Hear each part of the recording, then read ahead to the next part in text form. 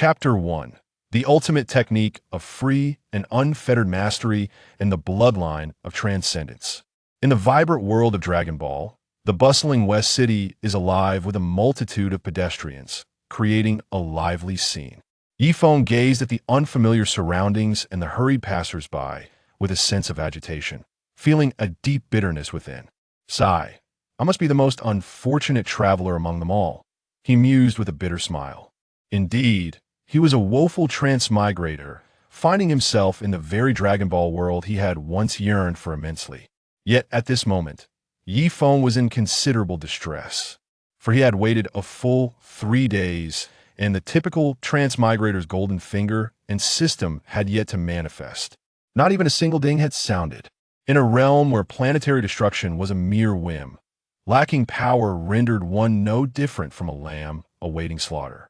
Well, if there's no system, then so be it, he sighed. At least I still possess an advantage, as I hold a fair understanding of the Dragon Ball universe. After venting his frustrations, Feng recognized that he must take action. He cannot simply sit idly by and await his fate. After all, he was well acquainted with the intricacies of the Dragon Ball world and its characters. Now, let me see if I can locate Goku and his companions. Perhaps I can seek their protection. Feng contemplated silently. He was not entirely devoid of merit. He knew how to transform into a Super Saiyan 4. Moreover, he was also aware of the method to achieve Super Saiyan God status, which would undoubtedly pique the interest of Goku and Vegeta. Ding! Sign-in system initializing. System loading. Loading. System loading complete. Just as Feng was about to seek out Goku, a sudden electronic synthesized voice echoed in his mind. Feng's body stiffened momentarily, and then his expression transformed into one of ecstatic joy. I'm incredibly thrilled my system has finally appeared. The shadows of doubt in his heart were instantly dispelled. A sign-in system. I wonder how powerful it is? After a surge of excitement, Feng hastily inquired in his mind, System, do you have a beginner's gift pack or something of the sort? Having read numerous novels featuring such systems, he was quite familiar with them. Response to host. Would you like to activate the beginner's gift pack? Upon posing his question, the electronic synthesized voice of the system responded promptly. Activate. Feng felt his body tremble with excitement. What treasures might the beginner's gift pack yield? It surely wouldn't be too lackluster. Ding. Congratulations, host. You have received the bloodline of transcendence and the imperfect technique of free and unfettered mastery. Boom. In an instant, a radiant glimmer sparked in Feng's eyes, and even his breath became somewhat hurried. This beginner's gift pack was astonishingly generous. First and foremost, the bloodline of transcendence.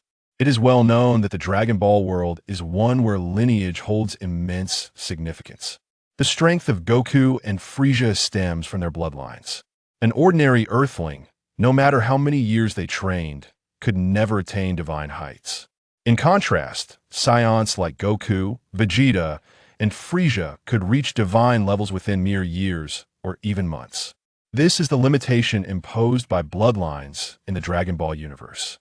Now, having been granted the bloodline of transcendence, Feng's potential far surpassed that of ordinary Scions like Goku and Vegeta. Thus, attaining divine status would not take him long. As for the technique of free and unfettered mastery, it was even more formidable. It is worth noting that even the mightiest god of destruction, Beerus, who has lived for billions of years, has yet to master it perfectly, showcasing its formidable nature. Even in its imperfect form, the technique of free and unfettered mastery is extraordinarily powerful. Having transitioned from an ordinary Earthling's bloodline to that of a transcendent Scion and acquiring the technique of free and unfettered mastery, Feng now possessed the means to survive in the Dragon Ball universe. Ding. Would the host like to proceed with bloodline fusion? Yes. Without a moment's hesitation, Feng replied.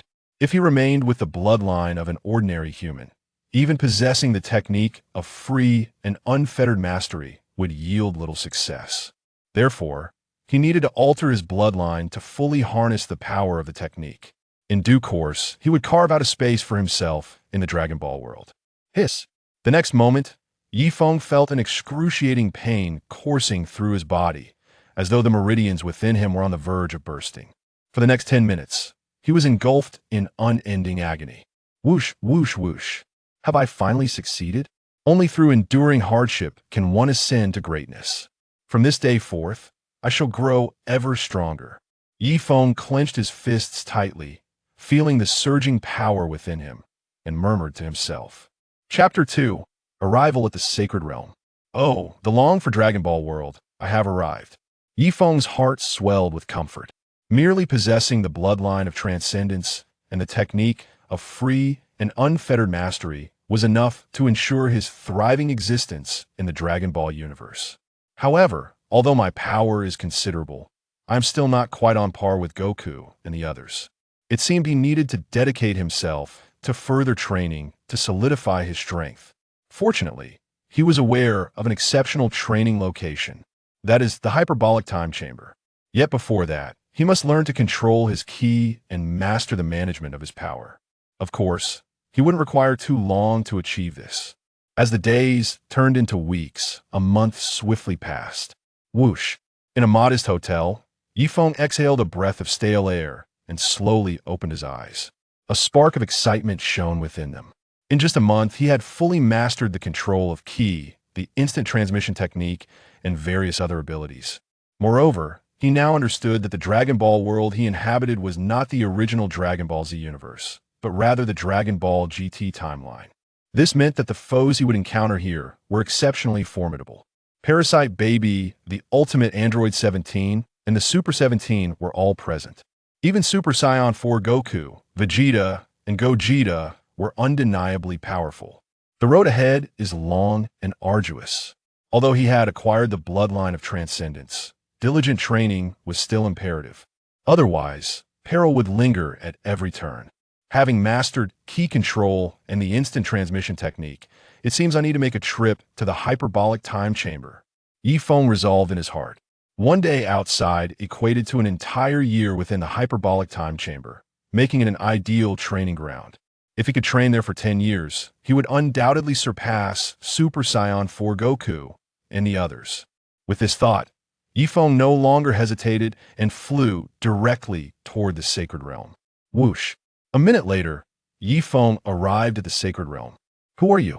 What is your purpose here in the Sacred Realm? The Supreme Kai Din regarded Yi Feng with suspicion.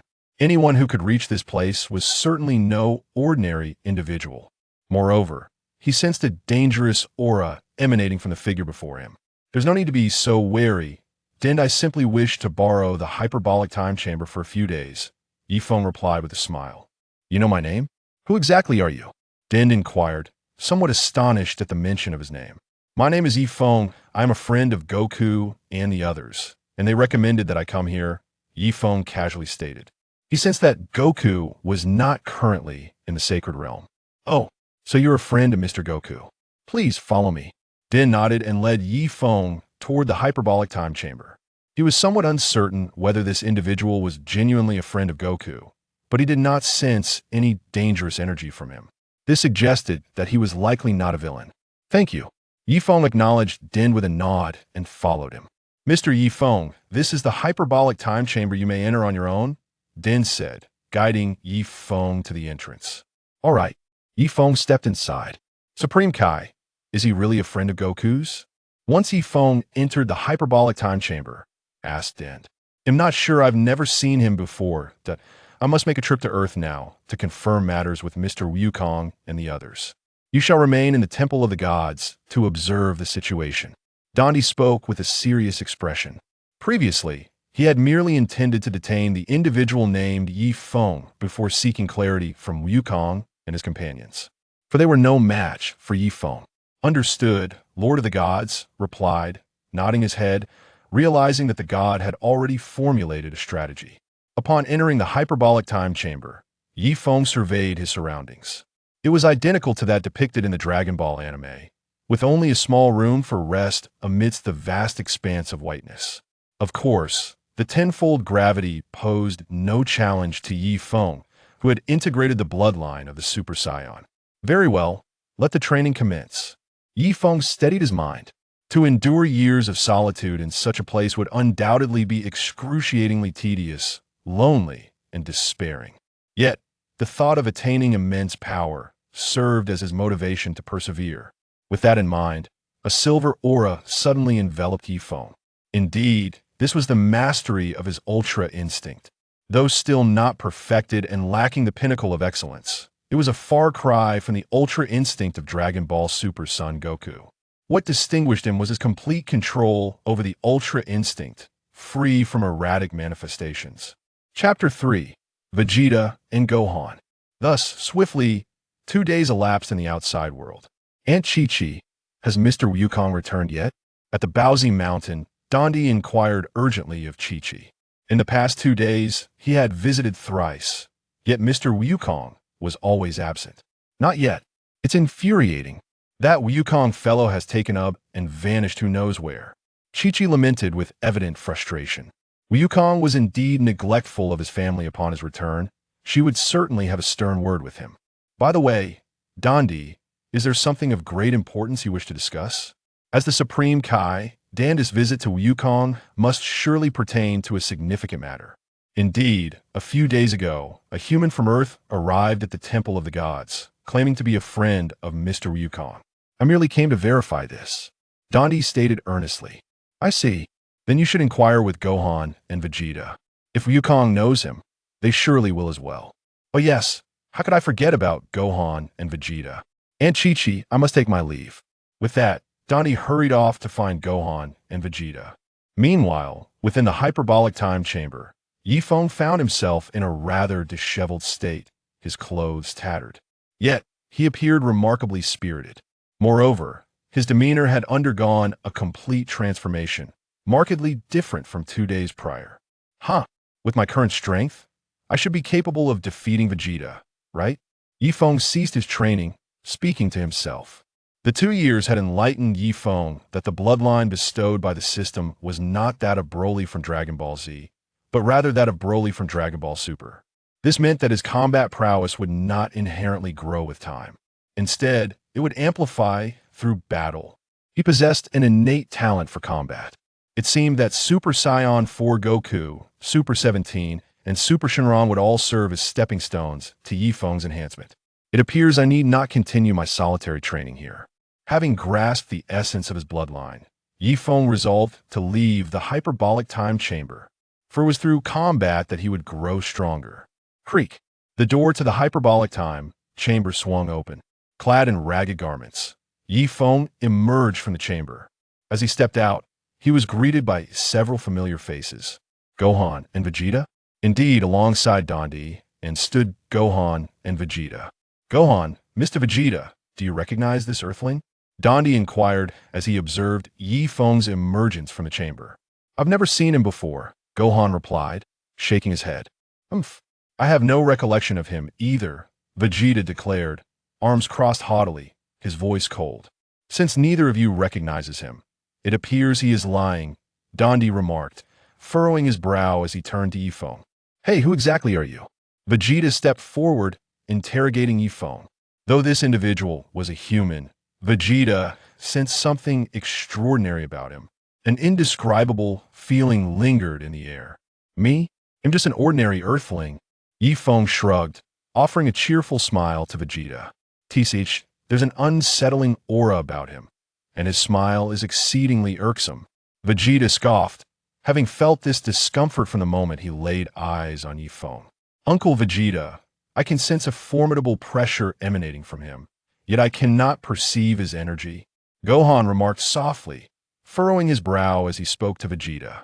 This was indeed a strange occurrence. Such pressure was something he had never encountered before.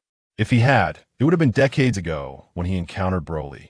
Gohan, Mr. Vegeta, judging by your expressions, does this fellow pose a significant challenge? Observing the expressions on Sun Wufan and Vegeta's faces, Dandy hastily inquired, he is merely an earthling. Surely he cannot be a match for scions like Wufan and Vegeta. Can he? A sense of discomfort lingered in the air. Sun Wufan shook his head and addressed Dandy. Hey, who exactly are you? What brings you to Earth? If you do not reveal the truth, I assure you, I will not be lenient. Vegeta clenched his fists, beginning to threaten Yifeng. Chapter 4. Confrontation with Vegeta. I told you. I am just an ordinary earthling. As for your threats, I doubt you possess the capability to intimidate me. Feng suddenly smirked, replying to Vegeta with a grin. Although he was uncertain of his strength compared to Vegeta, he was confident that his combat talent vastly exceeded that of the Scion Prince. After battling him, Feng was certain he would swiftly surpass him. Oh, such arrogance is a rarity I have not encountered in many years, Vegeta sneered in anger. Since defeating Majin Buu, few dared to speak to him in such a manner. And to think it was coming from an ignorant earthling. He was determined to teach this impudent fool a lesson and uncover the true extent of his abilities. That's so. Then you should be grateful to me for allowing you to hear the words you so cherish. Feng maintained his calm demeanor, clearly unimpressed by Vegeta. What an insufferable brat, even more irritating than Kakarot. Vegeta's muscles twitched in fury. Uncle Vegeta! Sun Wukong attempted to intervene, but Vegeta had already leaped forward, appearing before Feng in an instant, launching a powerful punch. Uncertain of his opponent's strength, Vegeta refrained from using his full power. He merely wished to ascertain the true nature of this unsettling human. As Vegeta's fist hurtled towards him, Feng met it with his own. He was well aware that Vegeta was not fighting at full strength, as he had yet to transform into a Super Saiyan. Bang! In the next moment, their fists collided with tremendous force, and almost instantaneously, they separated again. Both Feng and Vegeta staggered back several paces before regaining their footing. What? That brat possesses such strength? Shock flickered across Vegeta's face. Although his punch was merely exploratory, it was far from weak. He had not anticipated being countered and pushed back. How impressive, he actually managed to force Uncle Vegeta to retreat. Sun Wukong was equally astonished. Their current power levels were undeniably formidable. Among the most elite in the universe, it was inconceivable that a mere earthling could exhibit such terrifying prowess. Vegeta, if you wish to conserve your strength, you will have no hope of defeating me. Feng shrugged his shoulders and smiled.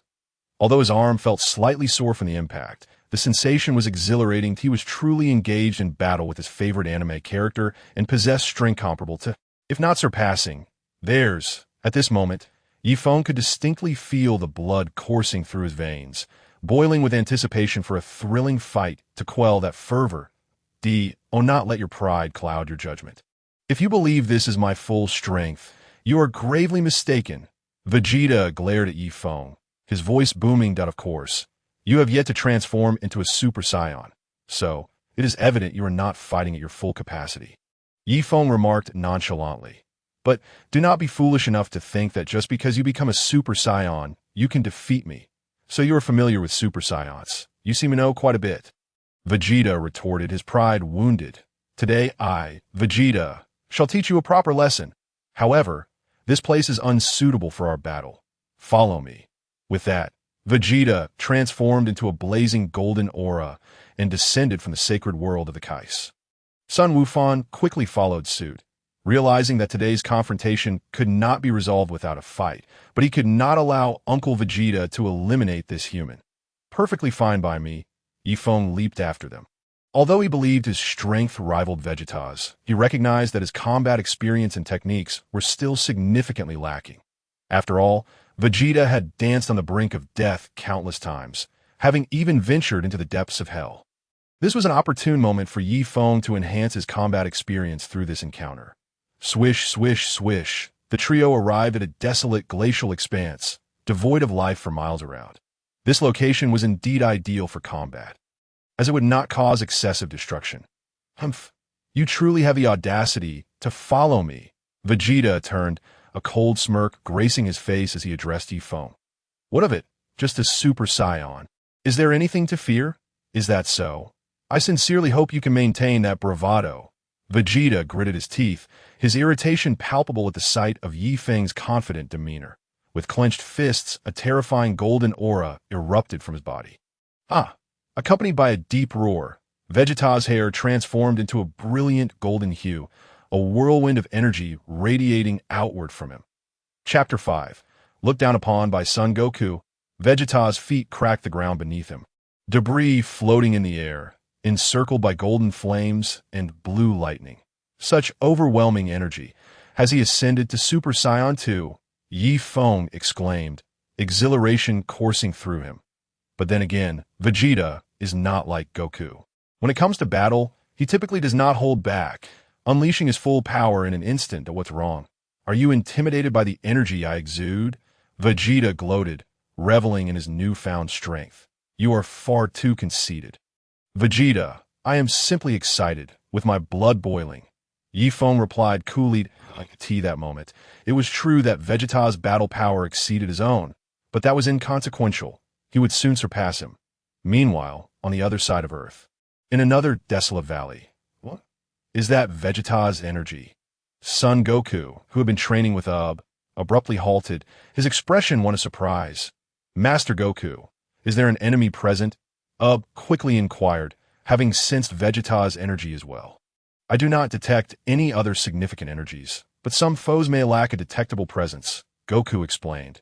Just like the androids, they possess no discernible energy, given that Vegeta had elevated his energy to its peak. There had to be a reason behind it.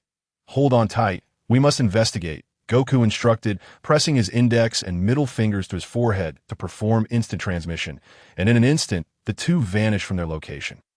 Just as Vegeta and Feng were about to engage in battle, Son Goku and suddenly appeared before them. Kakarot, Father, Son Goku, Vegeta, Son Wufan, and Feng exclaimed in unison that Feng could hardly believe he was finally face-to-face with his most cherished Dragon Ball character. Son Goku, hey, Kakarot, what are you doing here? This is my fight, Vegeta coldly reprimanded. This guy always likes to jump in a battle ahead of me. This time, I will absolutely not agree. Huh, battle, with him. Son Wukong glanced at Vegeta, somewhat puzzled, then turned to Feng and asked he couldn't discern any remarkable qualities in the person before him. What? Do you look down on me, Son Wukong? The tone and expression of Son Wukong evidently conveyed his disdain. Ah, you are indeed no match for Vegeta, Son Wukong stated bluntly to Feng. Really? Then widen your eyes and take a good look? Feng, uninterested in arguing with Son Wukong, knew that soon enough he would demonstrate his ability to defeat Vegeta. Even Son Wukong would not be his opponent. Well, if you say so, I must admit I am somewhat looking forward to this, Son Wukong smiled, since this individual before him was so confident. He must possess some skill. Seeing that Son Wukong showed no intention of contesting for the opponent, Vegeta breathed a sigh of relief. Come on, Vegeta, let me experience the might of a Super Saiyan. Feng beckoned to Vegeta, lacking any intent of provocation. However, in Vegeta's eyes, it was a challenge to his pride. Seeking death. The moment Vegeta's voice fell, he charged directly at Feng. When he fought, he would not use energy balls unless facing an exceptionally formidable opponent. How swift! Feng was greatly astonished. After transforming into a Super Saiyan, Vegeta's speed and strength had indeed seen a tremendous enhancement. In the blink of an eye, he appeared before Feng. This left the inexperienced Feng momentarily at a loss for how to respond, instinctively raising both fists to shield his torso. Boom! Vegeta's fist struck heavily against Feng's arms, immediately sending a force akin to a cosmic explosion surging through his limbs. Whoosh! Feng's body flew away like a meteor, leaving two deep ruts in the icy surface with his feet. Rumble! His body then crashed into an ice mountain. Ouch! That hurts! Feng quickly rubbed his arms. Although it was painful, there were no visible signs of injury on his body. This was the advantage of the Super Saiyan bloodline.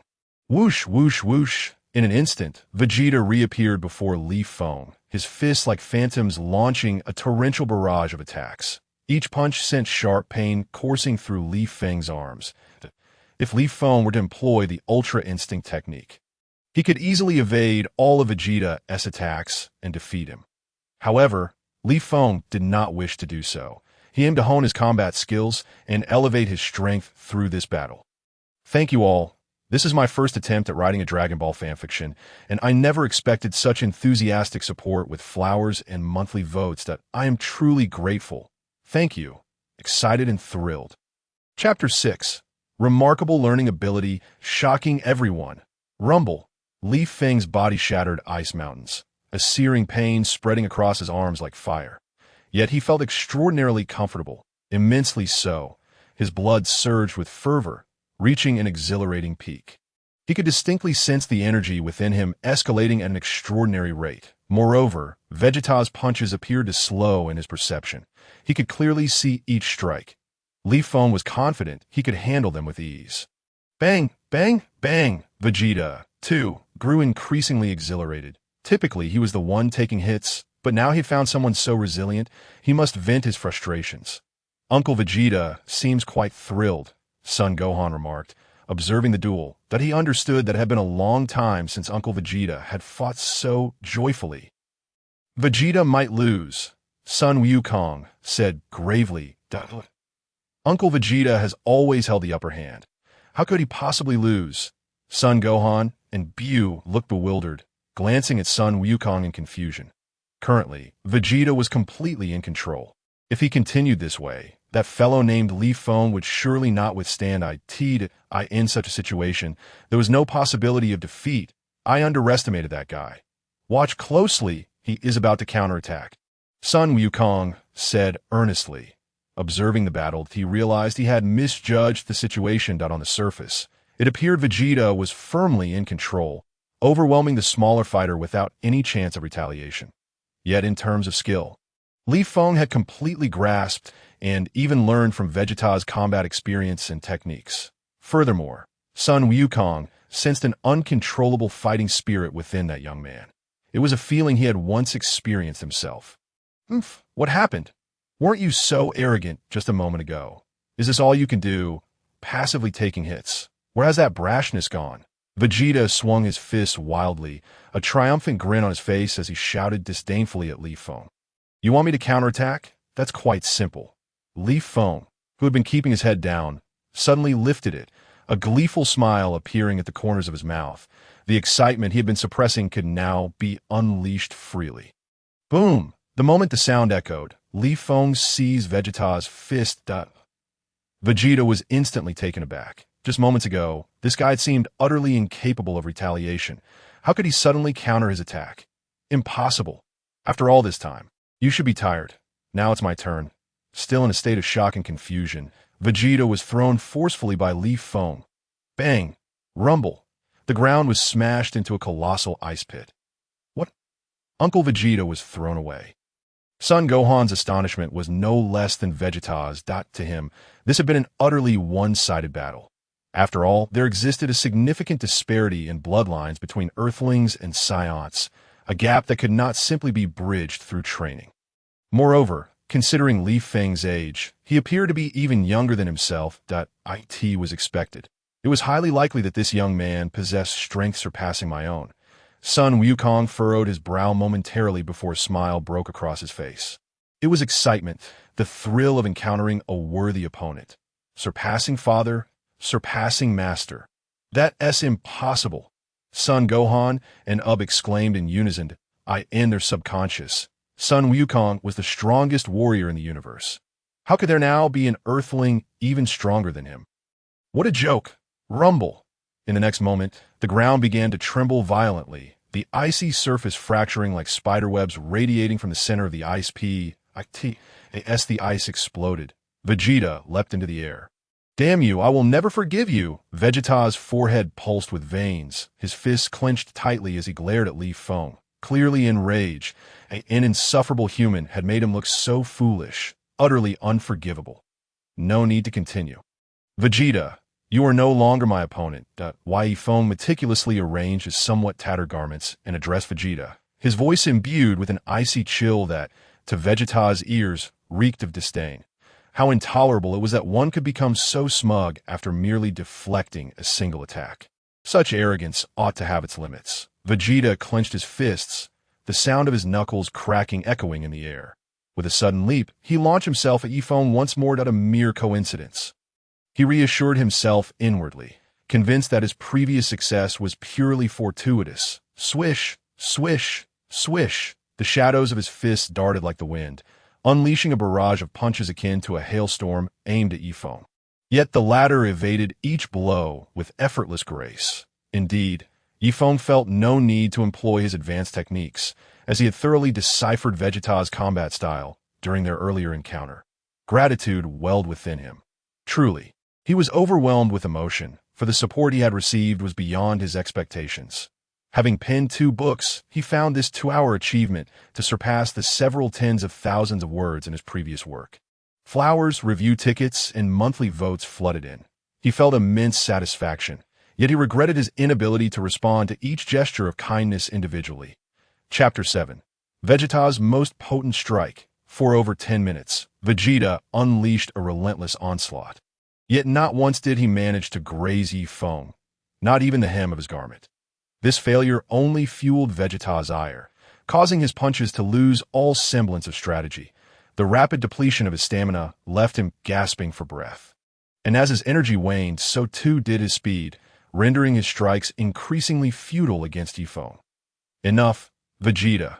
This battle ends here, Feng declared, placing his palm firmly against Vegeta's. With a powerful thrust, Vegeta was sent hurtling backward, crashing into an ice mountain, which promptly splintered under the force of the impact. What tremendous power! This individual is truly terrifying, Son Goku exclaimed, clenching his fists in disbelief. To be honest, even he could not have so easily sent Vegeta flying. Meanwhile, Son Gohan and stood speechless, astonished that such a being could exist on Earth, a reality they had never before contemplated. I never imagined my strength could increase so rapidly during battle. Feng mused, feeling the surge of energy coursing through him. Initially, he had anticipated that his combat with Vegeta would elevate him above his rival. However, he had never expected to so decisively overpower him. Impossible! I cannot be surpassed by that little brat. This is utterly unacceptable. Vegeta seethed, his eyes ablaze with fury. The notion that he had been outclassed by Kakarot was already intolerable, but now he found himself overshadowed by a mere earthling. As his rage boiled over, Vegeta spread his palms, gathering energy into 2 spheres that fused together amidst a low, rumbling roar. Final flash. He bellowed, summoning his most formidable attack. If Feng could withstand this, it would signify his defeat. Vegeta, what are you doing? Son Goku shouted, alarmed at Vegeta's reckless invocation of the final flash. Given that Vegeta occupied a higher vantage point, should he unleash this attack, and Feng evaded, the consequences for Earth would be catastrophic. Uncle Vegeta, stop! Son Gohan implored urgently. Damn it, you better lie down, Vegeta growled, unleashing the energy wave aimed directly at Feng. Here it comes. Feng exhaled deeply, a serious glint illuminating his eyes. He sensed the overwhelming danger emanating from Vegeta's ultimate strike. In that moment, a silvery aura enveloped him. Almost instantaneously, the energy wave surged towards him with blinding speed, as Feng pressed his palms against the oncoming force. The sheer impact sent him reeling backward, his legs sinking into the ice as he carved deep grooves into its surface. In truth, he could have easily dodged Vegeta's assault, but he deemed it unnecessary. He would not evade it, for such a powerful strike would only serve to enhance his strength further. Suddenly, Feng's pupils transformed to a striking silver gray. His muscles bulged with newfound power, and an overwhelming force erupted from within him. Planting his feet firmly, he halted his retreat, absorbing Vegeta's most potent attack with sheer determination. Remarkable! He actually caught Vegeta's attack barehanded. This is exhilarating. Son Goku marveled, incredulous at Feng's display of strength. He had barely moved a few meters. Even he could not have achieved such a feat. Son Gohan and swallowed hard, awestruck. This guy's a monster. What? Impossible. What manner of creature is this? Vegeta thought, his eyes nearly bulging from their sockets. Though loath to admit it, the fact that Feng had withstood his ultimate attack in such a manner signified a vast gulf in their abilities. Clearly, reality diverged from the anime in ways he had not anticipated. Vegeta's final flash was indeed formidable. Feng flicked his wrist, sending the energy wave soaring into space. Watching the Dragon Ball anime, he had always perceived Vegeta's final flash as underwhelming, incapable of delivering a decisive blow. Yet experiencing its true power firsthand revealed its incredible strength. In the next instant, Feng materialized before Vegeta, lifting his right knee to deliver a crushing blow to Vegeta's abdomen. gasped as his pupils constricted. A mouthful of blood erupted from Vegeta's lips, and he reverted to his normal state, clearly injured. Having unleashed his strongest move, it would be remiss of Yi Feng not to offer him a proper lesson. Chapter 8. Son Goku's Challenge. Bang! Vegeta crumpled to the ground, clutching his abdomen, his eyes wide with pain and fury intermingling. Vegeta!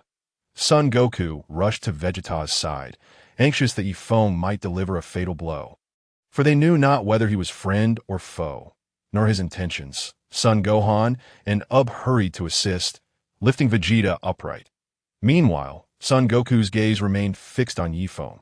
"Are you truly an Earthling?" he inquired, skepticism lacing his tone that if so, his terrifying power had remained undiscovered, indicating a level of concealment that was truly remarkable. "Sort of," Yi Feng replied ambiguously. Was he an Earthling?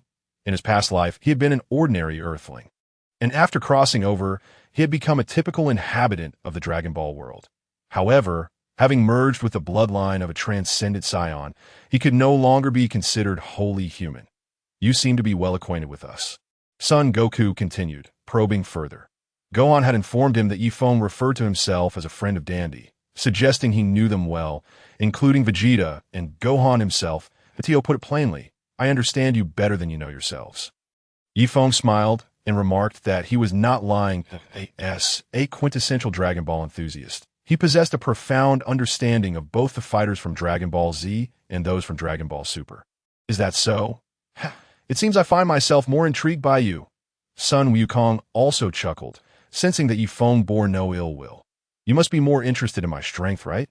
As a battle aficionado?" Whenever Sun Wukong encounters an opponent stronger than himself, a spark of excitement ignites in his eyes.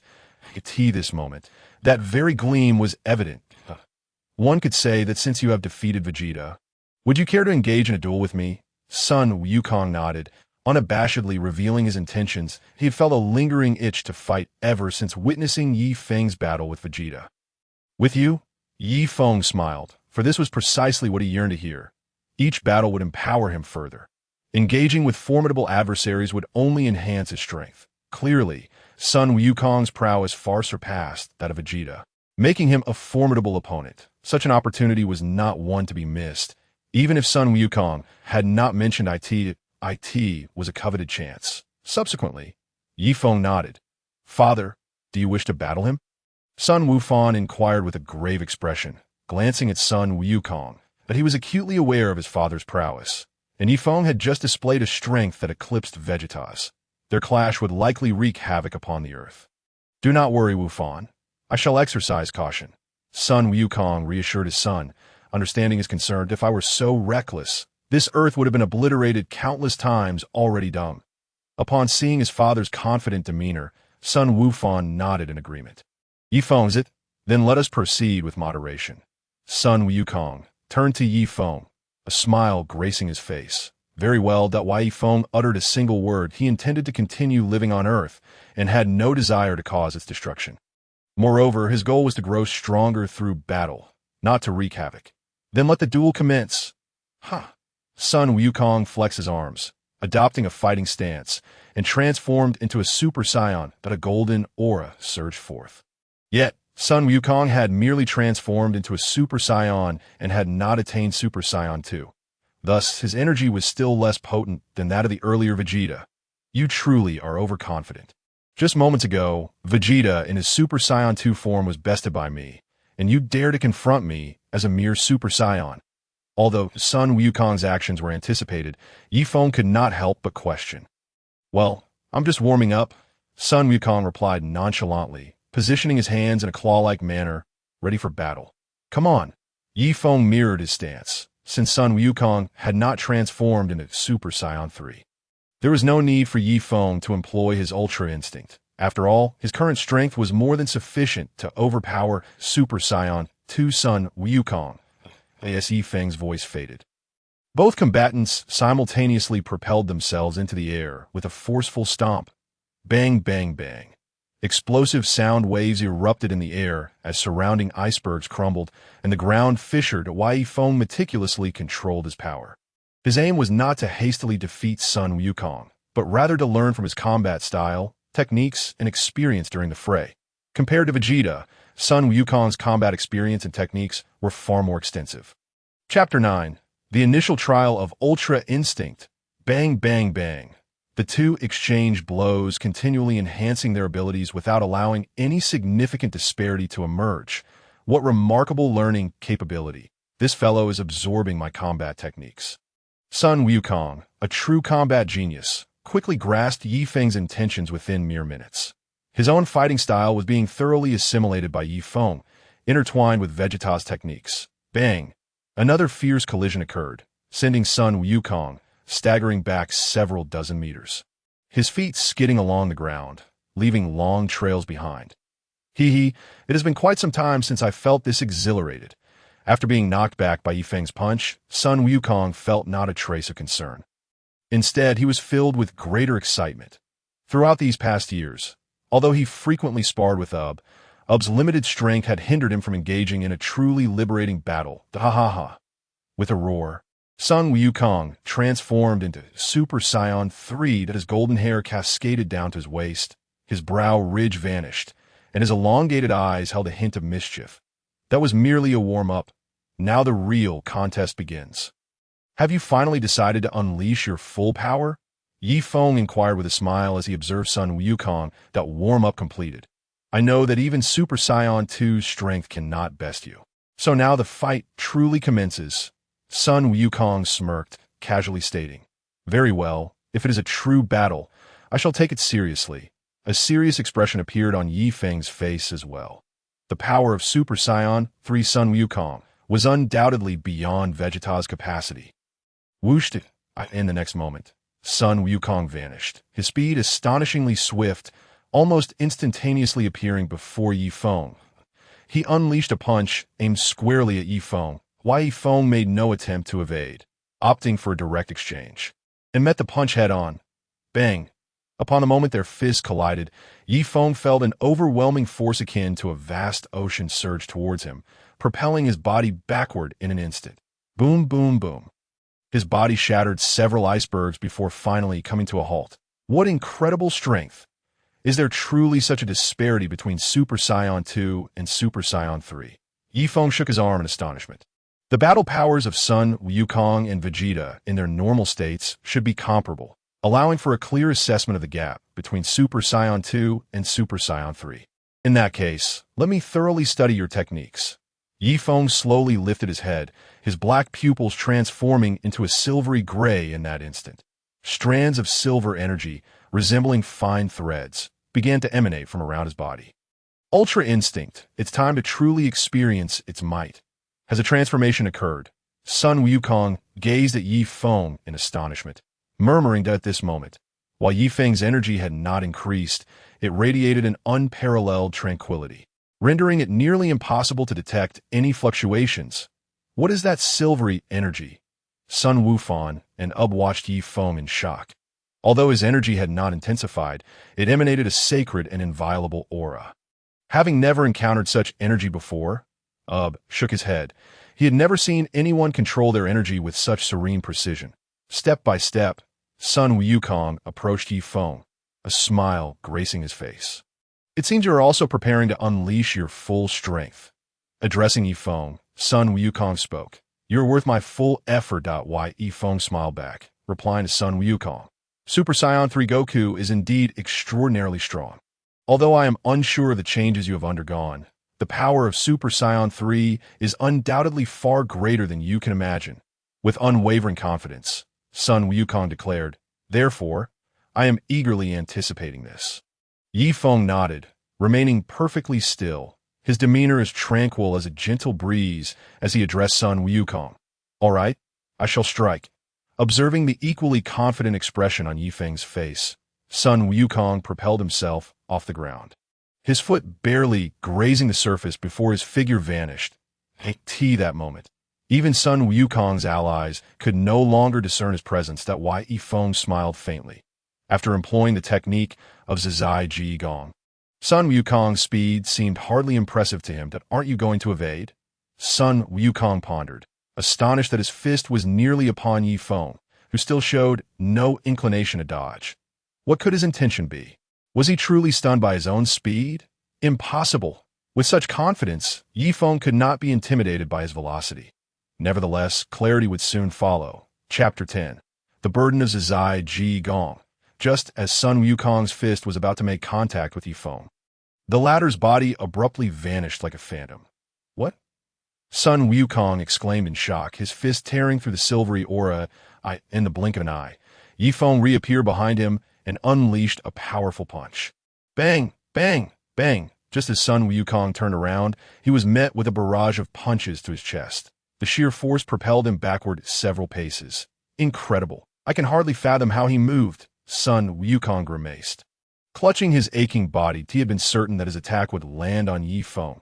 Yet in that fleeting moment, Feng had seemingly evaporated from sight. The astonishing speed was simply unfathomable. Was this person truly human? Son Gohan and OOB stood in stunned silence, their mouths agape. How terrifying. Surprised? Here comes another. Feng suddenly chuckled lightly, addressing Sun Wukong. Though the speed was bewildering, it only heightened the excitement. Sun Wukong released his grip from his mouth. Grinning as the flames of enthusiasm ignited in his eyes, he charged at Feng once more. Whoosh! Whoosh! Whoosh! His punches flew like a machine gun, yet they never managed to make contact with Feng's form. This is unsustainable. The drain of Zizai Ji Gong is far too severe to why Feng frowned, acutely aware of the rapid depletion of energy within him. Within merely 2 minutes, he felt an overwhelming fatigue. If he continued, he would likely exhaust the energy needed to sustain Zizai Ji Gong, leaving him in a state of considerable weakness. Though he understood that Sun Wukong was not the type to exploit an opponent's vulnerability, he could not allow himself to remain in danger, even if the risk was minuscule. Should he push Zizai Ji Gong to its limits, he would bear an immense burden, one that could render him completely unconscious. With this in mind, Feng resolved to act quickly, having gleaned ample insight into Sun Wukong's combat techniques. In the next instant, Sun Wukong's fist hurtled toward Feng. Effortlessly, Feng evaded the blow and delivered a precise strike to Sun Wukong's temple. Thud! The deep sound echoed as Sun Wukong was sent reeling, crashing into an ice mountain. After the impact, Sun Wukong was utterly incapacitated, for the temple is a critical area of the body. Feng, even without exerting excessive force, had amplified his strength through sheer speed. Breathing a sigh of relief after effortlessly neutralizing Sun Wukong's combat abilities, Feng felt the silvery aura dissipate and his pupils return to their normal shade. At that moment, he experienced a searing pain coursing through his muscles, a consequence of utilizing the imperfect Zizai Ji Gong. While this technique was indeed formidable, it was not without its costs. Gulp! Father was defeated in an instant. Incredible! Master was annihilated. Son Gohan and OOB stood petrified, their shock palpable. All that had transpired was simply too overwhelming for them. The strongest warrior in the universe, Sun Wukong, had been subdued by a mere punch. Ouch! That hurts! Sun Wukong groaned as he struggled to rise. Vigorously rubbing his head, still somewhat dazed, he was acutely aware that had Feng unleashed his full power, he might very well have perished. You are far too strong. Approaching Feng, Sun Wukong maintained his exhilarated demeanor, undeterred by his previous defeat. You were overly reckless. Your relentless assault left you vulnerable, allowing me to seize the opportunity. Vegeta would have managed this far better. Feng, gritting through the pain coursing through his body, replied calmly, while I acknowledge my lapse in defense. Your speed is undeniably extraordinary. Even had I been vigilant, I may not have been able to defend against it. Sun Wukong was refreshingly candid.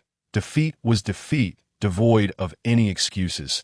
You possess a commendable self-awareness. Feng chuckled, his affection for Sun Wukong growing. Naturally, he had always admired the character, especially the version from Dragon Ball GT. By the way, do you reside in West City?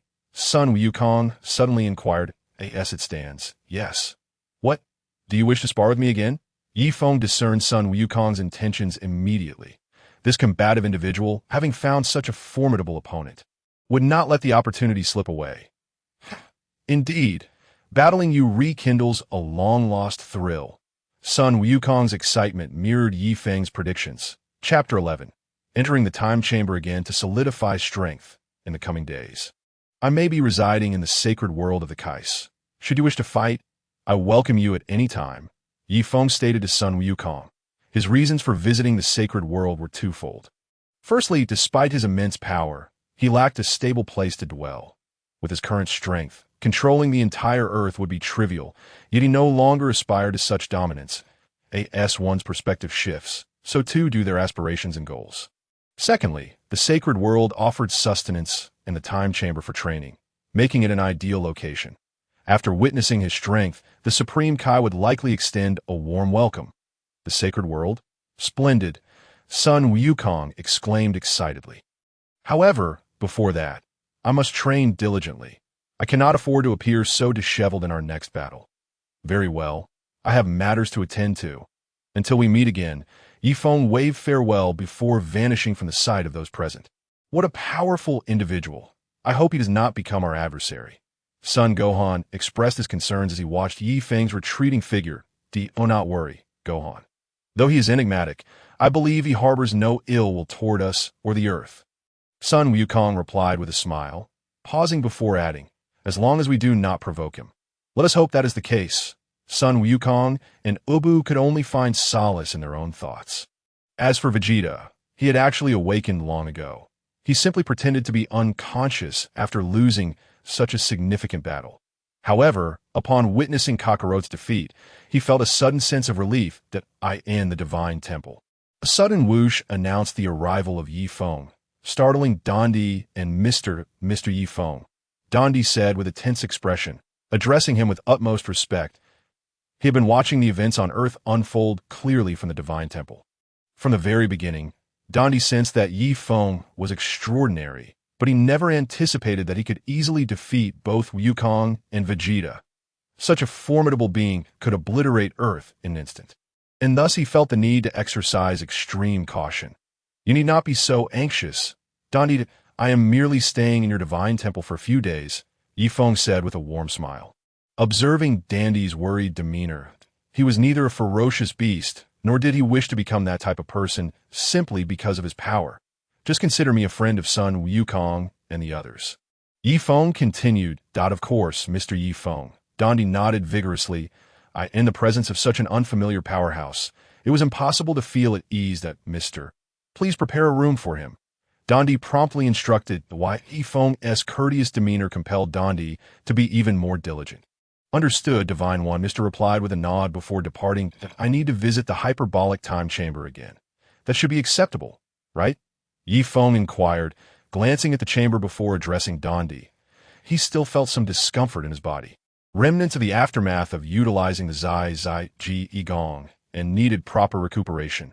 Moreover, he had to find a way to alleviate the burdens that followed its use if every time he employed the Zai Ji Gong resulted in such a state. He would be at a disadvantage against skilled opponents. Indeed, Mr. Yi Feng. However, each individual is limited to a 2-day stay in the hyperbolic time chamber, Dondi replied, then looked at Yi Feng with a wry smile. But given your strength, you could likely break through the dimensional barrier in the past. Majin Buu and Gotenks had escaped the hyperbolic time chamber by relying on their overwhelming power to shatter the dimensional wall. Yi Feng's strength far surpassed that of Majin Buu and Gotenks back then, so it would be no issue for him. Very well. I shall enter, Yi Feng stated before stepping directly into the hyperbolic time chamber. He was well aware that with his current strength, breaking the chamber would be trivial. Once inside, Yi Feng resumed his training, meticulously repeating the combat techniques and skills of Sun Wukong and Vegeta. Not only did he need to understand them, but he also sought to perfect them. Indeed, surpassing them was his goal. Thus, in this continuous cycle of practice, 2 days swiftly elapsed. Zai Ji Gong. A serene voice resonated from his throat as silvery flames of energy erupted from his body, enveloping him. Ultimate flash. A golden energy wave coalesced between his palms, ultimately compressing into a massive sphere of energy.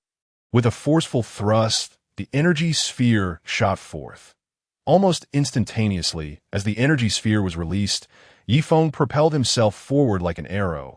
Swiftly surpassing the energy wave, he pressed his palms against the wave. skidding backward across the ground for several meters before successfully halting its advance point. 2 years had passed, and his Zai Ji Gong had evolved from a mere 2 minutes of endurance to a commendable 7 minutes. Furthermore, the strain following its execution had lessened considerably. Chapter 12. The system issues a task. After a period of diligent training, Feng decided it was time to take a break. Once he reverted to his normal state, he took a shower, changed into clean clothes that Dondi had prepared, and exited the hyperbolic time chamber. Feng, have you completed your training? Dondi and Mr. were waiting outside, respectfully addressing him. Feng was polite to them. Yet they could not afford to lower their guard or reverence simply because he treated them kindly. Yes, it's done. The clothes fit perfectly. Thank you, Feng remarked, inspecting his attire, a black training outfit that suited him well. Feng, there is no need for formality. Mr. has prepared a meal. Would you care to partake? Dondi understood that the food within the hyperbolic time chamber was quite basic, merely sufficient to stave off hunger. And the taste was rather lackluster. Mr. has culinary skills? I would certainly like to give it a try. Feng chuckled, glancing at the dark-skinned in the Dragon Ball universe. Mr. and North Kai were known for their commendable cooking abilities. Right this way, sir. Dondi promptly gestured for Feng to follow. Ding! The system announced a task. Please proceed to the Kaishin realm to check in and receive corresponding rewards. Task deadline: 10 days. Just as Feng was preparing to enjoy his meal, an electronic synthesized voice echoed in his mind. Feng paused, realizing that, including his time in the hyperbolic time chamber, he had been in the Dragon Ball world for over 4 years. He had almost forgotten about the check-in system. Unexpectedly, a check-in task was issued at this moment. The Kaishin realm seemed rather distant. Feng mused. Although his strength was formidable, reaching the Kaishin realm posed a challenge.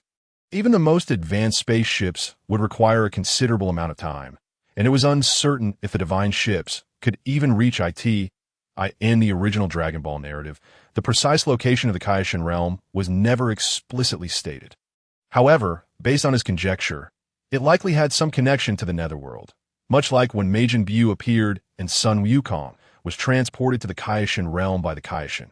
While everyone on Earth believed Sun Wukong was dead, he sensed Sun Wukong's energy when heading to the Netherworld. Of course, this was merely his speculation. If only he could use instant transmission, reaching the Kaishin realm would be a breeze. This thought. Feng suddenly remembered Sun Wukong. Although he couldn't use instant transmission himself, Sun Wukong certainly could. Moreover, he would undoubtedly be able to take him to the Kaishin realm. It seemed that the ability to teleport was incredibly important for him. What is the matter, Mr. Feng? Dondi inquired, noticing Feng lost in thought. Nothing, let us go. Feng nodded, deciding to fill his stomach first. With 10 days to complete the task, there was no need to rush. Mr. S. culinary skills were indeed impressive, at least far superior to the tasteless food from the hyperbolic time chamber. After finishing his meal, Feng ventured down to the lower realms. He couldn't spend all his days training in the hyperbolic time chamber. Such a monotonous existence lacked enjoyment. Thus, 6 days quickly slipped by. I can hardly believe that Sun Wukong hasn't shown up yet. It's quite surprising. Feng mused aloud in the divine temple. He had assumed that with Sun Wukong's combative nature, he would be unable to resist seeking him out for a spar within 3 days. However, 6 days have passed, and he has yet to arrive, which has indeed exceeded Feng's expectations. Since he is not coming, it seems that I must take the initiative to seek him out. Otherwise, I will be unable to complete the task assigned by the system. I certainly do not wish to miss this opportunity for a sign-in. After all, the system's novice gift pack is quite lavish, so the task rewards should not be too meager, right?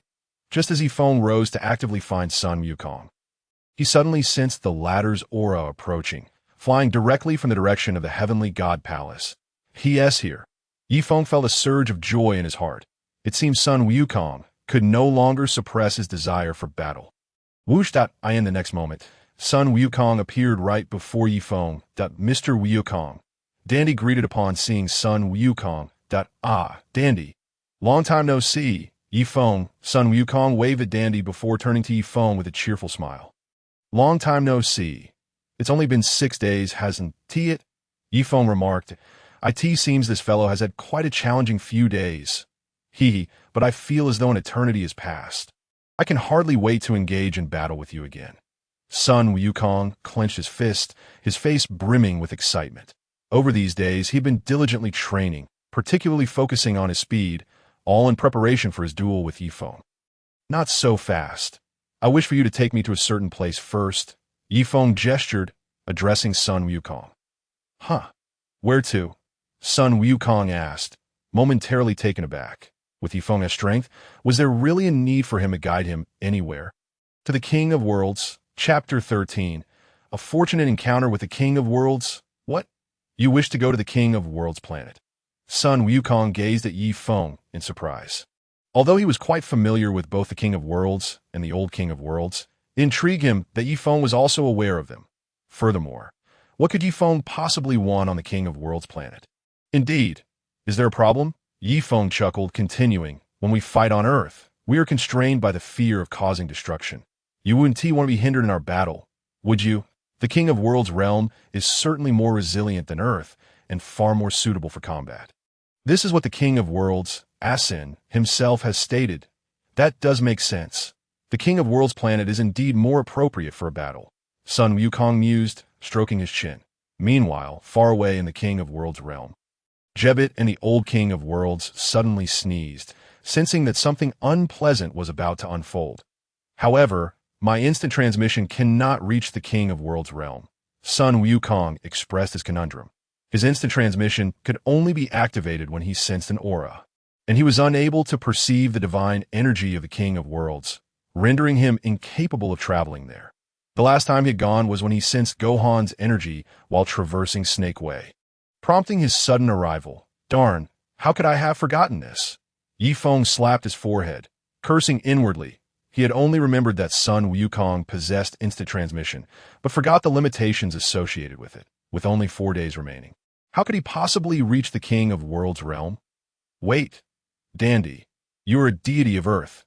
You should be able to contact the King of Worlds, right? An idea struck Yifeng as he turned to Dandy.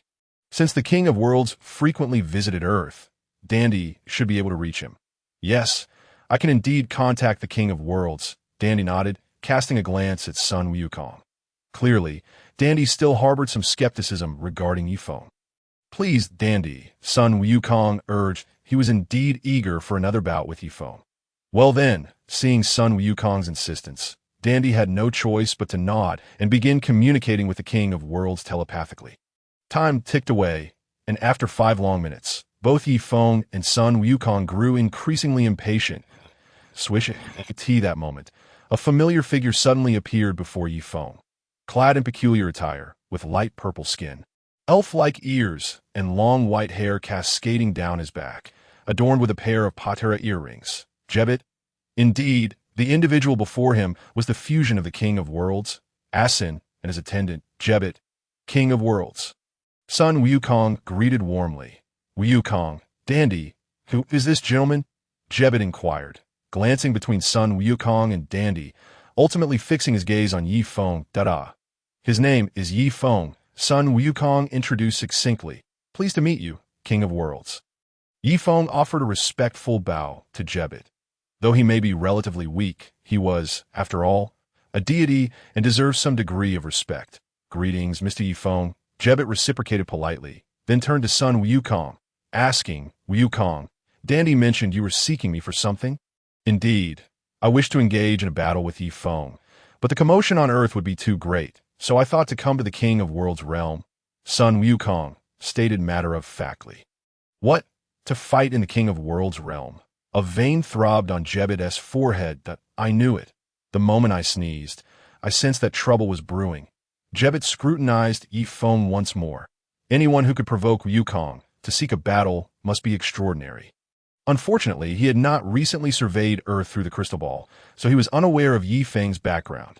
Fine then, just try to keep it under control, Gogeta sighed, realizing he could not dissuade Wukong. It seemed that the King of Worlds realm would once again bear the brunt of their antics. With Gogeta's instant transmission, Yifeng and Sun Wukong were instantly transported to the King of Worlds realm. A vast, grass-green planet loomed before them, its size far exceeding that of Earth. Before Yifeng stood a grand hall, with a large character for realm inscribed on its entrance, clearly the residence of the King of Worlds. Surrounding it were mountains and trees, resembling the environment of Earth that, old man, long time no see.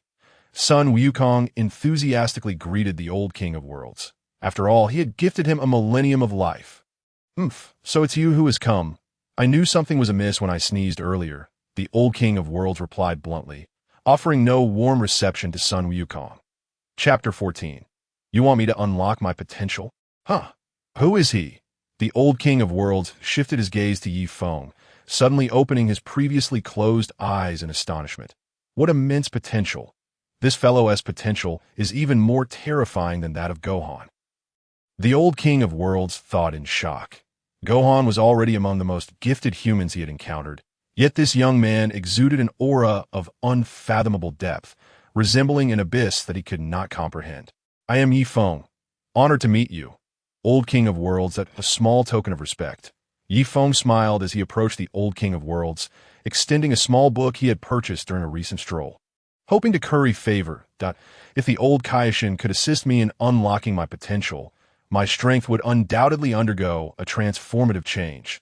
The old Kaishin glanced at Feng and then opened the small book for the first time. His eyes instantly sparkling with excitement. Oh, ho, how profound. This is simply enormous. A grin of delight spread across the old Kaishin's face, saliva nearly dripping from his mouth as his fingers hurriedly flipped through the pages. Ahem, esteemed ancestor, might you adopt a more serious demeanor? Jebite, blushing, could hardly bear to watch. The ancestor's expression was rather brazen. Cough. Now then, pray tell, what brings you to the Kaishin realm? Upon hearing Jebite's reminder, the old Kaishin slightly composed himself and, after clearing his throat twice, inquired. We have come to engage in battle. Sun Wukong replied with a cheeky grin, unabashedly stating his intent. What? Battle? The old Kaishin was taken aback. Was everyone here intending to dismantle the divine realm? System, I have arrived at the Kaishin realm. May I check in now? Feng silently contemplated. His purpose for coming here was solely to check in and claim the system rewards that he had little interest in battling Sun Wukong. Ding! The check-in duration is set for 15 days. Therefore, the host must remain in the Kaishin realm for a period of 15 days to receive the check-in rewards. What?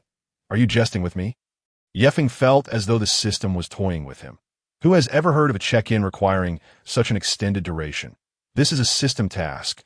Please refrain from complaints, host. After the electronic synthesized voice concluded. The system vanished entirely. Must I truly remain here for 15 days? Although he felt quite disgruntled, he found himself with no choice. Since he had come this far, he could only wait for half a month. Perhaps during this time, he could enlist the old Kaishin as help in unlocking his potential. Though the old Kaishin was thoroughly opposed, Feng and Sun Wukong nonetheless initiated a battle within the Kaishin realm. Naturally, the outcome was yet another victory for Feng.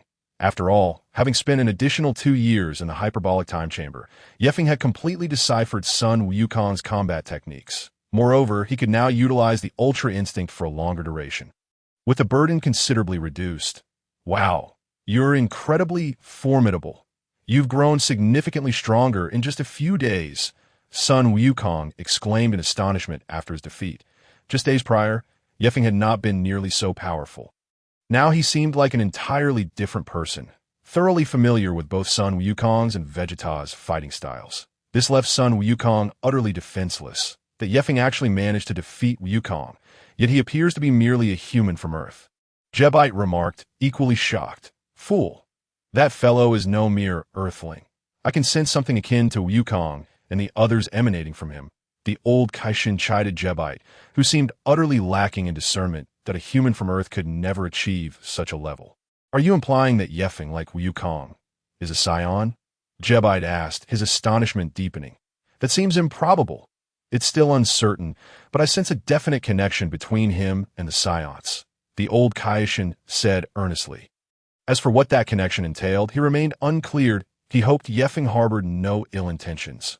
Otherwise, it could spell disaster for the entire universe. After his defeat, Sun Wukong departed the Kaishin realm, intending to train in the hyperbolic time chamber before challenging Yefeng once more. However, Yefeng chose to remain in the Kaishin realm, ostensibly to train, yet his true purpose was to await the check-in. Lord Kaishin, may I request your assistance? During lunch, Yefeng addressed the old Kaishin. Speak. However, I cannot guarantee that I'll be able to assist you. The old Kaishin replied dismissively while eating that it is of great significance to me, albeit a trivial matter for you. Yefeng smiled as he spoke. Upon hearing Yefeng's words, the old Kaishin squinted and, seeing Yefeng's serious demeanor, asked, You wish for me to help you unlock your potential. Chapter 15. The Destruction of the Time Chamber, Pilaf's Scheming. Indeed, Lord Ancestor, you possess remarkable foresight. The task I mentioned is indeed to assist me in unlocking my potential. Yefeng smiled and clasped his hands respectfully. Although the old Kaishin appeared to be lecherous and unkempt all day long, his vision and insight were undeniably astute, far surpassing that of Jebite. Your purpose in coming to the Kaishin realm is to achieve this, is it not? The old Kaishin gazed intently at Yefeng. With Sun Wukong's boisterous personality, he would never venture to the Kaishin realm solely for the sake of battle.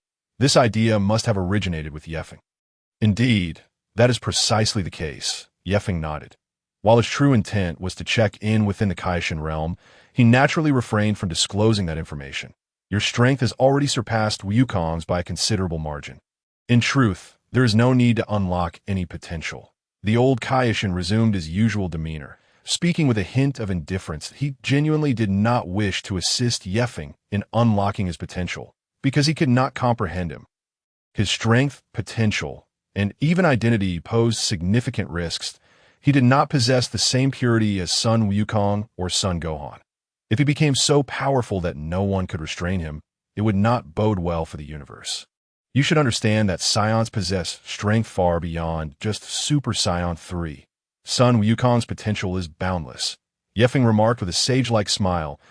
It is worth noting that Sun Wukong's ability to transform into Super Saiyan 4 was entirely due to the old Kaishin's efforts. As he knew the method of transformation and understood that the Scion's power was concentrated in their tails. You seem to know quite a bit, don't you? You're truly an enigma. The old Kaishin said, bending slightly and shaking his head.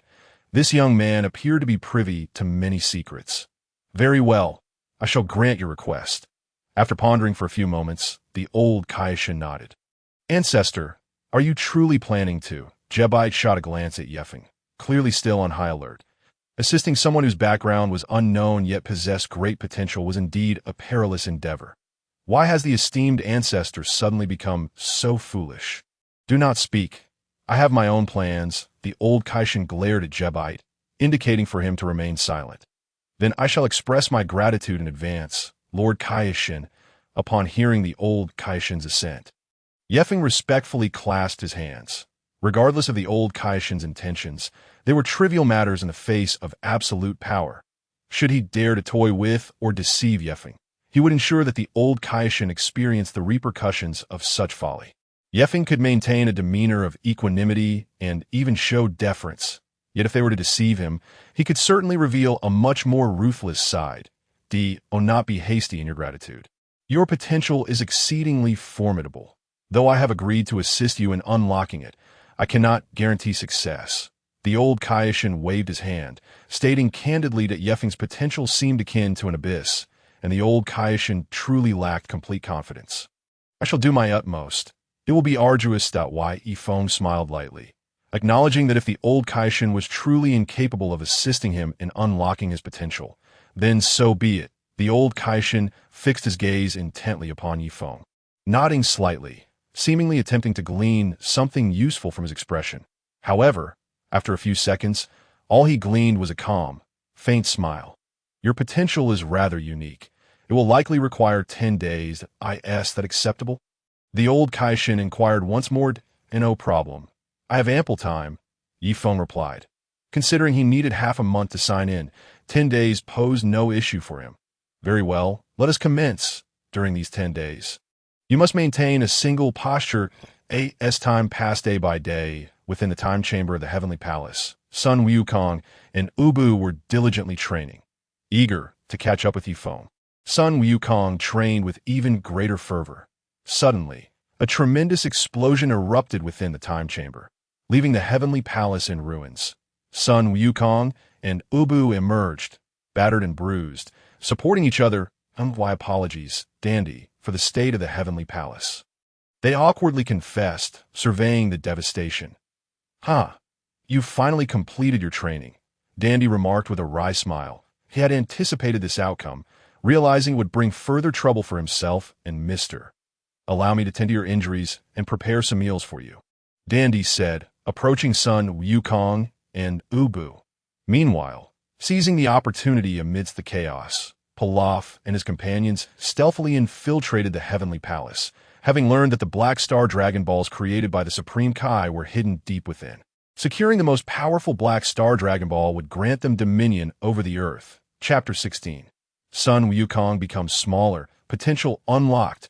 Master Wukong. Dandy, mister, I must take my leave now. I cannot neglect my younger siblings at home. After their meal, Ubu bid farewell to the trio, burdened with numerous responsibilities awaiting him. He then glanced at Dandy with an apologetic expression. I'm truly sorry, Dandy, for the state of the heavenly palace. No worries, mister, and I'll have it fixed up in no time. Dandy waved off, smiling. They had grown accustomed to periodically repairing the time chamber. Well then, farewell, and thank you all for your care during this time, Ubu declared before transforming into a streak of light and leaping from the heavenly palace. I must take my leave as well, Dandy. When I return, I suspect Chi-Chi will be furious. Sun Wukong scratched his head, stating, after being away for such an extended period, he imagined Chi-Chi would be quite upset. Indeed, until we meet again, Mr. Wukong. Dandy waved at him, preparing to clean up the mess, just as Sun Wukong was about to exit the heavenly palace. A brilliant light suddenly erupted. What is that glowing? Sun Wukong noticed a dazzling golden light emanating from a chamber within the heavenly palace. He hurried over and encountered several familiar faces. You are Pilaf's gang, aren't you? Sun Wukong mused with a smile, recalling that it had been quite some time since their last encounter. What are these rascals doing here? Eep, Sun Wukong. How did you end up here? The trio's faces filled with panic upon seeing him. Why was it that every time they gathered the Dragon Balls to make a wish, someone always interrupted? What do we do, Boss Pilaf? Sun Wukong looks even stronger than before. Shouts of alarm came from I. This guy could handle us when he was younger. Now he is even more formidable. We're in serious trouble. Hey, I'm asking you rascals if you have any nefarious plans here. Sun Wukong queried curiously. No choice left. Attack, Pilaf commanded, firing off a barrage of missiles, determined not to let this little brat ruin his grand dream of world domination. Whoosh! 3 missiles shot towards Sun Wukong, only for him to effortlessly catch them. What's this? You lot are still the same, resorting to violence at the drop of a hat. Sun Wukong chuckled as he tossed the missiles aside. If only he could revert to his former smaller self. I could easily stomp him down. At that moment, a resounding roar echoed from the crimson Shenron hovering above the heavenly palace, its eyes suddenly radiating with brilliance. Understood, the deep voice of Shenron resonated. And a golden orb enveloped Sun Wukong, causing his form to rapidly shrink. What? Shenron, what is happening? Sun Wukong exclaimed, barely able to comprehend the situation as he reverted back to his 11-year-old self. Meanwhile, the 7 Dragon Balls transformed into gray stones, scattering in 7 different directions throughout the cosmos. Fool! That idiot Wukong. Why didn't he put up a fight? In the Kaishin realm, Jebet watched the miniature Wukong through a crystal ball, his voice rising in exasperation. While Pilaf and his gang had made a wish, Wukong possessed the strength to resist. It was astonishing that he passively allowed himself to shrink, displaying an air of indifference. The most pressing concern was not merely his size reduction, but rather that if the Black Star Dragon Balls remained unfound within a year, the Earth would face annihilation. This was no trivial matter. Your anger serves no purpose. If he were that astute, he wouldn't be Wukong. The old Kaishin criticized Jebet while drooling over a comic book. Meanwhile, Feng, deeply engrossed in meditation, was aware of the unfolding events. To his surprise, Sun Wukong had indeed shrunk. Yet it was of little consequence to him. It did not significantly affect his own pursuits. Do not let your thoughts wander. Maintain your focus. The old Kaishin admonished Yi Feng. Why Yi Feng was taken aback. Wondering how the old fellow could discern his thoughts, for the past few days he had remained motionless in meditation, while the old Kaishin had been engrossed in his comic books. Had he not known of the Kaishin's capabilities and his successful guidance of Sun Wukong's son Goten's strength, he might have doubted the old man's credibility. Thus, Yi Feng continued his concentrated meditation. 10 full days passed in this manner. Has the time finally come? Yi Feng murmured softly as he slowly opened his eyes, feeling as though his backside had developed calluses. Though sitting still for 10 days was trivial for him, it certainly tested one's patience. Had he not spent time in the time chamber, enduring such a challenge would have been exceedingly difficult. Yet, the time was upon him. It was time to gauge the strength he had unlocked through this potential enhancement. With that thought, he gradually stood up, clenching his fists tightly, his eyes shimmering with a fierce brilliance. Chapter 17. Unlimited instant transmission. Swish! His black hair suddenly stood on end, and his eyes transformed entirely, brimming with a sharp intensity. There exists an innate sense of confidence and pride. Buzzed out in the fleeting moment, when Yi Feng clenched his fists tightly, the very air around him resonated with a humming sound. Subsequently, a terrifying whirlwind erupted, radiating from Yi Feng like a tempest, sweeping in all directions. The old Kaishin and the god Jebet were instantly propelled away by the force of that mighty energy. Streams of fierce winds sliced through the surroundings like razor-sharp blades, transforming the originally verdant ground into a hue of earthy yellow. With dust swirling chaotically, such formidable power, Yi Feng released his grip, his face alight with exhilaration. Just moments ago, he had barely unleashed a fraction of his energy, yet it had already manifested such catastrophic destructive potential. It was undoubtedly far beyond what he had achieved prior to unlocking his latent abilities. He felt an overwhelming sense of self-assurance. With his power alone, he could certainly triumph over Super Saiyan 4 Son Goku. Of course, this was without the use of his advanced techniques. It seemed that the old fellow had either concealed his true capabilities or was simply limited in his own strength. How could the fusion of the transcendent bloodline within him yield such a meager force? Although his power had increased significantly, it was by no means his full potential. It is worth noting that before unlocking his latent powers, Son Gohan was merely at the level of Super Saiyan 2, easily dispatched by Majin Buu. Yet, after his potential was awakened, the divine Gohan could contend with Goku and Vegeta's fusion. Thus, in comparison to Gohan's enhancement, his own progress appeared rather modest. The old Kaishin surely remained cautious of him. Nevertheless, even with his current strength, he was more than capable of facing numerous adversaries. Yi Feng mused. Until he had fully determined the path he wished to pursue, there was no need to unleash his entire potential. Such a course of action would be akin to drinking poison to quench thirst. He could tread the paths of the divine, the Scion lineage, or even the human route akin to Son Gohan, though choosing among them was proving to be quite the dilemma. "Hey, you little rascal, do you intend to kill us?" After the tempest had subsided, the old Kaishin hobbled towards Yi Feng, his hands on his hips. Grumbling at his age, he could hardly withstand such turmoil. "Lord Kaishin, I haven't even mentioned your lack of kindness. Yet you are the first to complain. Your attempt to unlock potential is rather half-hearted. Wouldn't you agree?" Yi Feng squinted, a subtle smile gracing his features as he addressed the old Kaishin. Upon hearing Yi Feng's words, the old Kaishin's heart skipped a beat, and he quickly retorted, "Impossible. I have exerted my utmost capabilities." "Really? I can't say that I felt it," Yi Feng replied with a grin. "Surely, it was when you assisted Son Gohan in unlocking his potential that you truly gave it your all." The old Kaishin was rendered speechless by Yi Feng's assertion. Who exactly was this individual? He had never encountered him before, yet it seemed he possessed an uncanny awareness of many matters.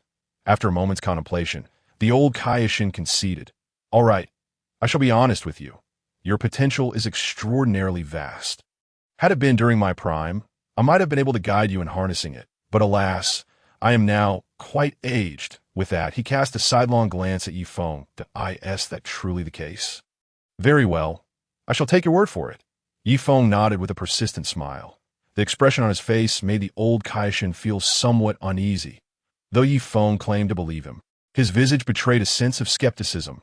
Regardless, it seemed he had successfully navigated the situation, that why Yi Feng chose not to depart from the Kaishin realm immediately, opting instead to wait for 5 more days. Ding!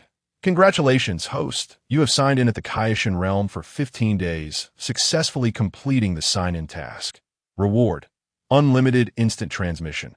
The electronic voice of the system suddenly resonated within his mind, although he was aware that today was the day to receive his reward.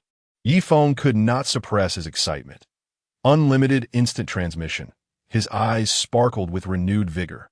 While it may not directly enhance his combat prowess, the utility of instant transmission was undeniably formidable. For instance, had he mastered it 2 weeks prior, there would have been no need for God Jebbet to escort him. Moreover, in Dragon Ball Super, while Whis and the others required hours of flight to reach certain destinations, Kaishin Asin could arrive instantaneously. The Grand Kaishin's Palace, the Null Realm, and various other universes were all but inaccessible to ordinary beings without the means of instant transmission. The system had certainly not disappointed him. He found himself increasingly eager for the next sign-in opportunity. With a smile curling at the corners of his mouth, Yi Feng's expression radiated anticipation. Task completed, he bid farewell to the Kaishin before returning to Earth. For there was no longer any necessity to linger in the Kaishin realm. Upon his return, he could diligently train to solidify his strength and also indulge in leisure, enjoying the pleasures of life. Chapter 18. Baby appears on Earth. Due to the meddling of Pilaf, Shu, and Mai, the Black Star Dragon Balls were scattered across the 4 galaxies of the universe. Should they not be gathered and returned to the Heavenly Palace within a year of making a wish, Earth would face obliteration, ceasing to exist. Thus, Son Goku, accompanied by Trunks and the stealthily following Pan, set forth into the cosmos in search of the Dragon Balls. It had been a month since their departure.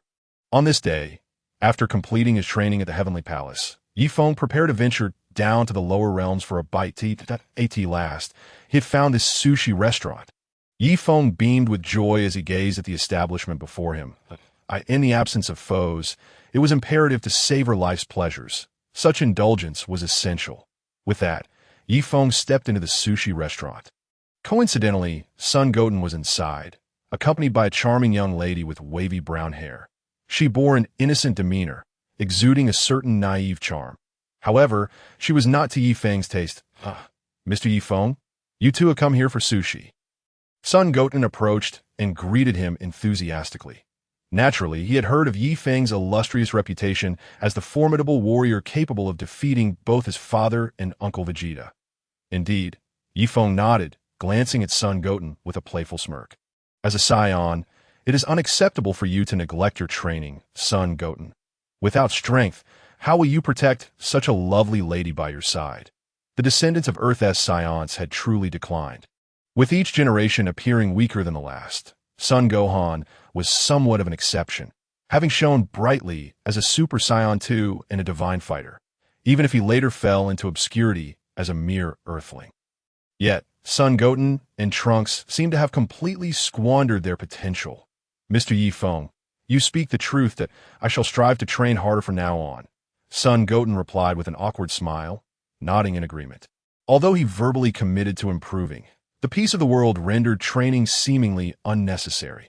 After all, with his father and Uncle Vegeta safeguarding the planet, there was little cause for concern. Wasn't it more delightful to spend time dating and shopping with a girl?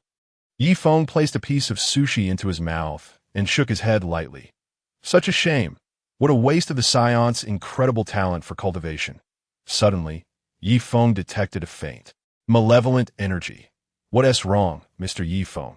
Seeing Yi Feng's sudden change in demeanor, Son Goten quickly inquired. Did you not sense it? Yi Feng countered. This aura had recently manifested on Earth, imbued with a sinister quality. Particularly thick with resentment that, if you're not mistaken, it must be the remnants of the Tefurian baby. Moreover, if he calculated the timing correctly, boom! At that moment, a tremendous explosion suddenly erupted in the heart of Satan City. At first, many believed it to be a gas explosion, only to later discover that it was the doing of a robust middle-aged man. How audacious to create chaos in Satan City. It was akin to an old immortal hanging himself. seeking to shorten his own life. This was the general sentiment regarding the man. After all, with the world-renowned champion of martial arts, Satan, stationed in Satan City, it was rare for any foolhardy individual to dare to offend. I sensed an aura of malevolence emanating from Satan City, Sun Goten suddenly remarked. What do you plan to do? Yi Feng inquired, fixing his gaze on Sun Goten. Naturally, Sun Goten understood the implication of Yi Feng as question. I have something of great importance today and may not be able to assist, he awkwardly replied, glancing at the cute girl beside him. Today is a crucial date. It absolutely cannot be ruined. Besides, my brother is in Satan City. He will handle it. This is the difference between you and Sun Gohan. Yi Feng shook his head and left the sushi shop after consuming a few more pieces. That baby piqued my interest, especially after taking residence in Vegeta's body. He proved to be quite formidable. Satan City. The savior Satan was so frightened that he squatted on the ground, confronted by a massive pit. Meanwhile, the expressions of some ordinary citizens reflected terror and disappointment towards Satan. Whoosh! Yi Feng instantly teleported into the crowd. Indeed, it was baby he observed the yellow-haired, middle-aged man, whose eyes had turned entirely red. That resentment emanated from this very body. There was one person under control over there, and another here. With a swift glance, Yi Feng quickly identified 4 or 5 Earthlings possessed by baby. This fellow possesses astonishing speed. Just then, the controlled muscular man approached Yi Feng, his eyes glowing ominously red. Hey, do you know where the Scions are? Baby asked coldly as he stood before Yi Feng. Chapter 19. Satan's Subtle Intentions. Scion, do I look like one? Yi Feng tilted his head, smiling as he spoke. The little baby before him could easily be obliterated in an instant. However, he had no intention of doing so just yet, as it had been a long time since he had faced a worthy opponent to invigorate his life. Moreover, these were all adversaries of Son Goku. He could have eradicated baby the moment they first met, and he had ample strength to eliminate baby in their multiple encounters. Yet he refrained, rowing without oars, relying solely on the waves for a lifetime. Since they enjoyed the tumult, the troubles he had sown would naturally require them to bear the consequences. You, a Scion? Baby suddenly froze, his eyes flaring with crimson fury. That I can indeed sense something akin to Son Goku within your body. It seems you too are a Scion. Therefore, all Scions must perish, as his furious declaration echoed. Baby launched a punch at Yi Feng. He could feel that this individual before him was formidable. Yet he believed that if he could inflict even the slightest injury, he would seize the opportunity to invade his body. By controlling this powerful form, his strength would undoubtedly increase, for his current ordinary human body was simply too weak. TCH, overestimating yourself, Yi Feng scoffed. Not only could he dispatch the current baby with ease, but he could also eliminate baby Vegeta in an instant. Baby's fist came crashing down. Yi Feng merely extended a finger to block it effortlessly. Get lost. With a booming voice, Yi Feng delivered a powerful kick to baby's chest, sending the massive body hurtling backward, leaving a long trail on the ground before shattering the glass of a building and crashing onto the pavement. How incredibly strong. He defeated that giant in an instant. It seemed that Mr. Satan had been frightened by that fellow. When did Satan City come to have such an extraordinary individual? Who knows, perhaps he could replace Mr. Satan as the savior. Baby was sent flying. The fearless spectators began to murmur among themselves, a cacophony of astonishment. They then cast peculiar glances at Satan. Sensing the scrutiny around him, Satan broke into a cold sweat that no, his honor must not be shattered like this. His gaze darted around, his mind racing. Aha! The same trick again. With this thought, the worry vanished from Satan's face, replaced by excitement. His next course of action would likely be more impressive than his victory over that giant, for it would be his apprentice who would vanquish the formidable foe. Having settled on this plan, Satan hurriedly approached Yi Feng with quick little steps. He intended to proclaim loudly to everyone that this remarkable young man was his prized disciple. With his prestige and status, as long as the young man wasn't foolish, he would surely be eager to become his disciple. Stop!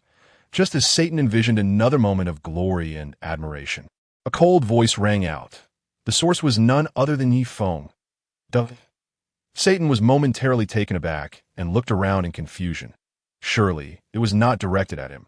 After comforting himself, he slowed his pace as he approached Yi Feng. "Did you not hear me tell you to stop?"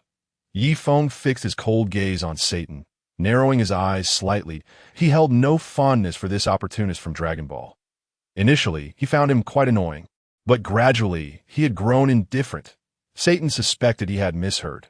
This young man did not recognize him. Absolutely impossible. His reputation was known to all on Earth. Yet Yi Feng's icy stare rendered Satan utterly paralyzed. Unable to advance even an inch, "I do not recognize you, nor am I your disciple.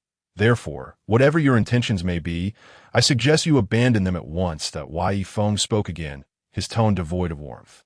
Satan's ulterior motives were not lost on him. If today's events were to be attributed to the Z fighters of Earth, then the accolades and glory would certainly fall to Satan. How Son Goku and the others chose to act or what they did was of no concern to him, and he had no desire to meddle.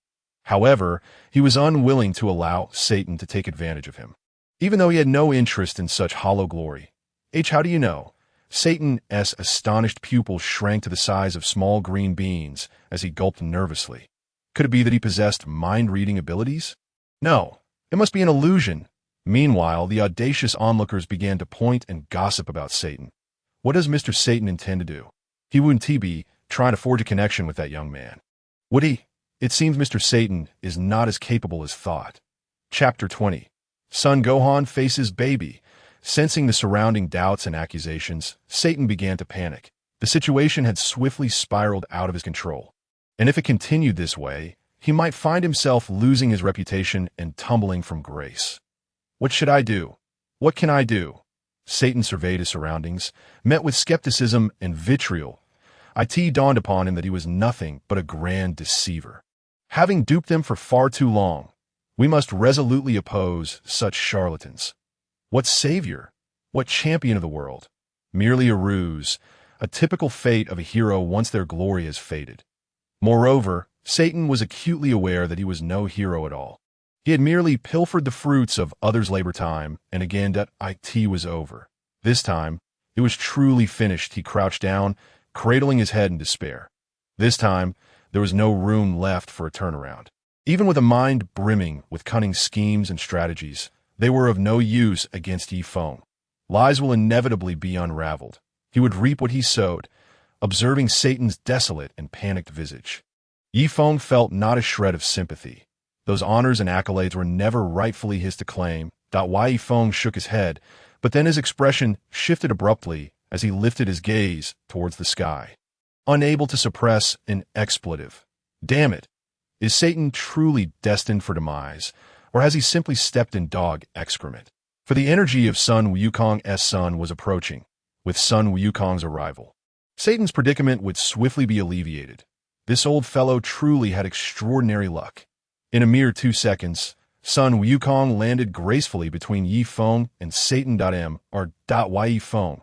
Sun Wukong greeted respectfully. Had I known you were here, I would not have come. Wukong. It's Wukong. I'm saved. How splendid. Upon seeing Sun Wukong's figure, the despondency on Satan's face evaporated, replaced by excitement and elation. Father, you're here too. Sun Wukong cast a resigned glance at Satan. Knowing that his father-in-law, despite being aware of his lack of strength, loved to meddle and play the hero. Ha! Wukong, you have finally arrived. Ha! Ladies and gentlemen, allow me to introduce my prized disciple, Sun Wukong. Satan puffed up with pride, affectionately placing his hand on Sun Wukong's shoulder, reveling in his introduction.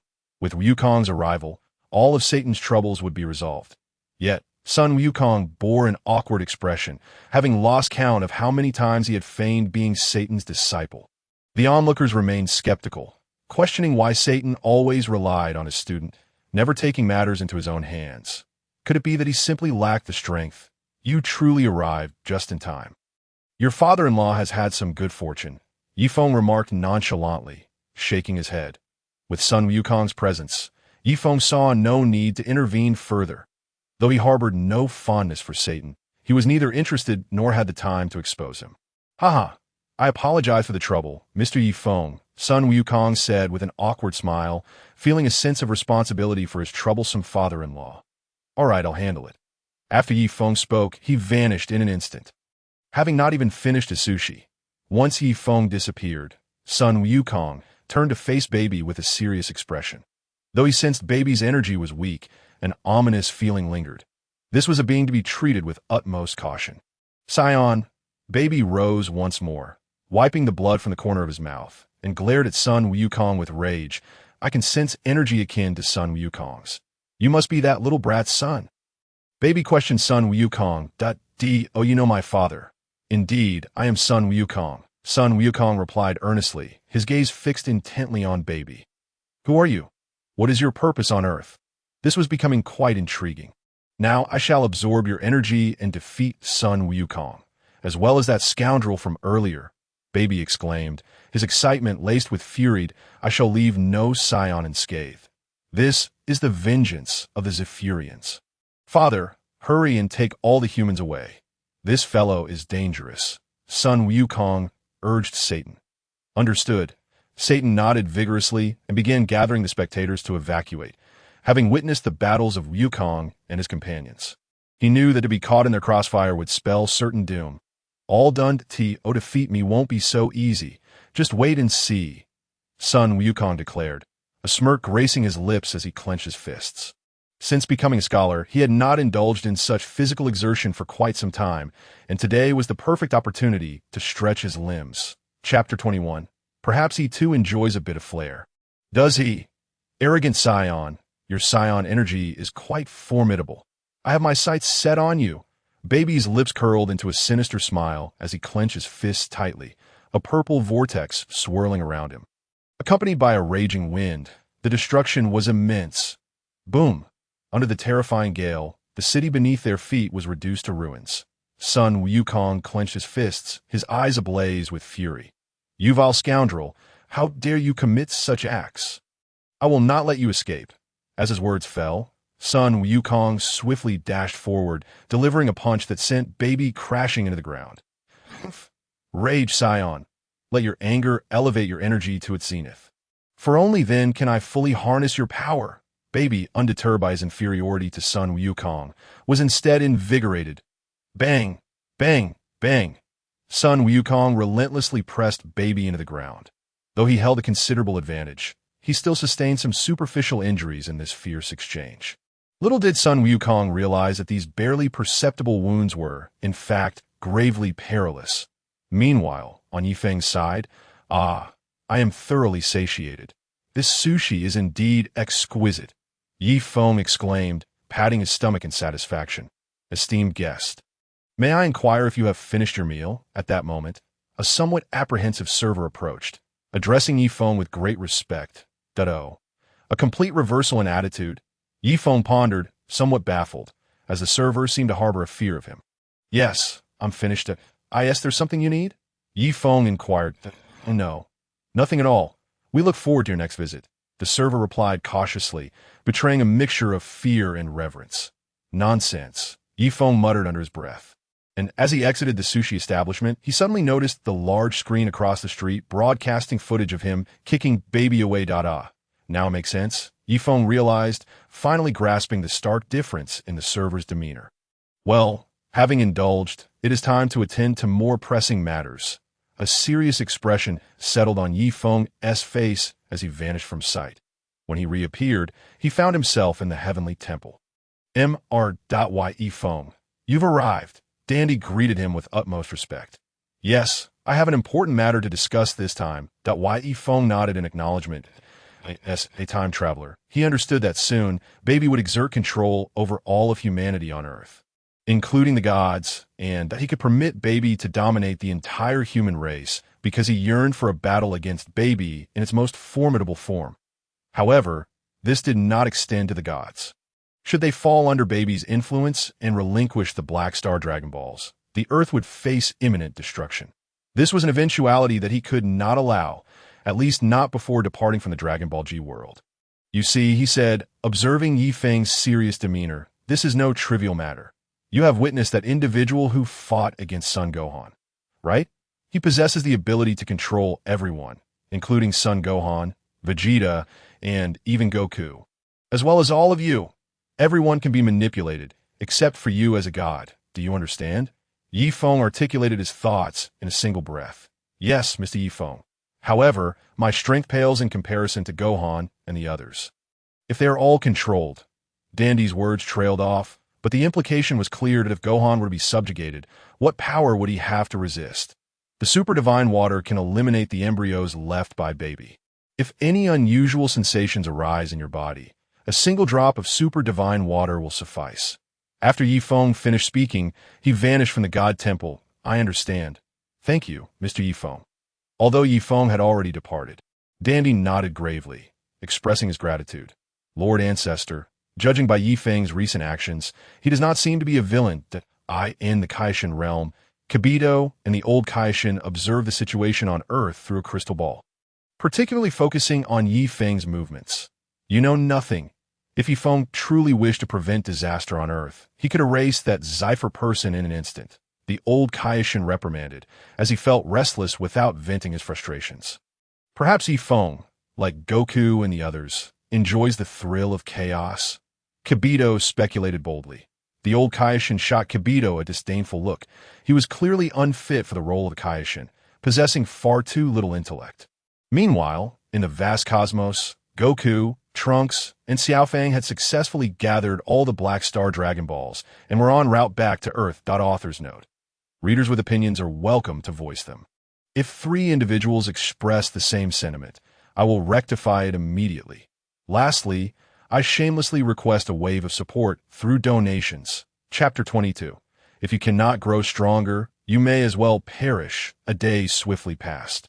And at the God Temple, Dandy paced anxiously. Yi Feng, please lend your assistance. In just one day, all the inhabitants of Earth have fallen under baby's control. After wandering for some time, Dandy could only seek Yi Feng's help. It was not just the people of Earth. Even Gohan, Goten, and Vegeta had succumbed to baby's influence. Moreover, Goku and Trunks were absent from Earth, leaving Yi Feng as the sole savior. All had been subdued. Yi Feng, who was in the midst of a meal, abruptly halted and raised his head to inquire, in a single day, baby has enslaved the entire planet at an astonishing pace. Indeed, please, sir, help us. Dandy hastily nodded in agreement. Keep a close watch on the super divine water. It is crucial for the recovery of everyone on Earth. Yi Feng stood up, addressed Dandy, and then leaped from the God Temple. It appeared that baby had successfully taken control of Vegeta's body, likely reaching the prowess of Super Saiyan 3. If he absorbed the Scion energy from Gohan and Goten, he could potentially attain the pinnacle of Super Saiyan 3, thus becoming a worthy opponent. Upon returning to Earth, the atmosphere had dramatically shifted. One could distinctly sense the stench of hatred. Lord Baby, I have located Yi Feng's energy, exclaimed Gohan, now under Baby's control. I asked at the scoundrel who dared to strike at me. Baby gritted his teeth and queried. Currently, the 2 individuals he despised the most were the Scion Goku, who had attacked him, and that arrogant entity. Yi Feng, was it? Yes, Lord Baby, Gohan replied, his expression one of utmost respect. A sinister smile crept across his lips, and his entire demeanor underwent a profound transformation. Find him. I want him to beg for death. Baby's voice was chillingly ominous as he issued his command. The group then set off in search of Yi Feng. Humph. Have they finally arrived? Yet their energy seems rather disappointing. Detecting the approaching energies, Yi Feng muttered disdainfully to himself. Gohan and Goten had been reduced to mere shadows of their former selves. Hardly worthy of mention, he could dispatch them with a mere flick of his finger. Yet even Baby, who had invaded Vegeta's body, seemed to possess such weak energy. Perhaps his expectations had been set too high. Whoosh! Almost as soon as Yi Feng's words faded, the trio appeared directly in front of him, their eyes glowing a sinister crimson, lips curling into bloodthirsty grins. You insolent little rodent, you have made my search rather easy. Baby spat, his eyes ablaze with fury. Although the entity possessing Vegeta's body bore his likeness, its hair had turned white and blood-red tear marks streaked down its face, unmistakably an embodiment of malevolence. You seek me? Do you feel you have lived long enough? Yi Feng replied with a nonchalant smile. Were it not for the potential he sensed within, he could have obliterated Baby in an instant, even in his augmented state. How dare you show such disrespect towards Lord Baby? Allow me to eliminate that arrogant fool. Gohan, under Baby's control, volunteered, seemingly having forgotten his previous terror at Feng's power. Stand down. I shall personally snap his neck. Baby commanded Gohan, seeking to quell the fury raging within him. What an insufferably foolish creature, Feng observed with a hint of pity directed at Baby. You cannot even discern the precariousness of your situation. Truly, you are an ignorant babe. I must commend your remarkable ability to provoke my ire, you oblivious insect. As Baby's chilling words echoed, a light purple energy sphere hurtled towards Feng. Boom! The energy sphere exploded, enveloping Feng's figure in a shroud of black smoke. Humph! Baby smirked, clearly pleased. What a breeze this has been. I must commend Vegeta's body for its strength. Yet what a pity that I did not have the opportunity to thoroughly torment that insufferable creature. Too early to rejoice, are we? Do you truly believe this could harm me? Suddenly, a frigid voice emerged from the depths of the smoke. Whoosh! In the next moment, a figure shot forth from the black haze, moving with astonishing speed, leaving a long trail of smoke in its wake. Bang! The next instant, Feng's fist plunged into Baby's abdomen, causing his entire back to arch upwards. Cough! A spray of blood erupted from Baby's mouth as his body curled into a position reminiscent of a boiled shrimp. Terror etched in his constricted pupils. What just transpired? In an instant, he struck himself, moving so swiftly that he had no time to react. Yet, Feng's fingertips were already pressed against Baby's forehead. Can you still grow stronger? If not, you might as well perish. The chilling voice echoed in Baby's ears, akin to the grim summons of death, sending shivers down his spine. Chapter 23. You should die. No, it's impossible. Baby's pupils constricted, struggling to suppress the invasion of Vegeta's body that had overwhelmed him, only to be defeated in a heartbeat. And now, his life hung by a thread. He was supposed to be the strongest in the universe. Who was this insignificant creature before him? Why did he possess such formidable power? A multitude of questions flooded Baby's mind. Lord Baby, Son Gohan, and Son Goten, witnessing Baby under Feng's control, immediately went frantic, desperate to rescue him. Get away! With a casual sweep of his other hand, Feng unleashed a force that sent Son Gohan and Son Goten sprawling backwards. Who are you? In that moment, panic seeped into Baby's tone. Indeed, he was frightened. After meticulously plotting for so long, the grand goal of universal domination was about to unfold. Yet now, an unforeseen variable had arisen, and his life was now in the hands of another. Can you still grow stronger? If not, you will soon cease to exist. Wily Feng did not deign to answer Baby's inquiry, but instead coldly reiterated his question. I can. Baby quickly nodded, from Feng's tone.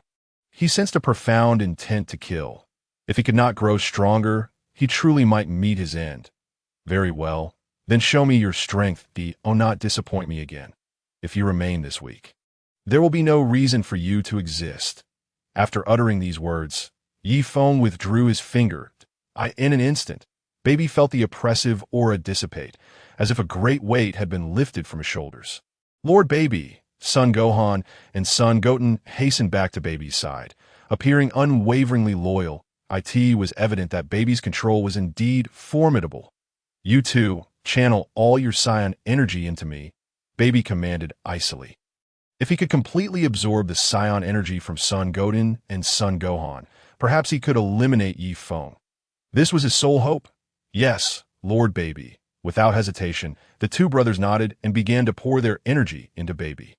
The three of them were enveloped in a golden sphere of energy, radiating an overwhelming aura. After 2 full minutes, the energy sphere gradually began to fade. Bang! Bang! Son Gohan and Son Goten collapsed to the ground, appearing utterly spent. Lord Baby, this is all our energy. What tremendous energy! Ha! The power surged through Baby, exhilarating him beyond measure. Completely disregarding Son Gohan and Son Goten, he clenched his fists tightly, a vast force emanating from within. Absorbing their energy was no mere addition of 3 energies. It was a multiplication of strength. At that moment, Baby's appearance began to transform. The tears on his face thickened, his eyes turned a pale blue, and he donned a vest-like armor that was neither vest nor armor. His appearance was undeniably becoming more akin to Baby's. Now, I possess the mightiest Scion energy, Baby proclaimed confidently. He then turned his gaze towards Feng. Are you prepared for your demise? Insect. TSK, TSK, TSK. Have you become so arrogant just because you gained a modicum of strength? It seems the destruction of Planet's Fur was not a mere coincidence. Feng shook his head, looking at Baby with a mix of pity and disdain. Humph, still so defiant. Allow me to show you the strongest power in this world. After declaring this, Baby launched a punch toward Feng, his fist enveloped in a violet glow. Even if he could not kill Feng, inflicting even a minor wound would signify his success. Boom! The deep sound of impact resonated as Baby's fist struck Feng's chest with tremendous force. Baby's eyes widened in shock, for Feng stood his ground like an immovable boulder. His attack had proven utterly ineffective.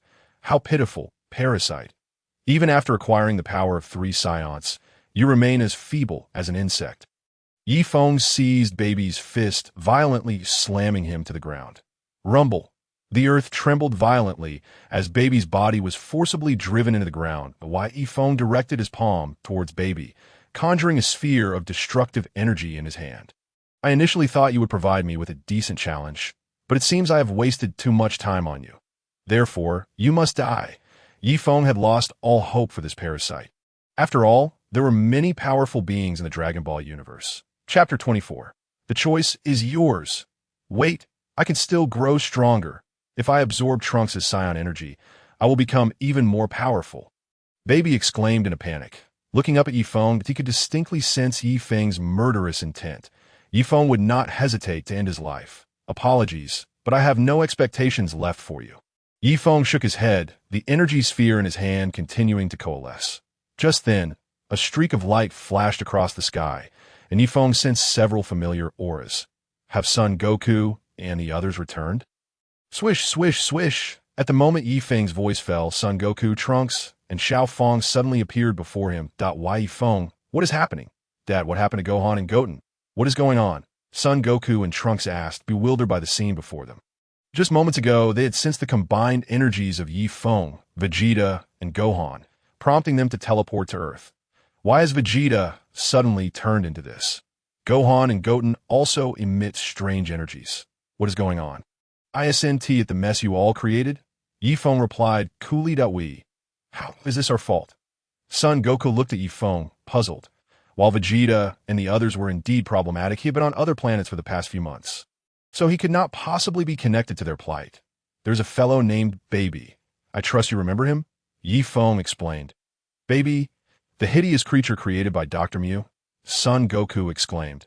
Didn't he flee after I defeated him on planet Bitteroo?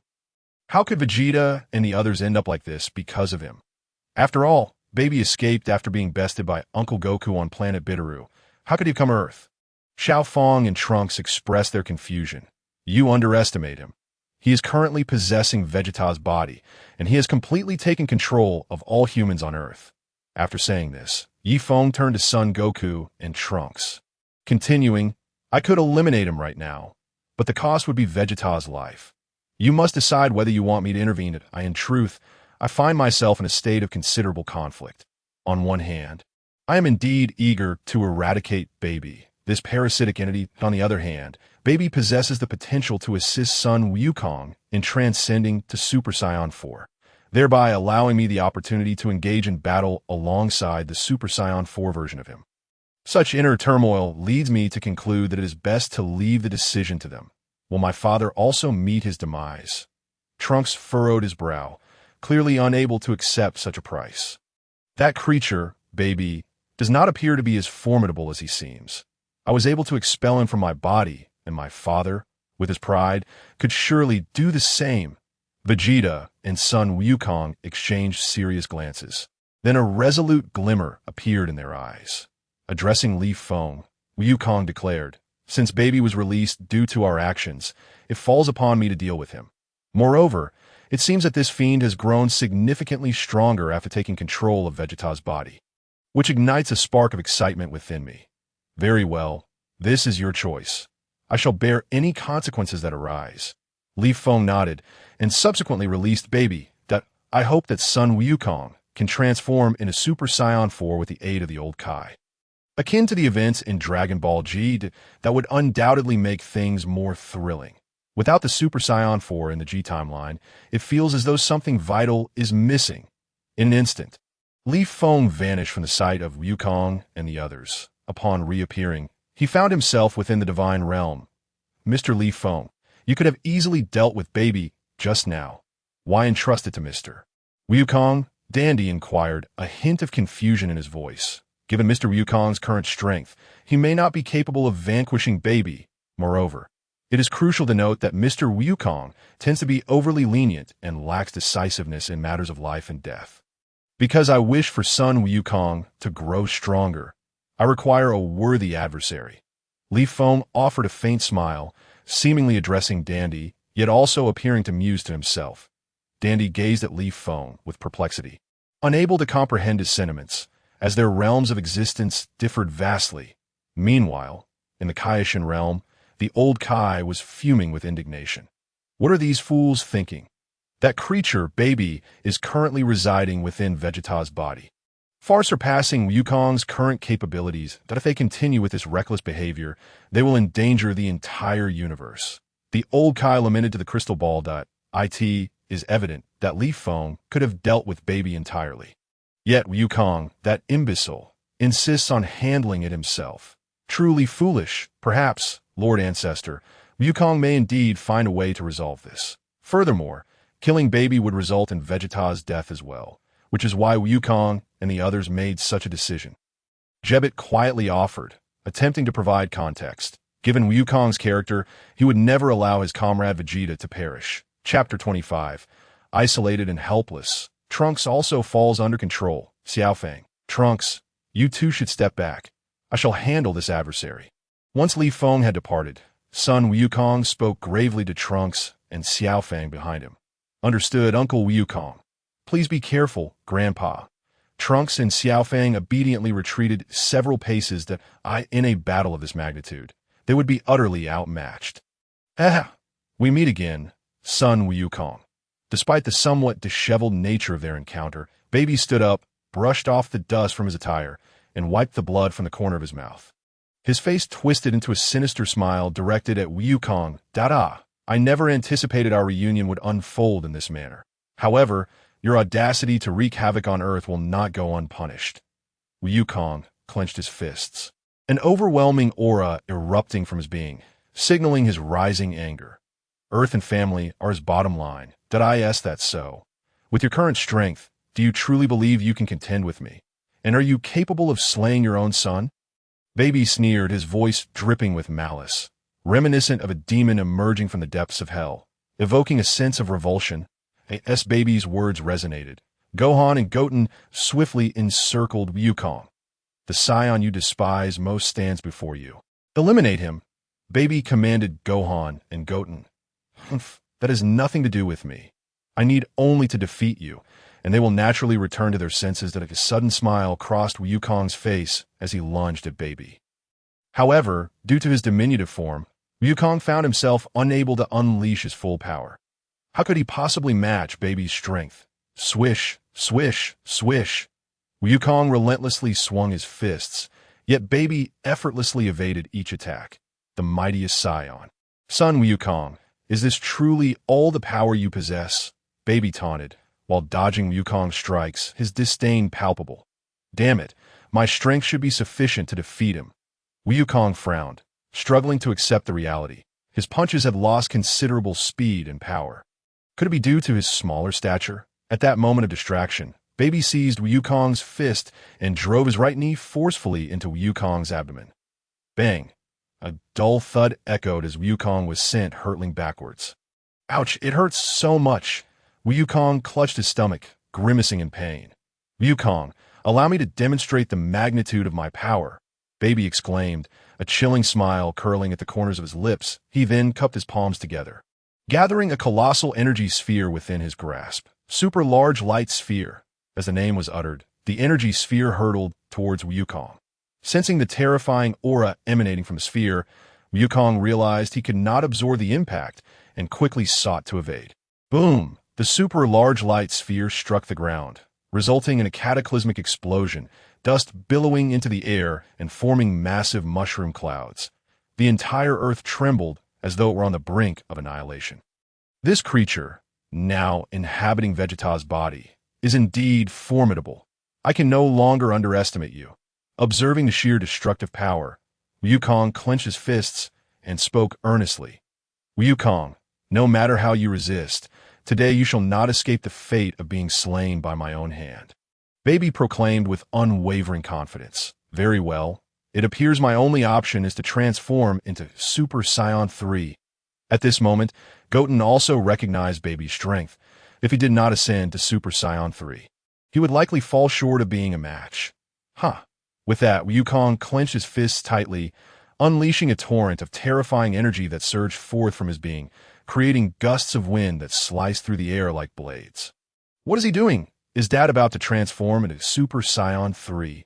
Gohan and Goten exchanged concerned glances. Just then, Wukong's hair transformed into a golden hue, cascading down to his waist. Indeed, Super Saiyan 3 son Wukong had emerged. However, in the face of Super Saiyan 3 Wukong, Baby exhibited no signs of alarm. Even his expression remained unchanged. All you can do is flaunt your power. Is this truly the extent of your strength? Scion, Baby scoffed at the sight of Super Saiyan 3 Wukong. Enough! Wukong gritted his teeth and charged at Baby. Bang! In the next moment, Wukong's fist connected with Baby. Baby's body recoiled slightly. Yes, withstanding a punch from Super Saiyan 3, Goku merely caused him to lean back slightly. What? He emerged completely unscathed. Goku was astonished, unable to fathom how Baby could withstand his blow without a scratch. Has this guy truly become so powerful after merging with Vegeta's strength? What is going on?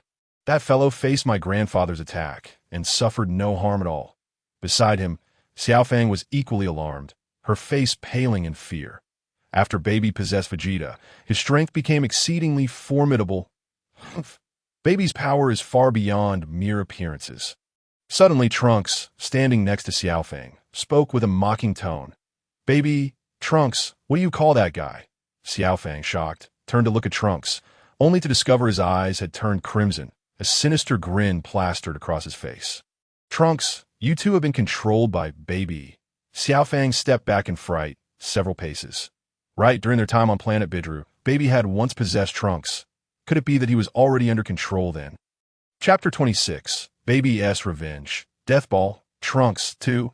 Goku's eyes flared with fury at the sight of the suddenly transformed Trunks.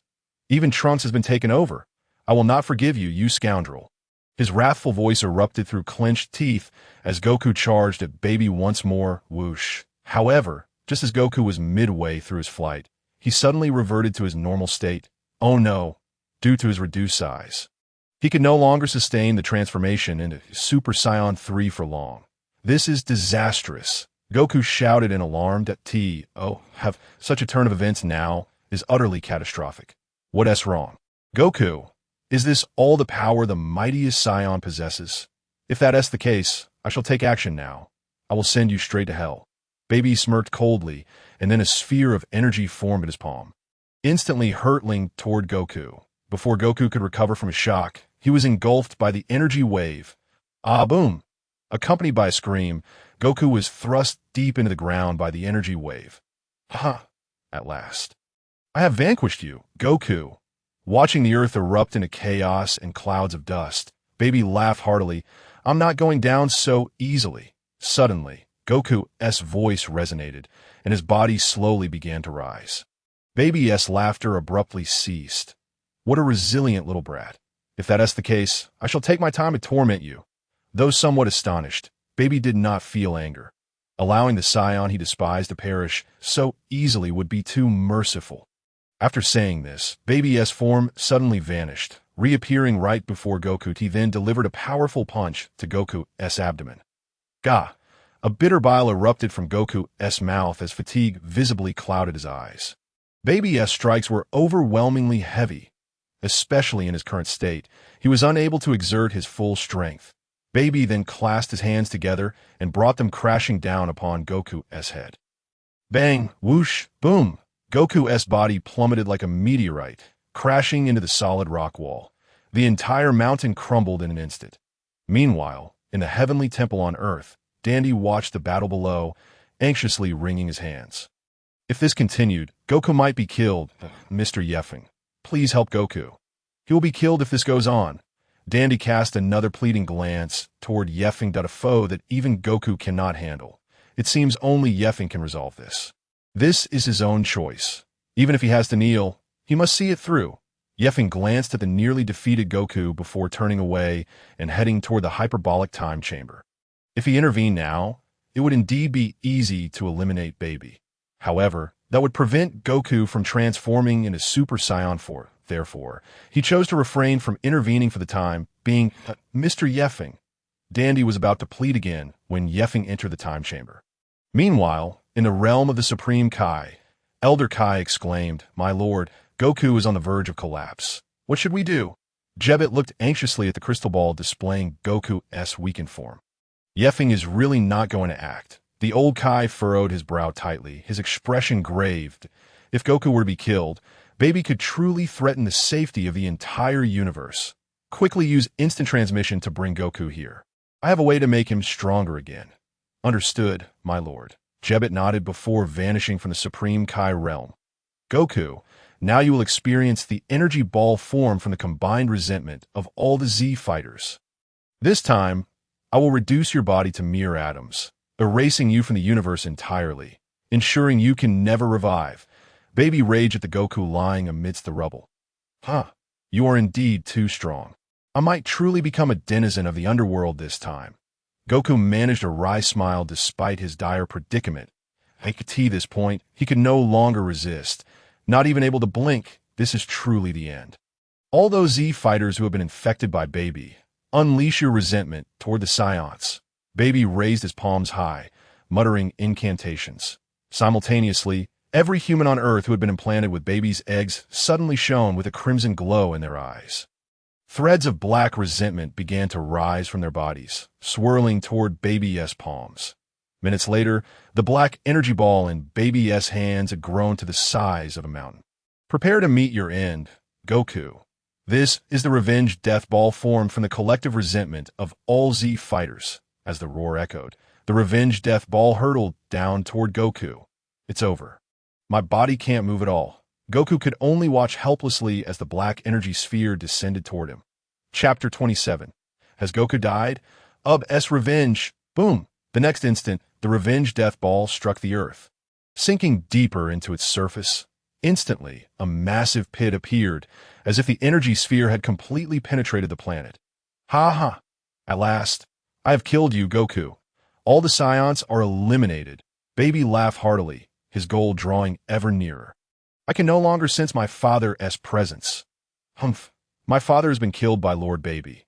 Gohan and Goten spoke with cold indifference, devoid of any pain or reluctance. Baby's eggs had indeed proven to be exceedingly effective. Severing all familial ties, with the Scions dealt with, the next target is that scoundrel. Suddenly, the image of Yeffing flashed in Baby's mind, and his smile gradually froze, then vanished. That scoundrel is far more troublesome than Goku. My subordinates, now transfer all your Scion energy to me.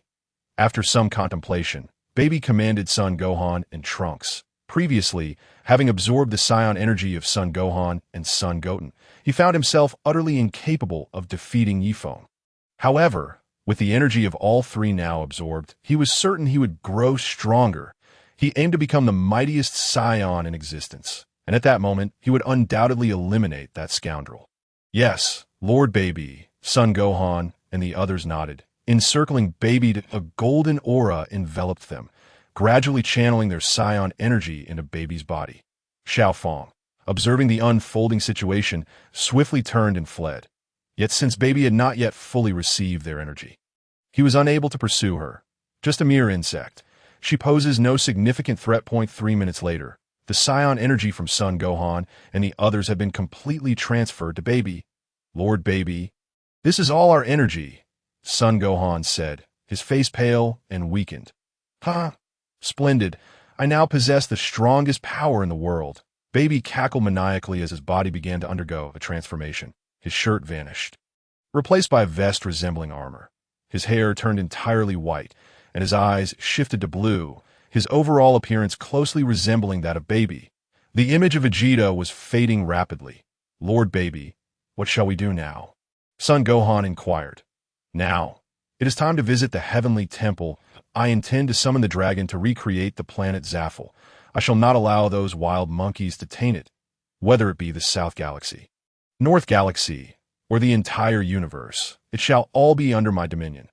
Baby clenched his fists tightly, speaking with unbridled ambition. "Indeed, Lord Baby," Son Gohan and the others nodded, following closely behind him. Just as Baby was about to head to the Heavenly Temple, a figure suddenly burst through the swish, and the next moment, a dark-skinned youth appeared before Baby.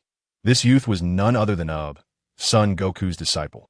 "Brother Gohan, Goten and Trunks, I just felt Master Goku's energy." "What is happening?" asked, his expression troubled as he addressed Son Gohan and the others.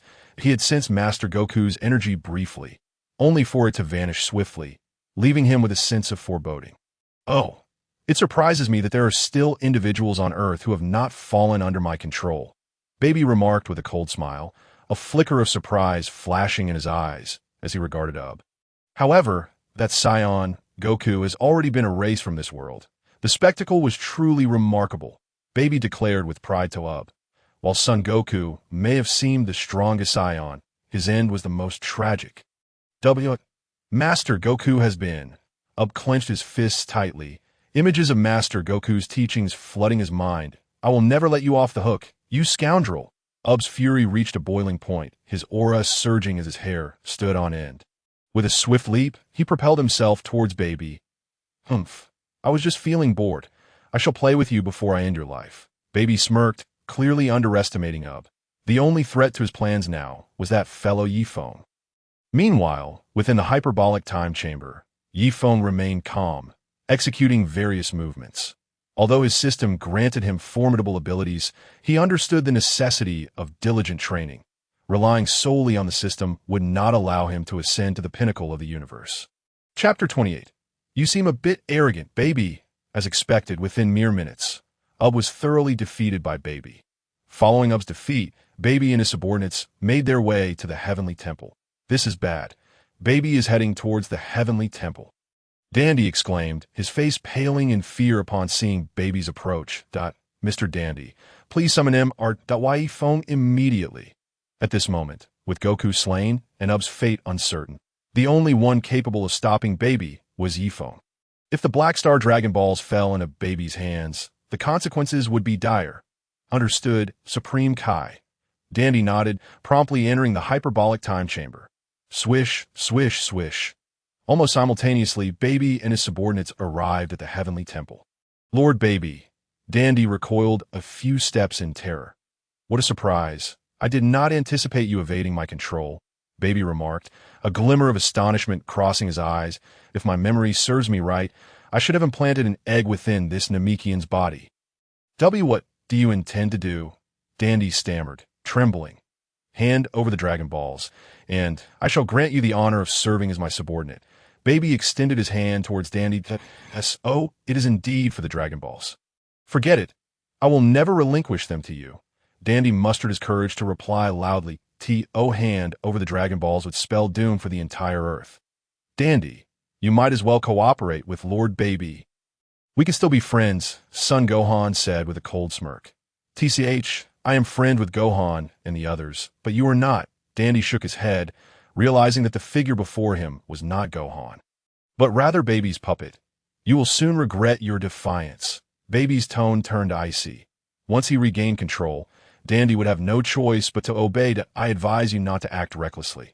Mr. Feng is present in the Heavenly Temple. If you dare make a move, he will not spare you." Dandy hastily brought up Feng to this moment. Only Feng could intimidate Baby. "That scoundrel, he has likely scurried away upon sensing my power. Should he dare show himself, I will personally shatter his bones." Hearing Feng's name, a look of fury crossed Baby's face. "That scoundrel has humiliated me twice. Now that I have grown stronger, I will not easily let him off." "Is that so? You seem a bit arrogant, Baby." Just as Baby finished speaking, a familiar voice rang in his ears. Feng emerged from the hyperbolic time chamber, followed closely by the Supreme Kai. Tisish, what an infuriating fellow. Baby clenched his fists tightly. Although he was aware of his newfound strength, the moment he laid eyes on Yifeng, a twinge of trepidation crept into his heart. It seemed he had been intimidated by Yifeng. Weren't you going to crush my bones? I stand before you now. Come, let us see you try. Yifeng approached Baby step by step, beckoning him forward. Lord Baby, allow us to handle him. Son Gohan and Trunks stepped forward, volunteering an annoying pest. Yifeng narrowed his eyes slightly, his body suddenly appearing behind Son Gohan and the others. Bang! Bang! Bang! With a swift series of strikes, 3 individuals collapsed softly to the ground. Dandy, use the super divine water to awaken them, commanded Yifeng. Yes, Mr. Yifeng, Dandy replied, finally snapping out of his astonishment, his face alight with excitement as he nodded vigorously. He then proceeded to drag Sun Wukong and the others over. Baby furrowed his brow tightly. He had completely failed to perceive how Yifeng had moved so swiftly. The speed was utterly astonishing. Was there truly such a vast disparity between them? This battle will obliterate the divine temple. So let us descend.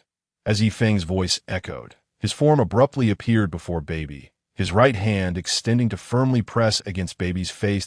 In this position, the two plummeted rapidly from the divine temple. Boom! Baby's body was forcefully driven into the ground, stirring up clouds of dust. The earth trembled, creating a massive crater. The entire planet shuddered violently in that instant. Cursed wretch, Baby gritted his teeth in anger.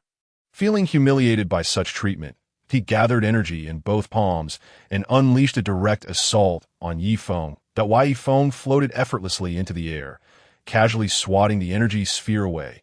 Pathetic. With such feeble power, you dare to claim the strength of a strongest Scion? Yifeng looked at Baby with disdain, his voice icy. Chapter 29. Vanquish, pitiful parasite, and do not repeatedly underestimate my power. The fury in Baby's eyes blazed as he directed energy spheres toward Yifeng. One after another, boom, boom, boom. The energy spheres collided and exploded, enveloping Yifeng in a thick cloud of smoke. After executing a series of princess techniques, Baby raised both hands high, gathering dark energy from all directions. This time, he was determined to harness the resentment of all humanity to ensure this detestable ant's permanent demise. As the smoke gradually cleared, Yifeng's figure reemerged in Baby's line of sight. Seemingly unscathed despite the barrage of energy spheres, such fanciful displays can merely stir up a bit of dust, Yifeng remarked, brushing off his attire nonchalantly. Baby's current strength is merely at the pinnacle of Super Saiyan 3. Even the entirety of your vengeance death balls holds no threat to me. Perish forever, Baby roared, directing the vengeance death ball down upon Yifeng. This time, he was utterly confident that no one could survive his assault. As the colossal black energy sphere descended like a mountain, Yifeng raised both hands, attempting to catch it. Swish! The moment Yifeng's hands made contact with the energy sphere, an overwhelming force bore down upon him, far exceeding his expectations.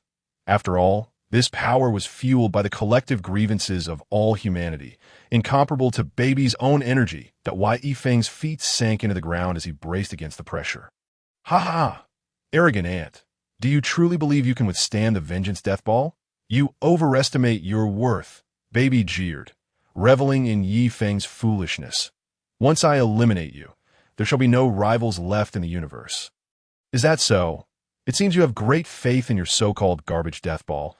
Yifeng's mocking voice suddenly pierced through the air. Huh. Following a deep growl, a surge of white energy erupted from beneath the vengeance death ball. Yifeng's demeanor underwent a dramatic transformation. His black hair stood on end, and his eyes glinted with fierce light. With one hand, he lifted the black vengeance death ball, gradually levitating into the air. Is this the source of your pride? It is truly pathetic. Yifeng smirked derisively at Baby. After uttering those words, he exerted a slight pressure, instantly crushing the vengeance death ball. Waves of black energy surged outward in all directions. Boom! Boom! Boom! In an instant, the ground around them was riddled with countless craters. No, this is impossible. He actually crushed my vengeance death ball with his bare hand. This cannot be. Fear finally flickered in Baby's eyes as he instinctively stepped back. His most formidable attack had been obliterated so easily, and this rascal before him had surged with power exponentially in that brief moment. Swish!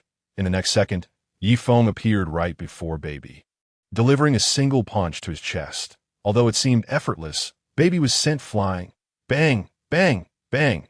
He crashed through dozens of mountain peaks, skimming the ground for nearly 100 zhong before finally coming to a halt.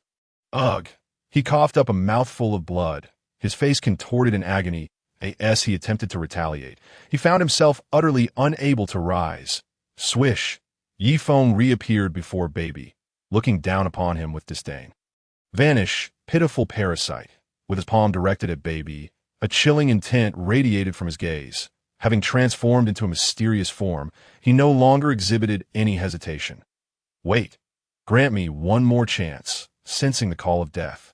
Baby felt fear grip him, his eyes wide with terror as he pleaded with Feng. Got a chance? Do you even deserve one? Feng scoffed coldly, the energy sphere swelling once more. Cursed wretch, I refuse to perish at the hands of such an insect.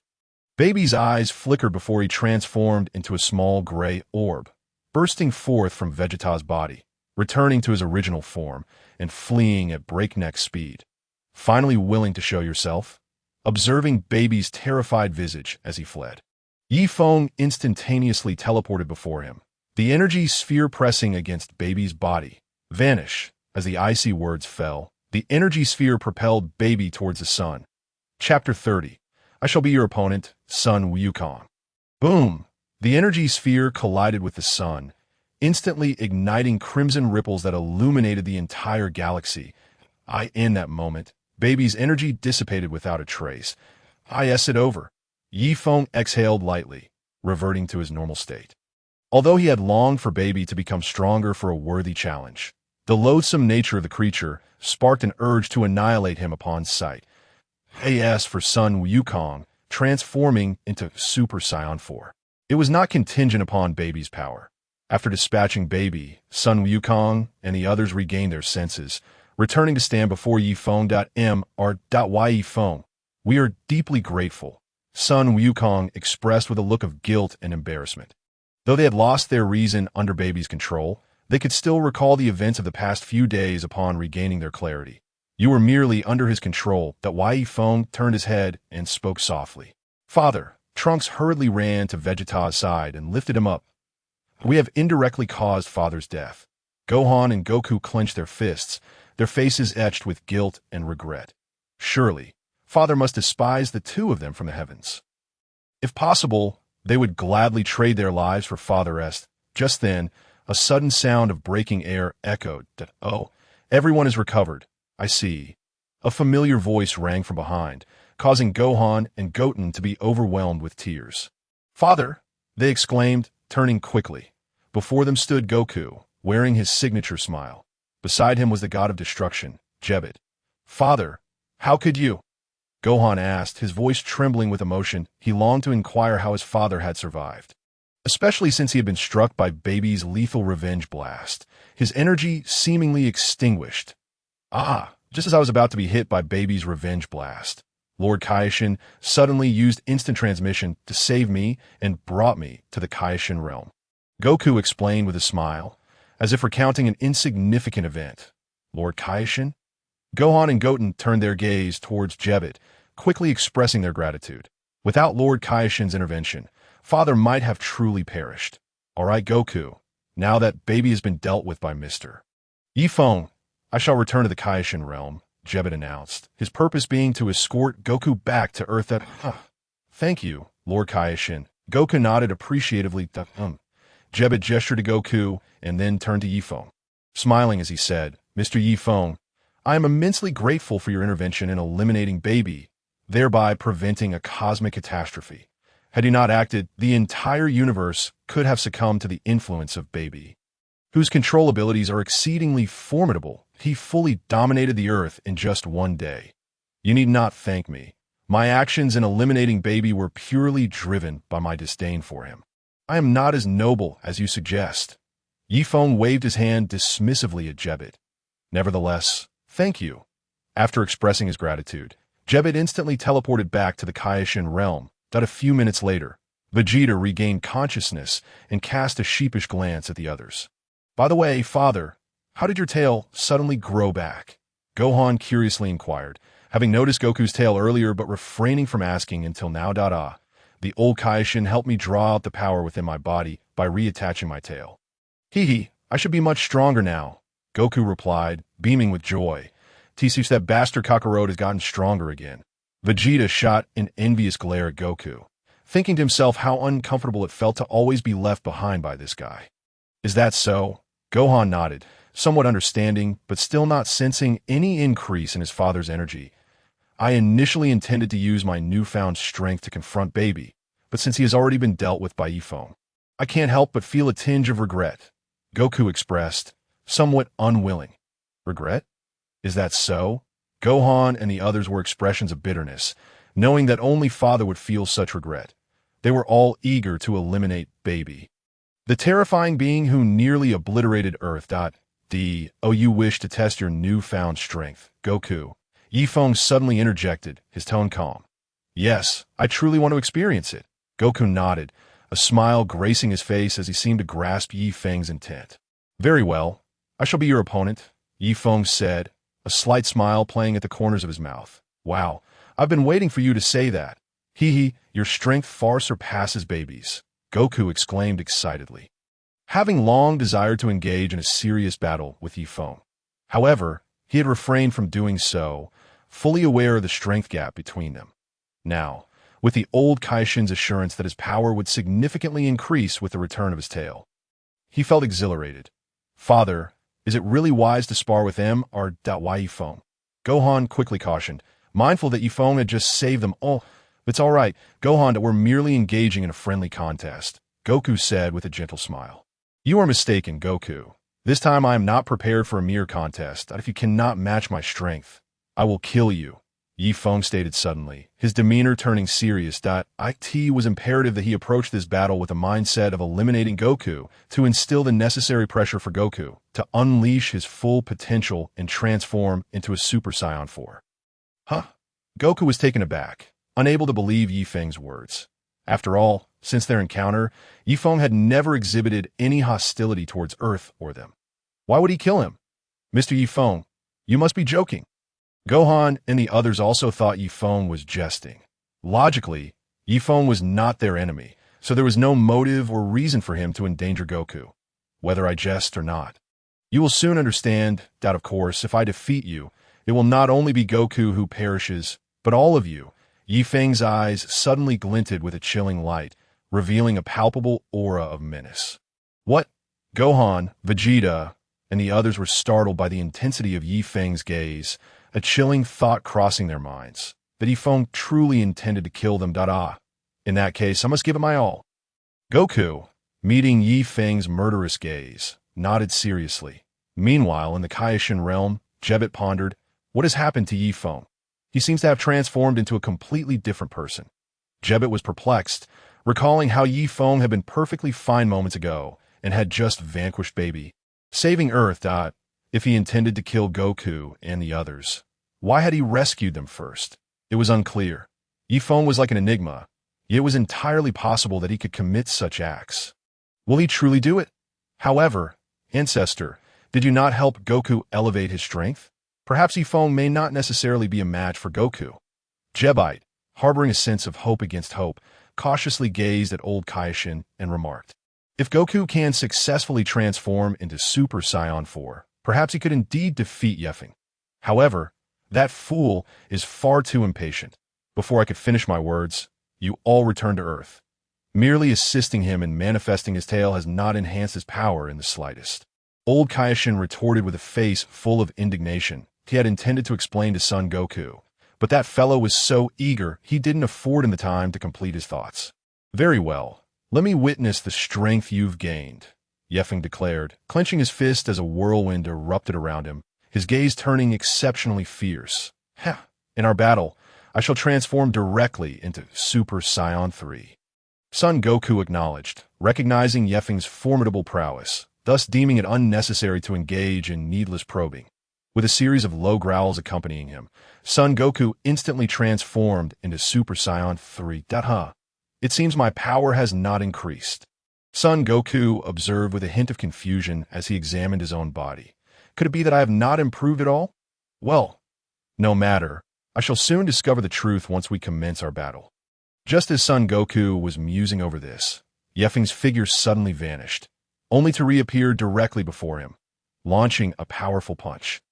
Hey, are you being too reckless? Son Goku complained as he hurriedly crossed his arms to shield his chest. Bang! Yefeng's fist landed heavily upon Son Goku's crossed arms, sending him hurtling backward. Boom! Boom! Boom! In an instant, several mountains were reduced to rubble, with Son Goku's body embedded within a rock wall. Ouch! That hurts! Son Goku exclaimed. Shaking his arms in discomfort, Yefeng's punch was exceedingly heavy. His arms felt entirely numb. Since it has come to this, I must take this seriously, Son Goku stated solemnly as he fixed his gaze upon Yefeng. Chapter 32. Fusion. Gotenks with that. He leaped into action, launching himself at Yefeng. However, due to his reduced stature, Son Goku's speed had significantly diminished, and despite throwing dozens of punches, he failed to even graze the hem of Yefeng's clothing. The scene was quite comical, resembling an elementary school student attempting to spar with a high schooler. Utterly absurd. What is going on? Did Lord Kaishin deceive me? Son Goku pondered, bewildered, realizing that neither his power nor speed had improved in the slightest. Down you go, Son Goku. Yefeng suddenly seized Son Goku's fist and, with a vigorous toss, sent him crashing into the ground. The impact created a massive crater. After sending Son Goku flying, Yefeng showed no signs of restraint. Raising his palm high, a terrifying golden energy sphere began to coalesce within his hand. What? Is Yefeng truly going to kill Dad? The expressions of Son Gohan and the others darkened as they sensed the dreadful aura emanating from the energy sphere. Such a powerful sphere could undoubtedly obliterate Son Goku. I knew that scoundrel was no good, Vegeta grumbled, furrowing his brow in anger. Yet, even if they all joined forces, they would still be no match for Yefeng. Only Kakarot could stand a chance against him, and it seemed that possibility was rapidly fading to AT that moment. Yefeng hurled the energy sphere directly at Son Goku. Dad, Kakarot, Uncle Goku, Son Gohan, and Vegeta cried out in unison. However, there was nothing they could do to intervene.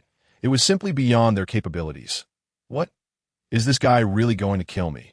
Son Goku exclaimed in shock, yet the energy sphere was already descending upon him, leaving him no opportunity to evade. Boom! As the energy sphere struck the ground, the earth within a 100-foot radius collapsed instantly, creating a cacophony of destruction. Son Goku's body was engulfed by the overwhelming explosion. Dad! Kakarot! Son Gohan and Vegeta rushed forward, their faces etched with fury as they glared at Yefeng. Why are you doing this? Son Gohan demanded, clenching his fists tightly as he transformed into a Super Saiyan to confront Yefeng. Do I need to explain my actions to you? Yefeng replied nonchalantly, in due time. You will understand my intentions. This is outrageous. All of you, attack together. Gohan, Vegeta commanded, his tone heavy with gravity, although his pride would not usually permit him to ally with others. The current situation left him no choice. The lives of Bulma and the others outweighed his arrogance, even if only temporarily. Understood, Uncle Vegeta. Son Gohan nodded earnestly, recognizing that to thwart Yefeng, they had to join forces. Goten, we must also unite, Trunks affirmed resolutely as he glanced at Son Goten. Right? Son Goten agreed, fully aware of what Trunks meant by joining forces. The two stepped forward in perfect synchronization and began performing a rather peculiar series of movements. Fusion, their voices melded harmoniously, and as they executed identical gestures, a brilliant golden light erupted, capturing everyone's attention. Oh, Gotenks, is it?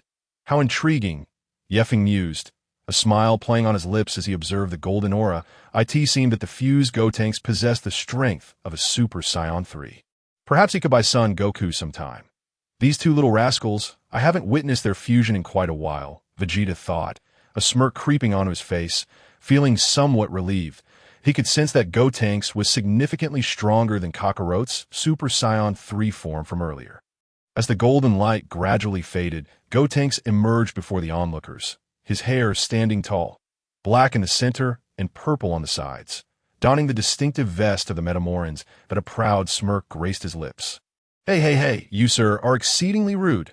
Look at the mess you've made here. Allow me, Gotenks, to teach you a proper lesson, he proclaimed, pointing haughtily at Yefeng.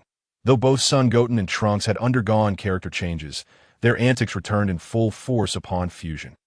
Teach me a lesson? Come and try. Yefeng chuckled, beckoning Gotenks with a wave of his hand. Still unrepentant, have you? You successfully provoked my ire.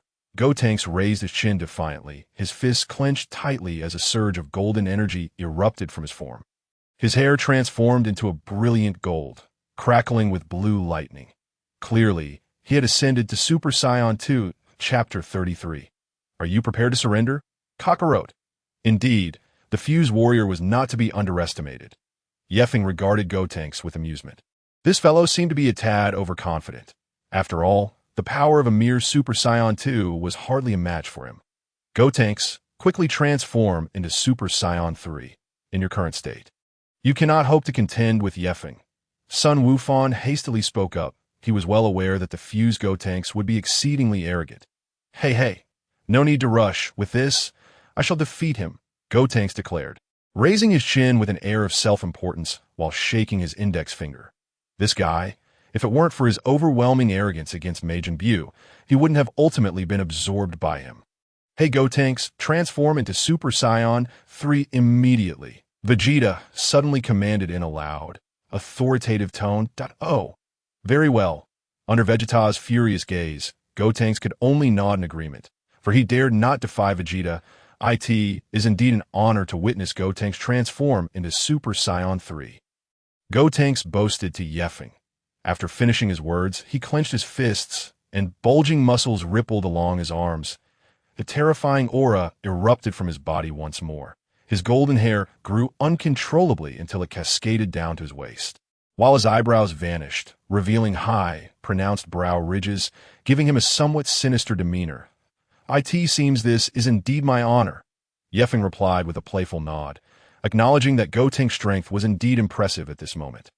At the very least, he was not significantly weaker than the Super Saiyan 3 Son Goku he had encountered previously. The fusion already granted immense power. Now you understand my might. Now I shall make you pay for your recent impudence, Gotenks proclaimed as he lunged towards Feng. That moment, Sun Wufan and Vegeta also joined the fray simultaneously. If we all attack together, perhaps we might have a chance to defeat him, Sun Wufan thought to himself. All right, before Goku successfully transforms into Super Saiyan 4, I'll entertain you all for a bit, Yefeng stated calmly, lowering his arms that were crossed over his chest, wearing a faint smile. However, that smile swiftly vanished, morphing into a fierce expression as his hair stood on end, and a white aura surged forth. Although he knew he could not be defeated by them, the bothersome Gotenks still posed a slight challenge. Yet after transforming into a mysterious state, overcoming them would become much simpler. Whoosh, whoosh, whooshed out in the next moment, the three fists charged towards Yefeng almost simultaneously. Just as intended, Yefeng struck out with both fists, choosing to meet Gotenks and Sun Wufan head-on. Bang, bang! At the instant of collision, Sun Wufan and Gotenks were sent reeling back several dozen meters. Then, Yefeng gently tilted his head, evading Vegeta's punch. Let's start with you. Vegeta. A smirk crept across Yefeng's lips as he seized Vegeta's fist, yanking it back forcefully with his left hand while delivering a powerful knee strike to Vegeta's abdomen with his right. Bang! Ugh! Vegeta expelled a mouthful of bile. Following that, Yefeng conjured an energy sphere, pressing it firmly against Vegeta's chest. Your battle ends here. As the words fell, the energy sphere detonated. Boom! Vegeta was sent flying, landing squarely in the pit where Son Goku lay. Dad! Uncle Vegeta! Gotenks and Sun Wufan shouted in unison. You despicable fiend, you've enraged me. I will thoroughly deal with you. Gotenks furrowed his brow, realizing he must now unleash his full power. Super Ghost Kamikaze attack. Gotenks blew out 10 identical ghosts as if inflating bubblegum. This scene was all too familiar to Yefeng. After all, wasn't this the very technique used against Majin Buu? Who would have thought he would still be such a clown after growing up? Spirit beings, attack, Gotenks commanded, sending the 10 ghosts hurtling towards Yefeng. Humph, a tiresome little trick.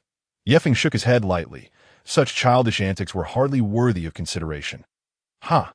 In the next instant, Yefeng unleashed a roar, a terrifying aura erupting from his body. Boom, boom, boom. The ghosts were immediately thrust backward, each one exploding upon contact.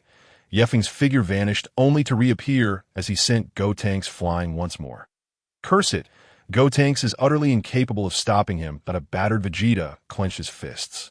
Yet he found himself devoid of any fighting capacity. However, upon turning his head, he spotted Son Goku beside him. Although Son Goku had endured a terrifying assault, he still clung to life. Hey Kakarot, are you really just going to give up like this? Vegeta questioned Son Goku. Vegeta, I no longer possess any strength. Son Goku slowly opened his eyes, revealing his current inability to even move a finger. How could he retaliate? No, you still have power. Vegeta glanced at Son Goku's tail. Speaking with unwavering conviction, the strength of a Scion resides in the tail. As long as you transform into a great ape, you will possess tenfold power. I believe that's what the King Kai meant when he spoke of gaining strength. Vegeta explained earnestly. However, Kakarot was sometimes too oblivious to grasp the crux of the matter. Meanwhile, in the Kaishin realm, the elder Kaishin was moved to tears of joy. Finally, someone understood his intent. Vegeta and Piccolo were indeed the intellectual heavyweights among the Z fighters. Are you saying I should transform into a great ape? But that would mean losing my sanity, Son Goku grimaced, addressing Vegeta. He recalled the time he had transformed into a great ape and accidentally trampled his grandfather. He wished to avoid such a calamity again. Humph, what a fool. Does the current situation even allow for such concerns? Vegeta berated Son Goku, then turned his gaze skyward. Gotenks and Sun Wukong were already on the brink of collapse. Forget it. The only hope now lies in Kakarot transforming into a great ape. Perhaps that might halt Yefeng. Regrettably, his own tail had long been severed, otherwise he would have transformed into a great ape and fought already. Subsequently, Vegeta summoned all his remaining strength, gathering silvery light from his palms. He then hurled it into the sky, creating a ripple effect.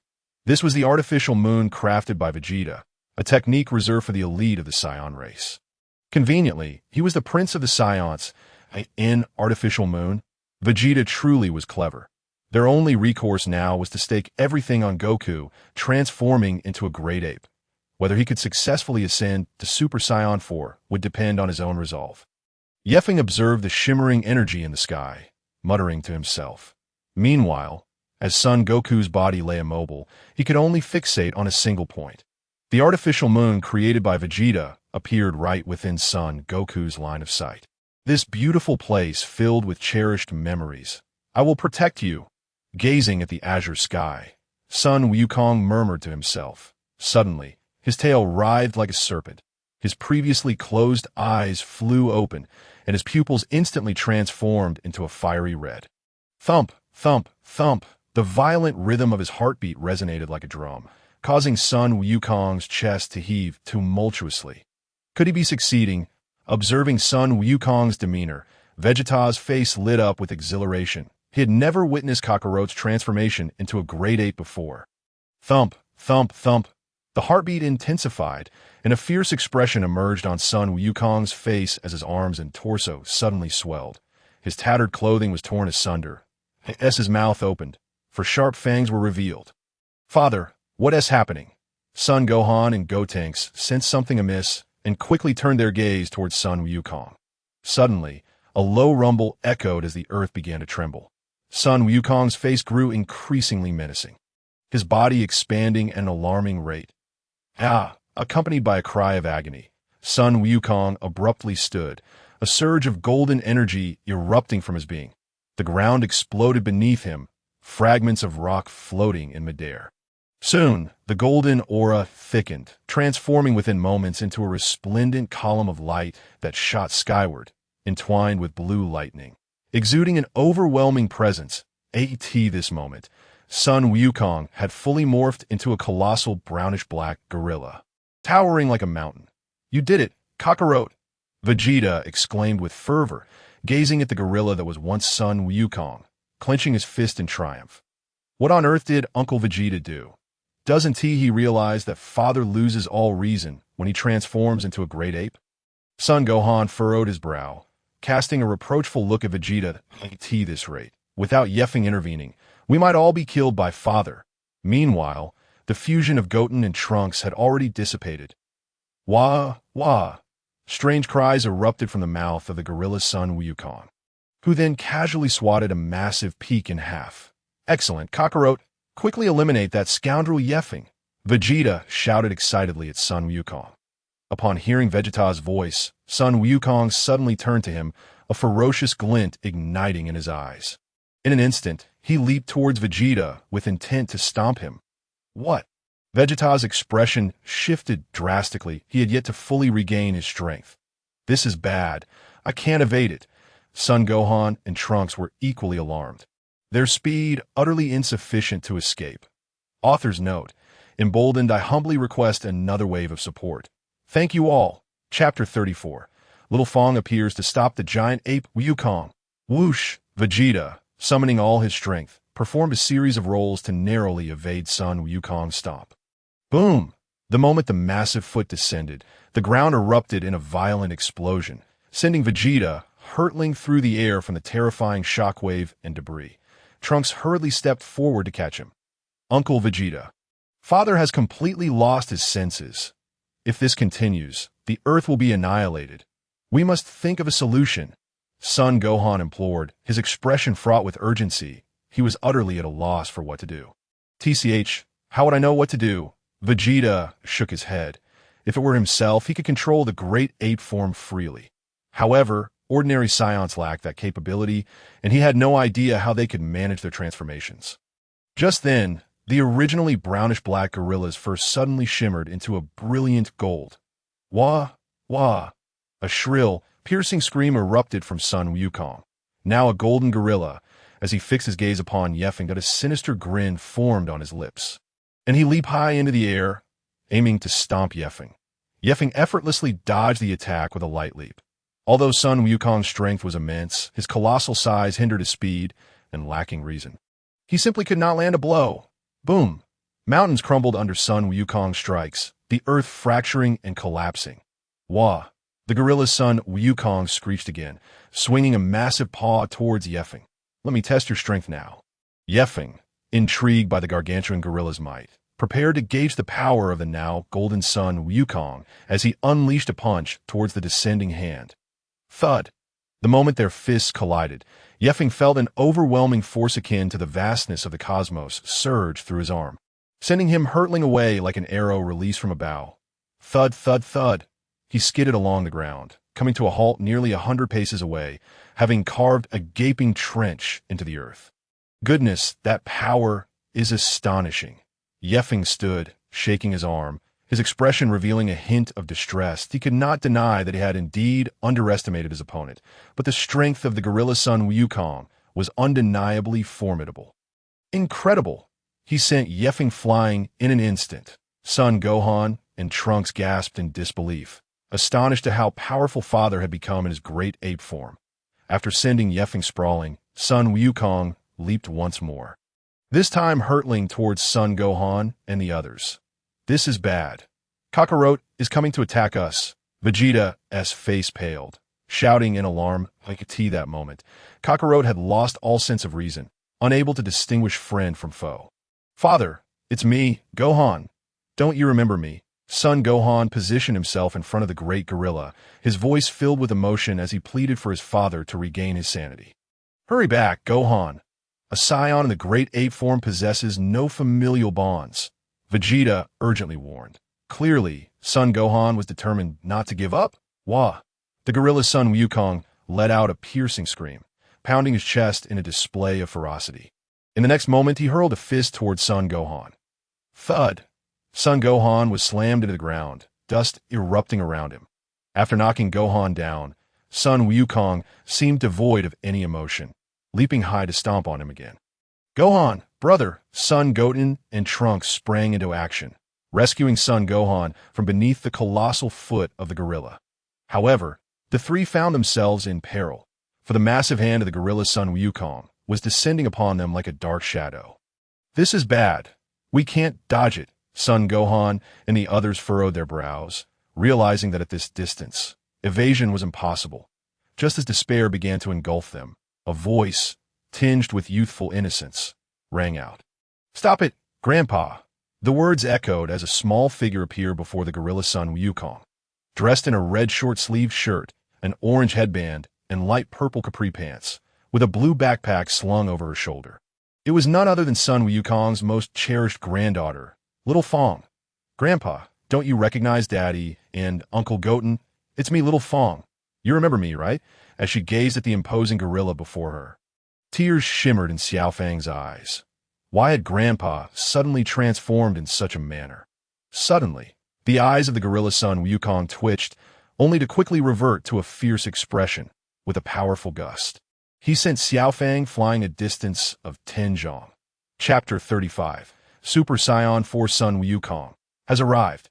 However, Son Wukong seemed to be experiencing some emotional turmoil and refrained from attacking Son Wufan and the others. Whoosh! Xiao Fang once again found herself before the golden gorilla's son Wukong. "Grandpa, this is the outfit I wore during my first participation in the World Martial Arts Tournament, which you personally crafted for me. And this is our family photo, a cherished memory. Have you forgotten?" Tears streamed down Xiao Fang's cheeks as she recalled the days spent with her grandfather. Seeing him now, not recognizing her, filled her heart with sorrow. The eyelids of the gorilla's son Wukong trembled violently as fragments of memory surged into his mind like a tidal wave. "Little Xiao Fang."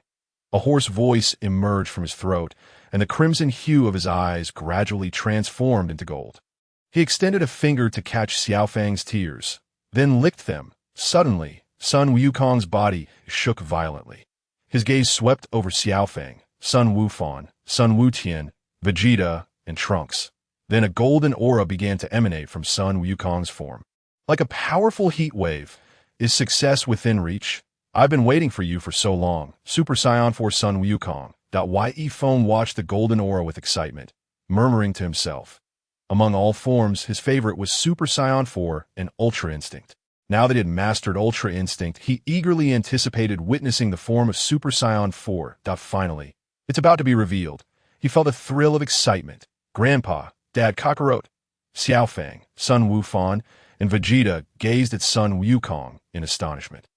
They could distinctly sense the return of Son Wukong's energy, and it was rapidly escalating. Rustle, rustle, rustle. The golden energy surged forth, accompanied by crackling lightning. Son Wukong's body began to shrink, his golden fur gradually morphing into red. His canine teeth began to vanish, and his hair turned black. 1 minute later, the golden aura completely dissipated, revealing a red figure before them.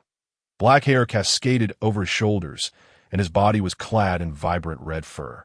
Appearing extraordinarily robust, his pupils transformed into a sharp golden hue, reminiscent of an owl, while his eye sockets turned red. A long, agile red tail swayed behind him. What is happening? Dad has completely changed." Son Wufan and Son Wutian stared in disbelief. They had never seen their father like this before. "So handsome," Xiao Fang exclaimed, utterly smitten. "Hey Kakarot, what on earth is going on?" Vegeta glared at Son Wukong with jealousy, demanding an explanation. He could feel the immense power radiating from Kakarot. An unfathomable strength. "Well, I don't know, but this power certainly feels invigorating." Son Wukong smirked, lightly clenching his fist, and a wave of fearsome energy surged forth. Ha ha ha. "Did you see that? This is the result of my assistance in unlocking Wukong's potential." Super Saiyan 4. The old Kaishin, witnessing Super Saiyan 4 Son Wukong through the crystal ball, danced with excitement, boasting proudly. "Truly remarkable, far surpassing Super Saiyan 3. Jebet Goddess' eyes sparkled with astonishment that I never expected the ancestor to be so formidable, enabling Wukong to become this powerful. Perhaps Yifeng may not be a match for Wukong after all," the old Kaishin declared confidently. Meanwhile, on Earth, after experiencing this unimaginable power, Son Wukong turned his gaze towards Yifeng. Congratulations, son Wukong, on achieving Super Saiyan 4. I truly look forward to battling you. Yi Feng smiled with enthusiasm, addressing son Wukong. Super Saiyan 4? Since I haven't thought a name, let us call it Super Saiyan 4. Son Wukong was momentarily taken aback, then chuckled. The previous transformation was called Super Saiyan 3, so naming this new transformation Super Saiyan 4 seems quite reasonable. You deliberately helped me achieve this form, didn't you? Son Wukong suddenly inquired with a grin. Given Yi Feng's power, if he truly intended to kill them, they would have perished long ago, never having the chance to transform into Super Saiyan 4. The only plausible explanation is that Yi Feng aimed for him to grow stronger to engage in battle. It seems your intelligence has increased considerably after transforming into Super Saiyan 4. Yi Feng responded with a smile. Indeed, if I truly wanted to kill, it wouldn't have been this complicated. What? Mr. Yi Feng intentionally sought to assist Dad in enhancing his strength. Sun Wufan and the others were once again left bewildered. If that's the case, his acting skills are truly exceptional. That palpable intent to kill, how could it be feigned? Tisich, what an infuriating bastard. Vegeta clenched his fists tightly, glaring at Sun Wukong and Yi Feng, his expression filled with displeasure. Chapter 36. Mysterious vs. Super Saiyan 4 Wukong.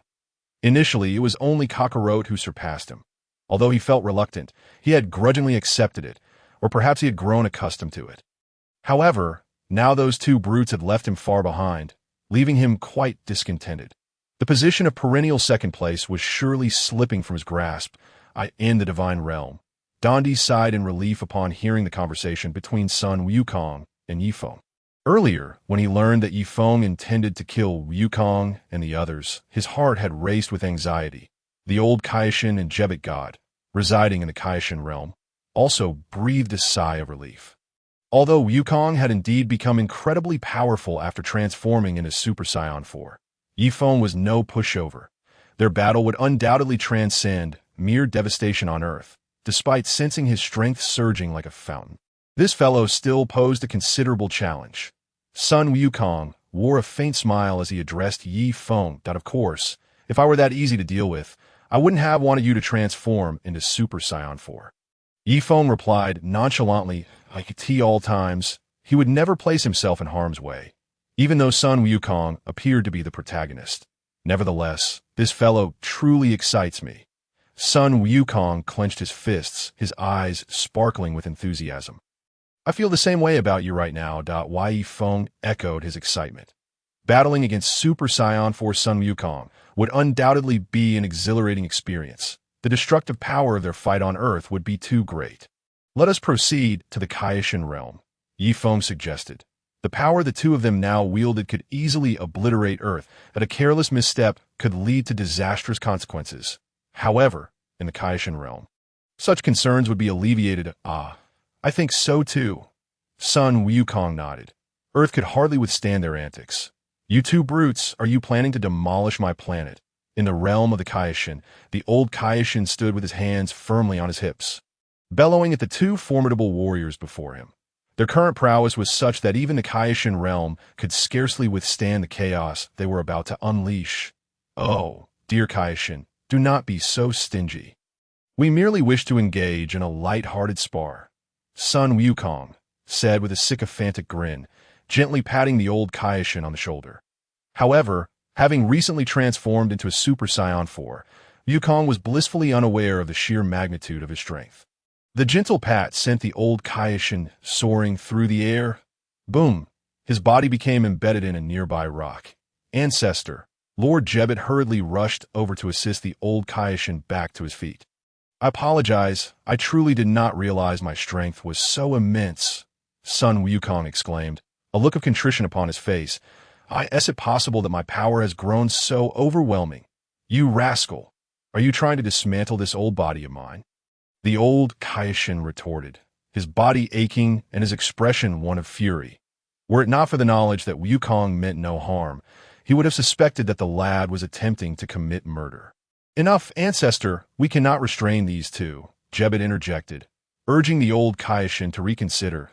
If Wukong and Yi Feng were intent on battling, it seemed there would be no stopping them.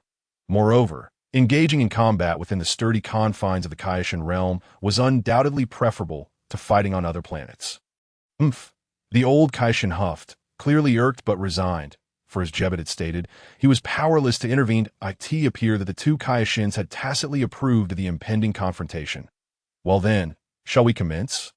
Sun Wukong nodded, taking on a combat stance that a surge of power coursed through him, a sensation of exquisite comfort.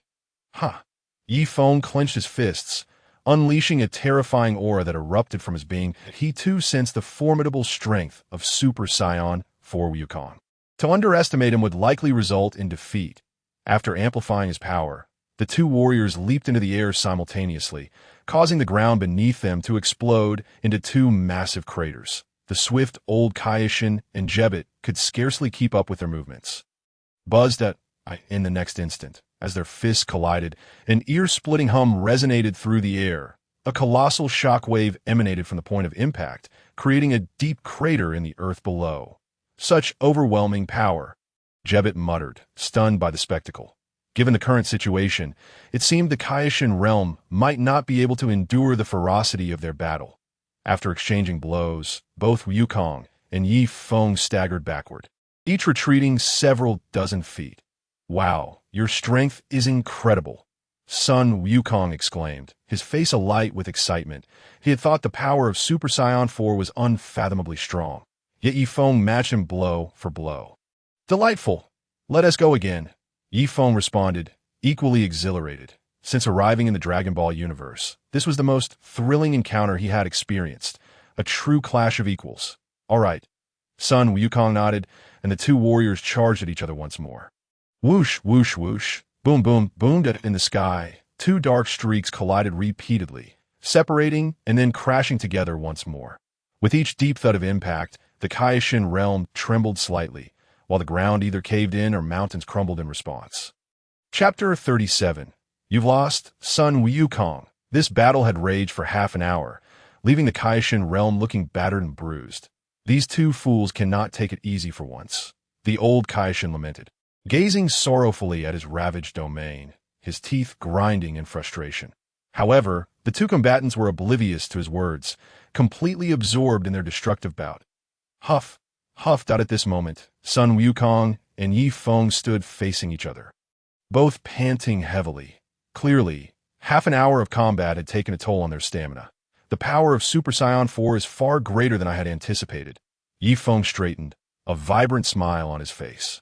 That battle was exhilarating, an unparalleled sensation. Your strength also surpasses my expectations, and I suspect you have yet to unleash your full potential, Sun Wukong replied. Grinning at Yi Feng, he was well aware that the abilities Yi Feng had displayed during their first encounter were formidable. Cloaked in a silvery aura, he had moved with astonishing speed, rendering Wukong unable to land a single blow. Had Yi Feng unleashed his full power from the outset, Wukong doubted he could have lasted as long as he had. If I had employed my Zai Ji Gong from the beginning, the battle would have been rather dull, Yi Feng remarked nonchalantly. Had he utilized that technique, he was confident he could defeat Wukong within 2 minutes. Zai Ji Gong. So that's what that ability is called, Sun Wukong said, intrigued. He then continued, It seems our prolonged skirmish yields no resolution. Let us settle this once and for all, for if they continued, they would exhaust their energy entirely. Let us unleash our strongest attacks to determine the victor. Agreed. Yi Feng nodded. He had completely grasped the fighting style of Super Saiyan 4 Wukong and understood his strength and speed perfectly. There was no need for further combat. Yet, the idea of ending their duel in a stalemate felt unsatisfying. Let us conclude this. Tenfold Kamehameha. Wukong bellowed, his voice booming as he brought his palms together at his waist. Forming a flower-like shape that a crimson energy coalesced in his palms, radiating a devastating aura. Ultimate Flash.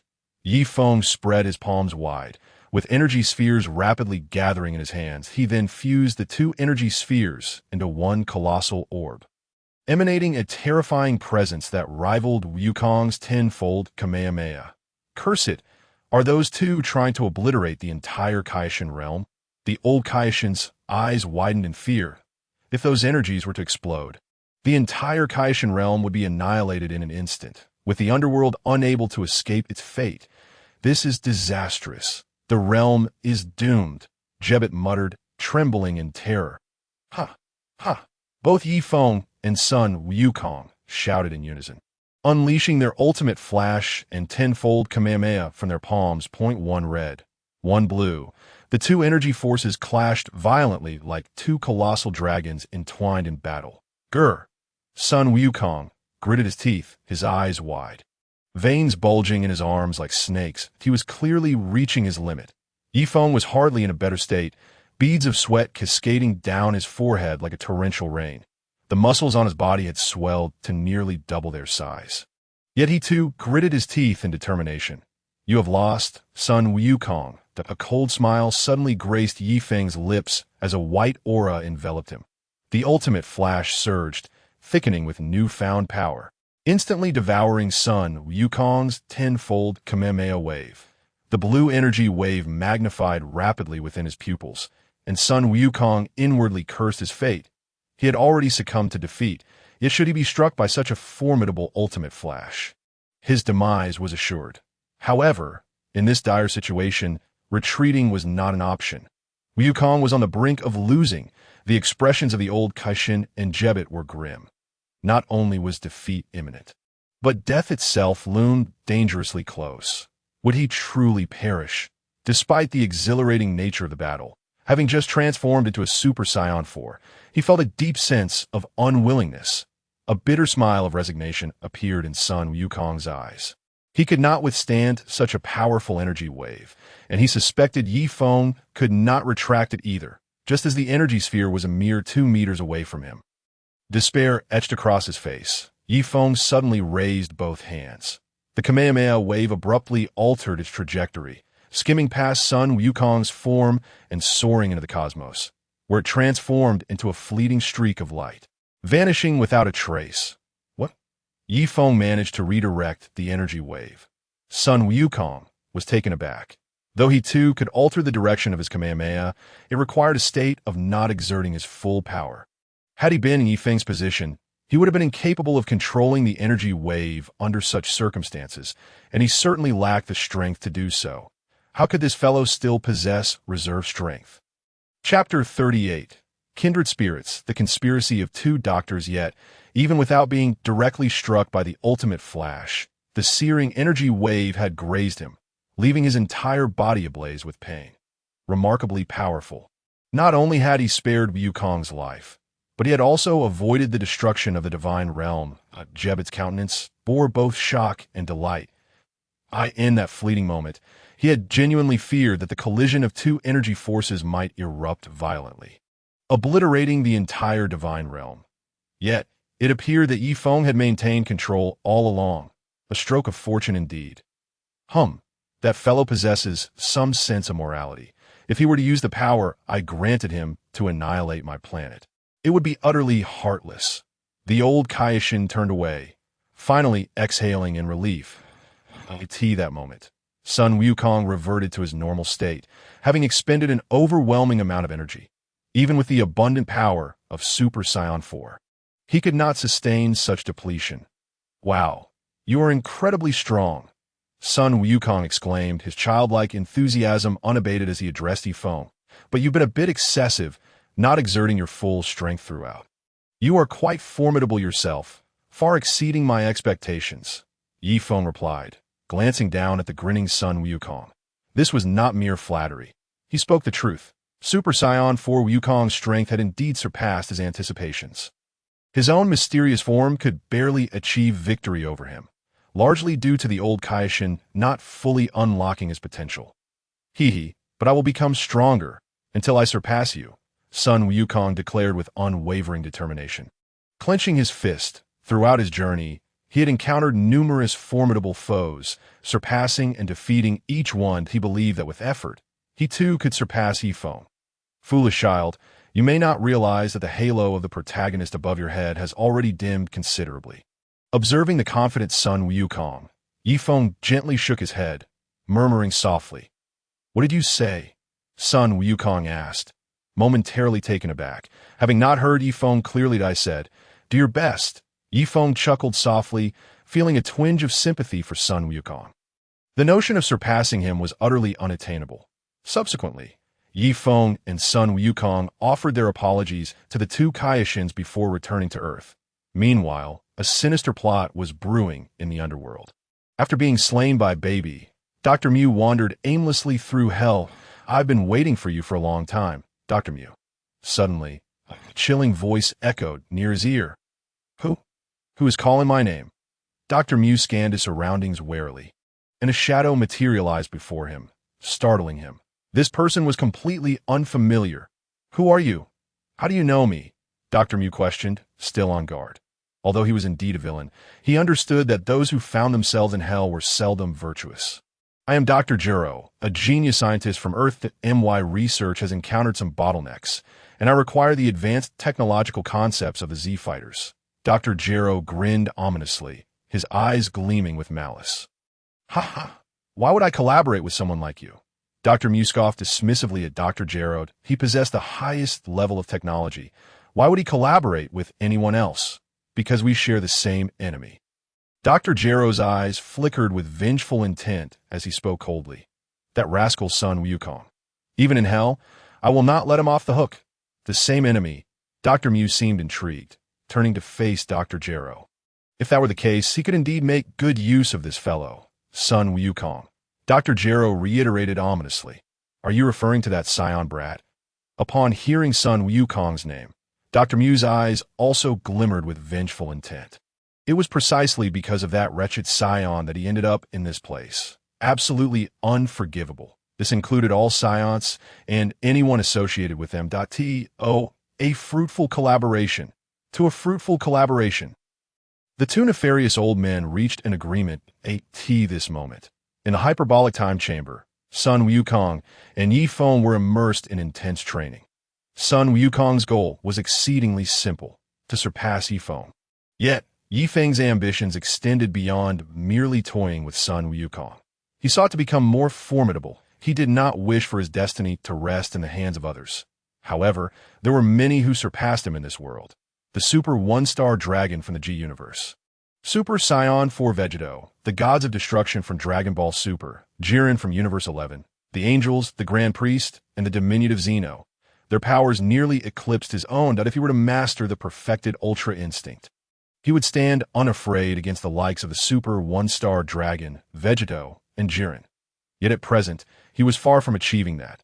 Thus, he must train, ceaselessly train to grow stronger, to strive relentlessly for strength. Author's note. Another wave of support would be greatly appreciated. Flowers, reviews, monthly tickets. If you have any, please cast them my way. Thank you all. Chapter 39, An Invitation from Hell. And so, 2 years passed swiftly in the hyperbolic time chamber for Sun Wukong and Yifeng. This duration felt remarkably brief for both of them. Yifeng recalled his first 2 years in the chamber, nearly losing his sanity. This time, however, was entirely different, as Sun Wukong could serve as his sparring partner. Training alongside him, engaging in battle without resorting to his mysterious form against Super Saiyan 4 Wukong made the time fly by. Wow, I can't believe so much time has passed. Let's take a break. With a weary expression, Sun Wukong spoke. Over the course of the past 2 years, the two had been engaged in continuous training, resulting in significant improvements for him. His progress far surpassed that achieved through sparring with Oob. Indeed, 2 years had flown by in the blink of an Yifeng nodded, casually chewing on the food within the hyperbolic time chamber. To be honest, it was somewhat difficult to swallow, but his hunger outweighed his concerns. "However, you, my friend, are rather foolish. I have taught you the Zizai Ji Gong for 2 years, yet you have made not a shred of progress." Yifeng glanced at Sun Wukong, a hint of disappointment in his voice. He had contemplated teaching Sun Wukong the Zizai Ji Gong, for even if Sun Wukong mastered it, it would not detract from his own capabilities. He was well aware that he could not remain in this timeline indefinitely. Yet this fellow simply could not comprehend it. He was incapable of reaching a state where his muscles would react instinctively without thought. One must remember, Goku from Dragon Ball Super achieved such a state in less than a year. Although it was not entirely stable, Having experienced it once meant success was within reach. Feng concluded that this timeline Sun Wukong was simply too intelligent. Thus, like Vegeta, he was overly cautious, his awareness of the surrounding environment heightened. Unlike Dragon Ball Super's Goku, who was carefree and full of openings, this was why he struggled to grasp the true essence of Zamasu. While he found the technique intriguing, it seemed ill-suited for him. So he decided to forego it. Sun Wukong chuckled and remarked, after training for so long without grasping the method, it was evident that Zamasu Gong was not meant for him. He would rely on his own methods to grow stronger. Whatever, after all, by following the path of bloodline evolution, one could surpass the realm of Zamasu Gong. Feng casually commented. The Super Saiyan 5 from Dragon Ball AF and the White God from the anime crossover battle. These forms should be no weaker than Zamasu Gong. If he pursued bloodline evolution, Sun Wukong might very well reach such heights. Sun Wukong nodded in agreement with Yi Feng's assertions. Just as the two were conversing, the door of the hyperbolic time chamber suddenly swung open. It was Son Gohan. Not good, Dad, Mr. Yi Feng. Something has happened outside. Son Gohan exclaimed urgently to the two. What is it, Gohan? Take your time. Sun Wukong rose to his feet and inquired. Judging by Gohan's expression, it was likely serious. Meanwhile, Yi Feng seemed to have an inkling of what was amiss. Trunks was injured by Android 17, and they said to tell you to come to hell to find them. Also, a massive hole has suddenly appeared in the sky. If I am not mistaken, it should be the work of 17 and his companions, Son Gohan said in a somber tone. These rascals are trying to lure Dad to hell. Nothing good can come of that. Sun Wukong scratched his head in confusion, pondering Android 17. I don't think I've ever met that guy. Why would he want me to go to hell? Was it perhaps a directive from Dr. Gero, aiming to eliminate him? I am not sure, but the city is already in chaos. Many believe it's the end of the world and are preparing to flee. Son Gohan shook his head and continued. How ridiculous. If it truly were the end of the world, where could they possibly escape to? Yi Feng scoffed with a sardonic smile that if Earth is destroyed, can they run to Mars? Mr. Yi, do you know their scheme regarding Android 17? Son Gohan suddenly turned to Yi Feng, questioning him. Why Yi Feng, being an enigmatic figure, might possess some knowledge. It's a classic tactic. Lure Sun Wukong to hell, then strike at Earth while he is away. It's as simple as that. Yi Feng stated plainly, if that's the case, then Dad, you cannot go to hell. Upon hearing Yi Feng's analysis, Son Gohan quickly turned to Sun Wukong, saying, it doesn't matter. Their target is me, so it's all the same no matter where I am. Perhaps in hell, I might even encounter Frieza and Cell. I wonder how strong they've become. Sun Wukong clenched his fists. Excitement evident in his voice. Just think about it. It could be quite the adventure. If you wish to see Frieza and Cell's strength, then your wish may very well be granted, Yi Feng replied to Sun Wukong. In the original Dragon Ball G, Frieza and Cell did not come to Earth like the others. Rather, they awaited Sun Wukong in hell. It doesn't matter whether I'm there or not, since you, Gohan, Vegeta, and Oob are all present. Sun Wukong flashed a genuine smile at Yi Feng. If a formidable foe were to appear that even Yi Feng could not handle, he would stand little chance of victory himself. Chapter 40. Sun Wukong, trapped in hell. Tish, you really know how to plan, don't you? Yi Feng remarked, casting a sidelong glance at Sun Wukong. This fellow appeared simple-minded day by day, yet he was quite astute when the situation called for it, especially concerning matters of combat. It would not be an exaggeration to say his intellect was off the charts. Sun Wukong grinned foolishly at Yi Feng. The three then exited the hyperbolic time chamber. Indeed, the lower realm was in utter disarray. Above, a colossal black hole had manifested, resembling a tunnel connecting hell and the mortal realm. At the place. Sun Wukong gazed at the pitch-black tunnel, then leaped into it. Dad, Son Gohan had no time to dissuade him. Meanwhile, in hell, Dr. Gero and Dr. Mu stared intently at the crystal ball displaying Sun Wukong. That damn Scion, Sun Wukong, has fallen for our trap. Dr. Mu cackled loudly as he watched Sun Wukong approach hell. Our plan is proceeding flawlessly. Soon, Earth will be ours. Dr. Gero held a glass filled with a liquid that resembled either red wine or machine oil, offering it to Dr. Mu. The two clinked their glasses, celebrating their anticipated success in advance. Earth, my ambitions extend far beyond this mere speck of dust, Dr. Mew sneered contemptuously at Dr. Gero. With the ultimate android, Android 17, the entire galaxy, the whole universe will be within my grasp. Well then, it's time to send some gifts to the humans on Earth. After Dr. Gero spoke, he cast a majority of the wicked souls from hell into the tunnel. This would expedite their dominion over Earth. A minute later, Sun Wukong appeared in hell. Now that I think about it, I believe I've been here twice before. Sun Wukong surveyed the familiar surroundings and remarked, "Indeed, I've been here. Once when I teamed up with Roboku to take down Cell, and another time during my battle with the evil Spirit Wave." "Hey, Sun Wukong, I never expected you to actually show up." A sultry voice suddenly resonated from behind him, and Sun Wukong turned to see two familiar figures at So it's you two miscreants causing trouble. Sun Wukong exclaimed, initially startled, before bursting into laughter. "TC, you're just as irritating as ever." Dr. Gero and Dr. Mew gritted their teeth. The mere sight of that face was off-putting, and to utter such distasteful words upon their first encounter was unbearable. "Hey, you two rascals, what have you summoned me here for?" Sun Wukong inquired with a curious expression. "Humph. You shall soon find out, Sun Wukong." Dr. Mew and Dr. Gero replied with a sinister chuckle, before leaping into the tunnel with the body of Hell's Android 17. What is happening?" Sun Wukong exclaimed, bewildered. These two miscreants lured him to hell while they themselves ventured into the human realm. What kind of nonsense was this? However, by the time Sun Wukong came to his senses, the tunnel connecting hell and the human world had completely sealed shut. "Cursed be you, scoundrels! After deceiving me into coming here, you fled yourselves? Are you even men?"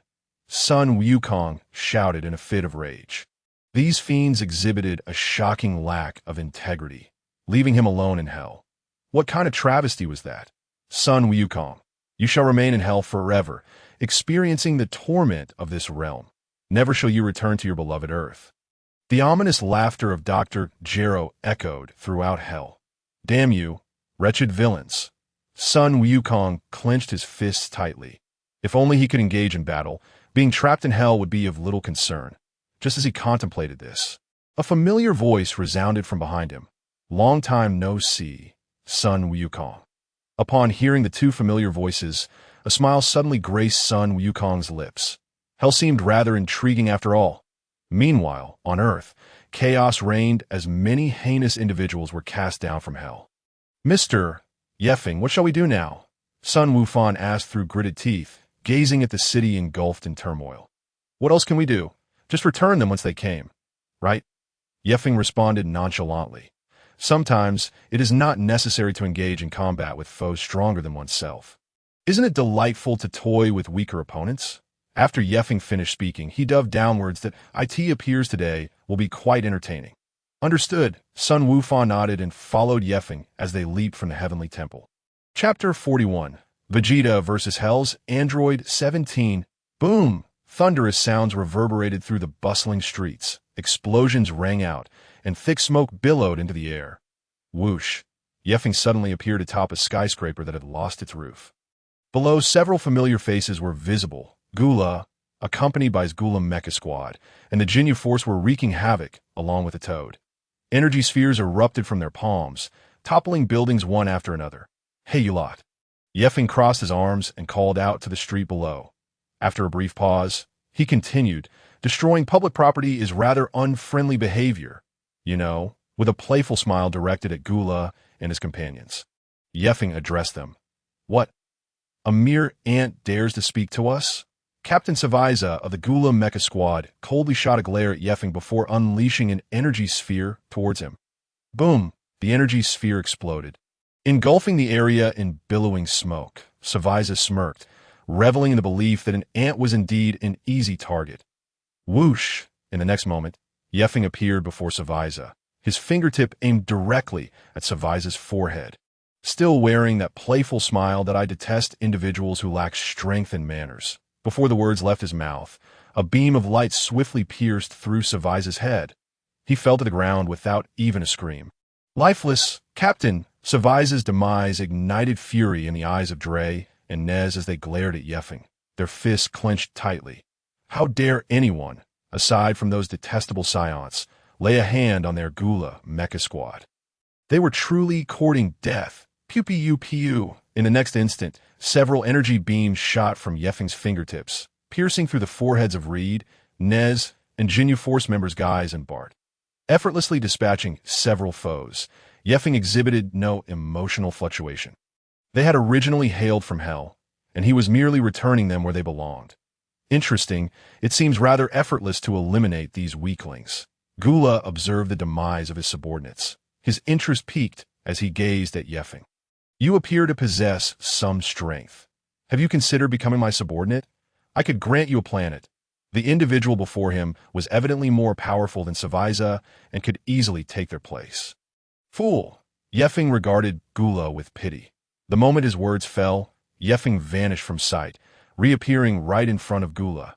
His palm pressed against Gula's body, an energy sphere emanating a golden glow.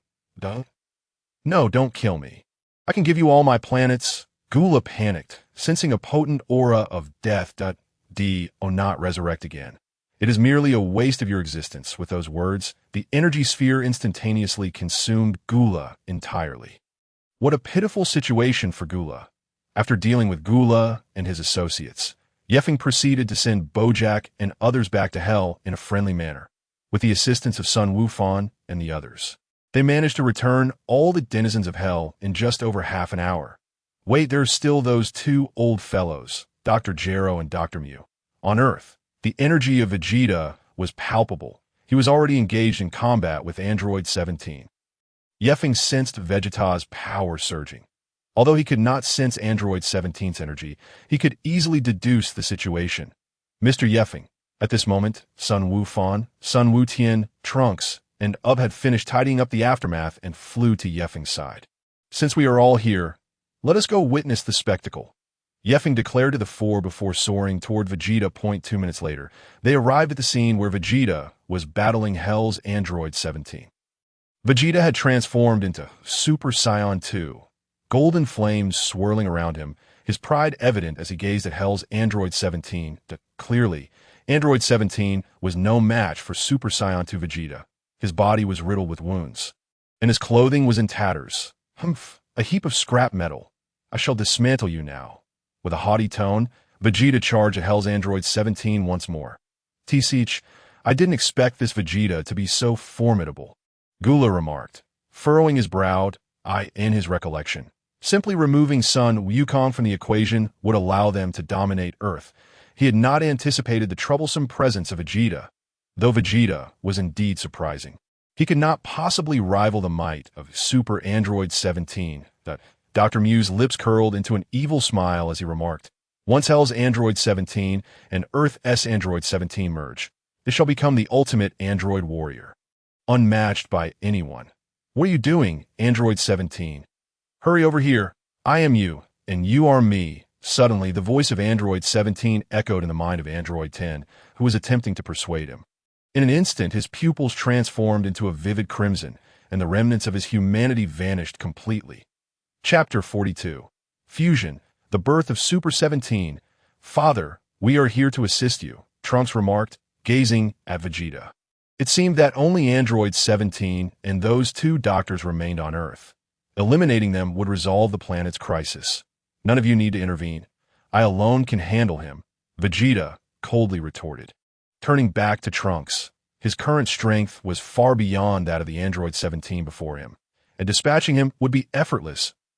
To Vegeta's rebuke, Trunks reluctantly retreated to his previous position.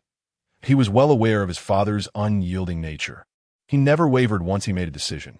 Moreover, given the situation, it was evident that his father possessed the capability to deal with Android 17. Oh, my 17 has returned, Dr. Mew exclaimed excitedly as a streak of light appeared in the sky. He had feared that Hell 17 might not endure. Whoosh! In an instant, Android 17 descended behind Hell 17. How can there be two 17s? Vegeta's face bore a look of astonishment. Gohan, Trunks, and the others were equally bewildered. Two 17s could indeed spell trouble. It appeared that all the warriors on Earth had gathered, and the most thrilling part was about to unfold. In that case, let us fuse you 217s, Dr. Gero commanded excitedly. At last, he would witness the culmination of his ultimate research. The fusion of the 217s would give birth to the universe's strongest ultimate android, Super 17.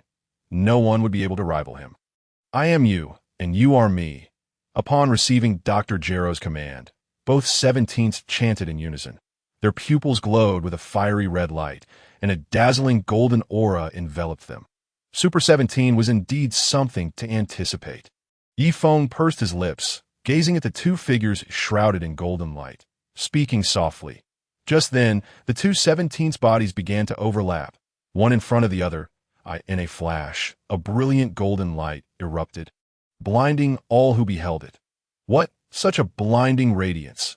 What kind of monstrosity will emerge next? Gohan shielded his eyes with his hands, his tone grave. Such a grand display would surely herald the birth of something terrifying. Rumble! In the next moment, the city beneath them was obliterated, transforming into a massive crater. The newly fused Super 17 then came into view.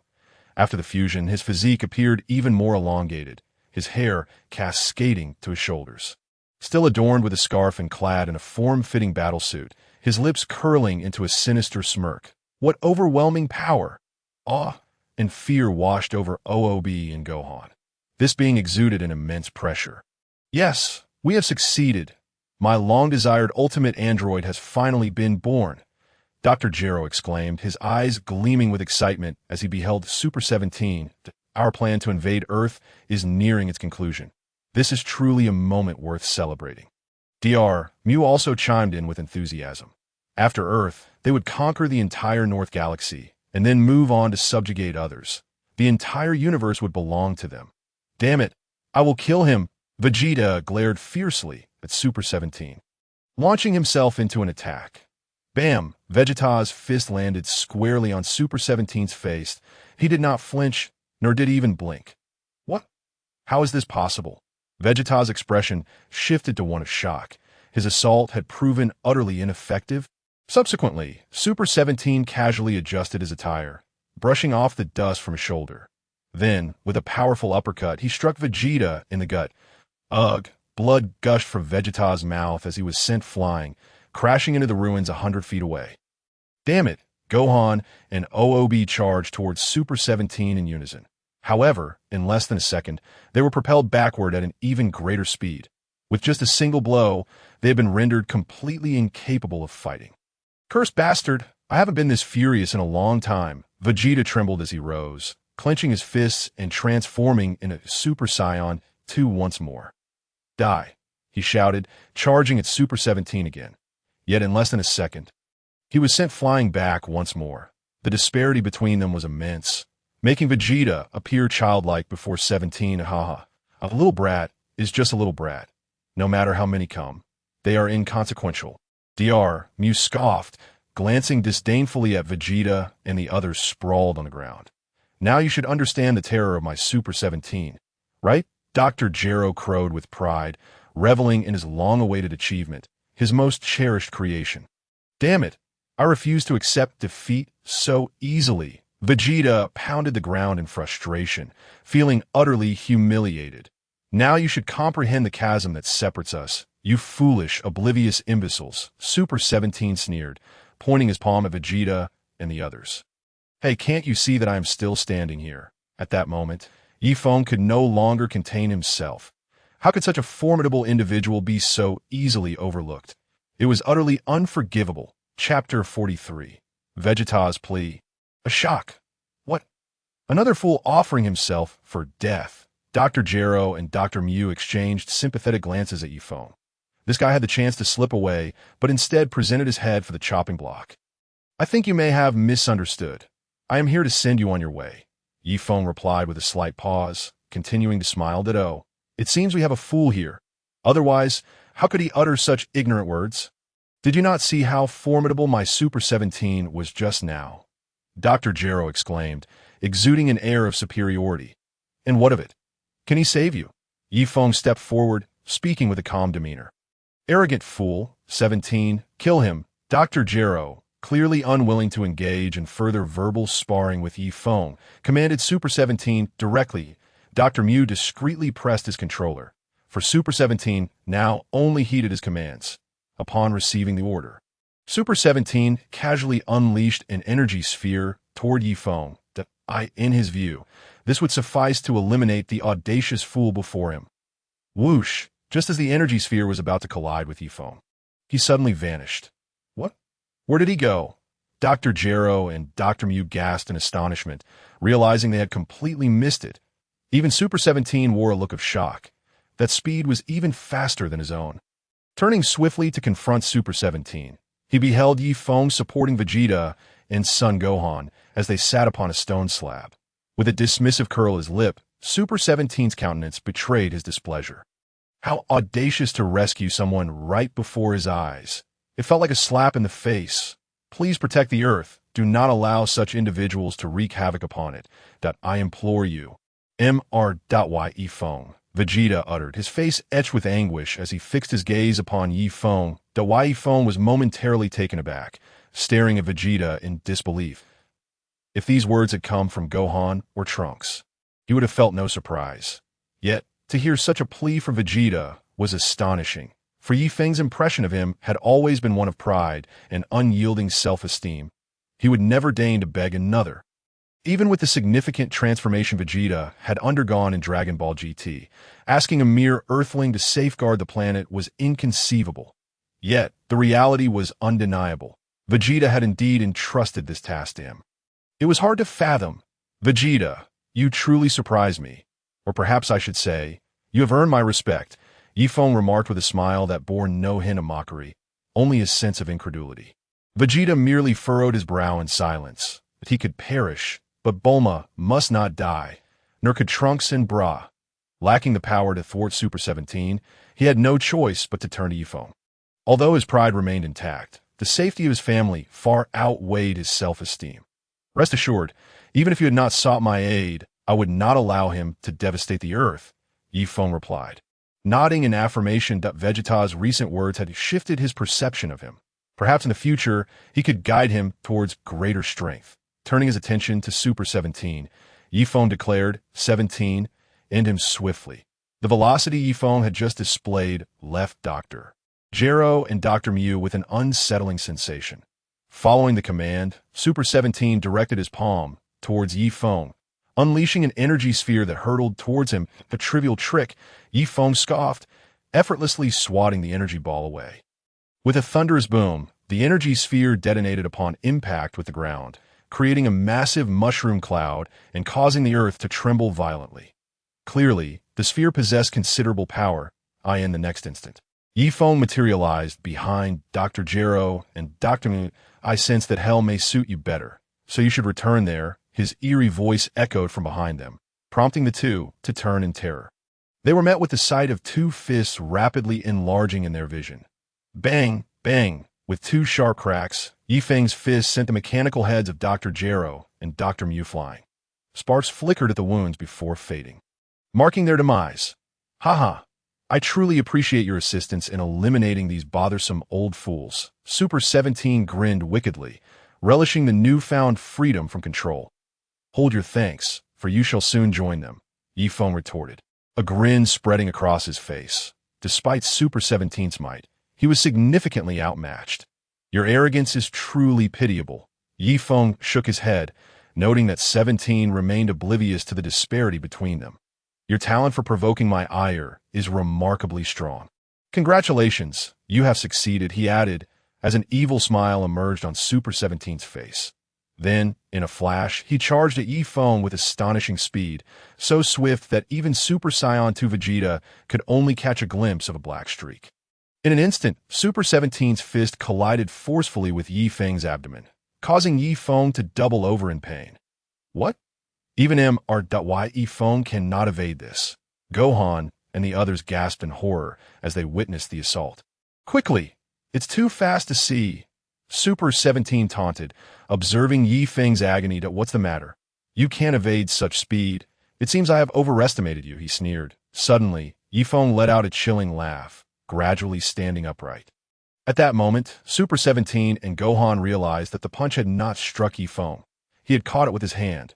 Was that a performance? Vegeta furrowed his brow, relieved that Yi Feng had not been defeated. Indeed, Mr. Yi Feng is unharmed, Gohan exclaimed, his earlier terror swiftly replaced by excitement. Is this truly your strength? I am profoundly disappointed.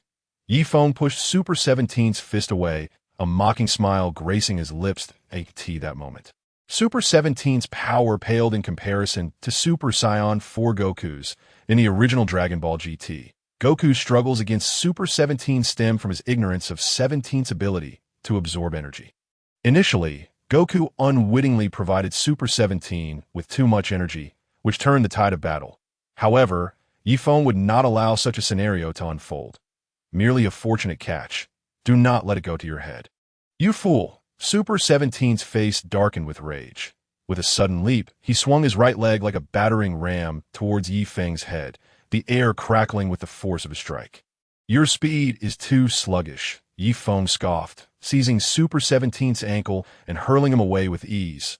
Bang! Bang! Bang! Super 17 shot through the air like a cannonball, smashing through countless ruins before halting 1,000 feet away. His feet carving a deep trench into the ground. How infuriating! How could this bastard possess such strength? Super 17's expression grew grave. If the first incident was a fluke, he would need to re-evaluate his opponent's capabilities. In a flash, Yi Feng was upon him, amusement dancing in his eyes. What's the matter? Are you beginning to feel fear? He teased. Fear? Spare me your delusions. I shall tear you to shreds. After the furious roar of Super 17 reverberated through the air, his body was thrust backward for several dozen yards, hovering in midair, his hands spread wide, fingers glimmering with a golden radiance. As the blinding electric shock echoed, his 10 fingers unleashed torrents of fiery energy. Hurtling towards Yi Feng. Boom! A piercing hum accompanied by a cloud of explosive smoke engulfed Yi Feng's form in an instant. The ruins were immediately transformed into a gaping chasm. Such an attack would merely stir up some dust. Surely you cannot naively expect it to defeat me. Just as Super 17 was about to revel in his power, a chilling voice suddenly resonated from behind him. Chapter 45. Super 17 perished upon hearing the mocking tone behind him. Super 17 hastily moved forward for several yards without turning back, before finally glancing over his shoulder. His face was a mask of panic and utter disarray, in stark contrast. Yi Feng regarded Super 17 with a faint smile. Arms crossed over his chest, clearly not viewing him as a worthy adversary. How dare you repeatedly underestimate me? This time, I shall utterly annihilate you. Super 17, now consumed by rage, raised his palms high above his head. A golden energy sphere swiftly coalesced, expanding rapidly. Within mere seconds, it had grown to the size of half a basketball court. Unaware of the peril that awaits, prepare to meet your demise. With that declaration, Super 17 hurled the energy sphere directly at Yi Feng. The sphere contained the might to obliterate the entire planet. Oh, you truly think such a thing could kill me? You must hold me in contempt. Yi Feng's lips curled into a disdainful smirk. He then clenched his fists, and a terrifying aura erupted from his being, transforming into a mysterious form. Once in this mysterious state, Yi Feng darted forward and delivered a powerful kick to the massive energy sphere. Under the weight of Yi Feng's formidable strength, the sphere was instantly deformed. It shot forth like a launched rocket, disappearing into the cosmos as a mere speck of light. What? Impossible! Fear flickered in Super 17's eyes. That energy sphere had concentrated all of his power. Is it truly incapable of inflicting damage upon that detestable being? This battle has grown tiresome. My interest has waned. Yi Feng observed Super 17 with a dispassionate gaze, speaking with a hint of indifference. The Super 17 before him was disappointingly weak, falling far short of his expectations, of course. This could be attributed to his own overwhelming strength. One's arrogance should have its limits. Super 17's face contorted with rage. Encounter such a situation so soon after merging was utterly unforgivable. On the brink of insanity, Super 17 charged at Yi Feng with reckless abandon. His speed surged once more. Yet he had clearly lost his rationality. Seeking death, Yi Feng furrowed his brow, and in an instant he vanished, meeting Super 17's punch head-on. Boom! At the moment of impact, a colossal explosive shockwave erupted into the air. The ground buckled beneath them, sending Sun Wukong, Vegeta, and others hurtling back several dozen yards. The earth began to quake violently. The terrifying tremors leveled the ruins and mountains within a 100-mile radius. Feng staggered back 7 steps. While Super 17 was propelled away like a bullet, Feng's overwhelming power sent Super 17 spiraling uncontrollably, covering half the distance of the Earth. The planet's surface was gouged with deep ravines. The right arm that had collided with Feng had completely vanished, and crimson liquid, whether oil or blood, spilled from his empty shoulder, a testament to the fusion of human and machine. Whoosh! Feng teleported.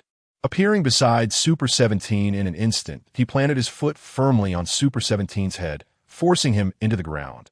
It is over for you, ultimate android. Having chosen to eradicate Super 17, there was no room for hesitation. Super 17's body writhed in frantic struggle, his face a canvas of unending fury. Yet he could not free himself from Feng's grip. The previous clash had thrown his body into disarray, drastically depleting his energy. As Feng's voice echoed, the energy sphere in his palm surged toward Super 17. Boom. The energy sphere detonated, leaving a massive crater in the ground, with small flames flickering within. Super 17's form had vanished without a trace. Though he could absorb energy to grow stronger, his injuries and Feng's overwhelming power left no opportunity for absorption. Phew, it's done. Feng exhaled deeply, reverting to his normal state. Despite having effortlessly defeated Super 17, he found no joy in it, for both Baby and Super 17 seemed to possess a gap in strength that was far too great. It would appear he would have to await the arrival of One-Star Dragon and Super Saiyan for Gogeta. As images of One-Star Dragon and Super Saiyan for Gogeta filled his mind, excitement sparked in Feng's eyes. Whoosh! He then returned to Sun Wukong and the others. That moment, Dandy had already tended to their injuries, and they were all in good condition. Has Super 17 been dealt with? Mr. Feng, Dandy, and Sun Wukong inquired with curiosity. The Earth had settled into peace once more, yet they could not sense the android's energy, leaving them uncertain of Super 17's fate. Yes, it has been resolved. Chapter 46. The Choice, Transcending the Route. After eliminating Super 17 and Dr. Gero, Feng teleported to Hell and brought Sun Wukong back. Feng's teleportation was unrestricted, a divine skill unlike Sun Wukong's reliance on sensing energy, allowing him to traverse even Hell. Although peace had returned to Earth and all the escaped souls had been returned, a series of calamities had claimed countless human lives, leading to severe devastation across cities and nature. Earthquakes, volcanic eruptions, floods, and other natural disasters ensued in succession. Do you truly not wish to join us in searching for the Dragon Balls in the Heavenly Temple? Sun Wukong looked at Feng and asked. They planned to seek out the Dragon Balls to restore Earth to its former state and revive those who had perished in the disaster. I shall not accompany you. For you, the search will likely take no more than half a day. Feng chuckled, addressing Sun Wukong. After all, they were quite experienced in locating the Dragon Balls, especially with the Dragon Radar at their disposal. As for what kind of Dragon Balls they might find, Feng hesitated to divulge. Very well. In that case, thank you for defeating Super 17. Otherwise, who knows how much destruction Earth would have faced.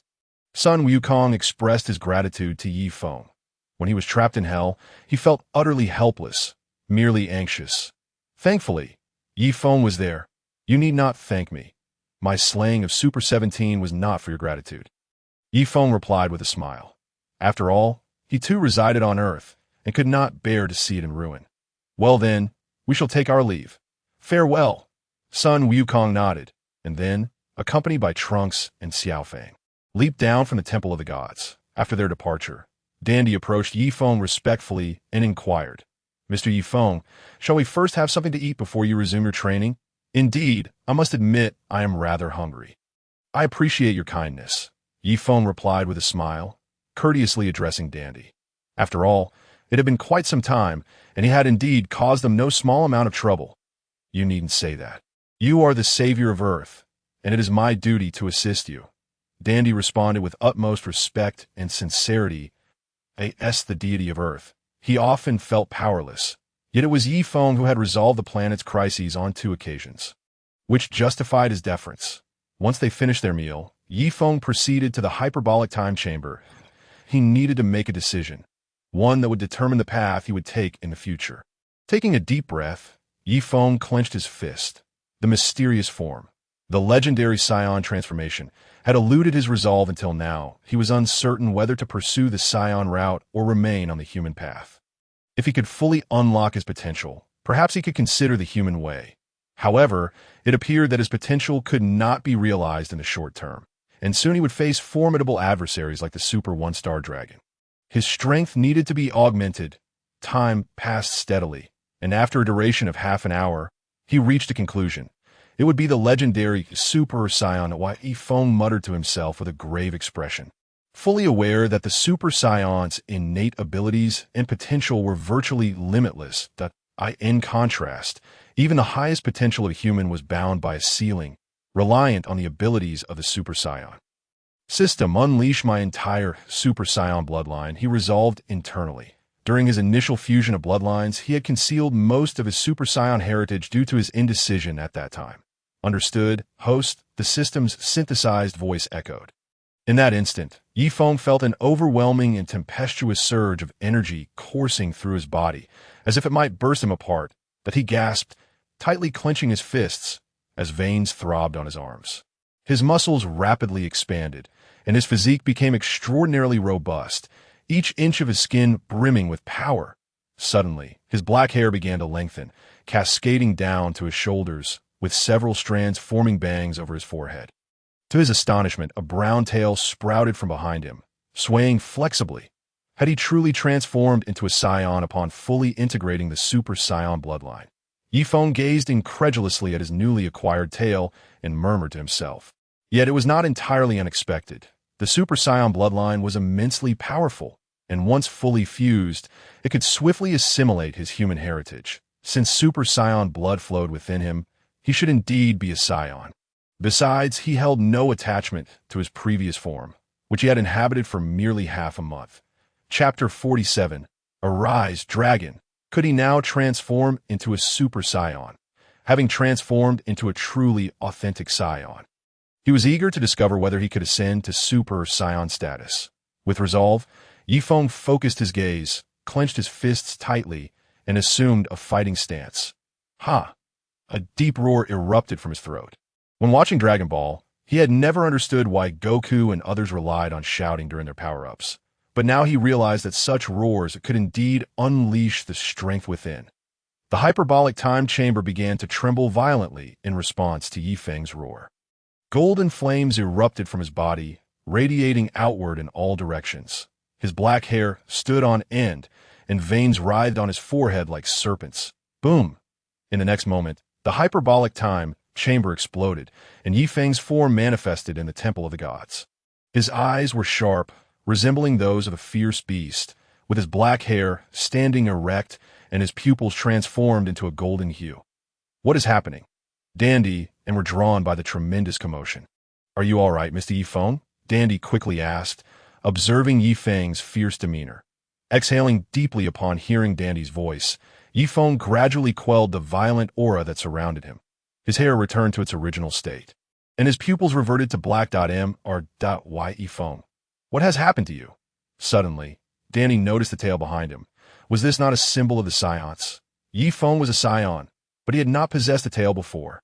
As you can see, I am Yi Feng, a Scion, he responded with a smile. Having acknowledged his identity as a Scion and embraced the Super Scion bloodline, he was indeed a bona fide Scion. With a lineage purer than that of Goku or Vegeta, though. I was merely curious, Dandy replied, quickly nodding, refraining from further inquiry. Some matters were beyond his understanding, and probing too deeply might not be prudent. The hyperbolic time chamber is destroyed. It seems I must trouble you both once more, Yi Feng admitted apologetically. It's no trouble at all. We'll have it repaired shortly. Dandy waved his hand dismissively, eager to reassure him. Observing Dandy's demeanor, Yi Feng shook his head. He was not a ferocious beast to inspire such fear, but with the hyperbolic time chamber rendered unusable, he could no longer continue his training. Let us see the dragon that Goku and the others have summoned. Feng mused. The dragon with its cigar seemed rather intriguing. He then teleported directly to their location. They could see that moment. Goku and the others had gathered all 7 Dragon Balls, although the Dragon Balls bore cracks. They did not dwell on it for long. After a brief moment of shock, whoosh, Feng appeared before Goku and the others. Hey, Feng. Huh. How do you have a tail? What? You become a Scion? What is going on? Goku exclaimed, immediately recognizing the tail behind Feng, identical to his own, confirming that he was indeed a Scion. The others, including Gohan, shared expressions of astonishment, having failed to notice it before. Moreover, Feng seemed taller, with longer hair, resembling a true Scion. Are you surprised? Feng countered, observing their astonished faces. I am indeed taken aback. What exactly have you done? Goku admitted honestly, nodding. It's a long story. We can discuss it later. For now, I suggest you summon the dragon. Feng could hardly reveal his secrets, and at that moment he found himself at a loss for a plausible excuse. Thus, he opted to shift the conversation entirely. Sun Wukong nodded in understanding. He was well aware that ordinary Earthlings were nowhere near as formidable as Feng. Merely relying on cultivation would never allow one to reach such heights. Moreover, it seemed that during their first encounter, he had sensed something familiar emanating from Feng's being. Clearly, he had been concealing it all along. If Feng chose not to speak, so be it. At this juncture, he was far more eager to summon the dragon and restore Earth to its former state, allowing the innocent souls that had perished to return to life. Noticing that even Sun Wukong refrained from inquiring further. Gohan and the others, despite their curiosity, held their tongues. Come forth, dragon. Sun Wukong confidently recited the incantation to summon the dragon. 1 second, 0.2 seconds, 0.5 seconds. The Dragon Balls remained utterly still, and a chill breeze swept through, leaving Sun Wukong feeling rather awkward. Why wasn't the incantation working? Author's note. The data has been dismal these past few days. Perhaps there was an issue with the revisions that I'm feeling quite anxious and would appreciate a wave of flowers and review tickets. If you happen to have flowers in hand and enjoy this book, please consider casting a couple of votes. Thank you all. Chapter 49. The Birth of the Evil Dragon. The Wrath of the Kaishin come forth. Dragon. Sun Wukong repeated the familiar incantation. Yet the Dragon Balls lay motionless on the ground, as if mocking him. What is going on? Did I misremember the incantation? Sun Wukong scratched the back of his head. Bewildered, it can't be. I've recited this incantation countless times. What's the matter, Grandpa? Why is there not a single response? Xiao Feng asked, her impatience evident as she gazed at Sun Wukong. This doesn't make sense. The incantation is correct. Yet why hasn't the sky darkened? Bulma mused, glancing at the bright surroundings, equally perplexed. The incantation is undoubtedly flawless, and the Dragon Balls are intact. The only anomaly is the sudden appearance of cracks on the Dragon Balls. Gohan remarked quietly, an unsettling feeling gnawing at him. All right, I'll give it another shot, Sun Wukong said with a smile. Meeting the gazes of his companions, he then directed his hands towards the 7 Dragon Balls. Just as he was about to speak, the Dragon Balls began to stir, and wisps of blue smoke escaped through the cracks. Almost simultaneously, the sky turned a blood-red hue, and the ground trembled violently. What is happening? Why is there an earthquake? The group exclaimed in alarm, sensing that the dragon's emergence felt distinctly different this time, accompanied by a powerful aura of malevolence. Yet Feng remained composed, observing the unfolding situation. The societal dragon was about to be born. Amidst the gathering blue smoke above, a dragon shape began to form. What is that? Is that even a dragon? Xiao Feng exclaimed disdainfully, eyeing the grotesque creature before her. Ah, I suppose it qualifies, as it did emerge from the Dragon Balls. Sun Wukong nodded, but soon turned to Feng, asking, Do you have any idea what is going on? I do not know, Feng replied, shaking his head. Soon, someone will explain it to you. However, I can assure you that the abomination before us is not the dragon, nor will it grant your wishes, he stated with conviction. Yes, I sense it too. An incredibly evil aura, one that was entirely absent from the previous dragon. Sun Wukong nodded, his demeanor growing cautious. Clearly, the emergence of this dragon was linked to the cracks on the Dragon Balls. Regardless, he resolved to attempt to restore Earth to its original state. After addressing Yifeng, he focused on the blue malevolent dragon. Dragon, I beseech you, restore the earth that has recently suffered destruction and resurrect all the innocent souls that have perished. Sun Wukong made his wish, filled with hope, as the others looked on eagerly. Since it had emerged from the Dragon Balls, surely it would be able to fulfill their desires, right? As they awaited the outcome, the evil dragon lit a cigar and leisurely began to smoke in the midst of their bewildered expressions, embodying a rather unsavory persona. Goodness, it truly is a spitting image. Yifeng nearly burst into laughter, finding the evil dragon quite the fool. Huh, why does this dragon seem rather unreliable? Chi-Chi and Bulma voiced their doubts. As their words faded, the evil dragon exhaled a puff of smoke towards the group and declared, I shall no longer heed the commands of you mere humans. With that, the evil dragon inhaled the 7 Dragon Balls, transforming into 7 blue smoke dragons that dispersed in various directions. Soon after, North Kai and the Kaishin began transmitting messages to Sun Wukong and the others. North Kai intended to inform Sun Wukong of the evil dragon's origins, while the Kaishin aimed to chastise Sun Wukong and his companion for their reckless use of the Dragon Balls. Of course, these deities were of the hindsight variety, failing to act before the fact. Knowing full well that frequent use of the Dragon Balls would accumulate negative energy, why did they not intervene?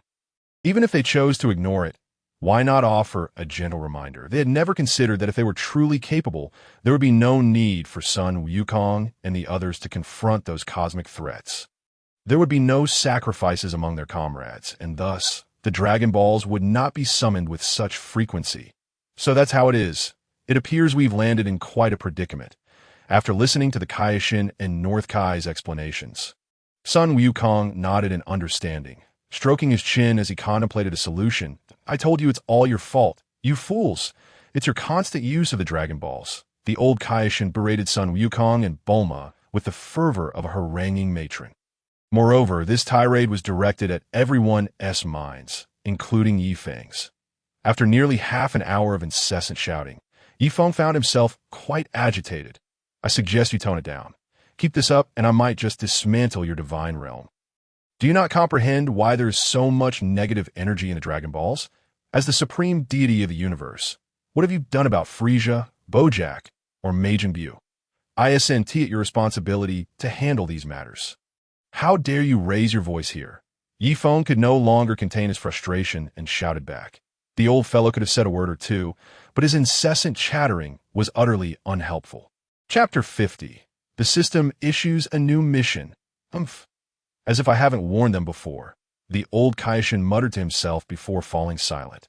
For one, reiterating these points now could not rectify the situation.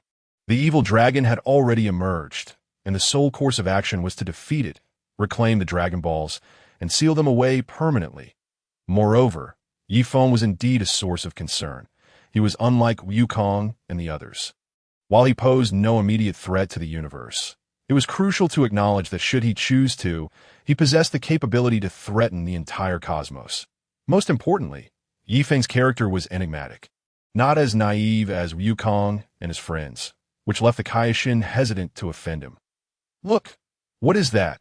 Suddenly, Gohan raised his head, pointing to something in the sky that it was a kaleidoscope of colors. Reminiscent of the aurora? No, I can sense an immensely powerful malevolent energy enveloping the earth. With a grave expression, Sun Wukong spoke up. However, that seriousness quickly transformed into excitement, though he was uncertain about the circumstances. It was evident that defeating the evil dragon was the right course of action. As he spoke, Sun Wukong began to stretch his body, contemplating the formidable nature of the evil dragon. Yifeng. Would you care to join me? Sun Wukong turned his head to inquire of Yifeng. Of course, I too wish to witness the evil dragons. Yifeng nodded in agreement, before the appearance of the 1-star dragon. The 4-star dragon was also quite powerful. It could serve as a decent practice opponent. Just then, an electronic synthesized voice from the system resonated in his mind. Ding! The system has issued a task. Please sign in during the battle with the Super 1-star dragon. Upon successful completion, you will receive corresponding rewards. Task duration: 10 days. Task length: half an hour. As Feng was preparing to set off, The system's voice suddenly interrupted. He was momentarily taken aback, but then a look of joy illuminated his face. After waiting so long, the system had finally reappeared. The 10-day deadline meant he had that time to engage in combat with the Super 1-Star Dragon. The reward from the first task had been unrestricted instant teleportation, so he had high hopes that this reward would not disappoint him either. Thus, his immediate objective was to swiftly eliminate all the evil dragons until the Super 1-Star Dragon manifested. Naturally, the sooner, the better, as he only had 10 days to complete this mission. "Hey Feng, what's wrong?" Sun Wukong waved his hand at Feng, questioning him. "Why has he suddenly gone quiet?" "It's nothing, let us set out. We should split up. It will be faster that way." Feng replied to Sun Wukong that he believed that Sun Wukong's fighting style was too slow and that working together would only frustrate him. "All right then, let us see who can slay the evil dragon first." "Hee hee." Sun Wukong chuckled innocently, addressing Feng. "Fine, you are bound to lose." Feng declared with confidence that, in his opinion, only the 4-star and 1-star dragons posed a significant threat among all the evil dragons. The others were merely average, possessing only flashy abilities that were hardly worth worrying about. "Hee hee, don't be too confident. I won't lose either," Sun Wukong replied, equally self-assured. The two of them leapt into the air almost simultaneously. Vanishing from the sight of Sun Wukong's companions that moment, Xiao Feng stealthily followed behind Sun Wukong. With a swift motion, Feng utilized instant teleportation, appearing first in an endless expanse of glaciers. The ice in this place was peculiar, not purely white and transparent, but tinged with a hint of light blue. "It seems I have located the 3-star dragon," Feng remarked with a slight smile. Among all the evil dragons, only the 3-star dragon possessed such abilities. He scanned his surroundings, which were filled with towering crystal ice pillars. At that precise moment, a blue-green figure appeared atop one of the ice pillars behind Feng, making almost no sound. With a large mouth and a pair of small wings sprouting from its back, it bore a chilling smile as it gazed at Feng. Suddenly, a glint sparked in Feng's eyes, and a smirk crept onto his lips. "It appears this blood must be mine. Unaware of your impending doom, you dare to trespass on my territory. Prepare to become a mere ice sculpture." The 3-star dragon's smile grew colder as it unleashed a pale green beam from its eyes. Anything caught in its freezing light would be eternally encased in ice, and its ice could not be melted, save for the exceptional techniques of its brother, the 4-star dragon. Just as the freezing beam was about to make contact with Feng, his figure vanished. The freezing light struck the ice surface, instantly erecting an ice pillar. "What?" The sinister smile vanished from the 3-star dragon's face, replaced by shock as it scanned its surroundings.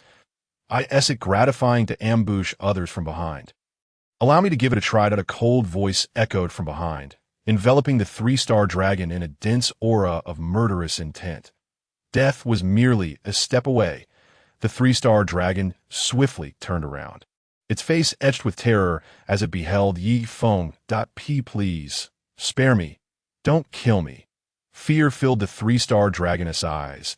It understood that anyone who could silently appear behind it was beyond its comprehension. "Hee hee." Feng chuckled suddenly, then unleashed a powerful palm strike towards the 3-star dragon. Unlike Sun Wukong, who was often careless and had been blinded, Feng was not about to make the same mistake.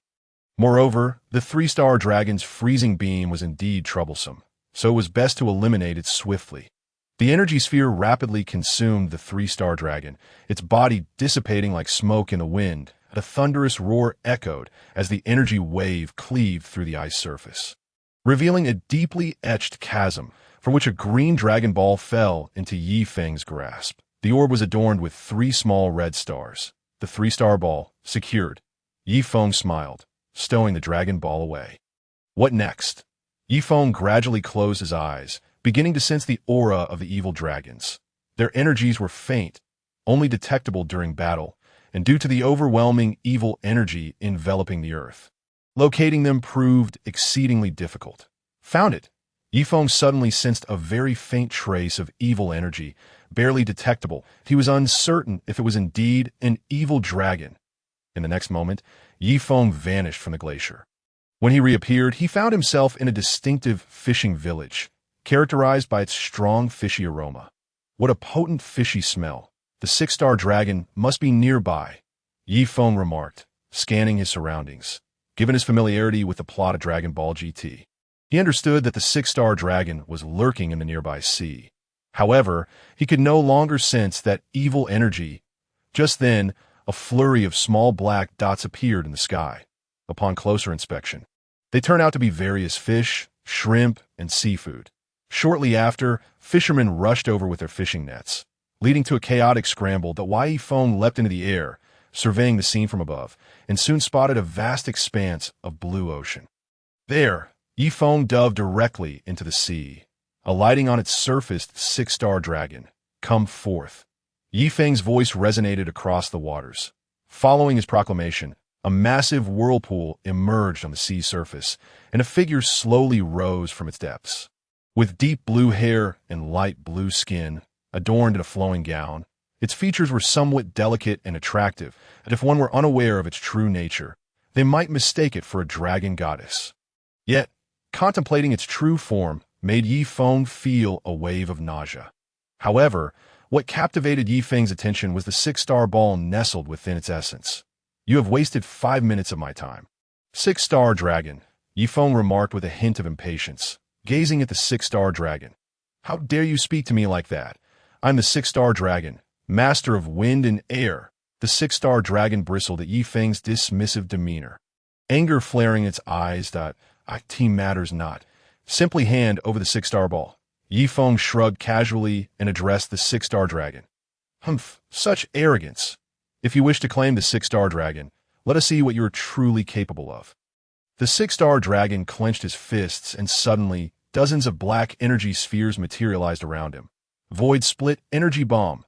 Instantly, the spheres surged towards Yi Feng, launching a fierce assault. Boom! Boom! Boom! The energy bomb struck Yi Feng with pinpoint accuracy, resulting in explosive bursts. Yet, the effect was hardly significant. Yi Feng remained utterly unmoved, appearing as if he had not been touched by the attacks. "Is that all? Are you merely tickling me? Come now. I feel a bit itchy on my back as well. Do give it another go," Yi Feng said with a mocking grin, turning to the six-star dragon. Given his current physical resilience, he knew that even standing still, the six-star dragon's flashy attacks would pose no threat to him. "You arrogant fool. Witness my rending wind vacuum slash." The six-star dragon gritted his teeth and swiftly executed a series of striking gestures. Instantly, blades of energy shot towards Yi Feng. The force was formidable. The sheer pressure carved a trench upon the surface of the sea beneath them. "Such theatrics are utterly useless," Yi Feng scoffed, casting a disdainful glance at the so-called rending wind vacuum slash. With a sudden flash, he unleashed a punch enveloped in golden light directly towards the six-star dragon, completely disregarding the impending attack. Boom! Boom! Boom! His fist collided with the rending wind vacuum slash, producing a jarring explosion. Yet Yi Feng's speed remained unimpeded as he instantly closed the distance to the six-star dragon. His fist struck the dragon's chest with resounding force. Bang! A single punch pierced through the six-star dragon's chest. No, this cannot be. The six-star dragon could not fathom that he had been felled by a single blow. In utter shock, his body began to dissipate gradually. The six-star Dragon Ball fell into Yi Feng's grasp. I shamelessly continue to seek support, be it flowers, evaluation tickets, or monthly rewards. Thank you. Chapter 52. Versus 4-star Dragon. Having effortlessly secured 2 Dragon Balls, Yi Feng felt a sense of reassurance. At this pace, even if Sun Wukong were to dawdle, gathering the Dragon Balls within 10 days would be a certainty. Meanwhile, Sun Wukong and Xiao Feng were still entangled with the 7-star dragon. They could have transformed into Super Saiyan upon meeting, swiftly resolving the matter, yet they dilly-dallied, nearly jeopardizing their own safety. Thankfully, after 2 hours of cunning and struggle, Sun Wukong and Xiao Feng successfully obtained the 7-star dragon. We've got the 7-star dragon. Now we must hasten. We cannot allow Yi Feng to get ahead of us, Sun Wukong remarked, glancing into the distance with a smile that I'm certainly much faster than Yi Feng. After all, Jilu comes equipped with a Dragon Ball radar, making our search for the evil dragons much simpler. Yes, we will not lose, Grandpa. Xiao Feng nodded, her expression resolute.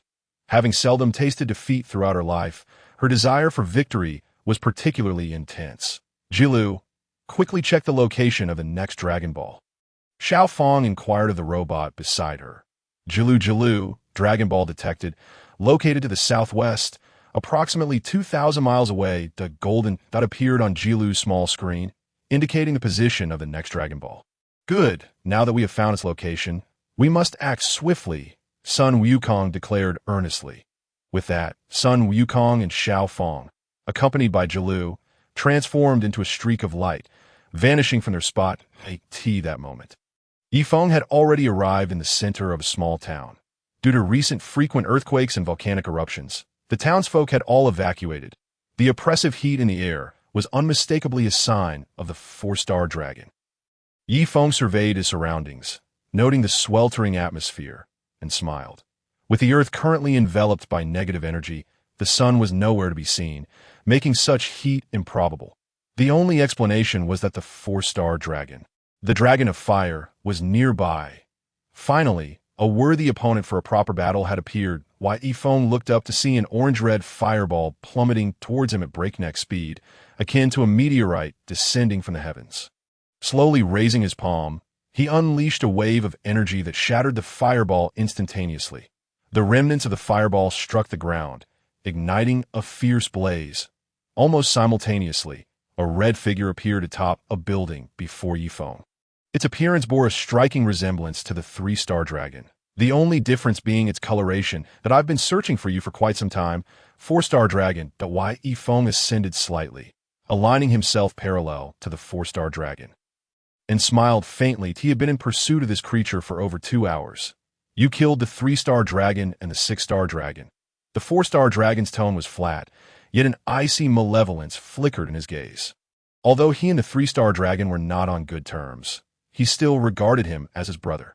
The presence of the 3-star and 6-star Dragon Balls on Yifeng signified their demise. Indeed, and you are next, Yifeng replied with a confident smile and a nod. Humph. Do not be so naive that if you think I am akin to the 3-star and 6-star dragons, you are gravely mistaken. The 4-star dragon scoffed at Yifeng. While the 3-star dragon was his brother, his own power far surpassed that of his sibling.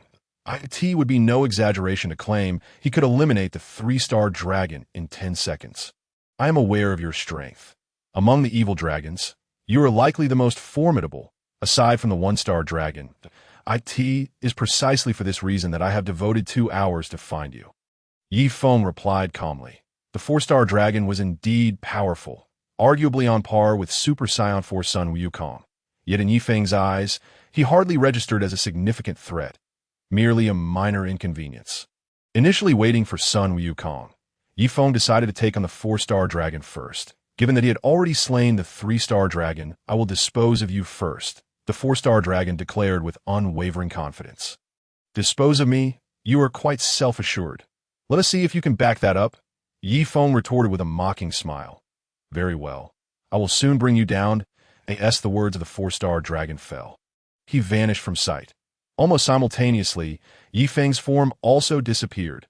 Whoosh, whoosh, whoosh. In the air, one could barely catch glimpses of 2 streaks, one black and one red, entwined in a frantic dance. The 4-star dragon suddenly adjusted his body temperature to Celsius, matching the surface temperature of the sun. The next moment, their fists collided with a resounding impact. Bang! After the clash, both fighters swiftly retreated, and Yifeng furrowed his brow slightly. The high temperature at Celsius is proving somewhat troublesome, he remarked, feeling a piercing pain in his fist. Humph. Realizing your predicament. Are you? You stand no chance against me, the 4-star dragon taunted, having gained a slight advantage. Naturally, he had the confidence to match his words. The high temperature at Celsius was certainly not easy to contend with. Chapter 53. The Fury Form. Moreover, he was still in his ordinary form. He possessed a true form with even higher temperatures. Upon transforming, his power would increase dramatically. Do not rush to conclusions. It is merely the temperature of C, which poses no significant threat to me. Wai Feng gently shook his head, his lips curving into a confident smile. Although he could not yet transform into a Super Saiyan, he had already attained the form of the legendary Super Saiyans Rage State.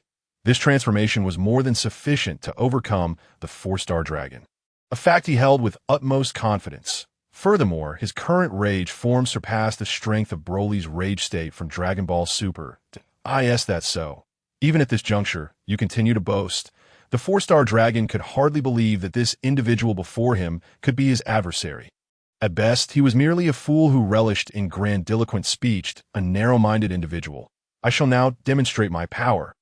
Feng suddenly clenched his fists tightly and a low roar erupted from his throat, followed by streams of grass-green energy surging forth from his body. The ground beneath him erupted violently, fissuring into a spiderweb pattern that spread outward in all directions. Boom! The small town began to tremble violently, reminiscent of a great earthquake, as the already dilapidated structures collapsed with a thunderous crash. What? This fellow's energy is astonishingly potent. The confidence that once adorned the 4-star dragon's face evaporated in an instant, replaced by profound shock that he never anticipated that such power resided within Feng. Meanwhile, Sun Wukong, engaged in battle with the 2-star dragon, suddenly sensed Feng's energy and ceased his movements. Has he also begun to fight?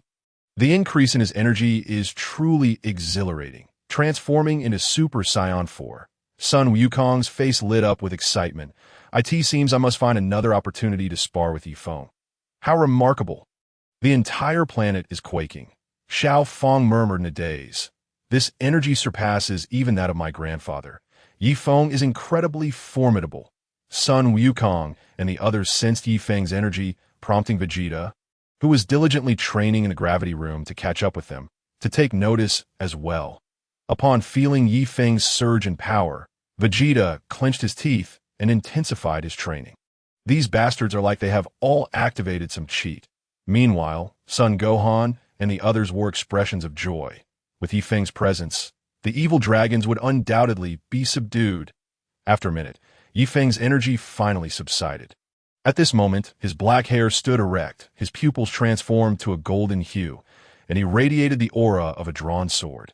His presence was fiercely imposing. This was Feng's first form, the Rage State, merging the power of the Great Ape. According to the lore of Dragon Ball Super Broly, it possessed tenfold strength in its base state. Yet Feng was acutely aware that the power of this form was far more complex than merely tenfold. You appear quite astonished. Where has your earlier confidence vanished? Feng grinned suddenly, addressing the 4-star dragon. Think that such a formidable opponent exists. It is undeniable that you have exceeded my expectations. But do not assume that this guarantees your victory. Despite the turmoil within, the 4-star dragon maintained a fade of calm. Until the final moment, the outcome remains uncertain. That's so. You perhaps overestimate yourself. As Feng's mocking voice echoed, his body abruptly vanished. In nearly the same breath, a fist imprint appeared on the 4-star dragon's chest, sending him hurtling backward. Boom! The 4-star dragon's body crashed through dozens of ruins, leaving a long trail upon the ground. What dreadful power and speed is this? A flicker of fear ignited within the 4-star dragon. The speed and force he had just experienced surpassed his expectations yet again. Are you astonished? Truth be told, I am quite shocked myself. Feng chuckled before materializing before the 4-star dragon. The 4-star dragon let out a furious roar, his body fracturing with cracks from which golden light burst forth. Subsequently, red shards began to flake away. This is your original form, is it not? It appears that aside from being slightly warmer, there is no significant change, Feng remarked, observing the now entirely golden 4-star dragon with an indifferent tone. Is that so? You shall soon understand. The 4-star dragon coldly glared at Feng, after which he lunged forward to attack. Thud, thud, thud.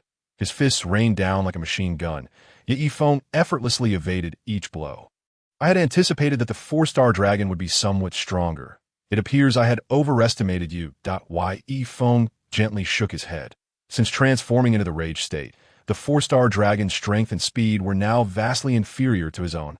Author's note: I shamelessly request a wave of support, even though you often overlook it. Chapter 54. The Apprehension of the 1-Star Dragon.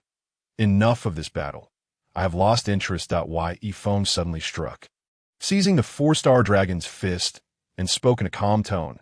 Indeed, the four-star dragon's strength was not as formidable as he had imagined, rendering this battle somewhat tedious. "You are looking down on me." The four-star dragon seethed with rage. While he was certain that he could not contend with Feng, the condescending tone grated on his nerves. "Surrender the four-star ball. I may consider allowing you to live." Feng continued in a placid manner. Unlike the other evil dragons, the four-star dragon's nature was not inherently malevolent. He merely desired a good duel with Sun Wukong, should he willingly relinquish the four-star ball. Feng would abstain from erasing him. However, if he remained obstinate, Feng would show no mercy. "You expect me to obediently hand over the four-star ball? Dream on." The four-star ball possessed its own pride. Death held no terror for him. His only regret was not being able to engage in a proper duel with Sun Wukong. If that is the case, then perish. Feng was not a saint. If he obeyed and surrendered the Dragon Ball, he might spare him, but if he remained obstinate, Feng would undoubtedly show no compassion. His voice fell. Feng struck with lightning speed, landing a blow to the four-star dragon's chest. The overwhelming force sent the four-star dragon flying, a grimace twisting his features.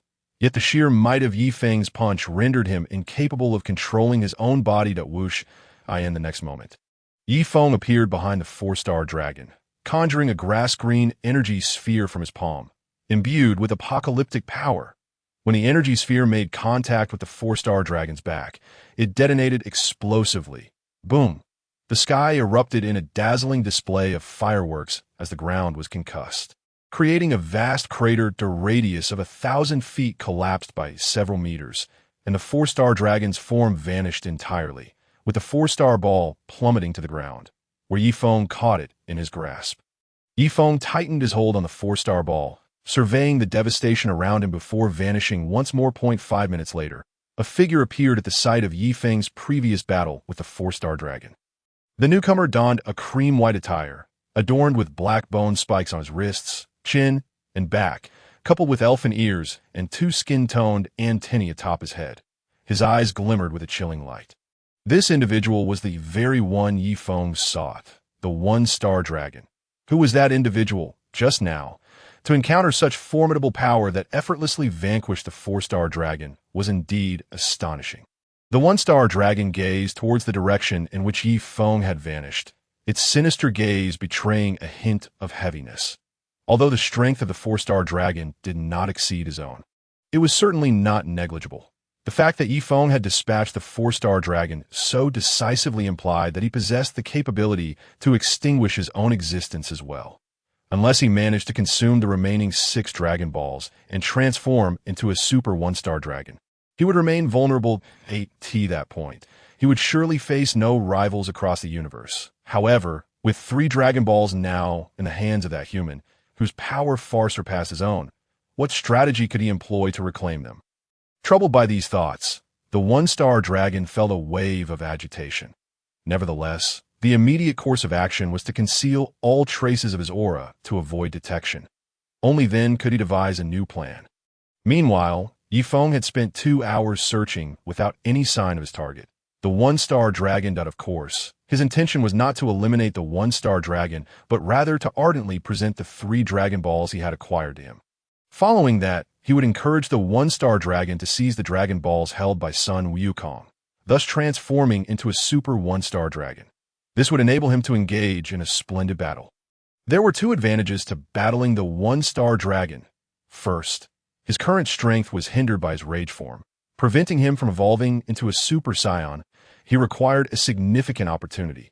The power of a super one-star dragon would undoubtedly surpass his rage form, allowing him to harness that strength to ascend to super Scion status.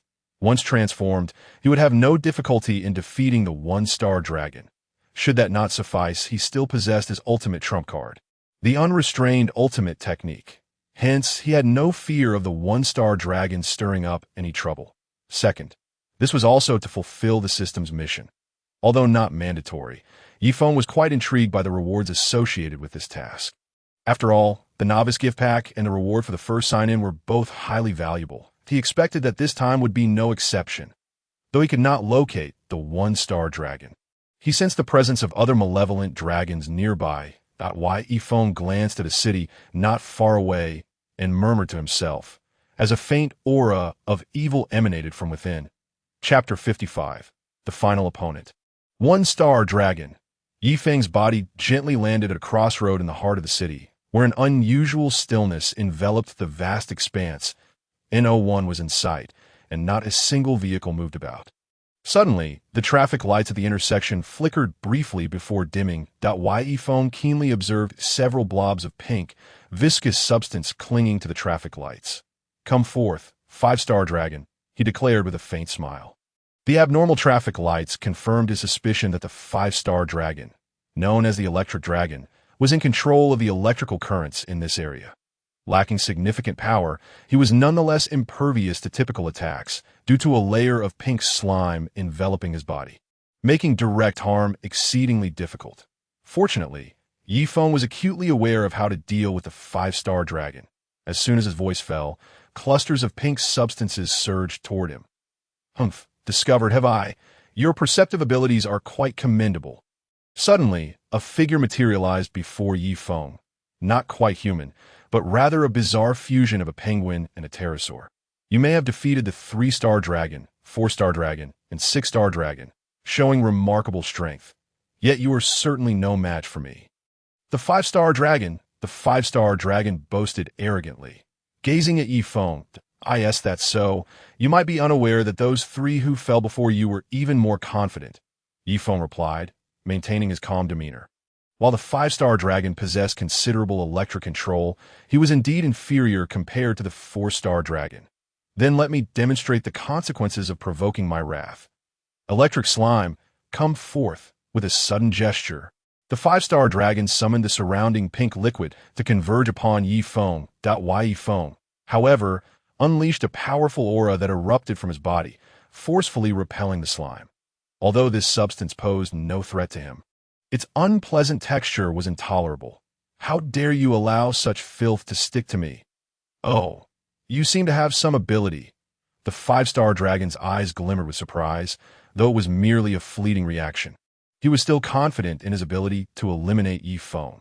Evil Dragon Electric Strike. The 5-star dragon launched an attack, sending a stream of electricity directly at Feng that he made no effort to evade, allowing the so-called Evil Dragon Electric Strike to collide with him. Sizzling sounds echoed as currents coursed through his body, yet Feng felt no discomfort. Rather, it felt akin to a soothing massage. "Is this your attack? It seems rather weak. Could you perhaps amplify it a bit?" Feng remarked dismissively. His current strategy was to allow the 5-star dragon to absorb more energy, thereby facilitating an easy resolution to the confrontation. "How dare you speak such audacious words before the mightiest of evil dragons? I shall not let you off." The 5-star dragon's body swelled with rage. "If you desire a more powerful attack, I shall oblige." Suddenly, 10 antenna-like projections sprouted from the 5-star dragon's shoulders, reaching towards high-voltage lines and power sources. In mere seconds, his body expanded to the size of a multi-story building. Now is the moment. Feng observed the 5-star dragon, noting that his body was now brimming with electricity, making him particularly vulnerable to water. The instant he made contact, his entire form would short-dash circuit, but Feng leaped into action, vanishing from the 5-star dragon's sight, only to reappear 2 seconds later, carrying 4 enormous iron barrels that appeared utterly incongruous. "Ha!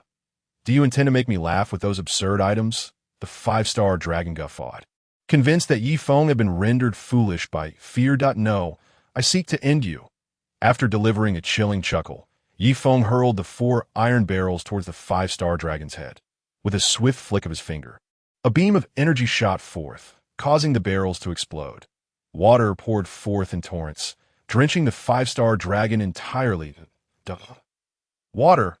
Panic spread across the 5-star dragon's face that he was invulnerable to all forms of attack, but dreaded water, for it would trigger a catastrophic short circuit. "All electrical slime, retreat at once!" He shouted in desperation, but it was too late. His massive form began to detonate. With a deafening roar, golden light erupted as the 5-star dragon's body exploded. Feng reached out, effortlessly grasping the 5-star ball in his hand. Though he possessed the strength to defeat the 5-star dragon, this pest had proven to be a nuisance, potentially prolonging the encounter. Thus, the simplest solution was the most effective. Now in possession of 4 Dragon Balls, and with Sun Wukong likely having acquired the 2-star and 4-star balls, it meant only the 1-star dragon remained. Chapter 56.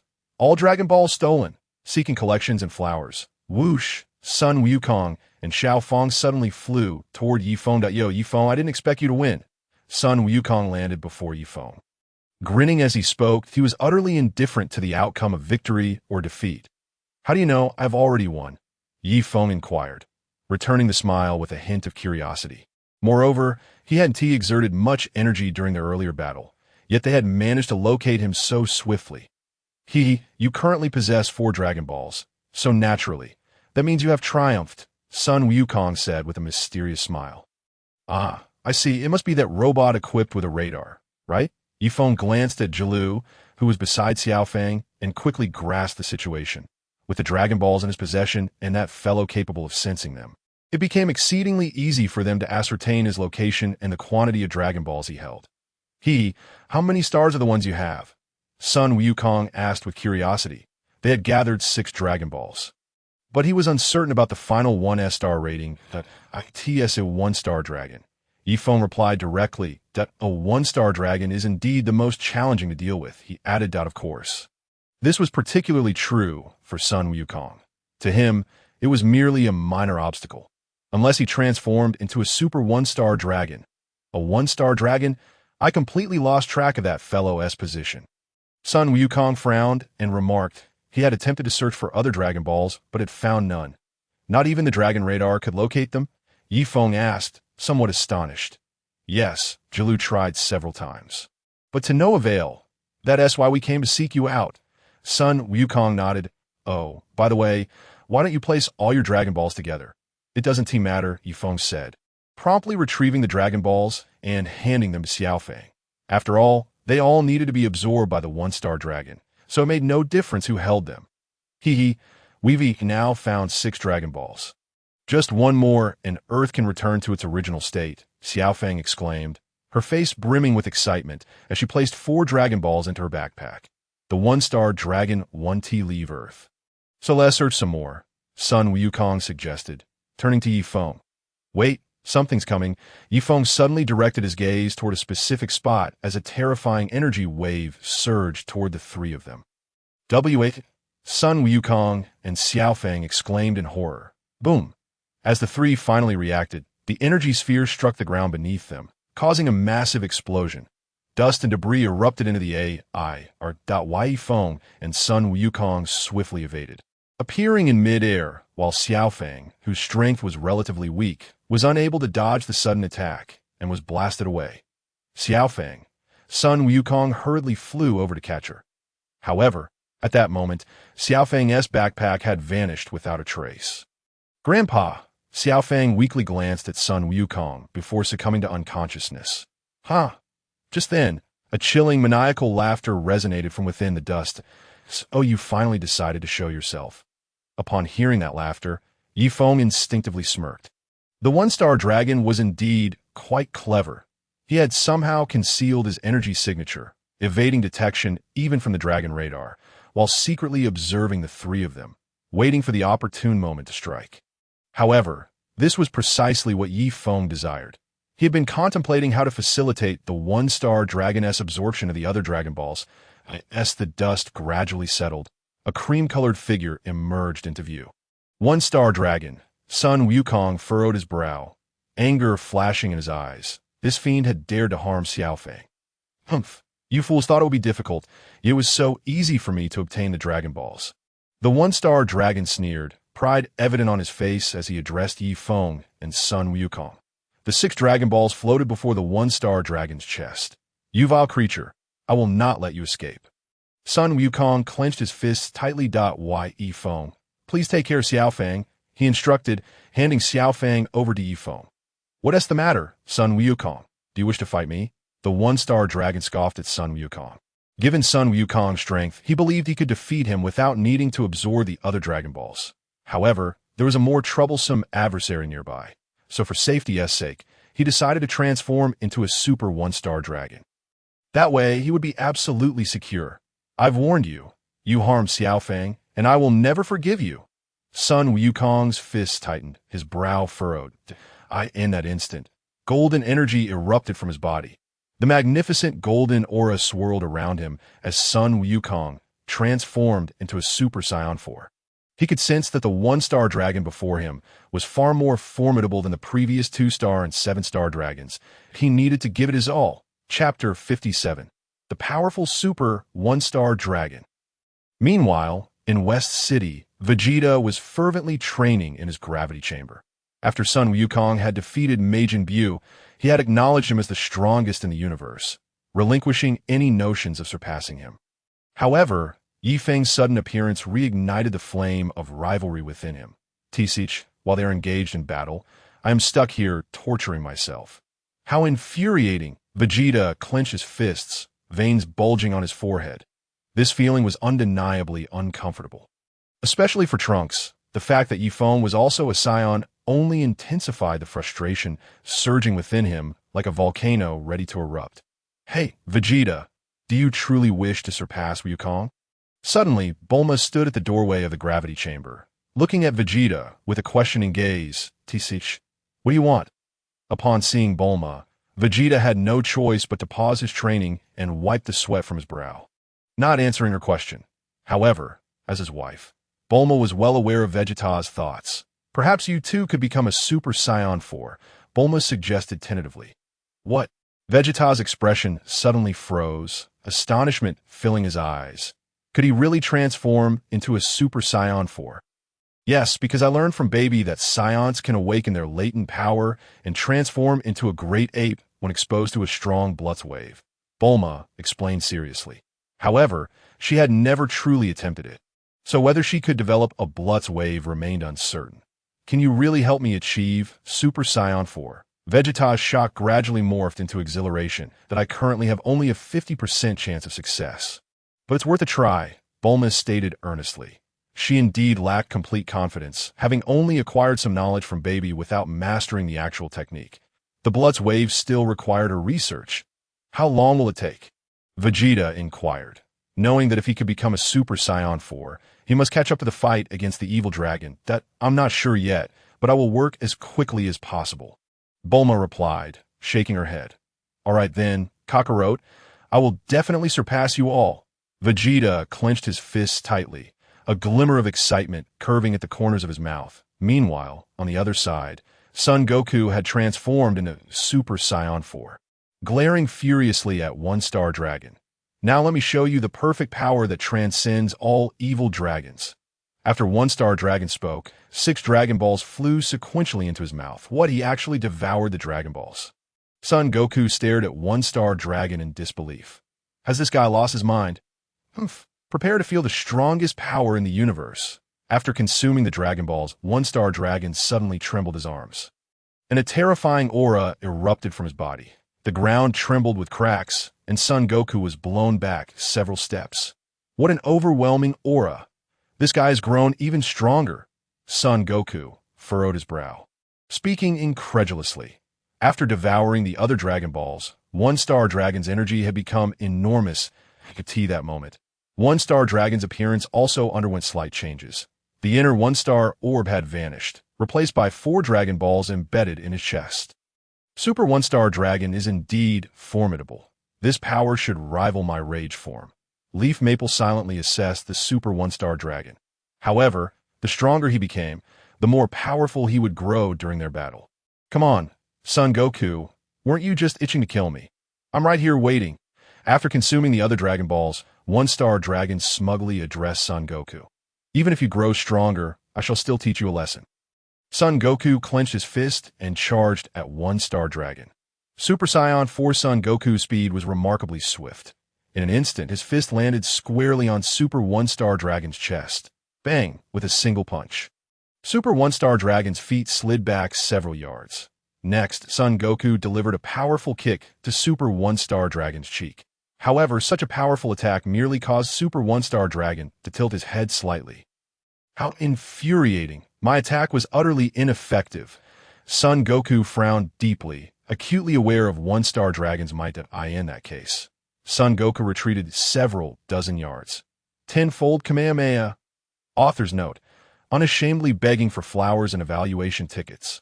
Chapter 58 versus Super One-Star Dragon. The Crimson Kamehameha surged towards Super One-Star Dragon.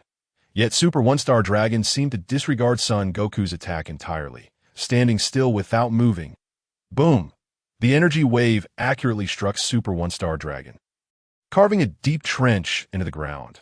While Super One-Star Dragon remained unmoved, the energy wave creating two massive semicircles on either side of him. What? My tenfold Kamehameha was ineffective against him as well. What kind of monster is this guy? The gravity of the situation weighed heavily on Son Goku's face. At this rate, I may truly be unable to defeat this creature before me. Perhaps his power even surpasses Leaf Maple's. Son Goku, your attack merely stirs up some dust. It has no effect on me whatsoever.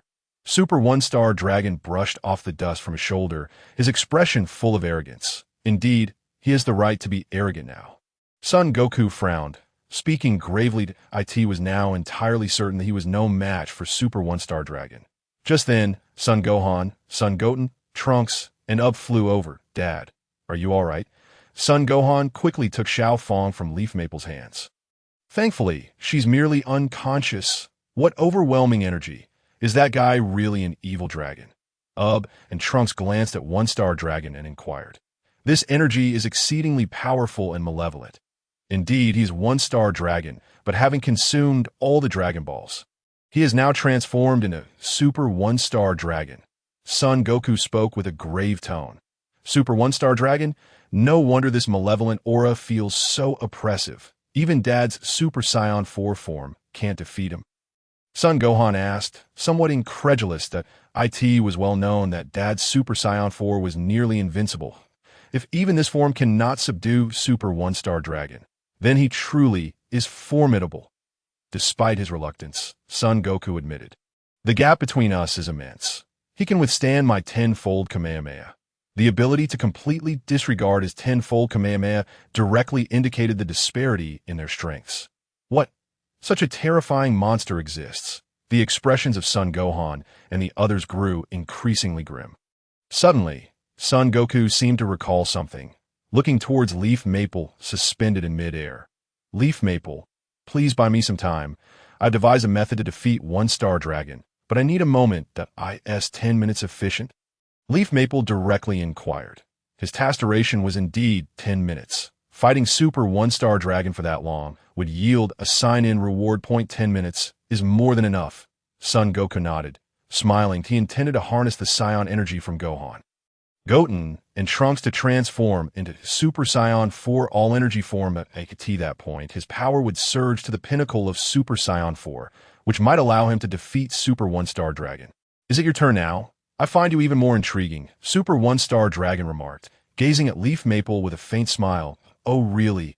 I too find you quite fascinating, Leaf Maple replied, mirroring the tone back to Super One-Star Dragon. Undeniably, you are strong, even stronger than Son Goku. Had this in a few days prior, I would have been no match for you. But now, Super One-Star Dragon did not finish his sentence before being interrupted by Leaf Maple. Even now, you remain no match for me. Leaf Maple tilted his head, a provocative look on his face. Humph, such arrogance is truly infuriating. I shall graciously allow you to experience the universe's strongest power. Following his declaration, Super One-Star Dragon lunged at Leaf Maple with astonishing speed, so swift that even Son Goku could only catch a glimpse of his afterimage. Son Gohan and the others could barely perceive anything. The crowd stood in shock, utterly bewildered. Leaf Maple did not prepare to evade Super One-Star Dragon's assault. Instead, he crossed his arms defensively across his chest. Almost simultaneously, as Leaf Maple raised his arms, Super One-Star Dragon's fist collided with him. Bang! The moment the deep thud of the impact echoed, Leaf Maple was sent flying backward. Boom! Along the way, he shattered dozens of sturdy buildings. Humph! So easily defeated. Super One-Star Dragon surveyed the gaping holes in the buildings, his expression one of utter disdain. This guy's strength is truly formidable. Leaf Maple stood up from the rubble, shaking his arms. which felt as though they had been electrified, a tingling pain coursing through them. Ding! The system task has commenced. The host is to engage in combat with the Super 1-Star Dragon for 10 minutes. I could tea that moment. The voice of the system resonated. 10 minutes, you say? It seems I must transform into my enraged state. Feng muttered to himself, clenching his fists tightly. Chapter 59. An unexpectedly formidable power. Ha!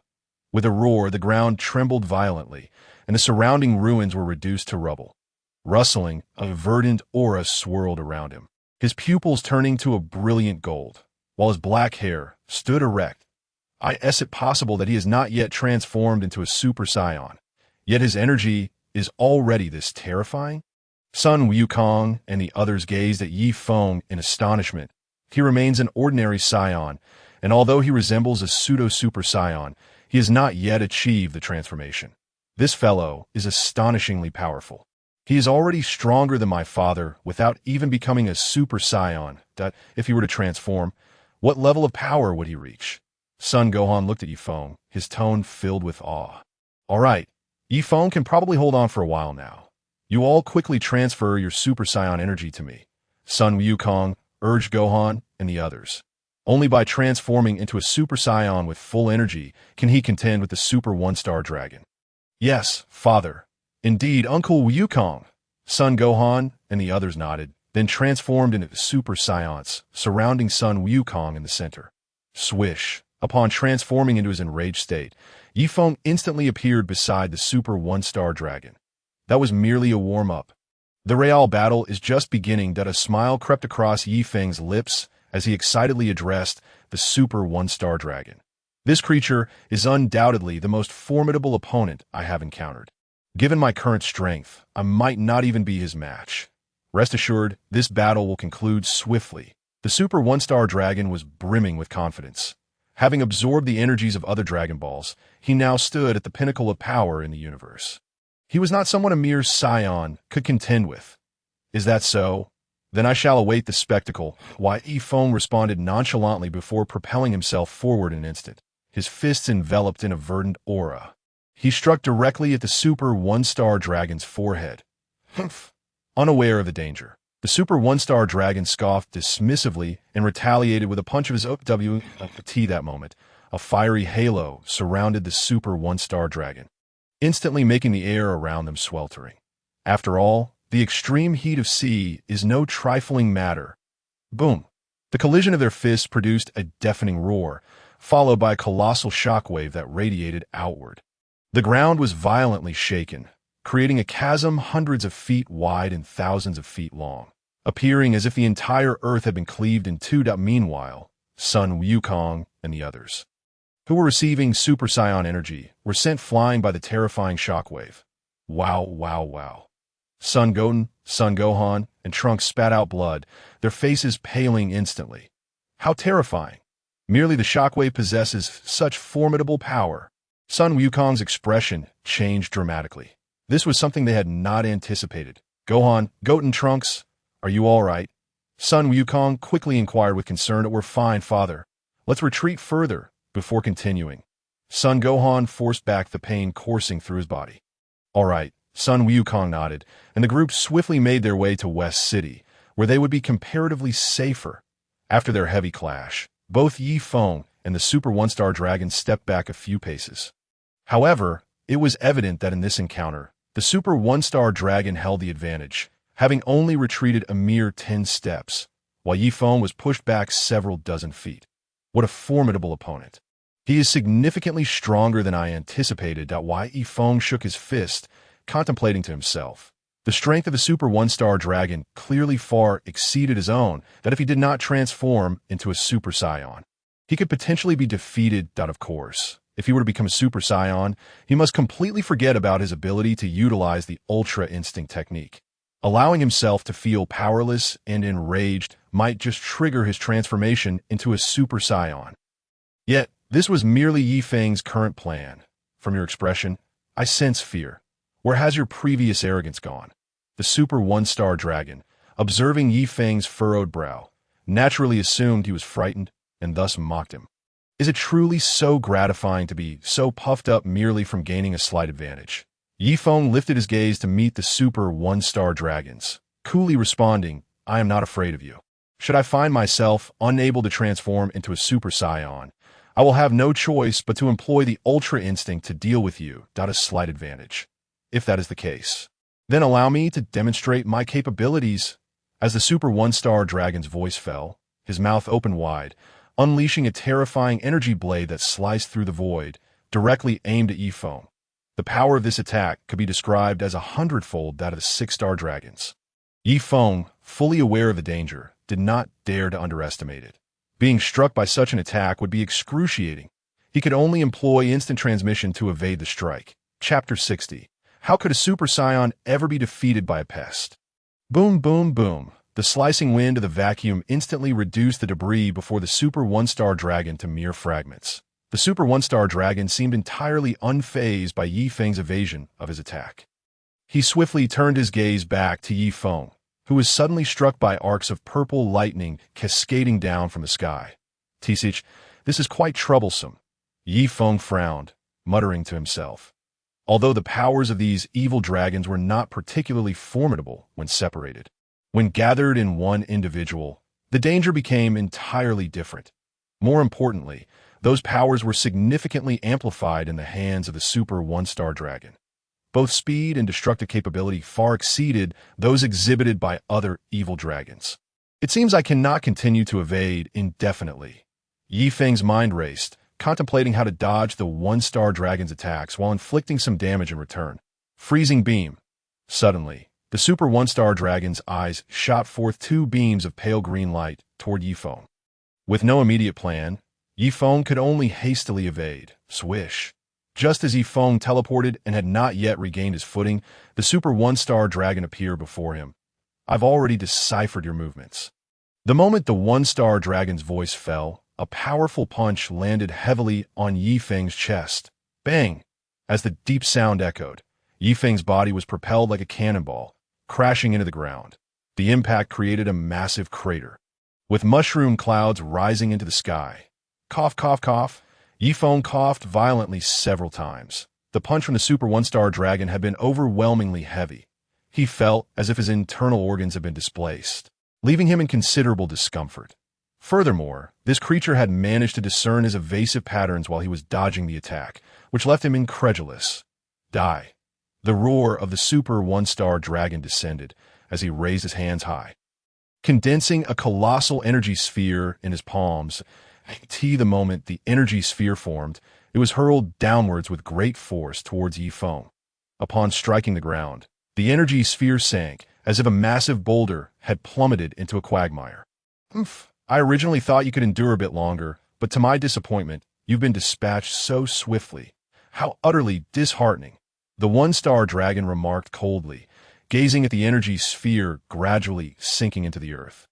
Initially, he had harbored some trepidation towards this adversary, yet he had not anticipated Yi Feng's carelessness in entrusting the Dragon Ball to that little brat, thus providing him with an opportunity that a foe so reckless could hardly be a match for him. It seemed that Yi Feng had met his demise. Now, he needed to seek out Sun Wukong and the others. Resolve? You truly underestimate me. Just as the Super One-Star Dragon prepared to turn away in search of Sun Wukong, Yi Feng's voice suddenly resonated. His astonishment. The energy sphere that had fully submerged into the depths of the earth began to rise gradually. What, he is still alive? A look of horror flashed across the Super One-Star Dragon's face. He was acutely aware that his previous attack and the energy sphere should have annihilated that pest. How could he possibly still be breathing? Tisich, what a resilient fellow. But it matters not. He will merely endure greater suffering. The look of shock on the Super One-Star Dragon's face slowly faded, replaced by a cruel expression. That moment, Yi Feng held the energy sphere aloft, his body ascending until he was level with the Super One-Star Dragon. With a forceful push, he sent the energy sphere hurtling out of the earth. I am the legendary Super Saiyan. How could I possibly be defeated so easily by a mere insect? Yi Feng lowered his head, clenching his fists tightly. His black hair stood on end as a verdant aura began to swirl around him once more. His eyes widened, and in an instant his pupils vanished, turning completely white, only to be quickly replaced by golden irises. What's happening? That scoundrel withstood my overwhelming attack, and yet his power seems to have amplified. Sensing the surge of Yi Feng's energy, a flicker of apprehension appeared in the Super One-Star Dragon's eyes. This adversary was instilling a profound discomfort within him that a cockroach that cannot be exterminated remains merely a cockroach, insignificant and unremarkable. The Super One-Star Dragon gritted his teeth and unleashed a barrage of energy spheres towards Yi Feng. Confronted with this relentless assault, Yi Feng swung his arms in a flurry, deflecting the energy spheres with ease. In the next instant, he propelled himself towards the Super One-Star Dragon like a sharpened blade. Come forth. The Super One-Star Dragon clenched his fist, showing no intention of dodging, instead meeting Yi Feng head-on, confident that his strength far surpassed that of the Scion. Thus, he had nothing to fear. With a resounding clash, their fists collided once more. The terrifying shockwave obliterated the surrounding landscape for miles, causing the ground to collapse several yards deep. Both Yi Feng and the Super One-Star Dragon staggered backwards, each taking several steps in retreat. Yi Feng felt as if his fist were being seared by flames, a searing pain coursing through him. The Super One-Star Dragon was not unscathed either, as a tingling sensation coursed through his arm. What manner of creature is this? He has sustained such grievous injuries, yet his power remains unyielded, and in fact, seems to have intensified.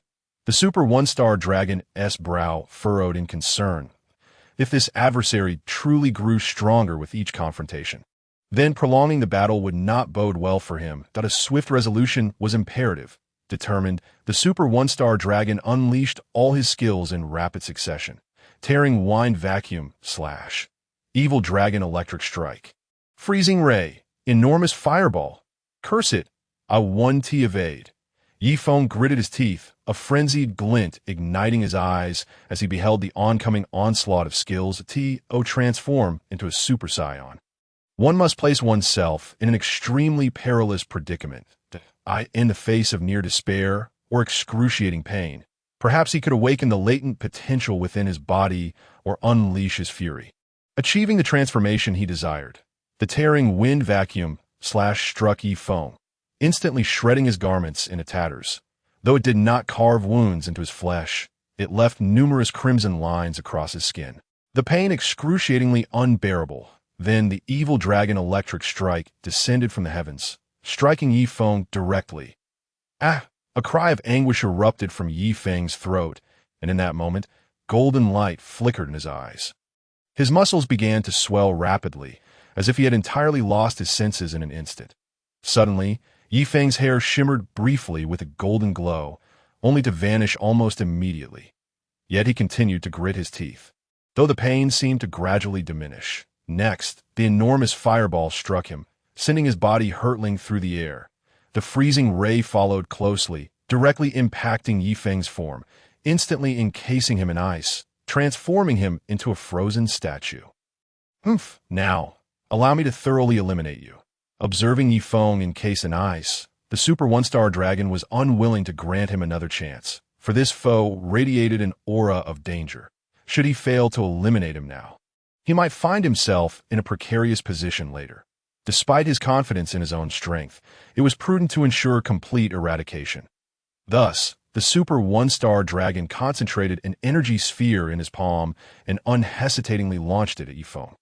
Once that ice sculpture was shattered, Yi Feng would undoubtedly meet his demise. With a whoosh, the energy sphere was released, hurtling towards the frozen Yi Feng. Crack! At the moment the energy sphere was fired, cracks suddenly appeared in the ice sculpture. Boom!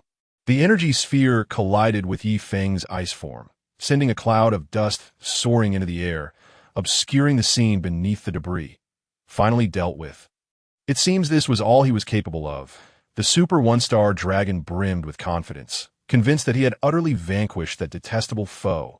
However, as the dust settled, disappointment washed over him once more. Yi Feng stood unwavering, unmoved, his eyes seemingly filled with boundless fury, an unmistakable sight for the Super One-Star Dragon. What? Impossible! How could this happen? The Super One-Star Dragon was utterly bewildered.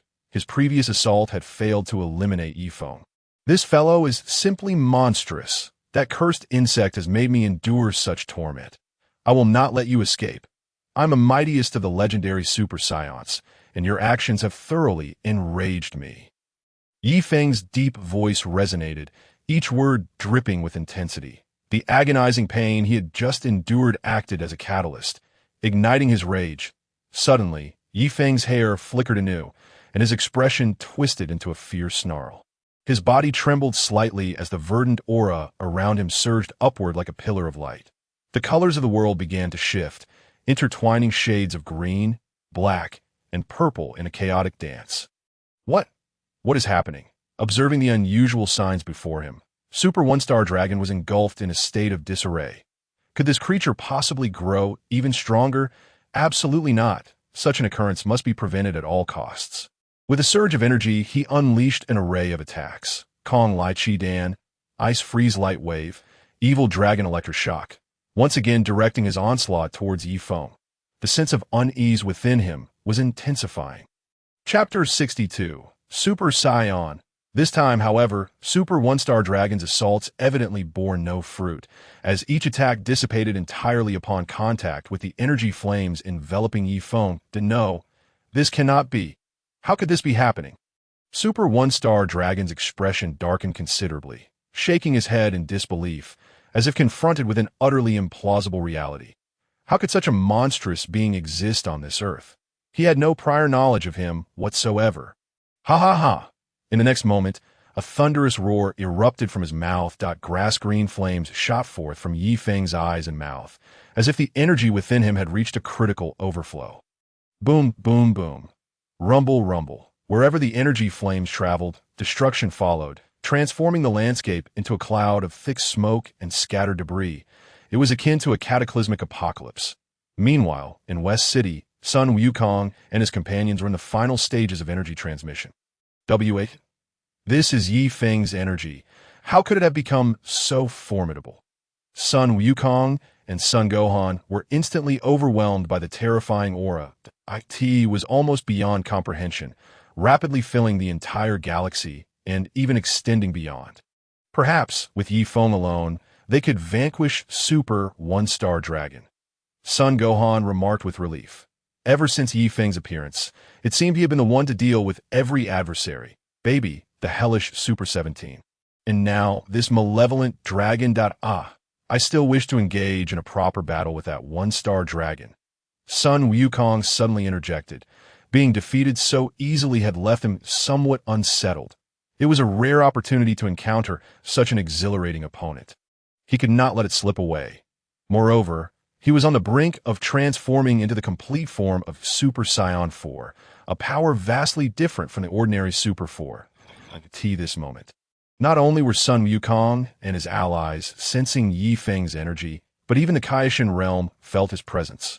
Ancestor, Yi Feng's energy has even reached the Kaishin realm. Jebit God exclaimed in terror to the old Kaishin.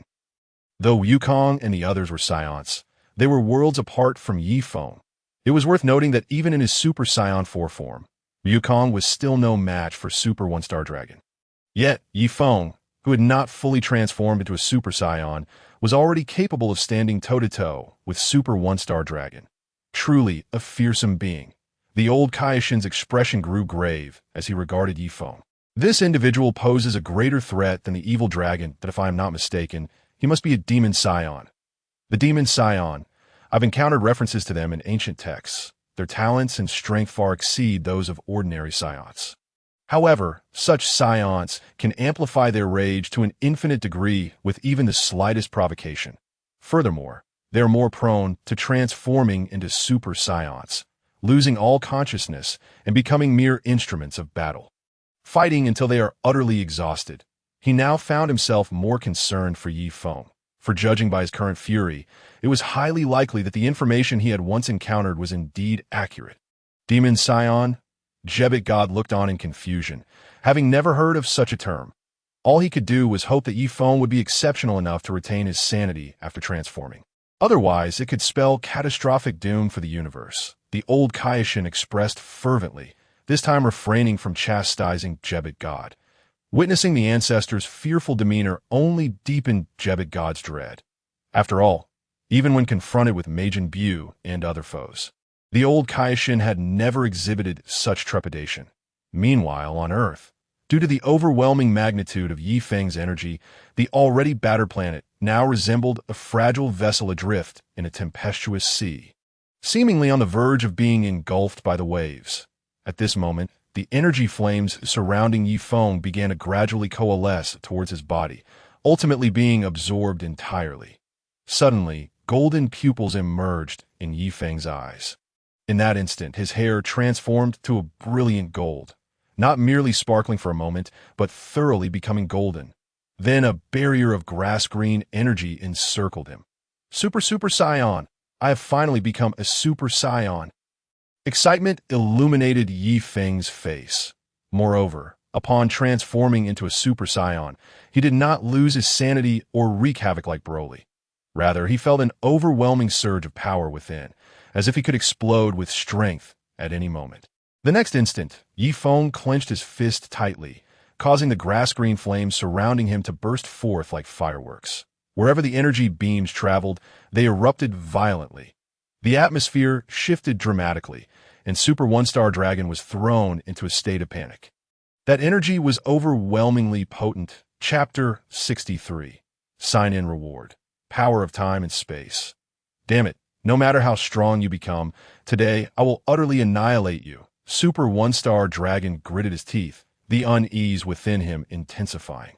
He could not allow this feeling to persist. Summoning a massive energy sphere, flames roared within, causing the temperature of the entire Earth to surge dramatically in that moment.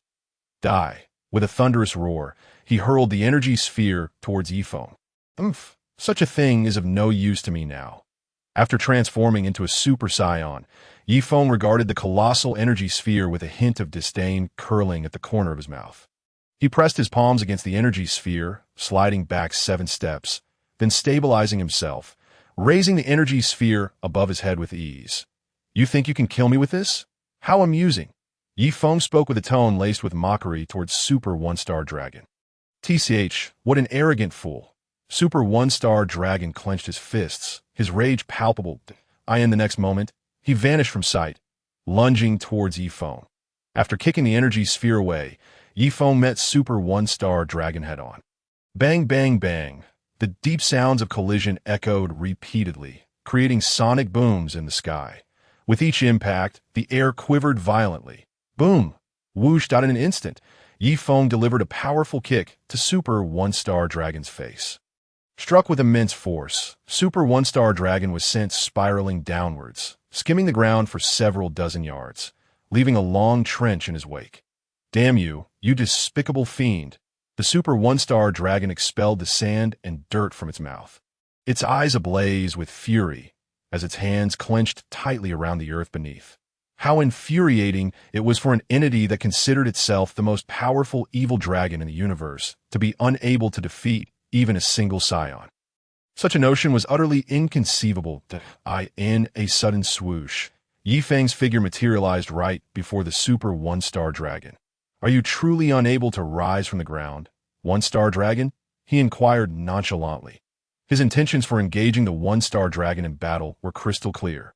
First, he aimed to harness the Super One-Star Dragon's power to transcend his limits and transform into a Super Saiyan. And he had already achieved that. He had indeed become a Super Saiyan. Initially, he presumed this transformation might prove somewhat challenging, as the prerequisites for becoming a Super Saiyan included an ample supply of S cells and, crucially, an overwhelming sense of rage that he had thought that reaching such extreme anger would be an arduous task. However, upon fully merging with a legendary Super Saiyan bloodline, he discovered that even a slight surge of anger during battle would amplify infinitely. Thus, he had transformed into a Super Saiyan with remarkable ease. Secondly, there was the matter of the system sign-in.y. Yi Feng glanced at the timer. Only a minute remained. In 1 minute, his objective would be fulfilled, successfully signing in and claiming the rewards. How dare you underestimate me? The Super One-Star Dragon sprang into action, unleashing a barrage of energy spheres that cascaded down upon Yi Feng like rain. Boom! Boom! Boom! The energy spheres detonated continuously, causing the ground to fracture and deepen. spreading outwards in all directions.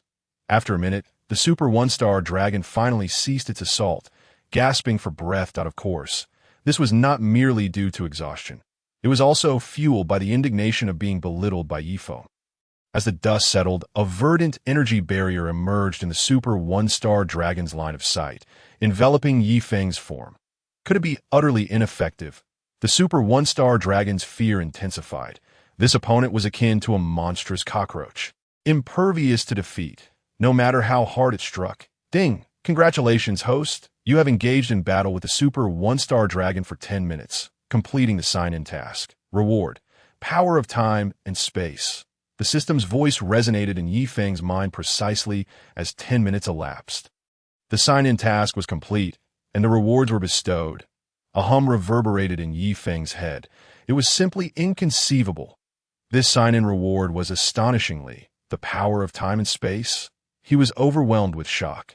An unparalleled astonishment, an uncontrollable ecstasy surged within him.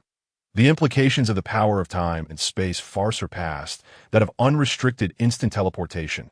Gaining the ability to traverse time and space meant that he could navigate through them at will. Even in battle, he could manipulate his form in a manner akin to the evil containment wave from Dragon Ball movies, effortlessly disassembling and reassembling his body within the fabric of space. Most importantly, should he encounter an overwhelmingly powerful adversary, one he could not possibly withstand, he could still utilize this spatial power to escape. Truly, this system's rewards are rather extraordinary. Feng exclaimed to himself, brimming with excitement as he anticipated the next sign-in location and reward. Completely dismissing the Super One-Star Dragon from his thoughts. Chapter 64. A first taste of temporal power. That scoundrel, with my current capabilities, I am utterly incapable of being his opponent. What should I do? The Super One-Star Dragon pondered, gazing at Feng, who remained unharmed below. This fellow was evidently the type who grew stronger with each confrontation. In merely 10 minutes, his power had escalated significantly. If this continued, he would undoubtedly meet his demise at the hands of this adversary. At that moment, a sense of trepidation began to creep into the heart of the Super One-Star Dragon. Meanwhile, having claimed his sign and reward, Feng gradually emerged from his euphoric state. He raised his head, a smile gracing his features as he addressed the Super One-Star Dragon. Your value has diminished. Have you contemplated how you shall meet your end? With his objectives for battling the Super One-Star Dragon entirely fulfilled, he saw no need to continue exhausting himself in this encounter. Do you truly believe you can easily slay me? Do not be so self-assured. The Super One-Star Dragon clenched its fists tightly, gathering two massive energy spheres within its palms. During their previous skirmish, it had only unleashed a fraction of its power. Now, it intended to unleash its full might. This time, I shall utterly eradicate this arrogant fool. With a roar, the Super One-Star Dragon hurled the energy spheres towards Feng, the searing energy crackling through the air. Yet Feng simply wore a faint smile, showing no signs of retreat, exuding an air of confidence. How foolish, you overconfident wretch. Attempt to withstand my negatively charged energy spheres is to court death. The Super One-Star Dragon seethed inwardly as it observed Feng's brazen demeanor. Nevertheless, Feng was acutely aware of the unique energy emanating from the Super One-Star Dragon's spheres. They carried a hint of danger. His decision not to evade or counterattack stemmed from a desire to test the formidable power of the time and space ability he had just acquired. Just as the energy spheres drew within 2 meters of him, Feng suddenly extended his fingers toward his chest. An ordinary vortex-like wormhole materialized before him, and as the energy wave collided with it, it appeared to be devoured, vanishing without a trace. What is happening? The Super One-Star Dragon was left utterly bewildered. Where had its energy wave gone? Had it simply evaporated into thin air? As the Super One-Star Dragon grappled with this enigma, a spatial vortex suddenly emerged behind it. Feng flashed an enigmatic smile. Upon seeing Feng's sinister grin, the Super One-Star Dragon's instincts kicked in and it hastily turned around. But in that fleeting moment, it was met with its own energy sphere. A terrified scream erupted from the one-star dragon's mouth before it was engulfed by the energy wave. When the energy wave subsided, the super one-star dragon had vanished without a trace.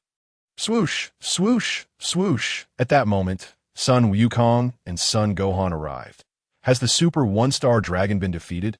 Son Gohan inquired, surveying the battlefield littered with destruction, yet finding no sign of the super one-star dragon.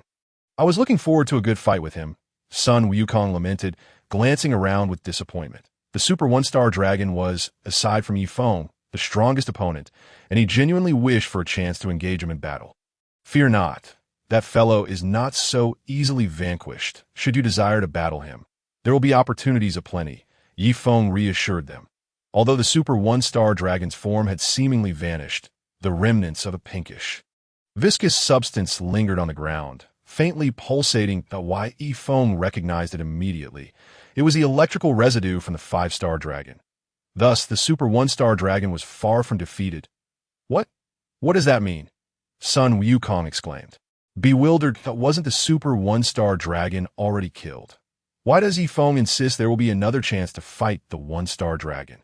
As the onlookers cast perplexed glances at Yi Feng, the electrical slime on the ground gradually began to converge together.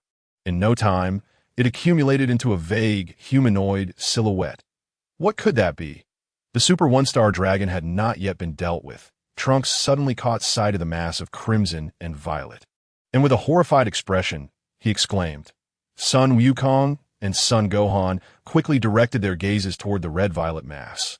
Under the astonished stares of the crowd, the crimson and violet slime abruptly morphed into the form of the super one-star dragon. How infuriating! How dare I be left in such a predicament? Flames of fury ignited in the eyes of the super one-star dragon. If looks could kill, Yi Feng would have surely met his demise. Having narrowly escaped death moments ago, this humiliation was one he vowed to repay 1,000-fold. So, you truly haven't perished, one-star dragon. If that is the case, then I shall take on the challenge. The shock on Son Wukong's face transformed into exhilaration. He then turned to Yi Feng, smiling as he asked, Is that acceptable, Yi Feng? It matters not, but be prepared to face the consequences. Why Yi Feng shrugged nonchalantly. Chapter 65. The Defeat of Super 4 Energy. This fellow, Son Wukong, is relentless in his pursuits. Having elevated his power, he is bound to seek another duel with the super one-star dragon. If he does not engage in battle once more, he may find himself in dire straits. Regardless, this is a perfect opportunity for me to rest and familiarize myself with the power of time and space. Son Wukong, are you seeking your own destruction?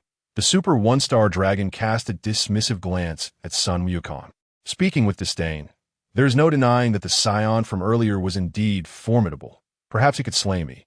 However, Son Wukong wishes to battle me, believing me to be an easy target. Let us not rush to conclusions. I have grown substantially stronger as well. Son Wukong grinned at the super one-star dragon, and after speaking, clenched his fists, unleashing a golden aura from his body. With a roar, he transformed into a Super Saiyan 4. However, this time, Son Wukong's Super 4 form exhibited certain differences compared to before, as a searing heat radiated from his body, and his hair was surrounded by a faint red halo.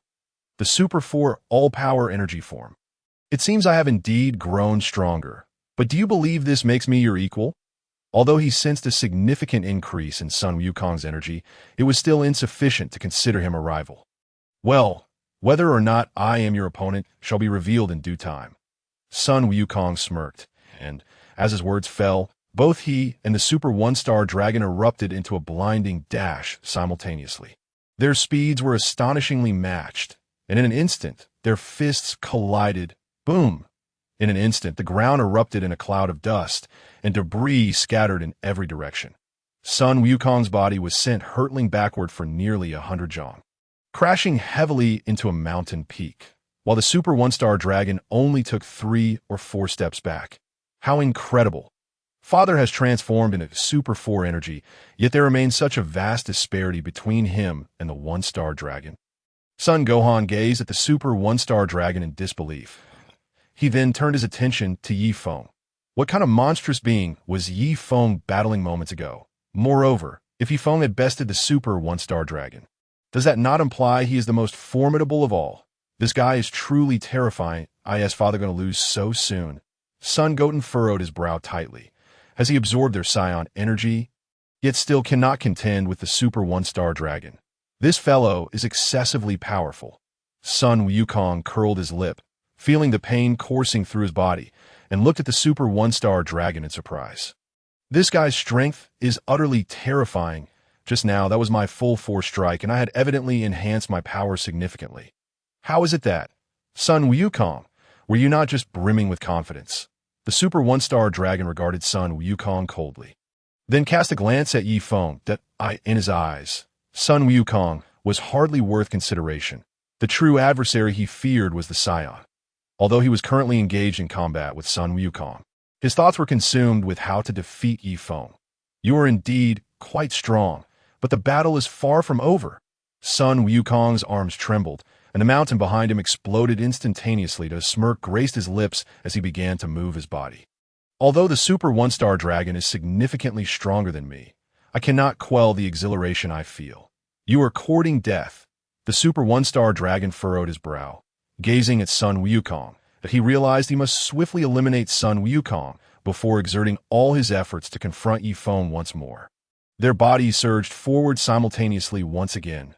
Bang, bang, bang. The sound of their fists clashing echoed incessantly, and after a fierce exchange of power, one figure plummeted to the ground like a meteor. Boom!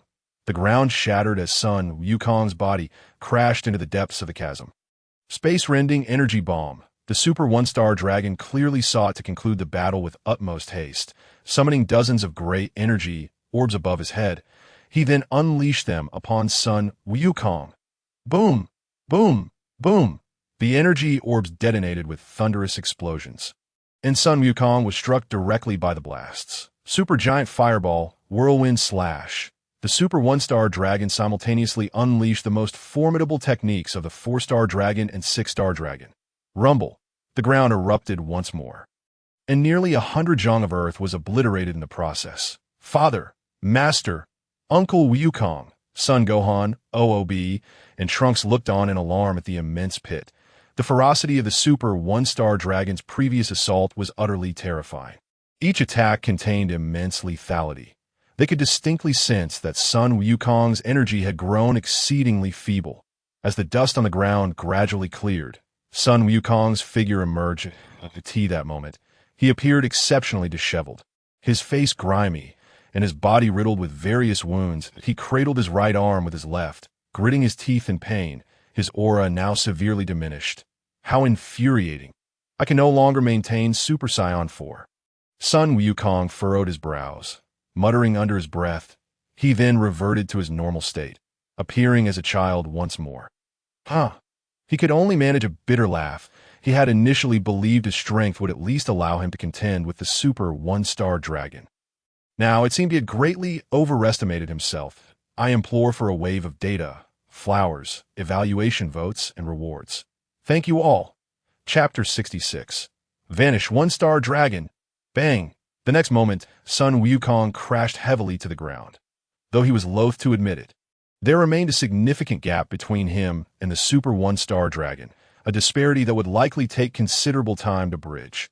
Father, Son Gohan, and the others hurriedly assisted Sun Wukong to his feet. Sun Wukong cast an apologetic look at Yi Feng, realizing that despite his earlier bravado, he had been swiftly defeated by the Super One-Star Dragon.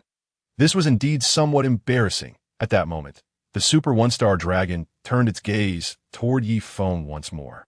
Hey, it's your turn next. It coldly addressed Yi Feng.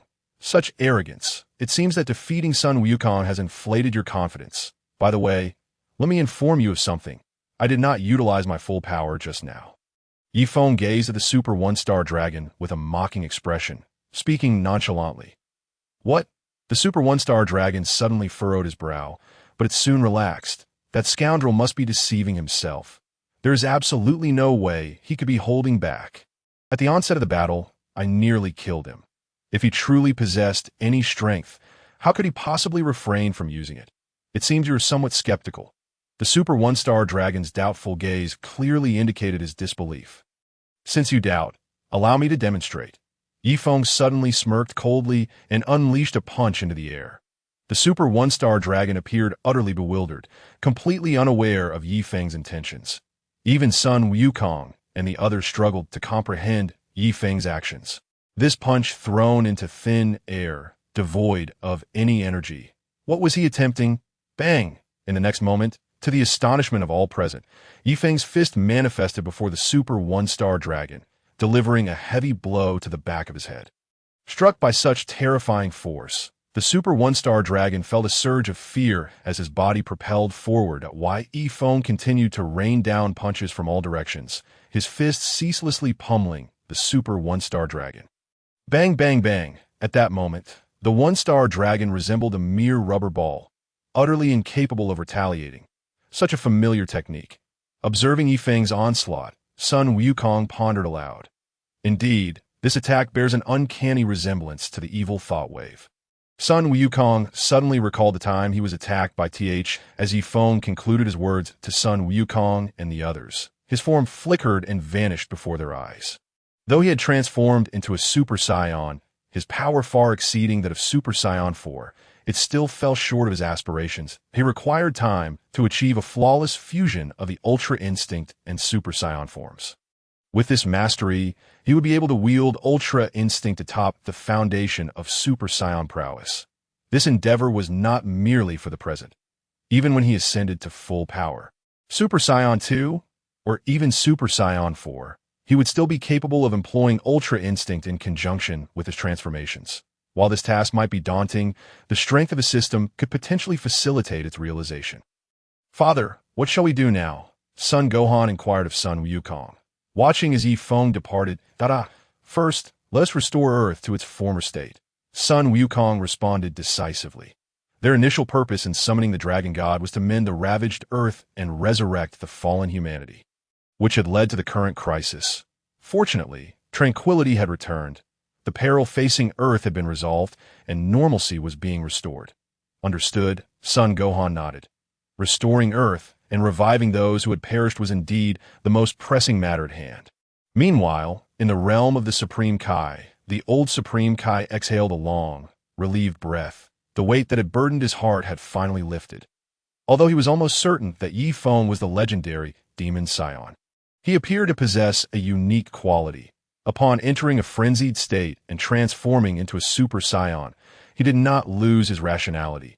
Earth was saved, and the universe remained unthreatened. This was the best outcome imaginable. Ancestor, that Yifeng is truly remarkable, Kabuto Kai remarked, still reeling from the astonishment. His strength is beyond comprehension. It is hard to fathom that such power exists in the universe. Indeed, he is formidable that I hope he can maintain his true self. The old Supreme Kai nodded in agreement with Kabuto Kai's sentiments. After parting ways with Sun Wukong and the others, Yifeng made his way to the hyperbolic time chamber. To be honest, this place had become exceedingly familiar to him. Venturing elsewhere felt somewhat disconcerting. Additionally, he needed an extended period to merge Ultra Instinct with the Super Saiyan form. Outside, he simply did not have the luxury of time to spare. Thus, he resolved to train within the confines of the chamber. Chapter 68. A new attempt, Super Saiyan fusion with Ultra Instinct. Welcome back. Mr. Yifeng, Dandy, and Mr. Popo hurried out to greet him, Dandy's face reflecting awe as he addressed Yifeng. What causes such reverence? Yifeng mused, aware that it stemmed from two sources: his overwhelming power and the fact that he had once again saved Earth, the deity of Earth. Dandy felt powerless to intervene. "Yes, I have returned." Yifeng nodded. He held a favorable impression of Dandy, appreciating his kindness, whether rooted in fear of his strength or otherwise. "You haven't eaten yet, have you? I'll call Mr. Popo to prepare something," Dandy remarked, acutely aware of the circumstances on Earth and the considerable energy Yifeng had expended during his battle with the Super One-Star Dragon. Moreover, Scions were known for their hearty appetites. "Then I shall trouble Mr. Popo," Yifeng responded with a smile, feeling a pang of hunger at Dandy's mention. After a light meal, Yifeng stepped into the hyperbolic time chamber. Perhaps this will be my last visit to this place, he thought to himself as he surveyed the chamber. "All right, let us begin training without delay." Merging Ultra Instinct with the Super Saiyan form will surely be no easy feat. I wonder how much time it will require. With that, Feng clenched his fists tightly. A vast aura erupting from his body, and a verdant flame enveloped him, his golden hair resembling that of Sun Wukong, yet his pupils shone with a golden hue, distinct from the light green of his companions. Ultra Instinct. A deep voice resonated from his throat, and silvery flames began to swirl around him.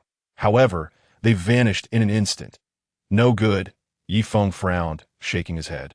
It seemed the task was more challenging than anticipated. Let us try again. Ultra Instinct. Gritting his teeth, he made another attempt.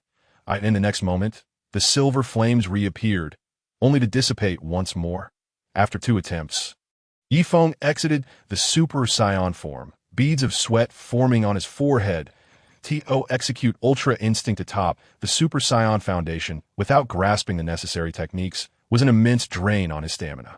Even with the vast energy within him, he felt a wave of weakness after just 2 tries. This is futile. It appears I need to contemplate this further. Perhaps I can uncover some insights. Feng pondered seriously, recognizing that blindly charging forward was not a rational approach. Meanwhile, while Feng trained in the hyperbolic time chamber, Sun Wukong and the others utilized the Dragoness power to restore Earth to its original state, reviving all those who had met untimely ends. However, the cost was that the dragon would vanish forever, no longer at their disposal. Unlike the conclusion of Dragon Ball GT, Sun Wukong did not accompany the dragon on its departure. As time flowed steadily, 5 days passed in the blink of an EYT. This moment, in West City, within the home of Vegeta, Bulma had successfully developed the Super Bulma wave. That ITS done. Vegeta, Bulma exclaimed, brimming with excitement. After 5 days of relentless effort, the Super Bulma wave device was finally complete. If all went well, Vegeta would be able to transform into Super Saiyan 4. Wonderful. Thank you for your hard work. Bulma, Vegeta responded, initially exhilarated, then turning to Bulma with gratitude. Transforming into Super Saiyan 4 held great significance for him. Vegeta, you've really changed a lot. I remember when you would never say such things. Bulma exclaimed joyfully. The arduous days of toil had vanished like mist. Let us get started. Vegeta's face flushed with a hint of embarrassment, feeling somewhat shy at his own words. Saying such things was indeed uncharacteristic of him. Indeed, Bulma nodded, swiftly activating the Super Bulma wave device. A torrent of Super Bulma wave energy enveloped Vegeta's body. He began to swell, transforming into a gigantic ape. Moments later, while training on the lookout, Sun Wukong suddenly sensed Vegeta's energy. What a powerful aura! It's Vegeta! Sun Wukong remarked in astonishment. When did Vegeta's power become so formidable? This energy could rival his own Super Saiyan 4 form. Could it be that Vegeta had transformed into Super Saiyan 4 as well? Chapter 69. Vegeta's Challenge. Upon sensing that formidable energy, Sun Wukong promptly communicated with Oob and then instantaneously teleported towards Vegeta's aura. Whoosh! Sun Wukong suddenly materialized in the courtyard of Vegeta's residence, just in time to behold Vegeta, adorned in striking crimson fur. Vegeta, you truly have transformed into a Super Saiyan 4, haven't you? Sun Wukong said playfully, gently rubbing the tip of his nose as he addressed Vegeta. In truth, he had nearly anticipated this upon sensing that overwhelming energy. How could I, Prince Vegeta, possibly fall short of what you, Kakarot, can achieve? Vegeta remarked, gazing at Sun Wukong with an air of pride, his demeanor a mixture of elation and exhilaration from his recent transformation into a Super Saiyan 4. Kakarot, I have finally caught up to your pace. Vegeta clenched his fist tightly, a myriad of complex emotions swirling in his eyes. This day had been long awaited, spanning several decades. Throughout those years, Kakarot had consistently outpaced him, a reality that had gnawed at his self-esteem. Although he had come to terms with this in recent years, relinquishing the desire to chase Kakarot's footsteps, it was only because he realized that no matter how hard he tried, he remained eclipsed by Kakarot's prowess. Yet now, with this opportunity at hand, he certainly would not let it slip away. Indeed, Vegeta, you too have attained the Super Saiyan 4 form. Perhaps you are even stronger than I now, Sun Wukong responded with a smile. Vegeta's energy was indeed formidable, and in a true battle, the outcome remained uncertain. However, at present, I have no interest in you, Kakarot, for I am more eager to test my mettle against Yi Feng, Vegeta declared, tightening his fist with a grin. The first time they met, that fellow had humiliated him profoundly. Now that he had become a Super Saiyan 4, even if he was still inferior in strength, he wished to give it a Yi Feng. I advise you against it, Vegeta, for his power is far beyond your imagination, Sun Wukong replied, momentarily taken aback before speaking directly to Vegeta. Yi Feng's strength was truly not something a Super Saiyan 4 could rival. Kakarot, you don't seem to be your usual self, Vegeta observed, scrutinizing Sun Wukong. Whenever he encountered a stronger opponent, this fellow typically exuded remarkable confidence, never one to diminish his own prowess in favor of another. Today was indeed rather peculiar. That is because I am acutely aware that our strengths do not belong to the same echelon, Sun Wukong stated earnestly. He had recognized this disparity ever since battling against the Super One-Star Dragon.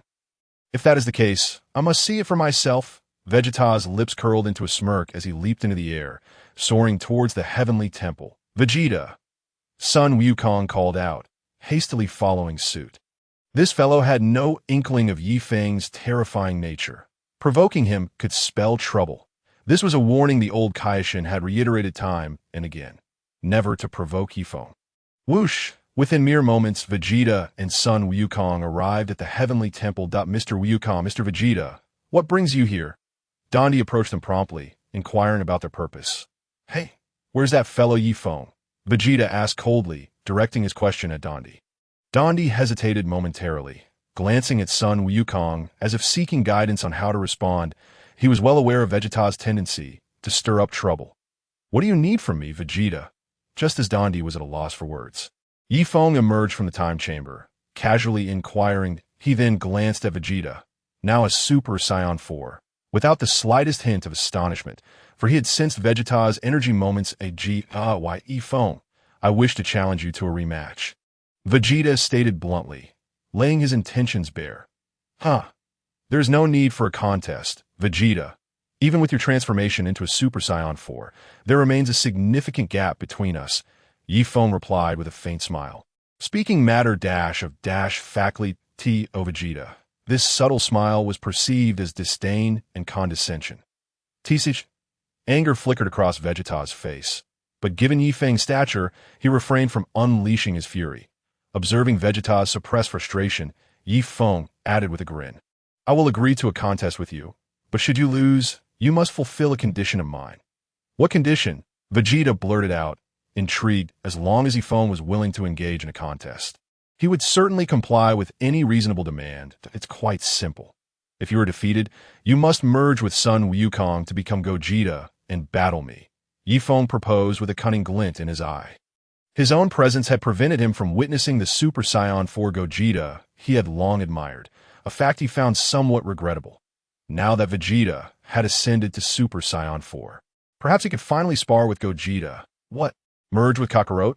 Vegeta's brow furrowed deeply. This was undoubtedly the last thing he wished to do. Fusing with that Kakarot.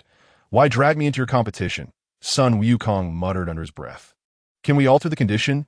Vegeta asked through gritted teeth, casting a glare at Yi Feng. He was genuinely disinclined to accept this arrangement. If you cannot comply, then so be it, Yi Feng shrugged, turning to re-enter the time chamber. Wait! Vegeta clenched his teeth, feeling cornered at why Yi Feng turned back, maintaining his serene smile, patiently awaiting Vegeta's next words. I agree, but you shall not defeat me, Vegeta declared resolutely, his fists clenched tightly, indignation fueling his resolve to avoid merging with Kakarot. He was determined to fight with all his might. Excellent. Yi Feng nodded, fully expecting Vegeta to relent, knowing well that this proud warrior would never back down without achieving his goals. Then let us not waste time. Let the battle commence, Yi Feng stated, fixing his gaze on Vegeta. Vegeta yelled, unleashing a torrent of golden energy that enveloped him as he charged towards Yi Feng. His fist, wreathed in golden flames, struck out at Yi Feng. Yi Feng's expression remained unchanged as he deftly sidestepped, evading all of Vegeta's assaults. Thud, thud, thud. Whoosh, whoosh, whoosh. The flurry of punches whirled around Feng, yet not a single blow found its mark. What? My strength and speed have increased significantly. Why can I not land a hit on this guy? As Vegeta continued to battle, his astonishment grew ever deeper that why Feng's speed had improved remarkably since their initial confrontation, far beyond mere increments. Give it up, Vegeta. You cannot hope to match me, Feng stated calmly while deftly evading Vegeta's attacks. Humph. Don't be so quick to judge. I have not yet been defeated, Vegeta roared, launching himself once more towards Feng. How bothersome. Feng shook his head and, in a flash, seized Vegeta by the throat with his right hand, halting his punch mid-dash air. In a true fight, you'll be dead, Vegeta, Feng remarked indifferently, his voice barely above a whisper. I concede. Vegeta slowly retracted his fist, though reluctance etched across his face. Nevertheless, as Kakarot and Feng had pointed out, the disparity between them was insurmountable. His obsession stemmed purely from a desire to gauge the gulf between himself and the mightiest Scion. Now, the truth was clear. The chasm was vast, indeed, overwhelmingly so. Reluctantly, Vegeta clenched his fist and turned to Goku, declaring, "Let us fuse, Kakarot." Huh, Vegeta, are you serious? Goku exclaimed, disbelief painted on his face. The notion of Vegeta voluntarily seeking fusion was unprecedented. Stop dawdling. Don't you wish to witness just how formidable Feng truly is? Vegeta shot Goku a fierce glare. I understand now, Vegeta. You are indeed the clever one. Goku nodded in agreement. This fusion would allow them to ascertain Feng's true strength and the extent of the gap between them. The trio then stepped into the hyperbolic time chamber, for a battle in the sacred world would wreak havoc, likely obliterating the sanctuary in an instant. Come on, Vegeta! Goku transformed into Super Saiyan 4. His expression serious as he addressed Vegeta. Though he had consented to the fusion, the prospect of performing such a humiliating act made Vegeta grit his teeth, his expression grim. After a moment of internal struggle, he finally resolved himself to make it last. I shall meet Super Saiyan 4 Gogeta. Feng's lips curled into an anticipatory smile. Fusion. The two moved in perfect synchrony, executing an unusual dance, their index fingers pressed together. In that instant, a golden light enveloped both Vegeta and Goku, transforming the entire hyperbolic time chamber into a realm of gold. The golden radiance persisted for a full minute, during which a figure gradually materialized. Upon recognizing the familiar silhouette, Feng chuckled and inquired, "Who are you?" He was particularly eager to hear Gogeta's typically grandiose response to me. "I am neither Goku nor Vegeta. I am the one who shall defeat you," came the audacious yet familiar voice. Soon, Gogeta's form fully emerged before Feng's eyes. Red hair, clad in a unique vest of the Metamorans, a long crimson tail swaying behind him, blue pupils, and a confident smirk adorning his lips. His aura surged like an imposing tower. "At last, I can engage in battle with you, Super Saiyan 4 Gogeta." Feng exclaimed with excitement. Author's note. I shamelessly request another wave of support. Thank you all. Chapter 71. Battle against Super Saiyan 4 Gogeta. You better unleash all your power. I am exceptionally strong, Gogeta proclaimed, arms crossed and a confident smile gracing his face. That is essential. This overwhelming aura is unlike anything I have ever felt. Feng nodded in agreement. Indeed, Gogeta's power far surpassed that of Super Saiyan 4 Goku and Vegeta by an unimaginable margin. It would not be an exaggeration to say they were not even in the same dimension. A deep roar erupted from Feng's throat, and a surge of emerald energy exploded forth. Instantly, the hyperbolic time chamber was painted in gold and green, creating a stark contrast. Humph. If this is all your strength, you are no match for me, Gogeta stated, shaking his head with unreserved arrogance. Although he sensed that Feng was formidable, he remained confident in his superiority, and oh worries. This is merely a friendly match, not a fight to the death. If I find myself struggling, I will naturally elevate my power, Feng declared, his eyes shimmering with fervent battle intent, eager to gauge the true extent of Gogeta's strength. Very well, then let me show you my might. Gogeta smirked, his body suddenly vanishing in a flash. His speed was astonishing. In the blink of an eye, he appeared right before Feng, who barely had time to react. Bang! In the next moment, Feng was sent crashing backward, landing heavily hundreds of meters away. Impressive, Feng remarked, astonished as he rose to his feet. That it was astounding that his Super Saiyan form, which could easily crush a Super 1-star dragon, felt so utterly inadequate before Gogeta. To be honest, he had not even fully registered Gogeta's movements. The difference was simply too vast. "You're not my opponent with such meager power," Gogeta proclaimed, shaking his head haughtily. "Ah, I see." Feng chuckled, rubbing his chest. Almost simultaneously, a silver light began to swirl around him. Although his hair remained golden, it floated gracefully, imbued with an ethereal quality, shimmering with silver luminescence, the autonomous Ultra Instinct. Gogeta paused momentarily before speaking, for he had learned of this technique from Goku. "Now, this feels like a real challenge. Perhaps I can finally enjoy this," Gogeta smiled. "Indeed, now we can truly engage." Feng tightened his grip, then suddenly vanished. Almost instantaneously, both Feng and Gogeta disappeared from sight.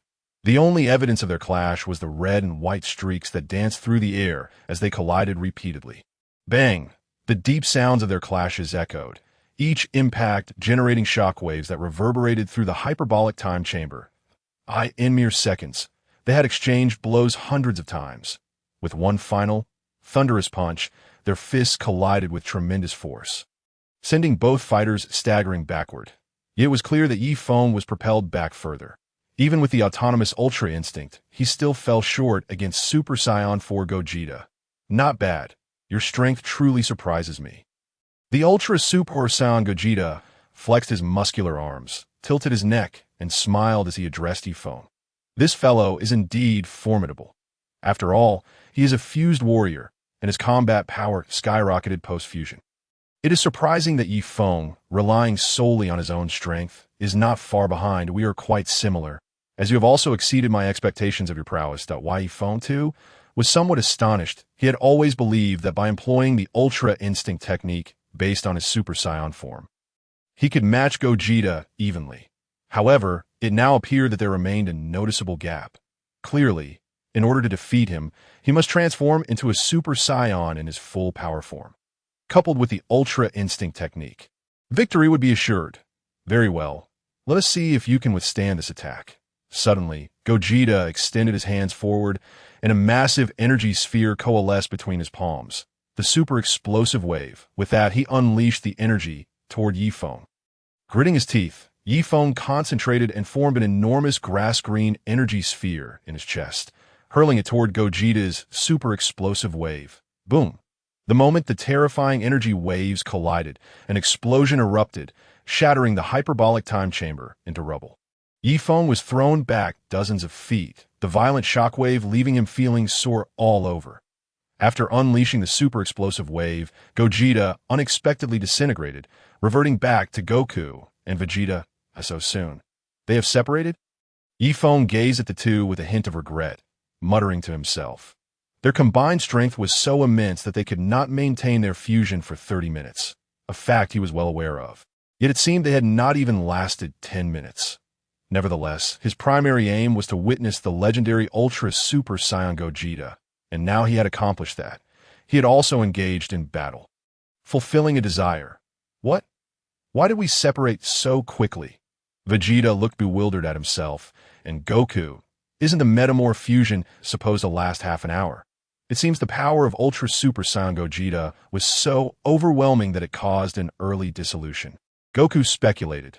Subsequently, both cast their gaze upon Feng, admiration evident in their eyes. This individual truly possesses terrifying strength. Although he could not defeat their fusion, the fact that he could battle them to such an extent was already quite impressive. Chapter 72, System Task. Dragon Ball Super Check Ending. System Task Initiated. Please proceed to the Dragon Ball Super timeline and check in on Bulma's birthday cruise. Task deadline: 10 days. Task duration: 0 hours. At that moment, an electronic synthesized voice echoed in Feng's mind. What? A time-space check-in? on Bulma's birthday cruise? Yi Feng was momentarily taken aback. Was this not instructing him to wait for the arrival of the god of destruction, Beerus, in the guise of Scion? After the system issued the task, it vanished completely, leaving Yi Feng in a state of bewilderment. Originally, he had planned to train further, breaking through to full-power Super Saiyan before venturing into the Dragon Ball Super timeline. Especially considering that the god of destruction Beerus, the angels, and the Grand Priest were formidable beings. Only by achieving full-power Super Saiyan could he ensure his own safety. However, since the system had issued a task, he had no choice but to expedite his plans. The Dragon Ball Super timeline was indeed something to look forward to. Yi Feng, you are incredibly strong. Goku approached Yi Feng, showering him with praise without reservation. For them at this moment, Yi Feng truly was remarkably powerful. Humph. Although I lost this time, I will not give up on challenging you, Vegeta remarked, a smirk playing on his lips, clearly unfazed by Yi Feng's recent victory over him.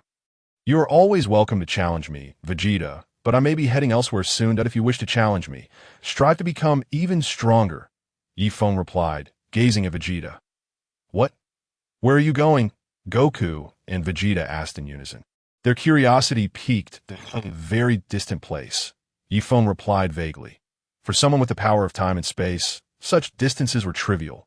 Yet for Goku and Vegeta, they seemed exceedingly far at a distant place. Goku and Vegeta exchanged puzzled glances. Even the entire universe did not seem particularly distant to them. Mr. Yi Feng, are you truly leaving? Dandy approached, a hint of reluctance in his expression as he inquired. Indeed, although I harbor some trepidation towards you. We have known each other for quite some time. Furthermore, you have always treated me with courtesy and have helped Earth through numerous crises, so it is only natural to feel a twinge of reluctance. Yes, take care of yourselves. However, I will certainly return when I have the opportunity, Yi Feng said, patting Dandy's shoulder with a smile. Truth be told, over these days he had developed more affection for Dandy than for Goku and Vegeta. After all, he had shared so many meals with him. Well, please take care as well. Dandy nodded earnestly, feeling for the first time that someone regarded him as a friend, a delightful sensation. Hey, you two, Yi Feng called out to Goku and Vegeta once more. What? I have a method to enhance your strength. If 5 pure-hearted Scions infuse their energy into another Scion's body, the results will be unexpectedly powerful. If you're interested, you might want to give it a try. After imparting this knowledge, Yi Feng vanished before their eyes. 5 pure-hearted Scions. What on earth is that about? Vegeta muttered in confusion. Perhaps it is akin to the full-power Super Saiyan transformation I previously achieved. Goku pondered aloud. Since my last experience involved Gohan, Goten, and Trunks, having 5 Scions could yield even greater strength.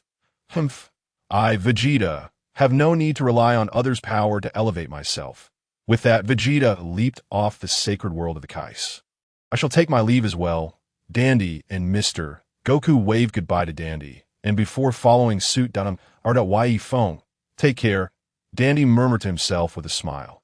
Upon leaving the sacred world of the Kais, Yi Feng found himself directly in the Kaishin realm. I say, dear Kaishin lords, when will you amend your habit of eavesdropping? Yi Feng appeared behind Kibito Kai and old Kaishin, who were fixated on a crystal ball depicting the sacred world of the Kais on Earth. Ah, Kibito Kai exclaimed, quickly turning to face Yi Feng. You nearly gave me a heart attack.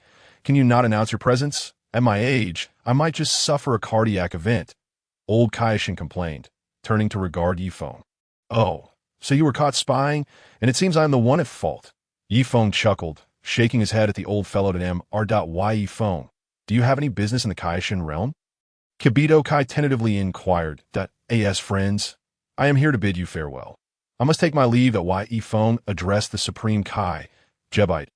Although these individuals might not regard themselves as akin to the likes of Sun Wukong, they had nonetheless rendered assistance to him.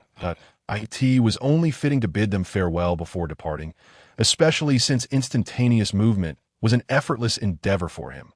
Pray tell, are you embarking on a journey to another dimension? The old Supreme Kai's eyes glimmered with shrewdness as he scrutinized Yi Feng, that if he were merely traversing to another planet, there would be no need for farewells. That old coot certainly was astute. Yi Feng mused silently, as for where he was headed. That was a matter best kept to himself. After all, it was clear they were not particularly fond of his presence here, was it not? Upon finishing his thoughts, Yi Feng's form abruptly vanished once more. Truly an enigma, the old Supreme Kai murmured, shaking his head. However, as Yi Feng himself had stated, he indeed did not wish for him to remain in this universe indefinitely. He resembled a rather unstable time bomb, posing a constant threat of cosmic annihilation. After employing his time-space movement, Yi Feng soon found himself in another realm. The timeline of Dragon Ball Super. Is this the realm of Dragon Ball Super? He pondered, sensing several faint energies nearby. Hovering in midair, he remarked to himself, only one energy feels slightly stronger. It must be Vegeta. With that, Yi Feng utilized instantaneous movement to arrive at the location where the energies converged. In the next moment, he materialized aboard a grand luxury cruise ship. Chapter 73. You dare to provoke me? Kneel! At the moment Yi Feng appeared on the opulent cruise ship, nearly every eye turned towards him. Son Gohan, Piccolo, Tien Shinhan, Yamcha, Krillin, and others were all present, followed closely by Chi-Chi, Bulma, Videl, and Mr. Satan Tail. Is that a Scion? Piccolo immediately noticed the agile tail swaying behind Yi Feng, his eyes widening with a mix of astonishment and dread. Could it truly be a Scion? Krillin, Tien Shinhan, and Yamcha gazed at Yi Feng in terror, their bodies involuntarily trembling. The tail and hairstyle were unmistakable markers of Scion. Why was there still a Scion here? Especially one they had never encountered before. Indeed, he was a Scion. Yet aside from his father and Uncle Vegeta, there should be no pure-blooded Scions left in this universe. Son Gohan furrowed his brow tightly, clenching his fists as he regarded Yi Feng. This individual exudes an immense pressure. Merely standing there, I feel as though a mountain is bearing down upon me. The blood within me seems to sense fear. What should we do? Piccolo, perhaps we should hasten to summon Goku back from King Kai's planet. Krillin suggested anxiously, glancing at Piccolo. Scions had left an indelible mark of terror in their minds. This individual emanated an unfathomable aura. What brings you here? Piccolo stepped forward, his gaze cold and hostile as he questioned Yi Feng. In response, Son Gohan and the others readied themselves for battle. In their memories, Scions were not to be trifled with. Save for Goku and Vegeta, of course. Boo. Hold off on eating for now. If that fellow has come to cause trouble, make sure to teach him a lesson, Mr. Satan instructed as he returned to Majin Buu's side. Piccolo, this guy is extraordinarily powerful. He may even surpass my father, Son Gohan said. Moving closer to Piccolo, his expression grave that I sense it too. He is indeed a formidable opponent, Piccolo responded calmly, with both Vegeta and Goku absent. We may find ourselves in a precarious situation if he decides to strike. Why is everyone so tense? Yi Feng remarked with a smile, observing the anxious expressions of those present. Isn't this a birthday celebration?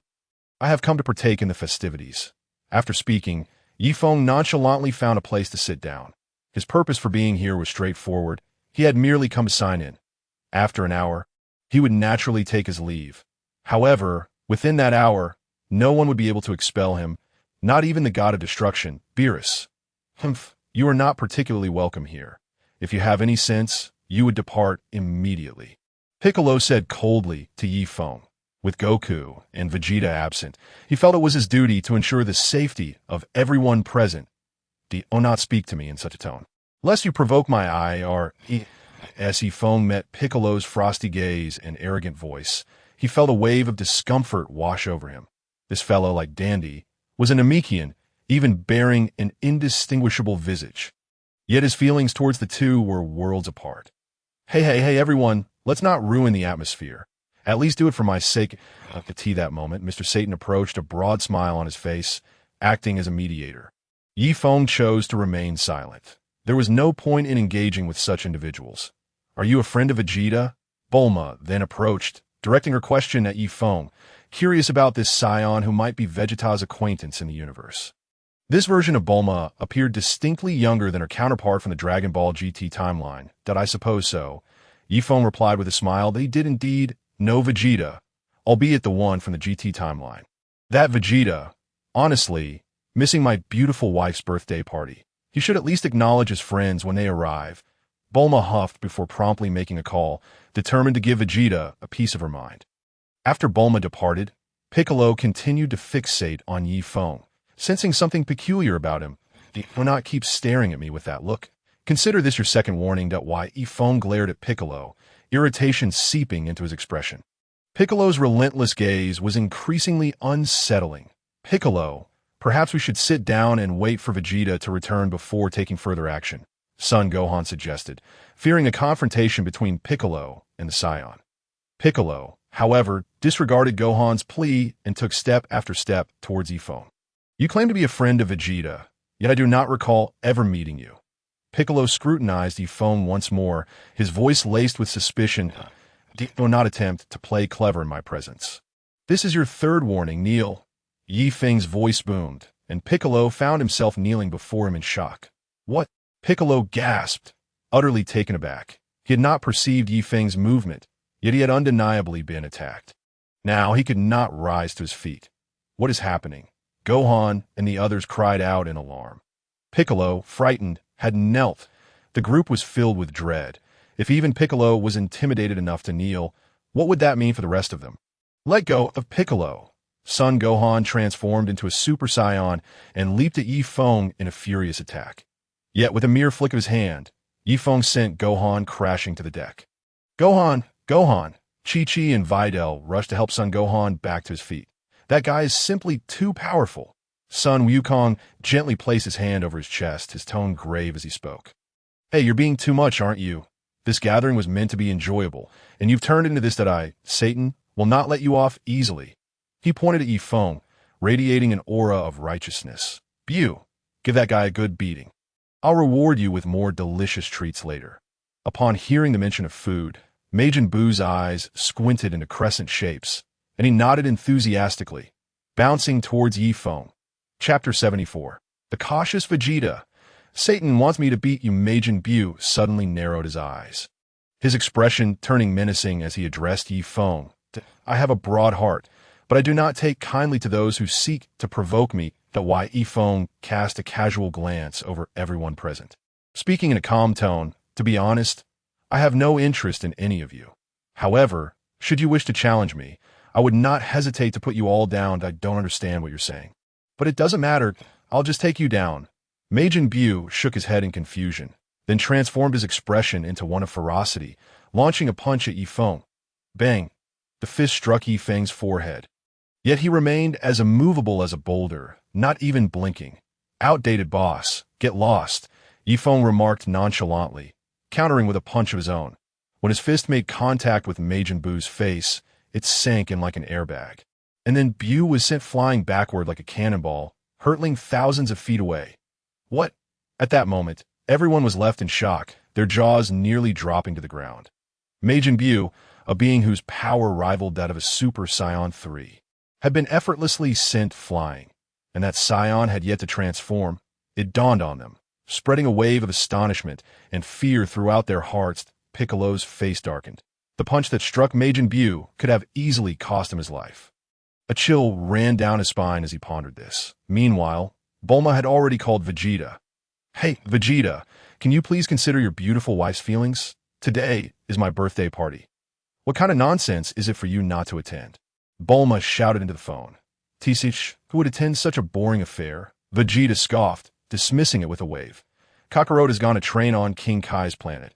I cannot afford to slack off. Vegeta, you must come today. By the way, one of your friends is coming to the birthday party as well. They've traveled a long way. You can't just leave them hanging," Bulma shouted before adding, "my friend." Vegeta was puzzled. "Do I even have friends?" he inquired, then quickly followed up. "Which friend are you talking about? Just come and see for yourself." "It's a Scion," Bulma replied before hanging up the phone to the Scion. "Impossible. Besides myself and Kakarot, there are only Trunks and a few others. There are no other Scions in existence. Tisich, she must be making up stories to get me to come." Vegeta crossed his arms, lightly tapping his fingers, muttering to himself. Yet upon reflection, he realized that Bulma had never lied before. There was no reason for her to do so. No, I must go take a look. If there truly is another Scion, then that is a matter of great significance.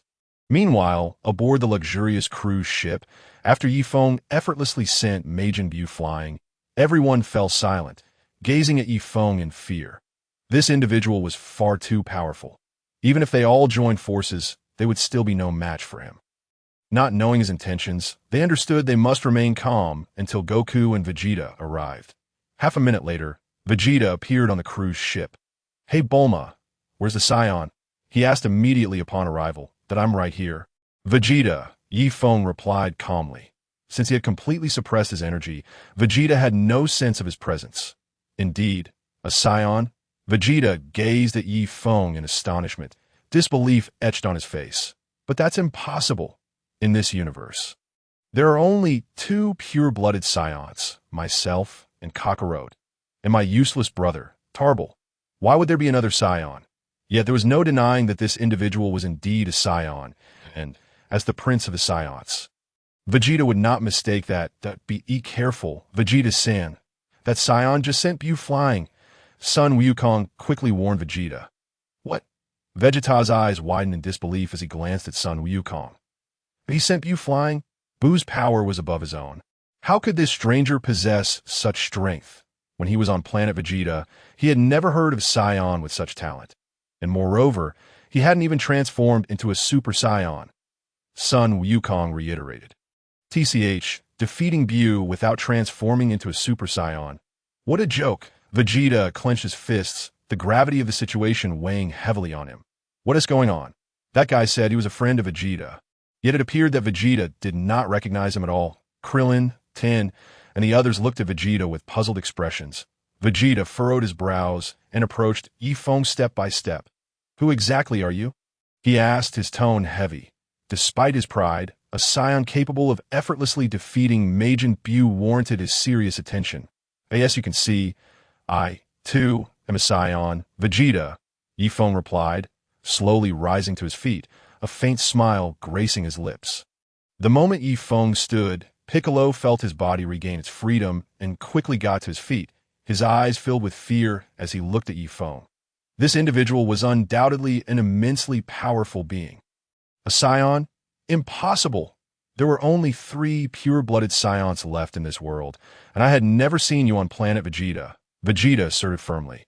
"There are plenty of Scions you've never encountered," Yi Feng replied coolly. Seeing Yi Feng's arrogant demeanor, Vegeta felt an urge to rage. Yet thinking of Wukong's words and the current circumstances, he could only suppress it. Fighting here could ruin Bulma's birthday party and potentially harm Bulma and Trunks, which he could not allow. "What is your purpose for being here?" Vegeta gritted his teeth and inquired once more. Chapter 75. The Aura of Destruction from Beerus. "I have no particular aim. I merely came to observe. However, do not provoke me." "Vegeta," Yi Feng suddenly narrowed his eyes slightly, a wave of powerful pressure enveloping Vegeta, making him feel as if he were facing a formidable adversary. "What is happening?" Merely having been cast a glance by him, I felt as though the very essence of my strength had been shackled. The Vegeta's pupils suddenly constricted, his hands trembled, and a cold sweat broke upon his brow. This fellow truly possesses formidable power, capable of rendering me defenseless with but a gaze, or perhaps his Scion lineage is overwhelmingly potent, imposing a bloodline suppression upon me. Impossible. I am the Prince of the Scions, bearer of the most untainted and noble Scion blood. How could I be subjugated by another's lineage? What is it, Vegeta-san? Who exactly is he? Son Gohan and the others stepped forward, fixated on Yefeng. Should Vegeta declare Yefeng an adversary, they would act without hesitation, even in the face of his formidable prowess. He is my friend. Everyone, stand down. Vegeta gritted his teeth, his tightly clenched fists gradually loosening as he addressed Son Gohan. The Scion before him exuded a dangerously potent aura, prompting him to exercise caution. In the past, such considerations would have weighed little on him, but now he found himself compelled to think of Bulma and Trunks. Though he longed to revert to his former self, he could not afford recklessness at this moment. Understood, Vegeta-san, Son Gohan nodded, retreating with Krillin, Piccolo, and Tien to other seats. If Vegeta claimed this individual as a friend, it suggested there might be truth to his words. Or perhaps the Scion's overwhelming strength instilled fear even in Vegeta. Regardless of the possibility, they ought to heed Vegeta's counsel. Once son Gohan and the others had distanced themselves, Vegeta approached Yefeng, his demeanor alert as he inquired. "Who exactly are you?" "Sit down.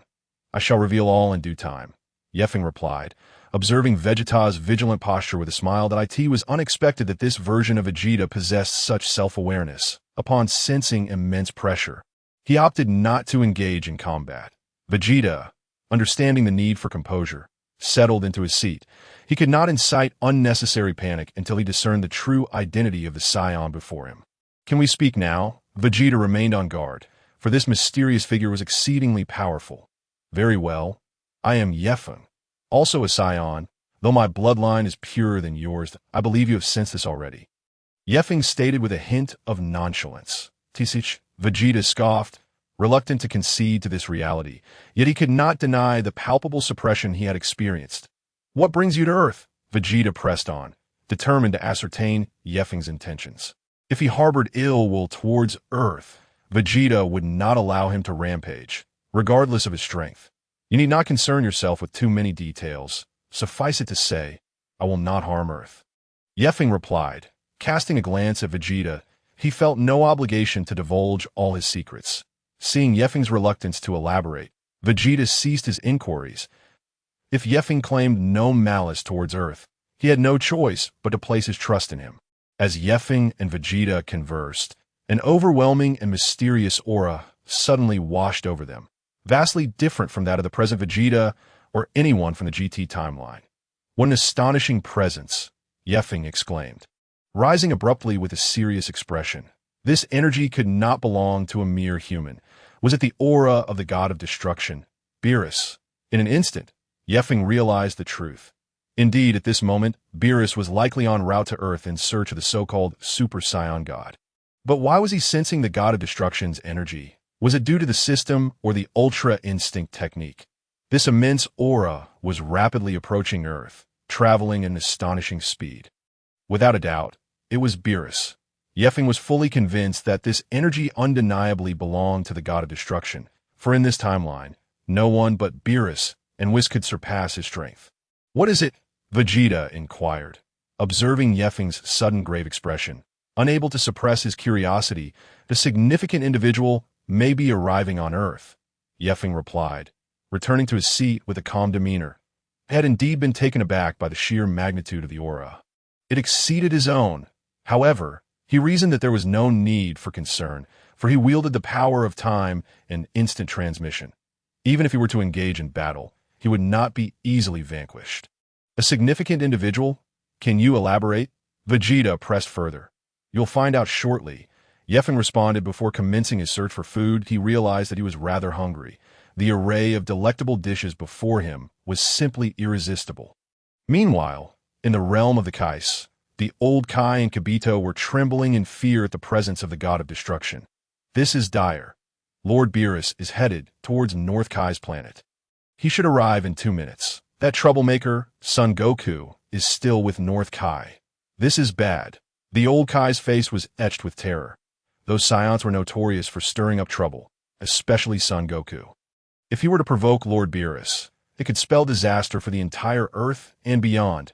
"Should I bring Son Goku to the Kai realm immediately?" Kibito suggested urgently. "It may already be too late."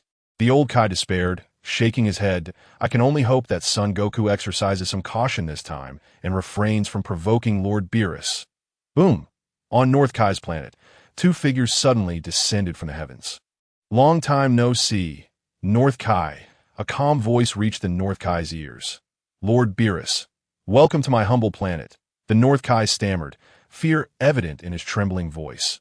"This planet is quite diminutive," Beerus remarked, surveying North Kai's domain. "I recall this place being no different from other planets. But the last time North Kai provided me with such subpar food, I could only reduce his planet to this size." "Ah, my apology for the inadequate size, Lord Beerus." North Kai quickly responded. "I asked at the god of destruction. Beerus? I can't sense his energy at all, but he seems incredibly powerful." Son Goku, hidden within North Kai's abode, whispered excitedly as he observed Beerus. "Since Lord Beerus has come, Perhaps we could share a meal. North Kai proposed, though inwardly he hoped that Beerus would depart swiftly, for Goku was a ticking time bomb. Prone to spontaneous explosions. No, I am here to find that Scion on your planet. What was his name again? Beerus stroked his chin, struggling to recall.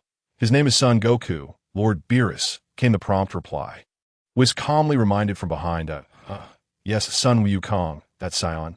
Beerus nodded, then turned his gaze towards the North Kai. So, it is for Wukong that he has come. It seems this cannot be concealed any longer. I can only hope that Wukong doesn't utter anything foolish like wanting to spar. The North Kai thought helplessly to himself. Come out, Wukong. Lord Beerus wishes to see you.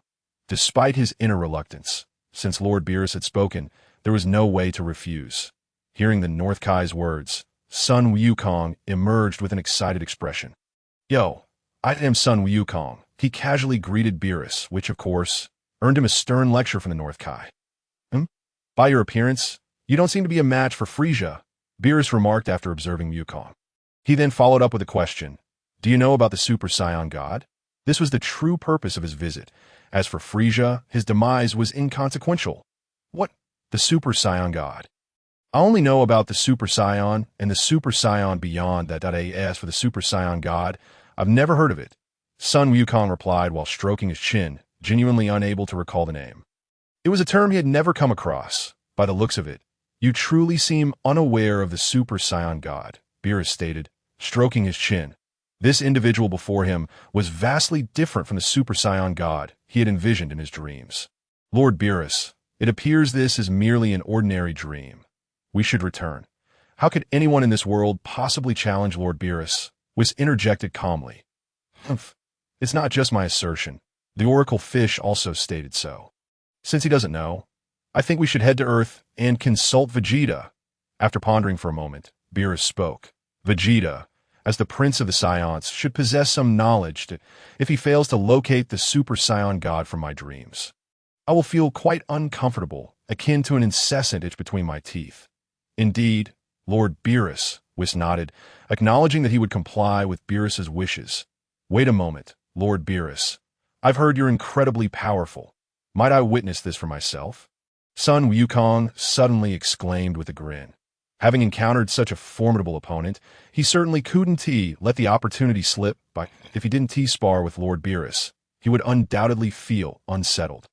Oh, you wish to test my strength? Beerus gazed at Son Wukong, somewhat astonished. In his several billion years of existence, such audacious words were a first. Challenging a god of destruction. Perhaps this fellow was merely a fool. Wukong, do not act rashly. Lord Beerus's power is unlike any opponent you have faced before. If you provoke him, with but a flick of his finger, he could end your life. The North Kai, upon hearing Wukong's ignorant words, was instantly stricken with fear, hastily intervening that if this continued, both Earth and his North Kai planet would be left in ruins by Wukong's folly. In that case, I am even more intrigued upon hearing the North Kai's warning. Son Wukong seemed even more excited. Ha. He then transformed into a Super Saiyan. Whoa, it feels as though my power has increased, but at this level, I could only hope to defeat Frieza. Beerus remarked dismissively, eyeing Son Wukong with indifference. Have they already begun combat? On Earth, Feng lifted his head, muttering to himself, as he sensed another faint yet distinct energy. It emanated from the same location as Beerus's presence. It must be Son Wukong training on North Kai's planet. Since the two had engaged in battle, it indicated that Beerus would soon arrive on Earth. Bring me some pudding, salmon sushi, and octopus balls. Thank you.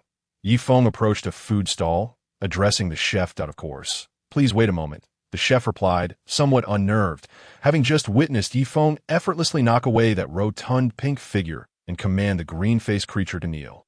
A few minutes later, Feng received his food and casually found a table to sit down at, slowly savoring the delicacies while awaiting the arrival of the god of destruction, Beerus. Meanwhile, Vegeta's gaze remained fixed on Feng. Suddenly, a voice echoed in his mind. Vegeta, this is North Kai. What? North Kai.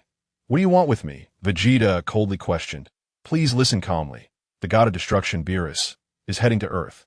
When Lord Beerus arrives, you must not act rashly, nor provoke him. Otherwise, Earth will face annihilation. North Kai spoke gravely to Vegeta. The god of destruction, Beerus. That name sounds familiar. Vegeta furrowed his brow, recognizing it but unable to recall where he had heard it before. Remember, you must not engage. Wukong was easily defeated because he sought to challenge Lord Beerus. North Kai reiterated solemnly.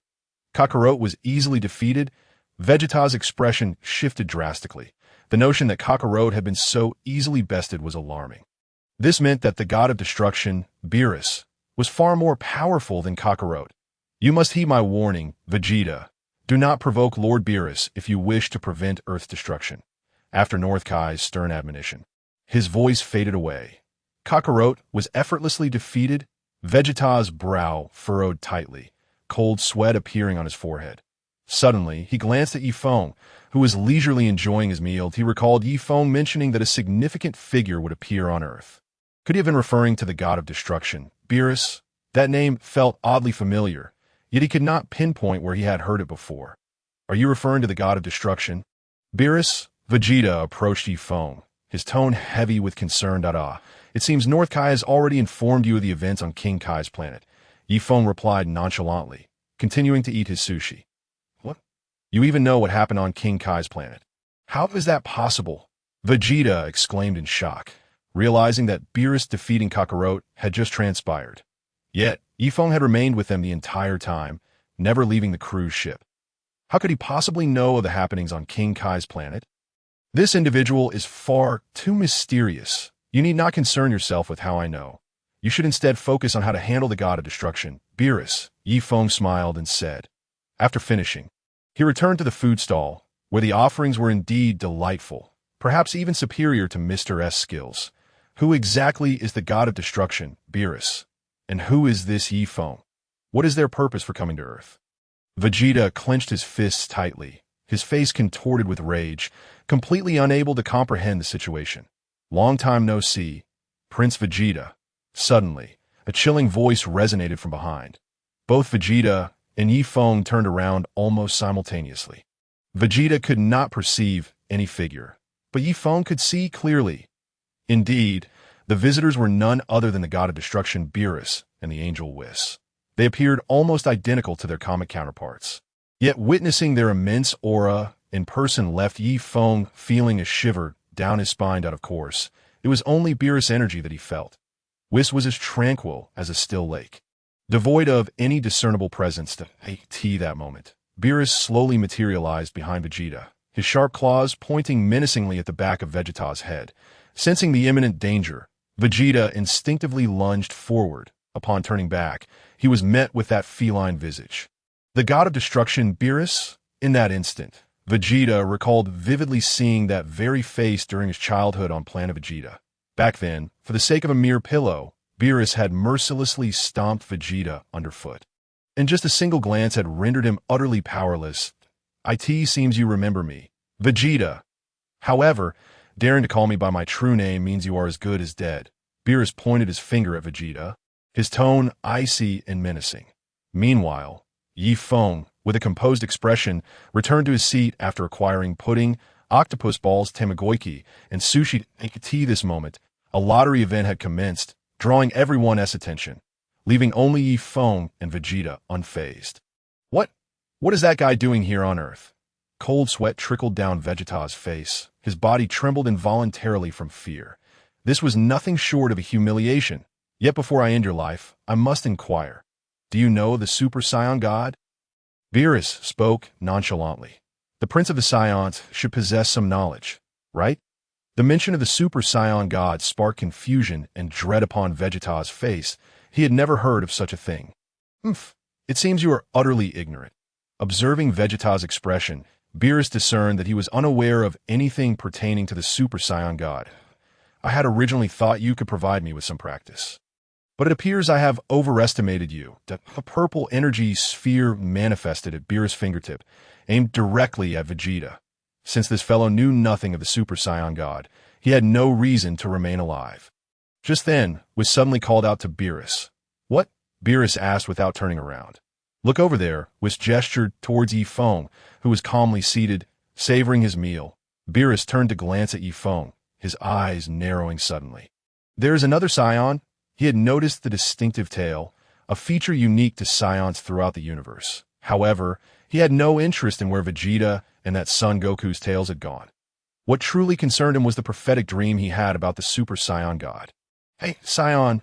Beerus strode directly to Yi Feng, calling out imperiously. Yi Feng, however, ignored Beerus, continuing to relish his food. It was not his intention to provoke Beerus. Rather, the latter's condescending tone made him exceedingly uncomfortable, for he had reached a level where he no longer feared the god of destruction. "Tsh, how dare this wretched being disregard me?" Observing the Scion's indifference, Beerus was instantly incensed, and no one had ever dared to ignore him in such a manner. "I am Yi Feng, not He Scion. Even as a god of destruction, you should at least possess some basic manners and respect for others, should you not?" Yi Feng wiped his mouth and stood up, addressing Beerus in a calm tone. "What?" Beerus was momentarily taken aback by Yi Feng's words. There was something eerily familiar about his demeanor. "Tsh, you know, I am the god of destruction, yet remains so arrogant. It seems one of the three Scions has finally shown some spirit." Beerus suddenly smirked, a cold smile gracing his lips as he spoke to Yi Feng. Chapter 78. Challenging the God of Destruction. Nonetheless, I must ask, do you know the Super Saiyan God? Beerus fixed his cold gaze upon Yi Feng, inquiring. "Of course I do." Yi Feng nodded affirmatively. "What? You actually know? How surprising." Beerus regarded Yi Feng with astonishment. While he was asking, he held no real hope, for if Vegeta, the Prince of the Scions, was unaware of the Super Saiyan God's existence, how could an ordinary Scion possibly know? Yet, unexpectedly, something remarkable occurred. "Hurry and tell me where the Super Saiyan God is," Beerus demanded. His tone impatient, he was eager to encounter the formidable opponent from his dreams. "I apologize, but I cannot inform you of the Super Saiyan God's whereabouts, as there is currently no Super Saiyan God in this universe."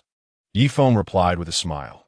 "Are you mocking me? Be cautious, or I shall destroy you." A murderous intent flickered in Beerus' eyes, purple energy emanating from his form. Yi Feng immediately felt an overwhelming pressure.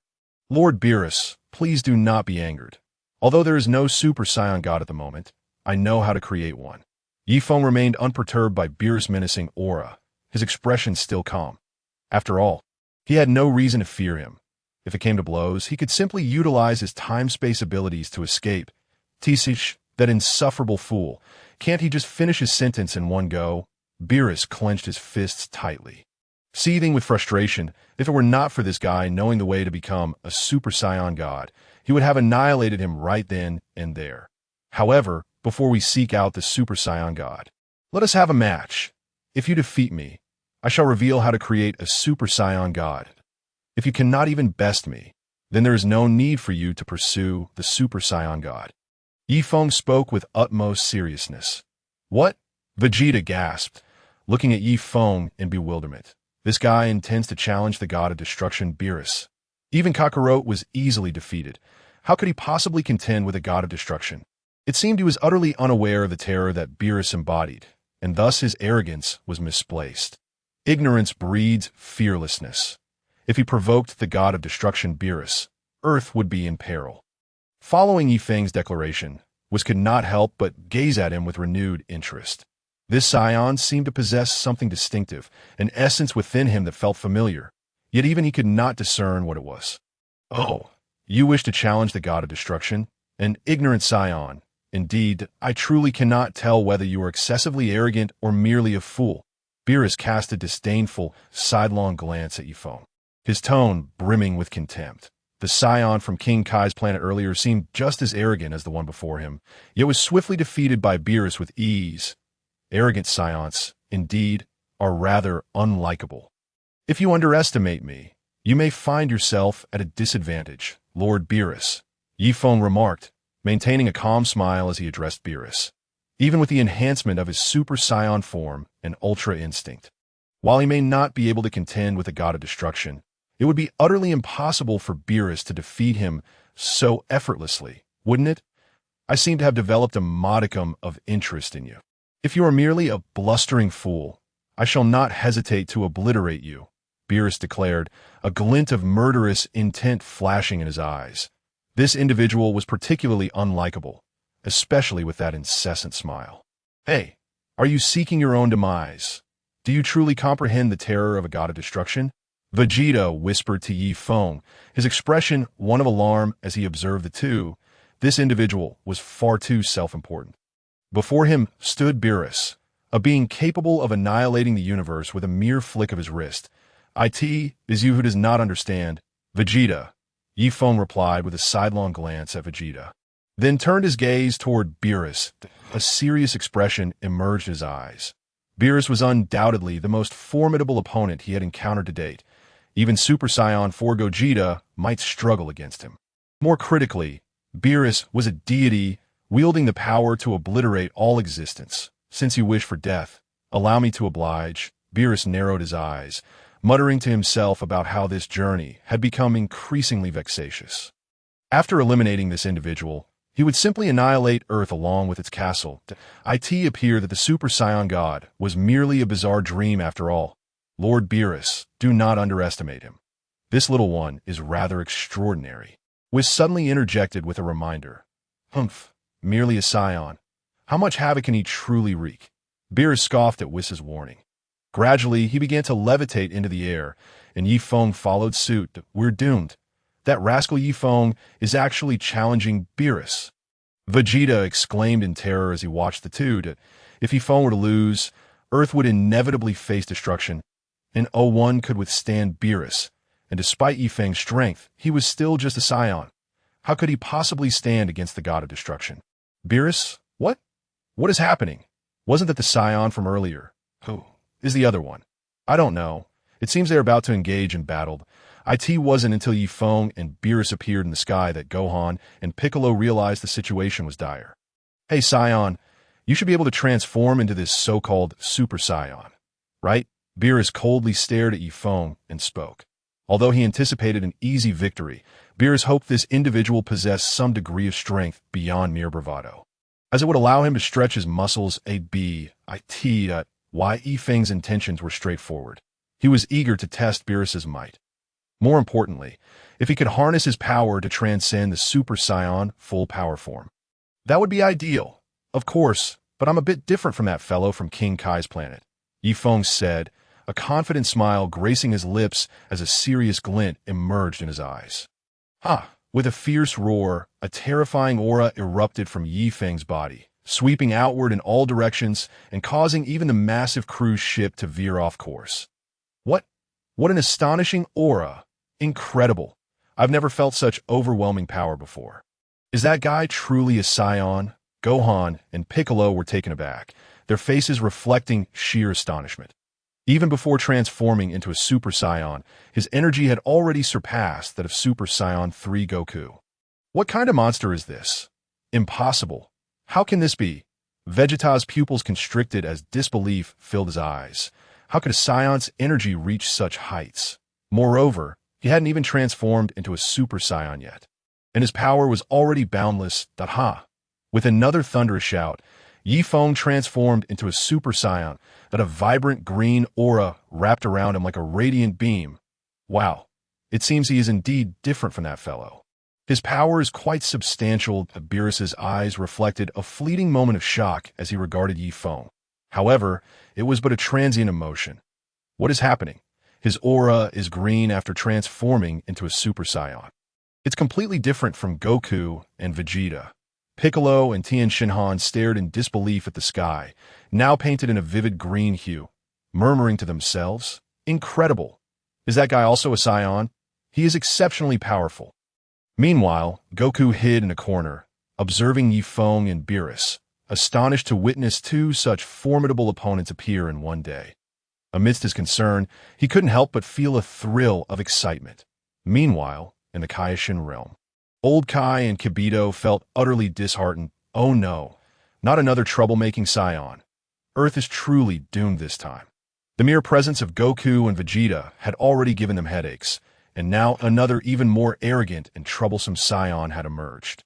Earth was surely beyond saving now. I've been waiting, Lord Beerus. Please enlighten me. After transforming into a Super Saiyan, Yi Feng smiled as he addressed Beerus. He had not yet activated Ultra Instinct on top of his Super Saiyan form. Truly formidable.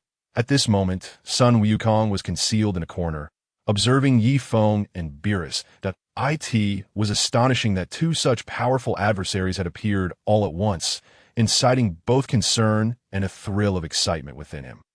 Meanwhile, in the realm of the Kaishins, the old Kaishin and Jebet had begun to feel disheartened that, oh no, yet another troublemaking Scion has emerged.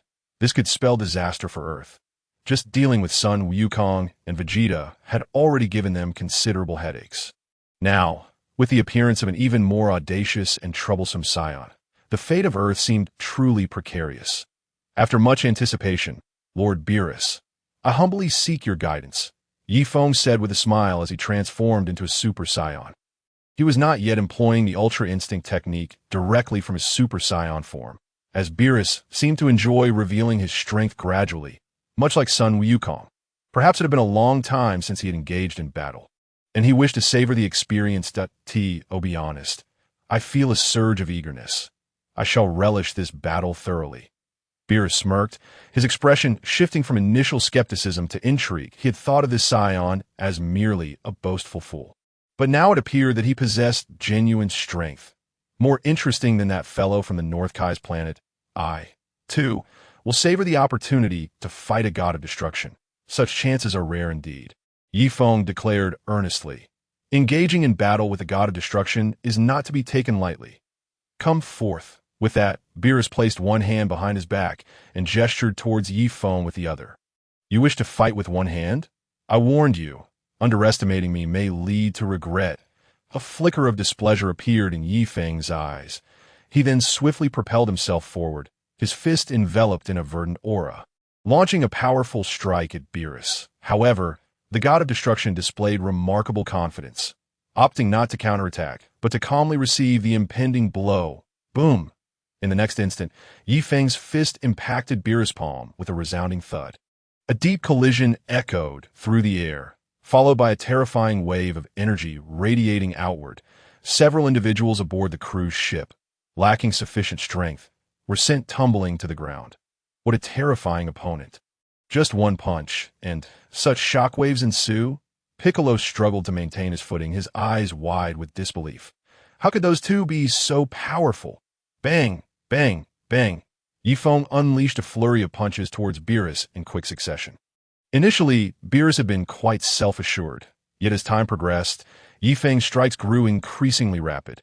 Each punch sliced through the air with a sound akin to tearing fabric, the speed becoming overwhelming. Beerus, with just one hand, began to find it challenging to keep up. The confident glint in his eyes gradually transformed into astonishment. It seems I may have underestimated this Scion. He mused internally. Smack. In the next moment, Yi Feng's right foot landed heavily against Beerus' face, causing the god of destruction to stagger several steps to the side, his expression instantly darkening with anger. Yet Yi Feng did not bask in the glory of his successful strike, fully aware that Beerus had merely been testing his strength and had not yet launched a true attack. What? Yi Feng actually landed a hit on Beerus? Unbelievable, Vegeta exclaimed, his eyes wide with shock. Who is that guy? How could he possess the strength to fight against the god of destruction? Moreover, it seems he hasn't even transformed into Super Saiyan 2. It appears Lord Beerus is finally getting a proper workout, was remarked, indulging in delicacies while observing the clash between Beerus and Yi Feng. That Scion seems to be holding back his power, not utilizing his full strength. The potential of a Scion reaching such heights is indeed astonishing. Such audacity, Beerus thought, but now it's my turn to attack. His eyes narrowed slightly as he vanished from sight, reappearing right before Yi Feng with astonishing speed. Yi Feng's heart raced at the sight. Beerus was incredibly swift, and retaliating now seemed nearly impossible. He could only quickly raise his arms to shield his head. Bang! Beerus' fist struck Yi Feng's arms with tremendous force.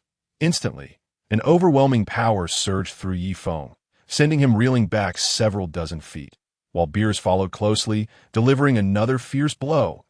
Bang! Bang! Bang! Fists rained down relentlessly upon Yi Feng's arms, forcing him to retreat continuously, the pain of his throbbing limbs palpable.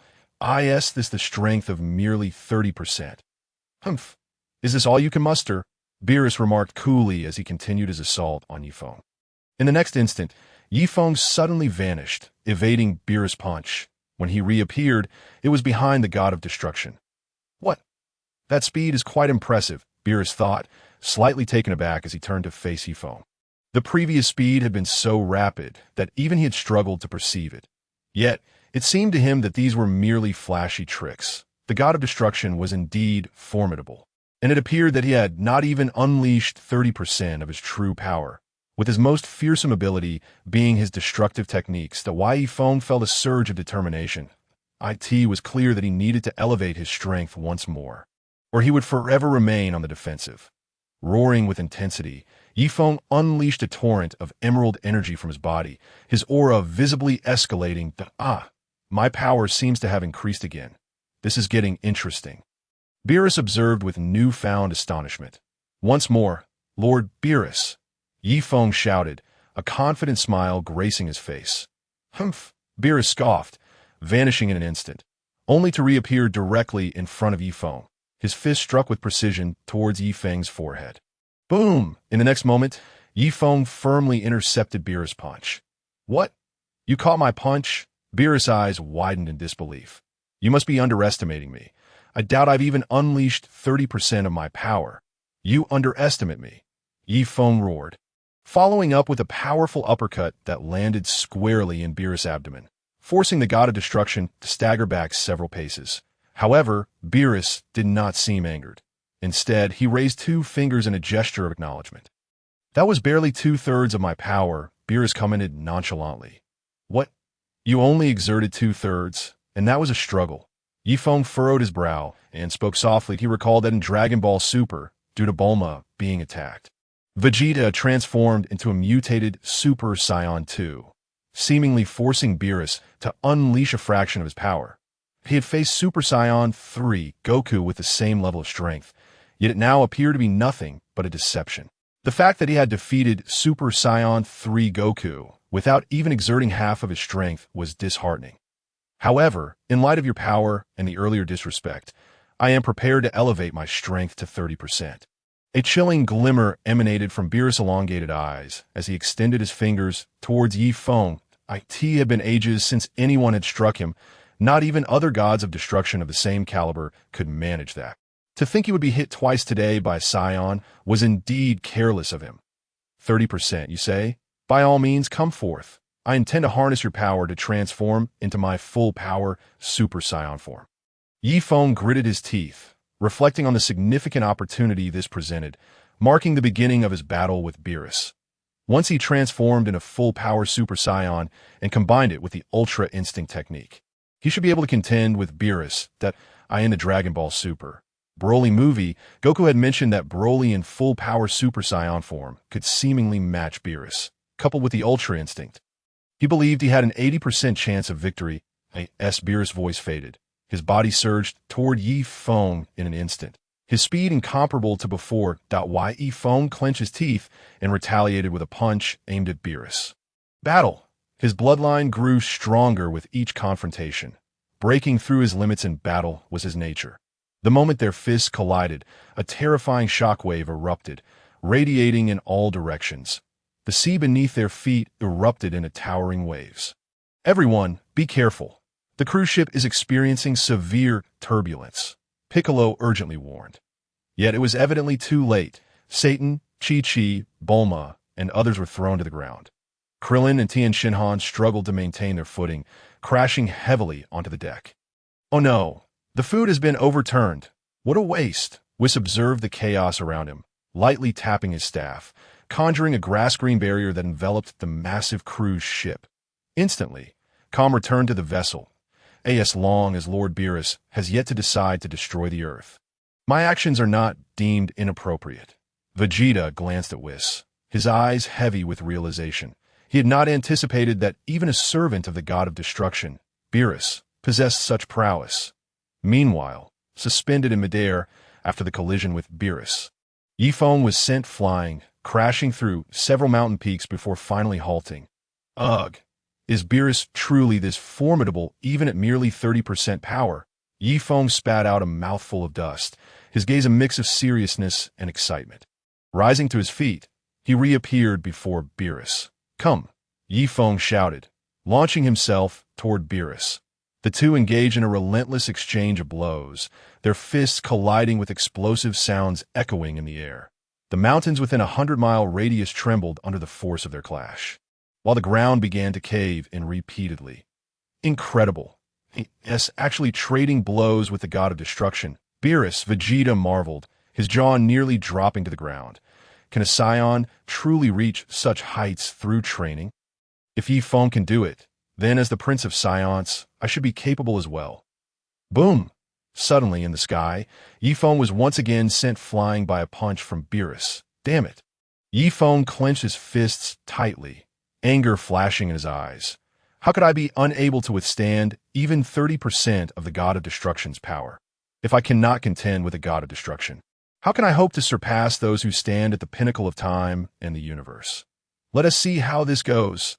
Beerus' cold voice resonated as he conjured a massive orange-yellow energy sphere at his fingertips before hurling it at Yi Feng. Wow, it seems Lord Beerus is a bit irked, was commented, observing the energy sphere being formed. It appears Lord Beerus is taking this seriously. That Scion is indeed remarkable. Bring it on. Yi Feng gripped his fists, biting down, and pressed both palms against the massive energy sphere. Ha! With a surge of strength, he propelled the energy sphere away, but in the next moment, Beerus appeared before him, diving down to strike Yi Feng on the cheek. Smack! With a resounding crack, Yi Feng's body plummeted like a meteor into the sea below. Splash! The ocean surged, creating towering waves that rippled outward. Shortly after, Beerus dove into the water like an eagle swooping down. Boom! Boom! Boom! Deep sounds resonated from beneath the water, as if it were boiling with bubbles. What happened? Did that Scion lose? Krillin and Tien Shinhan asked, their brows furrowed. I'm not sure, but his energy seems to be declining. Gohan replied, shaking his head, his tone heavy. Who is that cat-like fellow? How can he possess such overwhelming strength? And at that moment, Goku suddenly appeared before Gohan and the others. Dad. Goku! Gohan, Piccolo, and Krillin exclaimed excitedly. Goku nodded, his gaze fixed on the sea, his brow furrowed tightly. Son, do you know who that guy is? Piccolo promptly inquired of Goku, hoping he might have some insight that Lord Beerus, the god of destruction. Earlier on King Kai's planet, he defeated me with just 2 moves. Goku stated seriously, looking at Piccolo. What? You were defeated in just 2 moves? Shock and disbelief washed over everyone's faces. It was known that Goku was the strongest among them. Yet he had been so easily bested. Yes, and I could tell that he didn't even exert any power to defeat me. Goku added, I could see this revelation. Piccolo and the others felt their scalps tingle with fear. It was unimaginable that such terrifying beings existed in this world. By the way, who is that Scion fighting Lord Beerus? Goku asked curiously. His strength seems incredibly formidable, able to battle Lord Beerus for such a prolonged time. He arrived just over 10 minutes ago. To be honest, we don't know either, Piccolo replied, shaking his head, feeling a flush of shame for having knelt in fear.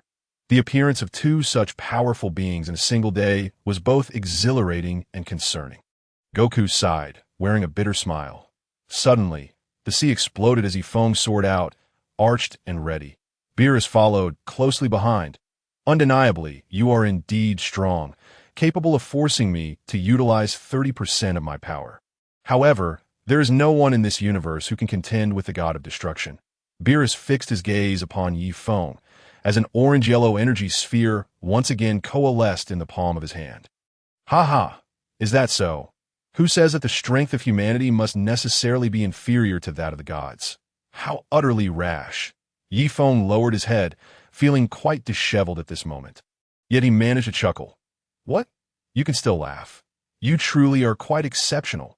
However, this battle ends here. Beerus was initially taken aback, then hurled the energy sphere towards Yi Feng that if struck, even if he did not perish, he would undoubtedly lose all fighting capability. Is this really the end? Not quite. Yi Feng slowly lifted his head, his golden pupils gradually transforming into a silvery hue, while a silver aura and lines emanated from his body. Suddenly standing upright, he casually swatted at the colossal energy sphere to Beerus's astonishment. His energy sphere was effortlessly deflected. What? Is this really happening? Shock flooded Beerus's face. Indeed, this was genuine astonishment, an overwhelming disbelief. A Scion has actually comprehended Ultra Instinct. Though it appeared imperfect, it was enough to leave him astounded, for he had trained for millions of years and had only just begun to glimpse the path of Ultra Instinct. No, this is impossible. Beerus shook his head, hardly able to believe that the scene before him was real. So, it is Ultra Instinct. From the very beginning, I sensed something familiar within this little fellow. It turns out to be Ultra Instinct. Even Whis, who had always maintained a calm demeanor, expressed surprise that I've never witnessed such a phenomenon in a human before. What? Ultra Instinct. What is that? Vegeta, being closer to Whis, naturally overheard his words. However, he had never heard of Ultra Instinct before. Was it the silvery light suddenly surrounding Yi Feng? Goku and the others were equally astonished, as the Scion's aura had not increased, yet he effortlessly swatted away the attack from the God of Destruction. Beerus, it seemed this Scion was indeed immensely powerful. It's truly unbelievable that you have grasped Ultra Instinct. The astonishment on Beerus's face had yet to dissipate as he spoke to Yi Feng. I had no intention of using this, but Lord Beerus is simply too strong, leaving me no choice. Yi Feng smirked subtly as he spoke. With the addition of Ultra Instinct on top of Super Scion, even if I cannot contend with Beerus, I should at least be able to draw out 6 or 7/10 of his power, right? Though I'm surprised. Do you truly think this makes you my opponent? How naive. Observing Yi Feng's confident smile, Beerus coldly retorted. Chapter 82. Destruction Energy versus Temporal Power, just an imperfect Ultra Instinct. I can achieve that as well, and with my destruction skills, no matter how he enhances himself. The outcome will remain the same, that you'll find out soon enough that Yi Feng refrained from saying more and directly soared towards Beerus, leaving a silver trail in the air. Bang! Yi Feng's speed was astonishing as he collided heavily with Beerus's fist. In an instant, shock waves rippled outward, causing the ground beneath them to be ravaged. 100 miles, 200 miles, 500 miles. Beerus was sent reeling back dozens of feet by Yi Feng's punch. Yet this time, instead of anger, excitement gleamed in Beerus's eyes. That it seemed he had not experienced such exhilarating combat in a long, long time. Delightful. Again, Beerus's lips curled into a grin, his eyes sparkling with enthusiasm. It had been ages since he had fought with such exhilaration. Naturally, Yi Feng was not one to back down, and the two clashed once more. Each encounter sent tremors through the earth, and if this continued, it was likely that the entire planet, along with many surrounding celestial bodies, would face annihilation. Goku and the others watched in horror, fearing that the planet would be obliterated. However, at this level of combat, they could not intervene. No, if this continues, the Earth will truly be destroyed. Yi Feng glanced at the violently shaking planet, contemplating. With this in mind, Yi Feng had no choice but to fight while ascending to greater heights. Once they reached the stratosphere, their battle would pose less of a threat to the Earth. Oh no! If those two keep fighting like this, the entire universe will be obliterated. In the Kaishin realm, the old Kaishin seemed to have completely abandoned hope. In this world, no one stood a chance against Lord Beerus, the God of Destruction. All their resistance and combat were in vain, merely serving to provoke Lord Beerus, hastening the destruction of the Earth. Perhaps that Scion can win, observed Jebet, gazing at the battle within the crystal ball, holding on to a glimmer of hope that, if he defeats the God of Destruction, then the Earth will not be destroyed, right? Fool, you know nothing. The old Kaishin scolded Jebet. This fool had no concept of the terror of a God of Destruction. Currently, Beerus was engaged in battle with that Scion out of mere interest, but once that interest faded, he would not hesitate to annihilate the Earth, kill that Scion. This is the essence of a God of Destruction. All destruction stems from whim. At that moment, Yi Feng and Beerus were locked in fierce combat within the stratosphere. At this point, Beerus had unleashed 60% of his power, yet he still could not fully defeat Yi Feng. What a troublesome opponent. Beerus furrowed his brow and remarked. Having lived for billions of years, this was the first time he had encountered such a formidable human. It seemed that the Super Saiyan God of his dreams might indeed be even more powerful. The reputation of the god of destruction was well earned. He had now exerted all his strength. Yet Yifeng was still able to handle him with ease. Yifeng, too, was feeling the weight of the battle in his heart. After hundreds of intense clashes with Beerus, his arms and body ached painfully. His energy was beginning to wane, and if this continued, he would soon reach his limit to achieve parity or even victory against Beerus. A breakthrough was essential. He needed to transform into the full-power Super Saiyan form. Anger. He needed to incite his anger swiftly that it seems your strength has reached its limit. This thrilling battle is about to conclude. Beerus slowly raised his hands, coldly stating. Suddenly, his palms spread wide, and dozens of purple energy spheres began to swirl around him. Destruction energy? Yifeng furrowed his brow at the sight of the purple energy. For within those spheres resided the power to obliterate worlds, intertwined with a breath of death. With the earth, vanish along with me. Beerus's chilling voice echoed as dozens of destruction energy spheres hurtled towards Yifeng. In this situation, evasion was utterly impossible. Yifeng fixated intently on the destruction energy, making no move at all. Tisich, have you been so frightened that you cannot even react? Beerus gazed at Yifeng, who stood defenseless, and spoke as the energy sphere of time and space approached him. Merely 3 meters away, a deep voice unexpectedly emanated from Yifeng's throat. Almost instantaneously, a layer of shimmering, wave-like substance appeared before Yifeng, rippling gently. When the destructive energy sphere collided with that layer, it vanished without a trace, as if devoured by a black hole. What? This fellow can manipulate time and space. Beerus exclaimed, astonished. Such power was unfathomable for a Scion to wield. Yet before Beerus could fully comprehend the situation, dozens of destructive energy spheres erupted from behind him. However, as they drew near, they too disappeared without a trace. You truly pique my interest. However, I find myself somewhat drowsy now. So it's time to conclude this. The moment Beerus's indifferent voice fell, his form abruptly vanished. What? Yifeng had yet to react when a sudden sharp pain pierced his chest, causing his pupils to constrict. His hair reverted to a deep black, and the silvery aura enveloping him dissipated entirely. Consequently, Yifeng's body plummeted rapidly downward. Tisich, you forced me to exert 100% of my power. How utterly frustrating, Beerus remarked disdainfully as he observed Yifeng's descent. Boom!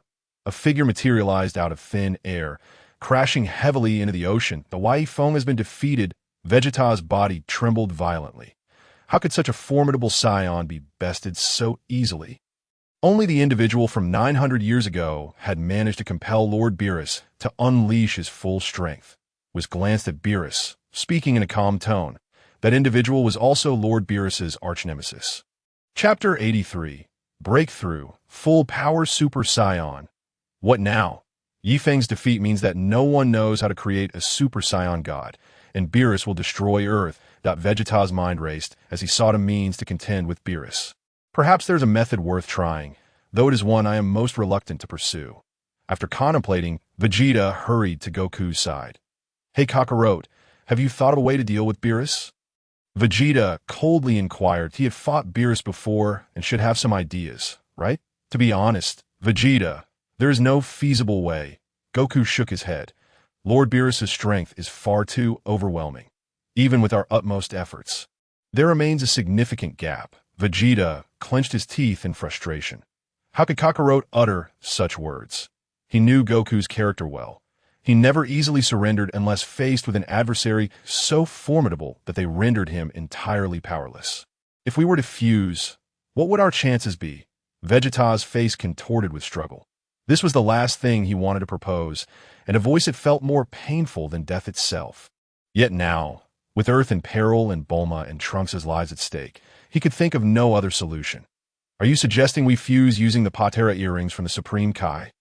Goku asked, astonished. The very idea of Vegeta willingly suggesting fusion left not only Goku but also Gohan, Piccolo, and others in disbelief. They understood all too well how proud Vegeta was, especially about fusing with Goku. It was an incredibly difficult decision for him. Although we would be formidable after fusing, I must be frank. Even with the earrings, Our chances of defeating Lord Beerus would only be 1 in 10. Goku stated earnestly. Having witnessed the battle between Beerus and that Scion, he was acutely aware of the vast disparity in their powers. Damn it. Does that mean there's absolutely no way? Vegeta slammed his fist down. Shattering the table in a fit of rage, he loathed his own weakness. If we all teamed up, perhaps we could defeat him? Krillin suggested naively. Stop being so naive.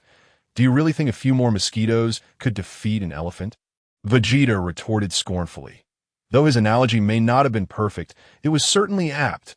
In Beerus's eyes, Krillin and the others were likely no more than mere mosquitoes. Gurgle. Meanwhile, beneath the ocean, Yifeng exhaled deeply. Slowly opening his eyes, this is the power of a god of destruction. Truly formidable.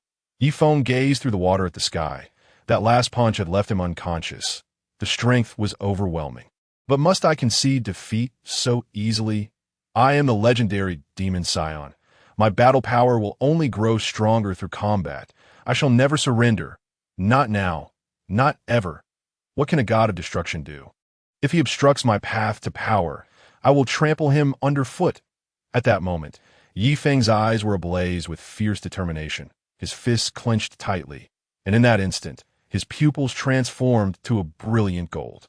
An intense, scorching aura emanated from his body. Gurgle. The once tranquil waters suddenly erupted with bubbles.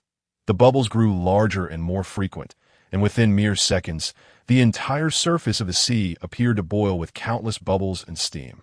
Oh, that little fellow hasn't perished. In fact, his energy is escalating.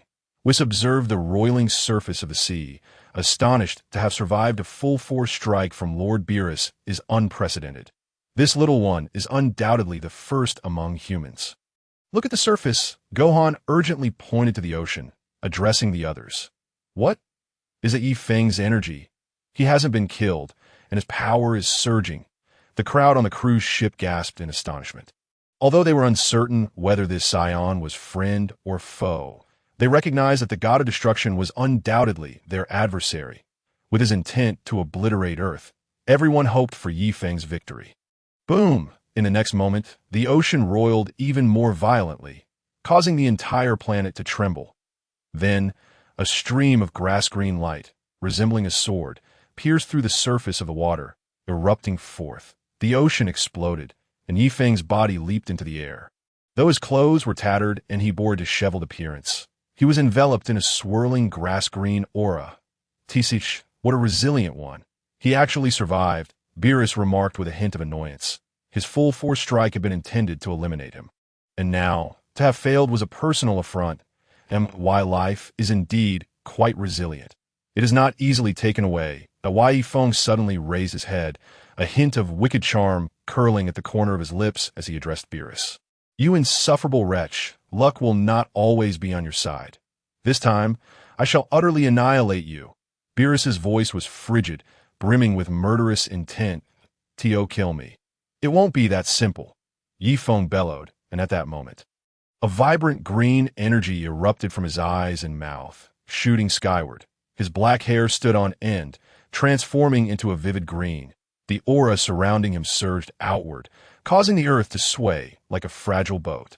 As if the very rocks were on the brink of obliteration, this bastard is actually powered up again. Observing Yifeng's unhinged state, a grave expression finally crossed Beerus's face. Chapter 84.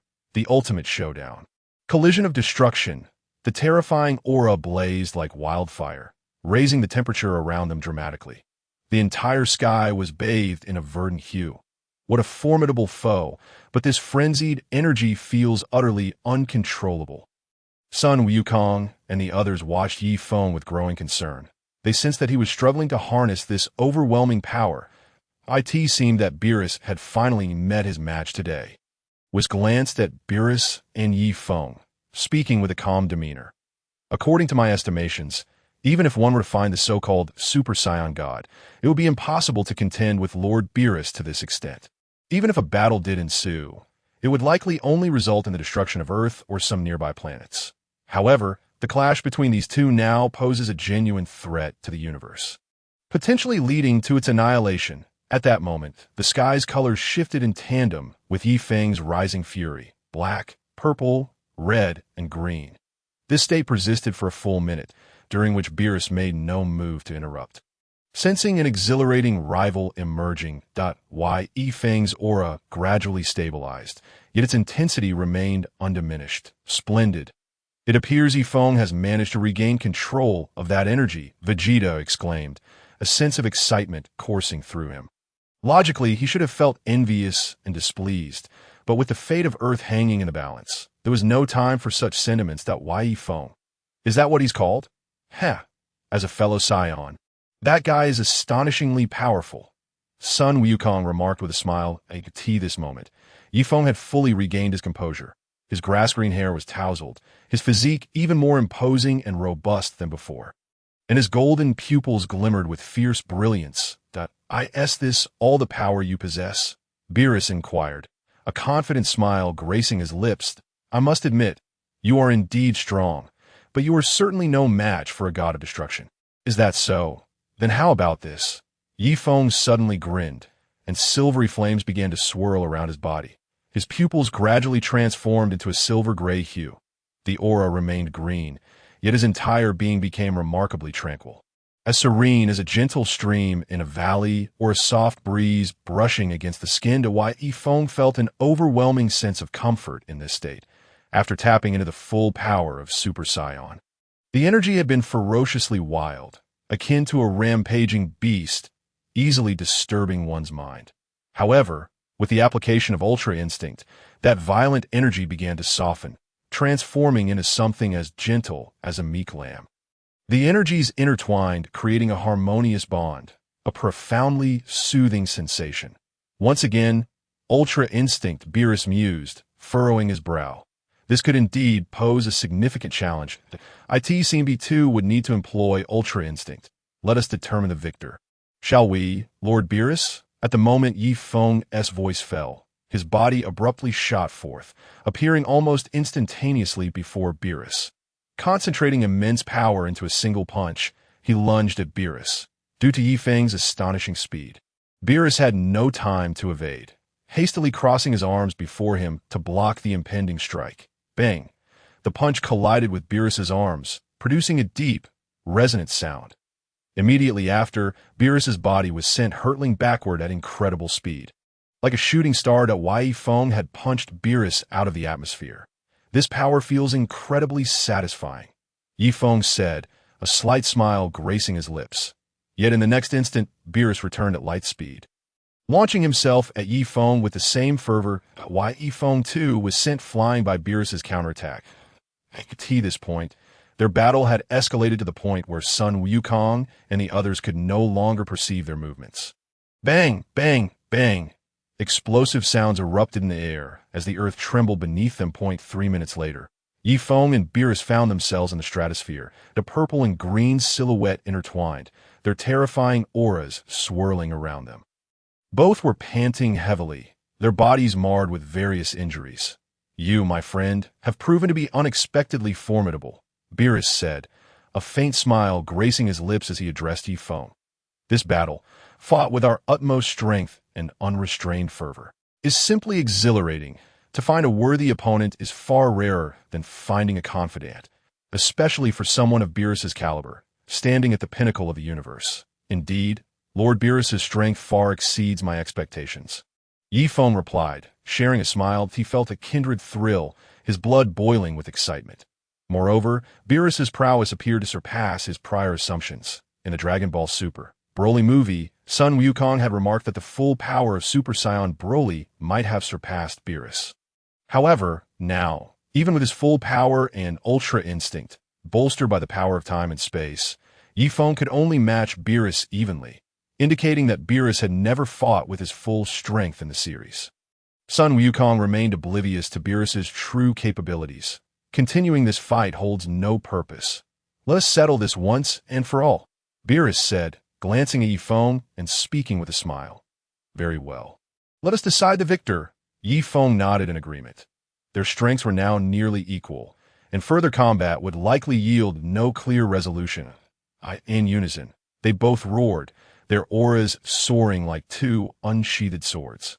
Piercing the heavens, their energies surged to astounding heights, palpable throughout the cosmos.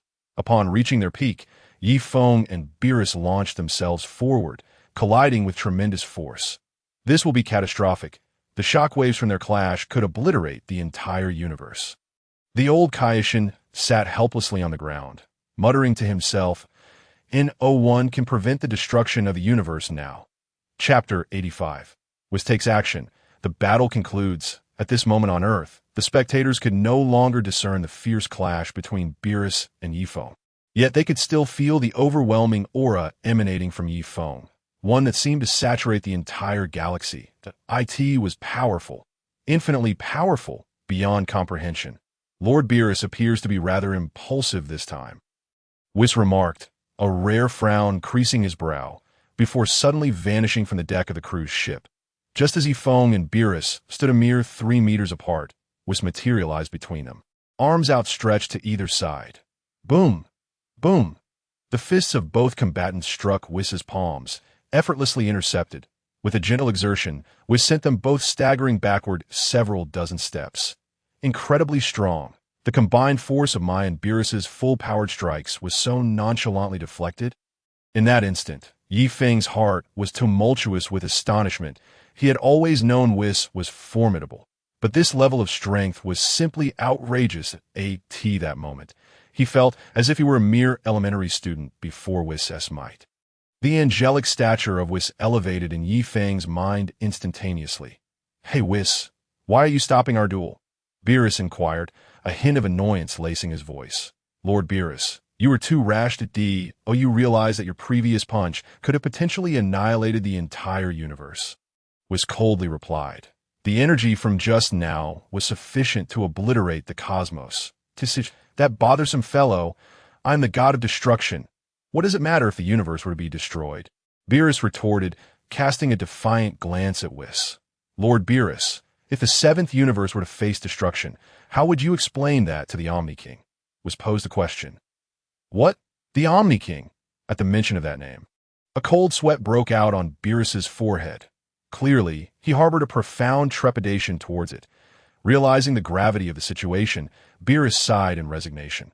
Indeed, although he was the god of destruction of the 7th universe, he would have no justification before the Omni King if the universe were to be annihilated. He had acted impulsively, momentarily neglecting the consequences that Feng. This match concludes here. You and Lord Beerus are evenly matched, Whis stated calmly. "Regarding Feng, it matters not, though I trust Lord Beerus will refrain from destroying Earth now." Feng shrugged, then turned to Beerus. While dueling Beerus, Feng had not overly concerned himself with Earth's potential destruction. He had tried his utmost to protect it, yet he knew if it came down to it, he might have no other choice. He had essentially gambled, wagering the fate of the entire 7th universe. He gambled that Beerus would pull back at the last moment or find another way to terminate the conflict, for he was fully aware that even a god of destruction had no authority to obliterate the entire universe. Only the Omni King possessed such power. Moreover, he had also wagered that Whis would intervene at the crucial moment to halt their battle. Should the situation have escalated to its direst extent, he had already devised an escape route. In the instant the universe exploded, he would utilize spatial powers to teleport away from the 7th universe or directly to another time and space. Fortunately, he had won his gamble. Whis had indeed intervened, and Earth was spared. "Humph, since I did not defeat you." Earth naturally avoided catastrophe. "However, Super Saiyan God, you must remember your promise to create me." Beerus glared at Feng coldly. After their skirmish, Beerus's desire to destroy Earth and seek out the Super Saiyan God had diminished considerably. His words were merely a means of saving face. Of course, the Super Saiyan God would soon come to fruition. Feng nodded, stating, 5 Scions with righteous hearts can channel their energy into another Scion's body to give birth to the Super Saiyan God. It is quite simple and can be accomplished in mere minutes. Lord Beerus, shall we return to the castle now? Whis asked, observing that matters had drawn to a close. Let us head back. I'm feeling a bit weary and could use a nap.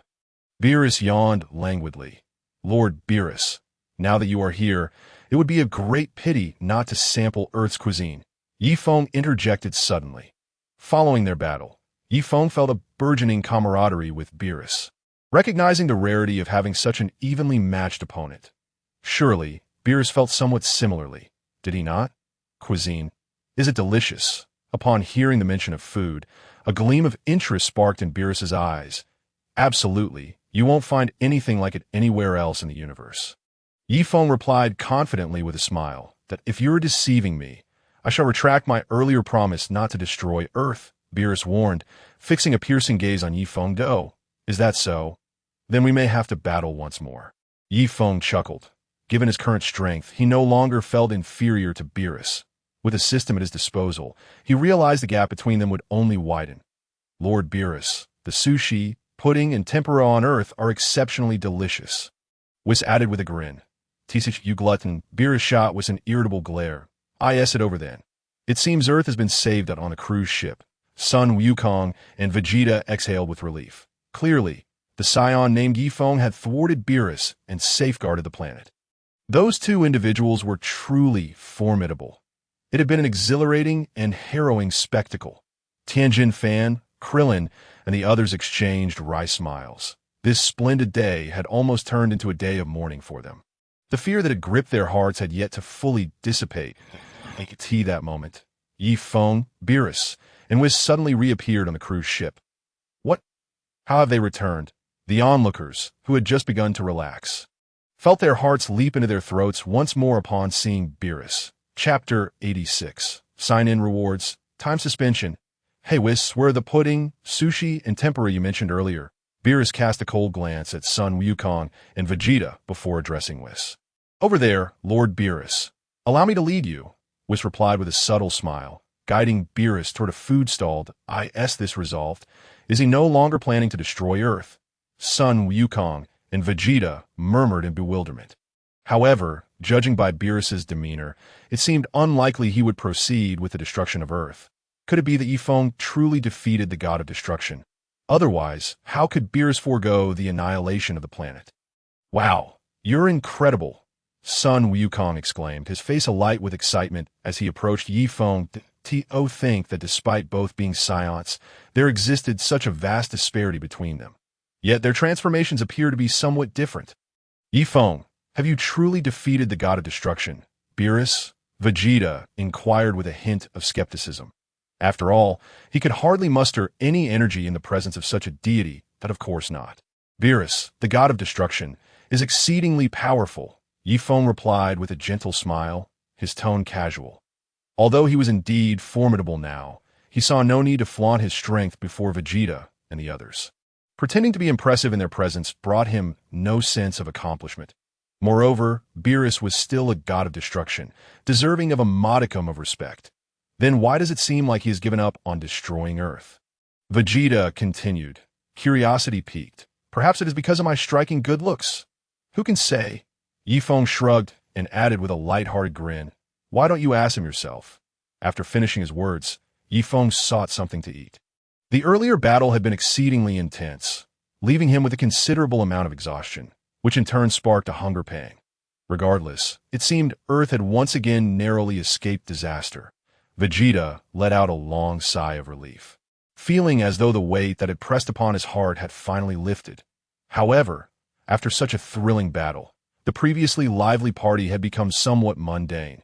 More importantly, the sudden appearance of the god of destruction Beerus and the Scion named Yi Feng made everyone feel quite apprehensive, fearful of inadvertently offending them. After approximately 20 minutes, Beerus and Whis had eaten their fill and even took some food to go. The culinary delights of Earth had captivated Beerus. Every dish was something he had never tasted on other planets. He regretted not having come to Earth sooner, feeling as though he had wasted several billion years. Why Yi Feng? "We shall take our leave now," Whis said amiably to Yi Feng. "Indeed, until we meet again." "Mr. Whis," Yi Feng replied with a respectful clasp of his fists. Since the angel was so courteous, he felt he ought to reciprocate the politeness. "Hey, remember our agreement. Although our battle has temporarily concluded, I still wish to see the Super Saiyan God," Beerus remarked coldly to Yi Feng. His tone may have been frosty, but it was evident that he bore no ill will. Rest assured, Yi Feng nodded. Creating a Super Saiyan God is merely a trivial matter. And when we meet next, I shall surely defeat you. Beerus suddenly chuckled, addressing Yi Feng. Yes, that's so. I doubt you will find it so easy to best me, Yi Feng replied with a smile. Confident that by their next encounter, the god of destruction Beerus would no longer be his match. Then let us see. We depart now, Beerus said, giving a slight nod. With that, the two left Earth. Ding! Congratulations to the host for completing the 1-hour check-in task at Bulma's birthday party cruise. Reward. Time pause 0.2 seconds. Just as Beerus and Whis were departing, an electronic voice resonated in Yi Feng's mind. Had an hour truly passed? He had been so engrossed in battling Beerus that he had lost track of time. A time pause of 0.2 seconds, while a powerful reward did not elicit the excitement Yi Feng had anticipated. Of course, when compared to the powers of time and space, the bloodline of transcendence, and a mastery of ultimate technique, it was somewhat underwhelming. However, this did not imply that the time pause was without merit. On the contrary, it proved to be exceedingly useful, especially at Yi Feng's level of strength, a mere pause of 0.2 seconds could determine the outcome of a battle. Controlling time was akin to the Sixth Universe's most formidable assassin, Hit, whose abilities, although inferior to those of Super Saiyan Blue Goku and Vegeta, allowed him to easily defeat Super Saiyan Blue Vegeta after utilizing a mere 0.1 seconds of time skip technique. Yet Yi Feng's ability was not a mere leap through time. It was a direct suspension of time. Well, I look forward to the next check-in, Yi Feng mused to himself. Now, with the simultaneous mastery of both time and space, all gods of destruction were no longer his adversaries. His next goal was to surpass the angels. Though they were indeed powerful, he held a firm confidence in his capabilities. At that moment, Goku and Vegeta approached Yi Feng. Hey Yi Feng, could you teach us how to become that strong? Goku asked with a playful grin. In all honesty, Yi Feng's might had left him astounded, revealing that Scions could indeed grow even stronger. Foolish Kakarot. Vegeta elbowed Goku sharply, scolding him. Does this imbecile not grasp the gravity of the situation? Yi Feng's strength is unfathomably powerful, rivaling that of the god of destruction, Beerus. How can he maintain such a nonchalant demeanor? Is he not concerned that Yi Feng might destroy Earth if displeased? After all, one can never know the intentions of someone with such mysterious depths. Hey Vegeta, what was that for? Goku winced, clutching his side as he murmured. Ignoring Goku, Vegeta turned respectfully to Yi Feng and inquired. Mr. Yi Feng, could you share with us the method to grow stronger?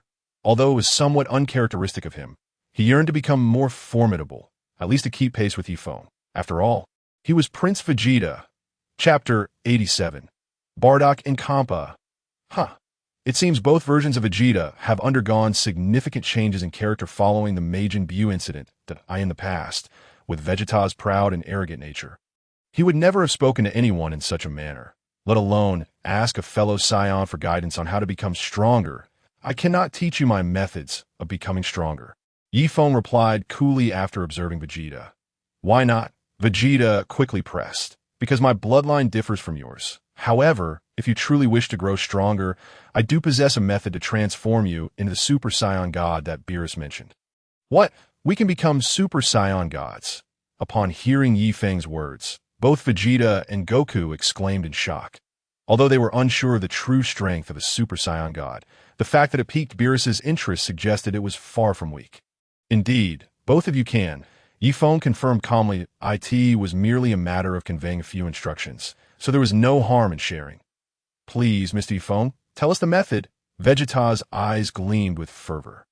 If both he and Kakarot could achieve the form of Super Saiyan God simultaneously, it would mean he had finally caught up to Kakarot's level. It is quite simple.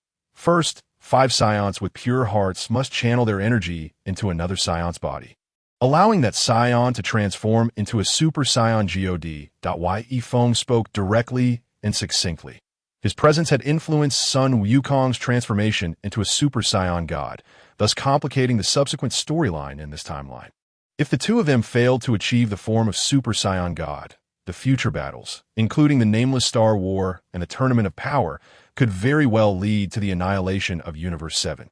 Is it really that simple? Sun Wukong exclaimed with excitement. So, transforming into a Super Saiyan God works this way. Humph. What an idiot. Vegeta shot a fierce glare at Sun Wukong. This is far from simple. It requires 5 pure-hearted Scions to channel their energy into another Scion's body. That means we need 6 Super Scions to accomplish it. And right now, there are only 5 of us. Myself, Kakarot, Gohan, Goten, and Trunks. My brother Tarbell is also a Scion, but I currently have no idea which planet he has been assigned to, nor can I confirm if he possesses a pure heart. Well, it sounds easy. The reality is quite the opposite. Vegeta's thoughts were, of course, not lost on Yi Feng. By the way, I should inform you that Videl is pregnant, including the little one in her womb. That makes exactly 6 Scions. After all, in the original Dragon Ball Super, this is how Sun Wukong became a Super Saiyan God. Hearing Yi Feng's words, Vegeta suddenly felt a surge of joy. Indeed, that means we have exactly 6 Scions. Thank you, Mr. Yi Feng, Vegeta said excitedly. Hey, Vegeta, let me transform into a Super Saiyan God first, alright? I'm really looking forward to becoming stronger. Sun Wukong chimed in with a broad grin. Humph, don't get your hopes up. Kakarot, I want to let you have everything your way this time, Vegeta declared firmly, his teeth gritted. Ever since he met this guy, he had always been one step ahead, but this time he would not allow it to happen. Come on, Vegeta, don't be so petty. Next time, I'll let you go first. Humph, don't even think about it, Kakarot. The two continued to bicker. Just then, Yi Feng sensed an incredibly powerful energy approaching, one that was almost identical to Beerus's, yet still slightly inferior, and certainly not as formidable as Zamasu's. Who could it be? Yi Feng pondered, then immediately executed instant transmission. Appearing on a vast, desolate planet, 2 very familiar figures materialized before him. Kampa! Yi Feng exclaimed in surprise. Oh wonder. The energy I sensed is strikingly similar to Beerus's. It turns out to be the god of destruction of Universe 6, Kampa. This guy must have come to Universe 7 for Super Dragon Balls. As soon as Yi Feng appeared, Beerus noticed him, prompting him to alert Kampa. What? Why is there a human on this planet? Kampa asked incredulously upon seeing Yi Feng. Didn't he detect any life signs here earlier? Lord Kampa, he must have just arrived from another location, apparently utilizing a skill that allows for instant transmission. He likely sensed our energy, and came here, Beerus explained calmly. He can sense divine energy. He must not be an ordinary individual. Kampa remarked with surprise. However, I can't sense any divine energy within him. Hey, who are you, and what brings you here? Kampa asked coldly, fixing his gaze on Yi Feng. I have long admired the prestigious god of destruction of Universe 6, Kampa, and Beerus, Yi Feng replied, lightly leaping to stand in front of them. But before I inquire about your purpose in Universe 7, why do you question me first? With that, Yi Feng turned his attention to Beerus. Before him stood Beerus, with her light blue skin, elongated eyes, and playful ponytail cascading down to her waist. Her slender figure exuded an air of cool elegance. Having seen her in person, Yi Feng had to admit that Beerus was indeed a divine beauty. The only flaw was her rather unattractive angelic attire. If she donned something more ordinary, she would undoubtedly turn heads everywhere. Unfortunately, she was a bit too old, several billion years. In fact, Yi Feng shook his head gently. What? Are you trying to kill me? Little one, have you had your fill of staring? Just as Yi Feng shook his head, Beerus's melodious voice rang out, seemingly teasing rather than angry that a beauty is never too much to admire. Yi Feng replied with a smile. After all, angels cannot act without authorization, so he felt no fear. Besides, complimenting her beauty shouldn't provoke any ire, right? I didn't expect this little one could speak. Beerus chuckled in response. While Beerus was an angel, she was also a woman, and naturally, she wouldn't take offense to flattery. Having encountered many situations in her long existence, she could easily handle this small affair. Hey, Beerus, what are you doing? Kampa interjected, growing irritated at the flirtation that seemed to disregard his presence. What is the matter? Lord Kampa, Beerus turned to inquire. Humph, who exactly is that guy? He seems to know too much about us. Kampa muttered under his breath. I'm not sure either, but this little one seems rather intriguing. Beerus replied, shaking her head with a smile. Hey, who are you really? How do you know about us? Kampa glared at Feng, demanding an explanation. Aside from Beerus, Whis, and the Kais, no one else in Universe 7 should know of your existence. Feng said calmly. Not only do I know about you, but I also understand that your purpose in Universe 7 is to acquire the Super Dragon Balls. Am I right? His tone was indifferent. For with his current strength, he held no fear for Kampa as another god of destruction. Kampa's power paled in comparison to Beerus that Feng could easily defeat Kampa, as he was more than a match for Beerus. The only concern was the destructive capabilities inherent to a god of destruction. What? You even know about the Super Dragon Balls? You know too much, human. It seems I cannot allow you to live. Kampa's eyes glinted with murderous intent. The secret of his covert quest for the Super Dragon Balls must never reach Beerus. It would surely lead to complications, especially since he was currently in Universe 7. Meanwhile, in the Kais realm, the crystal ball before the old Kai and Jebet showcased the scene of Feng, Beerus, and Kampa. Why is that guy approaching Lord Kampa again? Jebet exclaimed in shock, observing the crystal ball. What an incorrigible troublemaker. The old Kai felt as though he might suffer a heart attack. In the past, he believed that merely having a son Goku and a Vegeta was already enough to stir up trouble. Yet now there emerged an even more formidable iron-headed boy, who specifically sought out trouble with the gods of destruction. Was this not akin to an old immortal hanging himself, inviting death? How could such a troublemaker suddenly appear? Do not be angry, Kampa, that I merely sensed a powerful energy and came to investigate. Feng smiled as he addressed Kampa. Indeed, his sudden teleportation was driven by curiosity. However, he did not anticipate encountering the god of destruction from Universe 6. Since he was on a quest for the Super Dragon Balls, let him search. Regardless, the last Super Dragon Ball would inevitably elude him, and any he managed to find would ultimately be surrendered to Beerus. Knowing so much, do you think you can simply walk away? Kampa suddenly grinned, revealing a bloodthirsty curve at the corner of his mouth. Since this individual was aware of his plans, he could not be allowed to live. What? You intend to kill me? Feng regarded Kampa with a calm demeanor and inquired, of course. Since you know my plan, you must die. Kampa replied coldly. Only the lips of the dead are truly secure. Lord Kampa, I believe it would be wise for us to leave quickly. If Lord Beerus discovers us, we might find ourselves in a bit of trouble, Bados interjected, observing the murderous intent emanating from Kampa. Bados, are you suggesting you wish to assist this fellow? Do not forget your own identity. Kampa shot a glance at Bados, then conjured a purple energy sphere at his fingertips. It would take but a second to end your life. Is that so? If you are so confident, why not give it a try? Feng retorted fearlessly. What could destruction energy do against his mastery of time and space? Could it truly obliterate time itself? With a swish, Kampa fired the destruction energy directly at Feng. As the energy approached, Feng concentrated, and a shimmering, wave-like barrier materialized before him. Upon impact, the destruction energy vanished without a trace. What? It disappeared. Kampa's expression shifted dramatically. His destruction energy had simply ceased to exist.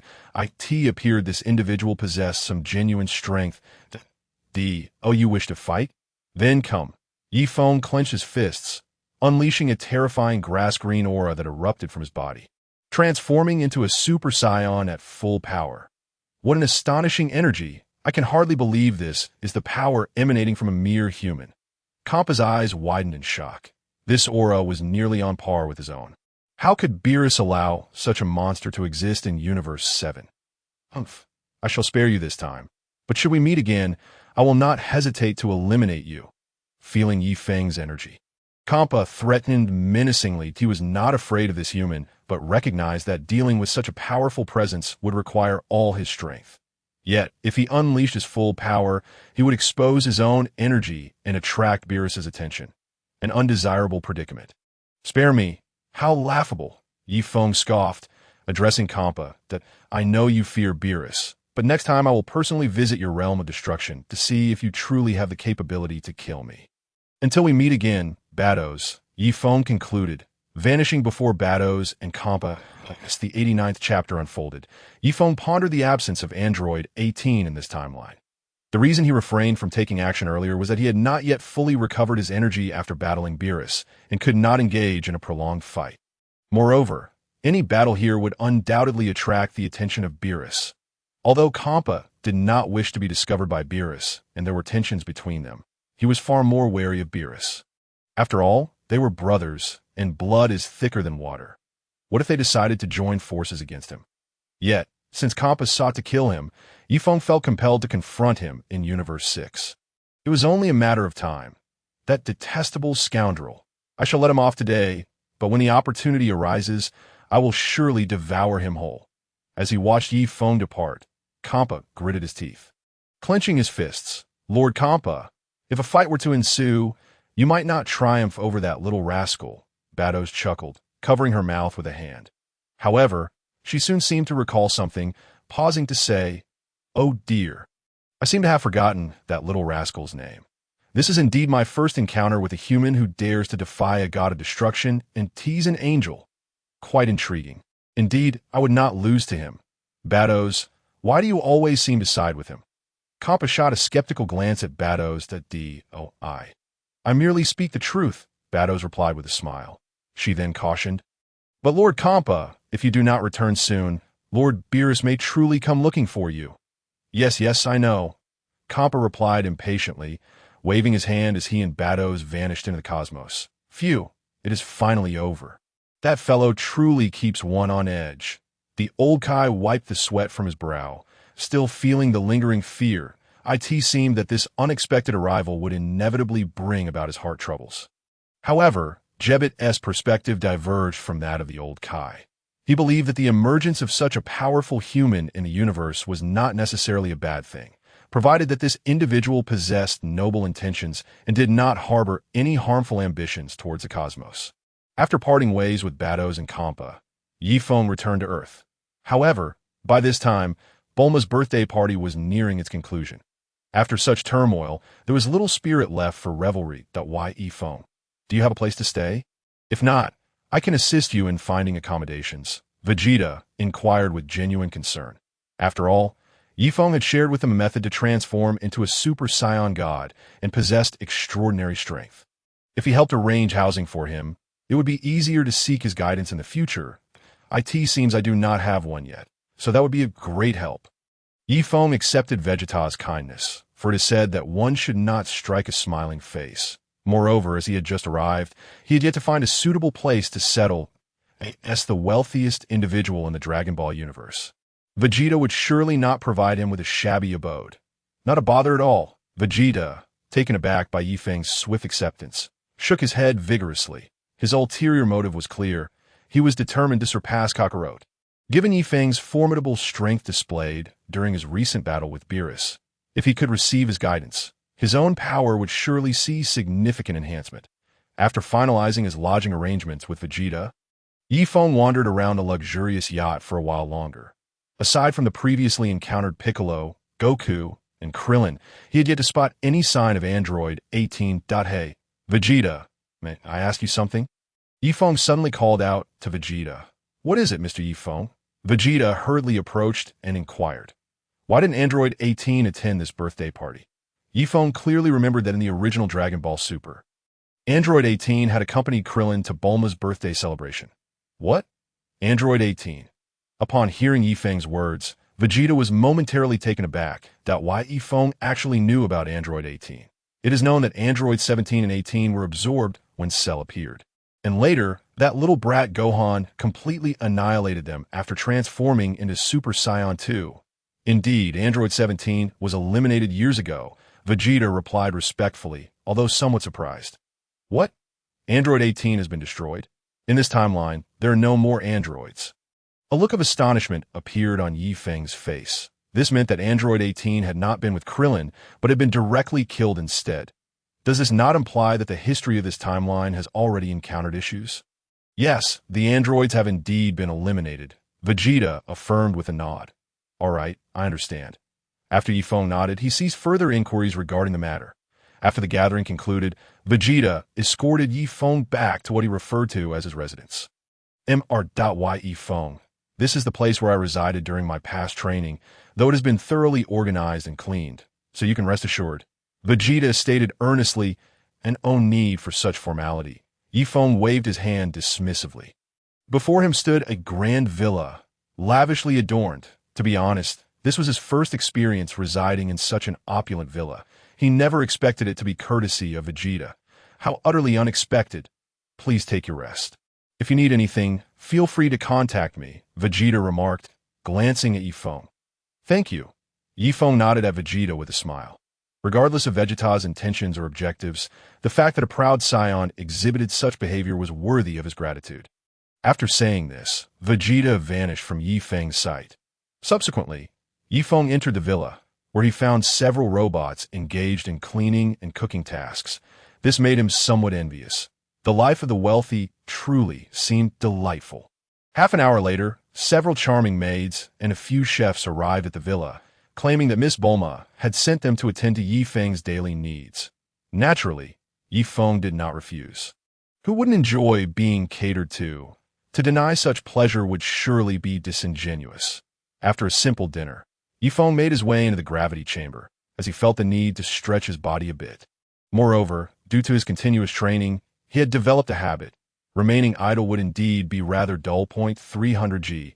This is the maximum gravity of the chamber. Feng promptly adjusted the gravity to its highest setting.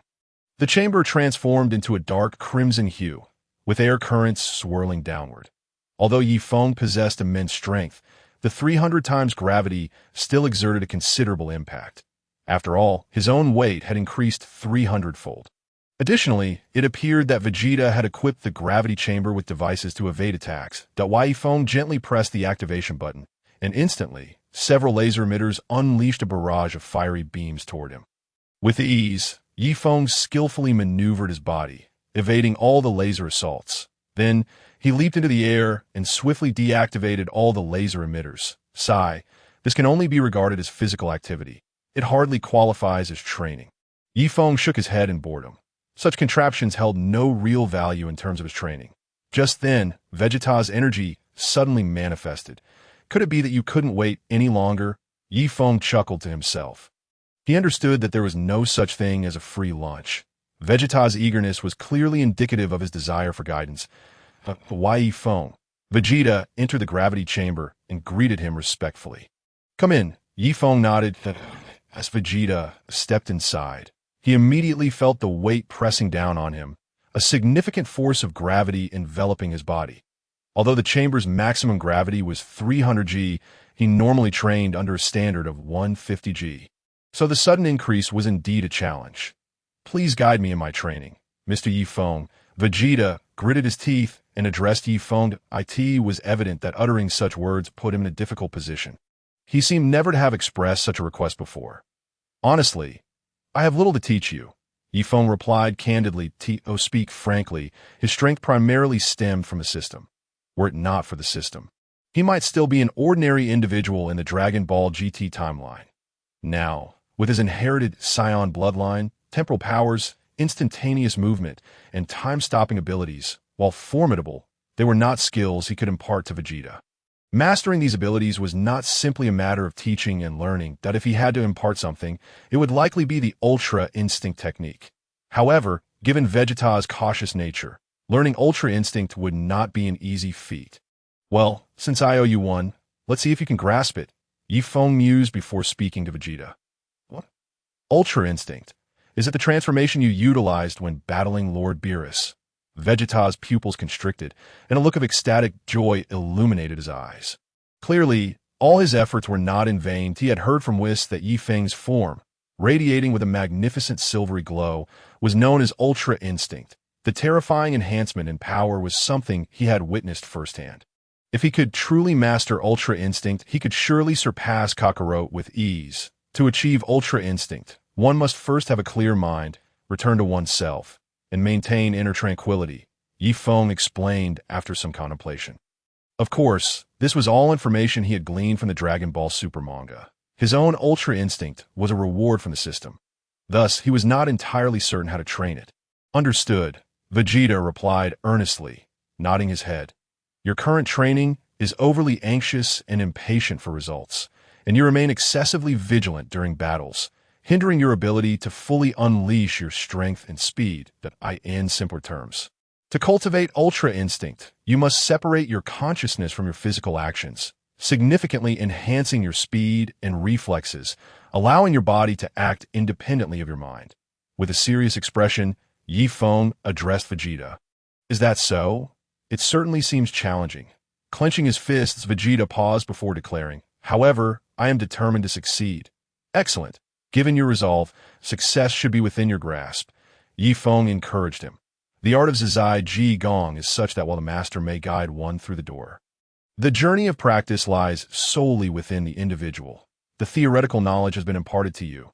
Thus, the remaining task is to diligently practice. Mr. Feng, could you demonstrate Zizai Ji Gong once more for me? Vegeta asked, his eyes gleaming with eagerness. He was immensely intrigued by Zizai Ji Gong and was pleasantly surprised that Feng was willing to teach him this remarkable technique without reservation. It seemed his efforts had not been in vain. Very well. Focus closely. Feng nodded, his expression betraying no change. The execution of Zizai Ji Gong does not require a sudden surge of energy as transformations do. In the next moment, a dazzling silver light enveloped Feng, strands of silver weaving through his hair. His pupils transformed into a striking silver gray. This time, he merely performed Zizai Ji Gong without the enhancement of Super Saiyan. Vegeta gazed at Feng with fervor. This form was something he had never encountered before. Would you like to experience Zizai Ji Gong firsthand?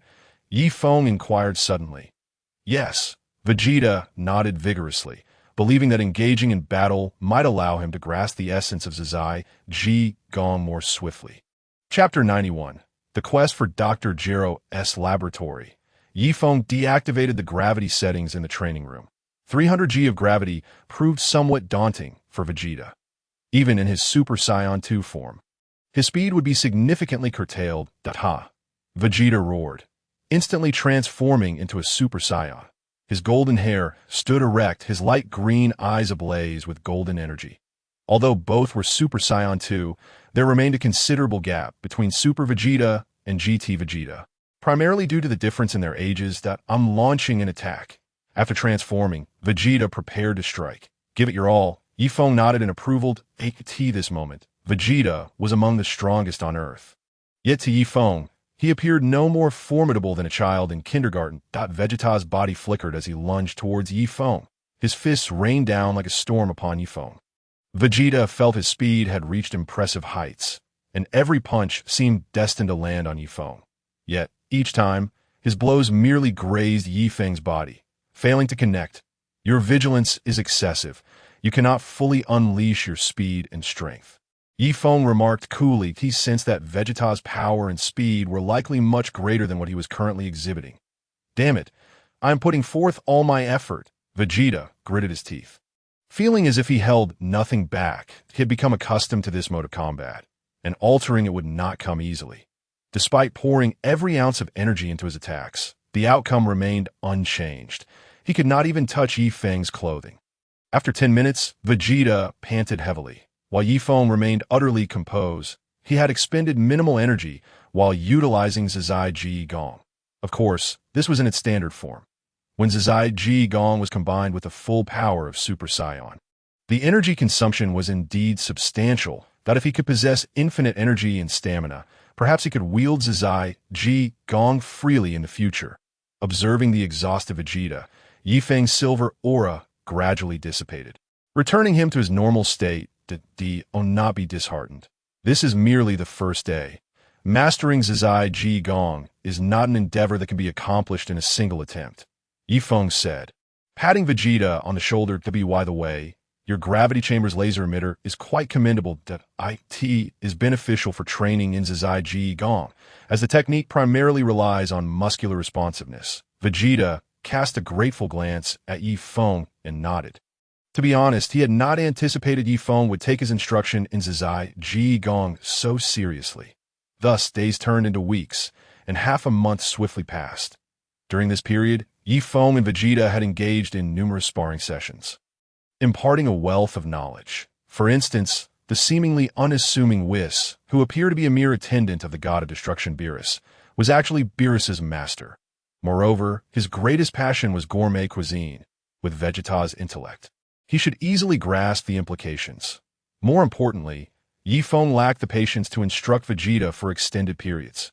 Following Whis would be more beneficial, as he was better suited to the role of a teacher. Meanwhile, Vegeta and Goku had both successfully transformed into Super Saiyan gods and had integrated the power of Super Saiyan gods seamlessly. The following morning, Feng rose early for breakfast. All right, I must embark on a journey. From today onward, you are free to leave and settle your wages with the Capsule Corporation. Feng informed the maids and chefs. He was planning to visit a certain location and was unsure of the duration. Thus, their presence was temporarily unnecessary. Feng, Mr. Vegeta, and Miss Bulma have instructed us to maintain cleanliness here, even in your absence, one maid respectfully replied. This was a directive for Vegeta and Bulma. Regardless of Feng's residency, their daily duties must continue. Is that so? Very well. Carry on as you please. Feng nodded. The wages they received here were undoubtedly substantial, so he allowed them to remain comfortably employed. Though he was not a saint, it was only fair to lend a hand to ordinary people when possible. After all, he had enjoyed their company over the past half-month. Thank you, Mr. Feng. Will you be returning? The previously speaking maid mustered the courage to ask. Who knows? Feng smiled and then vanished before their eyes. Having grown accustomed to Feng's sudden disappearances, they did not react with shock. At this moment, in the year 764 of the Earth calendar, Feng traversed through time and space, arriving at this specific moment, 1 year after Frieza and his father King Cold were slain by future Trunks. He could distinctly sense the presence of Goku and Vegeta. After taking a moment to gauge the energies on Earth, he recognized the familiar auras of Goku, Vegeta, Gohan, and Piccolo. Yet his purpose for coming here was not to seek them out. Instead, I have come for others. And the next moment, Feng's body vanished once more. Although the Earth is not particularly vast, locating the presence of two ordinary individuals, alongside two lifeless androids, is no simple task. This search has consumed over 3 hours, and it is already noon. I recall Bulma mentioning that Dr. Gero's laboratory should be nestled within the mountains north of West City, transformed from a cave. How could it take so long to find it? Feng hovered in midair, frowning as he muttered to himself. He had thoroughly searched dozens of caves, yet still could not locate the laboratory. What was even more infuriating was that these individuals had not emitted even a hint of energy. Feng's gaze swept around once more. Ah, that cave over there appears to be unexamined. Suddenly, he noticed an entrance on the rocky face of a towering peak. Upon arriving at the cave's mouth, he was confronted by a formidable iron door, secured with an access code. Feng approached. Gently pushing with his palm, bang, the massive iron door toppled to the ground with a resounding crash. Inside the cave lay a scene of wonder, filled with numerous machines, computers, and electronic devices. 4 figures were present. Android 18, Android 17, Dr. Gero, and Android 198T. That moment, Android 18 and Android 17 were lying on what resembled an operating table, seemingly anesthetized and unable to move. Who goes there? At the instant Feng appeared. Dr. Gero abruptly turned, his eyes wide with panic as he beheld Feng. How could this person have found his laboratory? And he had the audacity to destroy his custom iron door. Hello, Dr. Gero, Feng replied with a cold smile, advancing toward him. How dare he appear at such a critical moment and disrupt my research? Dr. Gero scowled, his face a mask of fury as he regarded Feng, regardless of who he was. Such insolence would not go unpunished. It seems I arrived just in time. Android 17 and Android 18 have yet to be modified. Feng mused, observing the two on the operating table, if he could still detect their faint life forces. If they were transformed, they would lose all energy. So, the reason he couldn't sense them before was that their energy was so weak. At that moment, Android 18, lying on the table, managed to glance at Feng, her eyes flickering with a plea for help. However, she lacked the strength to utter a word. Feng's eyes narrowed slightly. He could perceive the despair, hatred, fear, and desperate will to survive reflected in her gaze. Just imagine a vibrant young woman, in the prime of her life, facing the horror of being transformed into an android. Her fury, fear, and hopelessness must be overwhelming. It is no wonder that their first act upon being released would be to eliminate Dr. Gero, as such hatred seeps into the marrow of one's bones, lingering even after transformation. Android 19, eliminate him. Dr. Gero commanded Android 19, a murderous intent gleaming in his eyes. Anyone who dared to obstruct his research or thwart his vengeance against Sun Wukong would face his wrath without hesitation. This guy possesses an impressive reservoir of energy. I shall gladly accept. Android 19's eyes glimmered with avarice. If he absorbed this formidable energy, he would undoubtedly become the strongest android. Indeed, he was not mistaken. If he consumed Yi Feng's energy, he would ascend to cosmic supremacy. Yet could he truly absorb it? Did he possess the qualification? Suddenly, Android 19 let out a piercing scream, lunging at Yi Feng, with a speed akin to that of a snail. Yi Feng's eyes narrowed, and a spark of brilliance ignited within them. In the next instant, Android 19 erupted in an explosion. Indeed, he simply detonated, leaving not a single fragment behind. What just happened, 19? Dr. Gero exclaimed, his eyes wide with disbelief as his body trembled uncontrollably. His Android 19 had just exploded out of nowhere. Was it a malfunction in the programming? No, his program was flawless. The only explanation was that it was the work of this individual before him. Impossible! This cannot be happening. They were the strongest androids. How could one mere human cause such devastation with a mere glance? Despite his disbelief, it seemed that no other explanation fit except for the presence of that individual. Meanwhile, Android 18's beautiful eyes fixed intently on Yi Feng, a mix of curiosity, astonishment, and something indescribable flickering within them, to be frank. While Yi Feng may not embody the archetype of an idol, his fusion with Super Saiyan bloodlines rendered him undeniably handsome. It would not be an exaggeration to describe him as tall and imposing, with striking features. Perhaps some women could resist the allure of wealth, honor, and status, but it is exceedingly difficult to withstand the charm of a hero in times of peril, especially when one is ensnared in a dire predicament. This was precisely the case for Android 18, Lazili. What do you want from us? After a moment of comprehension, Dr. Gero regarded Yi Feng with palpable fear.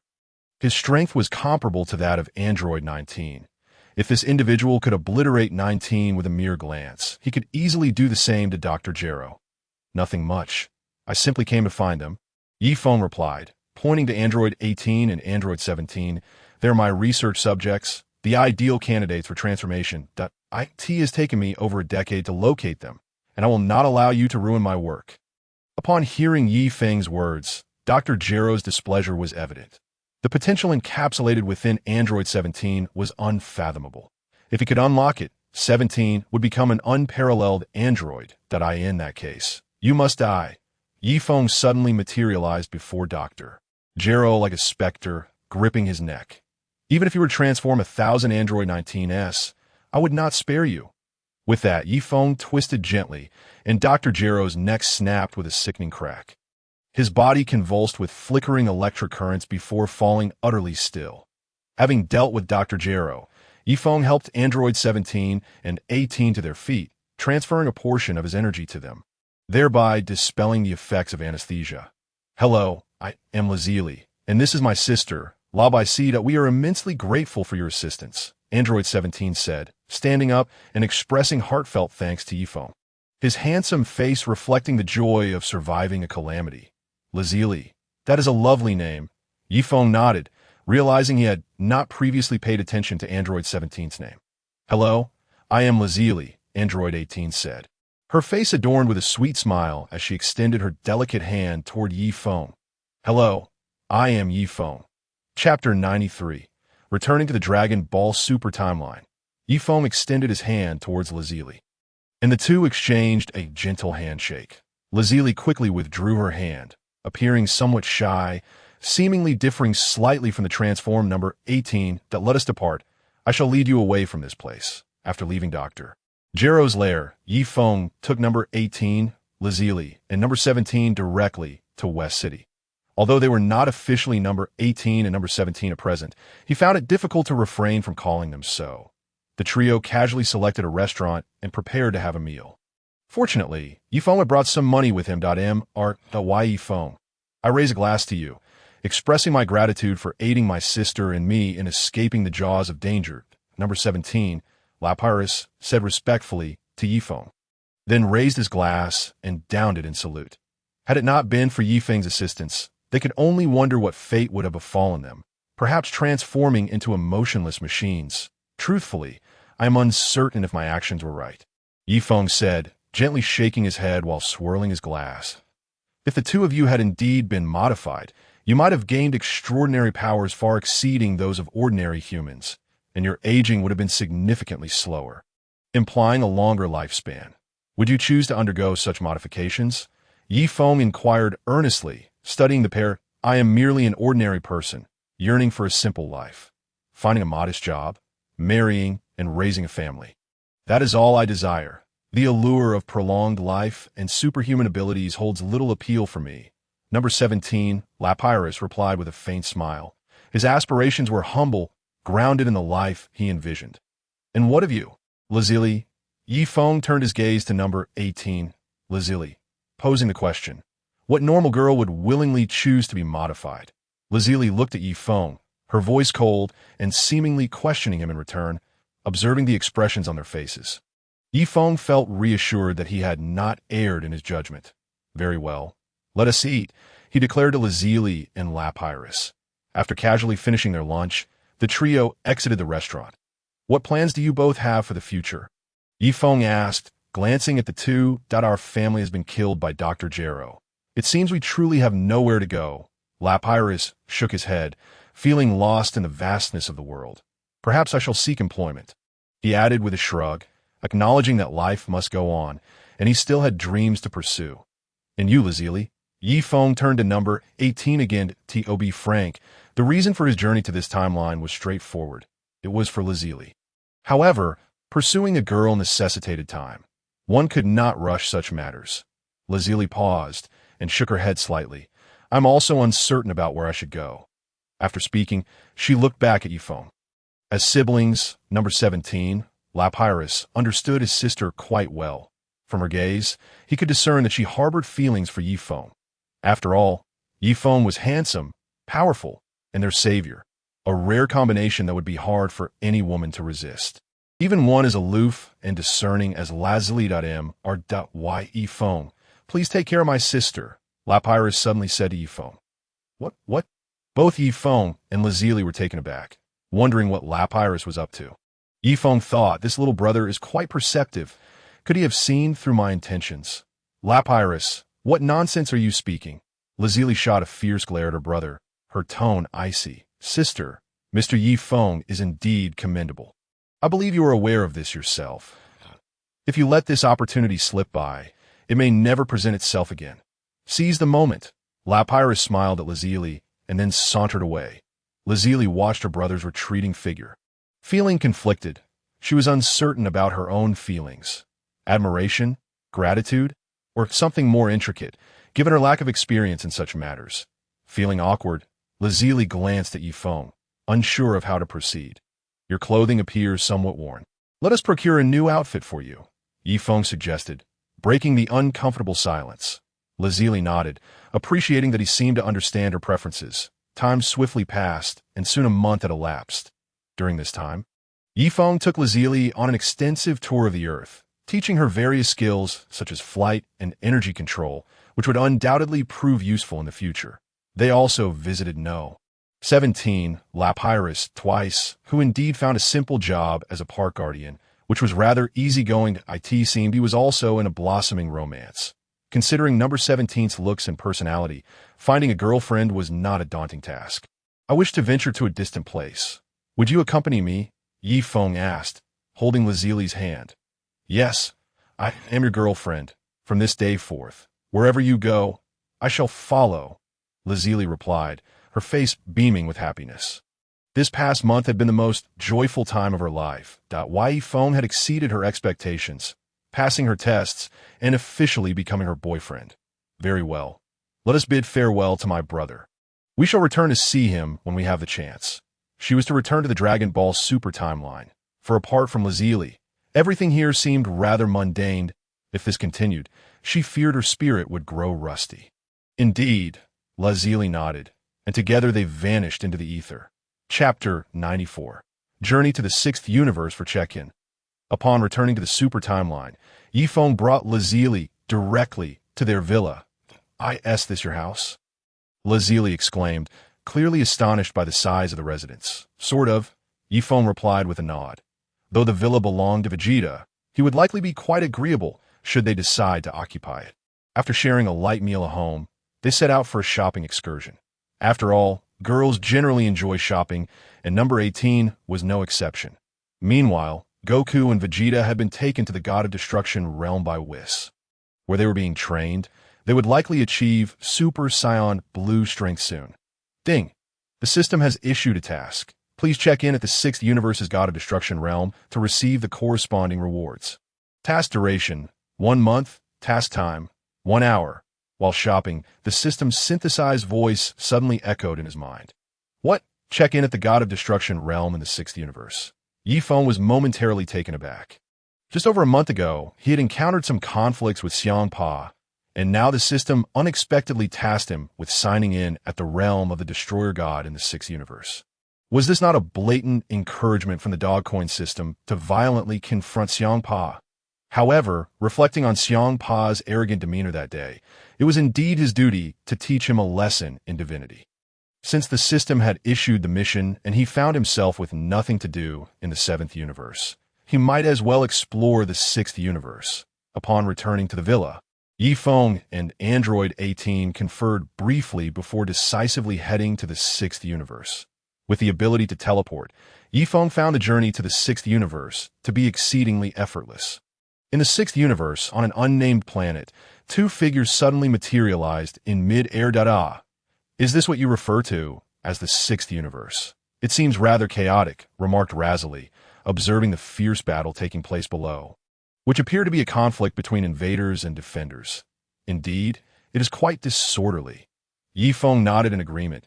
He sensed a somewhat sinister energy nearby in the surrounding space. It seemed a bit malevolent. It appeared they could indulge in some amusement before heading to the realm of the Destroyer God. With a faint smile, Yifeng casually remarked, "After all, the signing period is 30 days, and the duration of the sign-in is merely 1 hour. Such ample time should suffice for the two of us to traverse the entire universe." At that moment, a colossal spaceship hovered above the planet.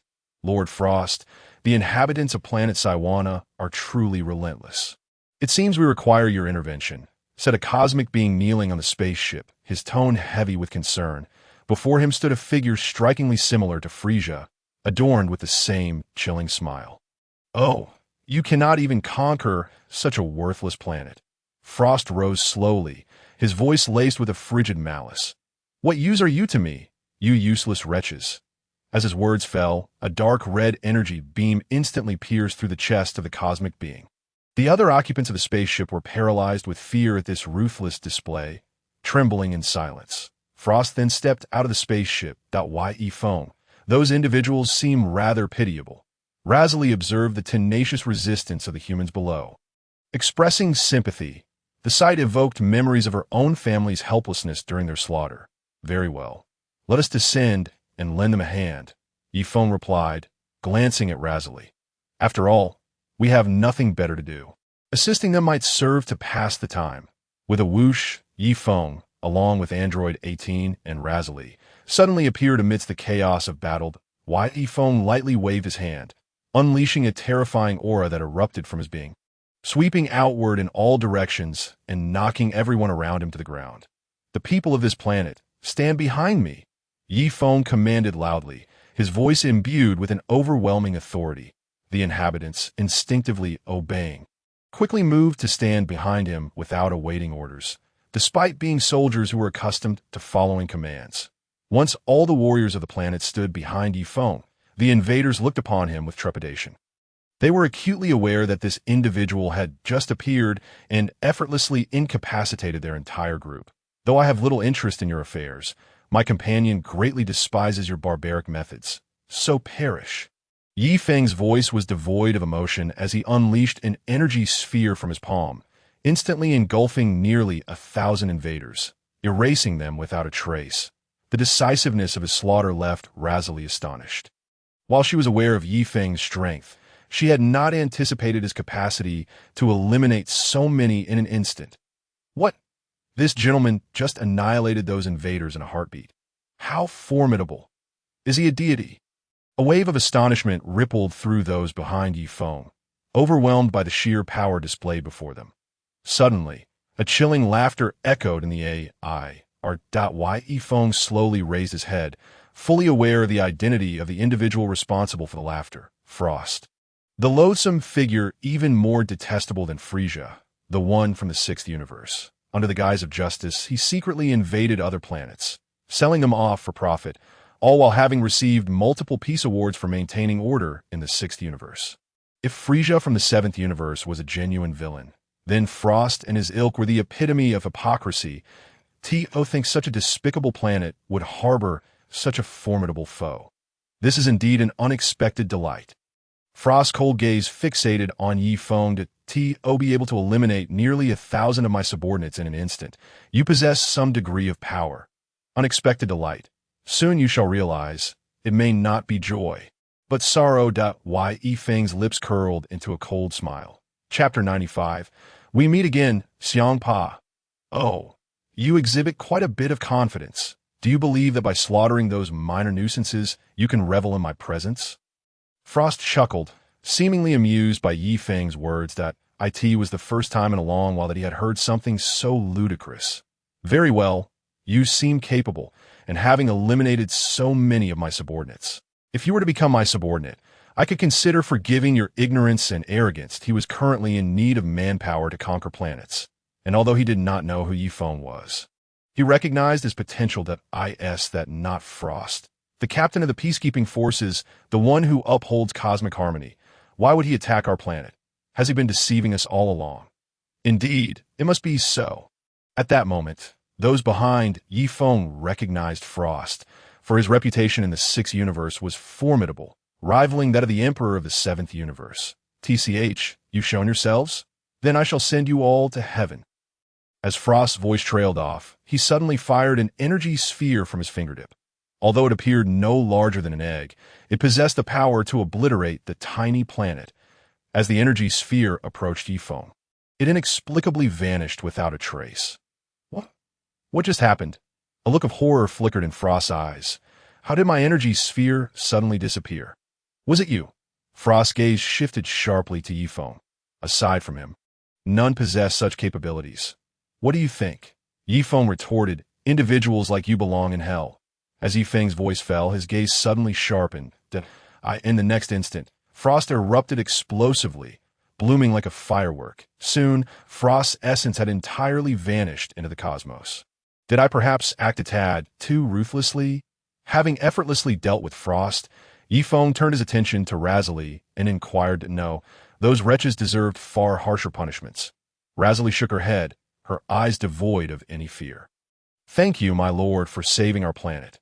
Thank you, my lord.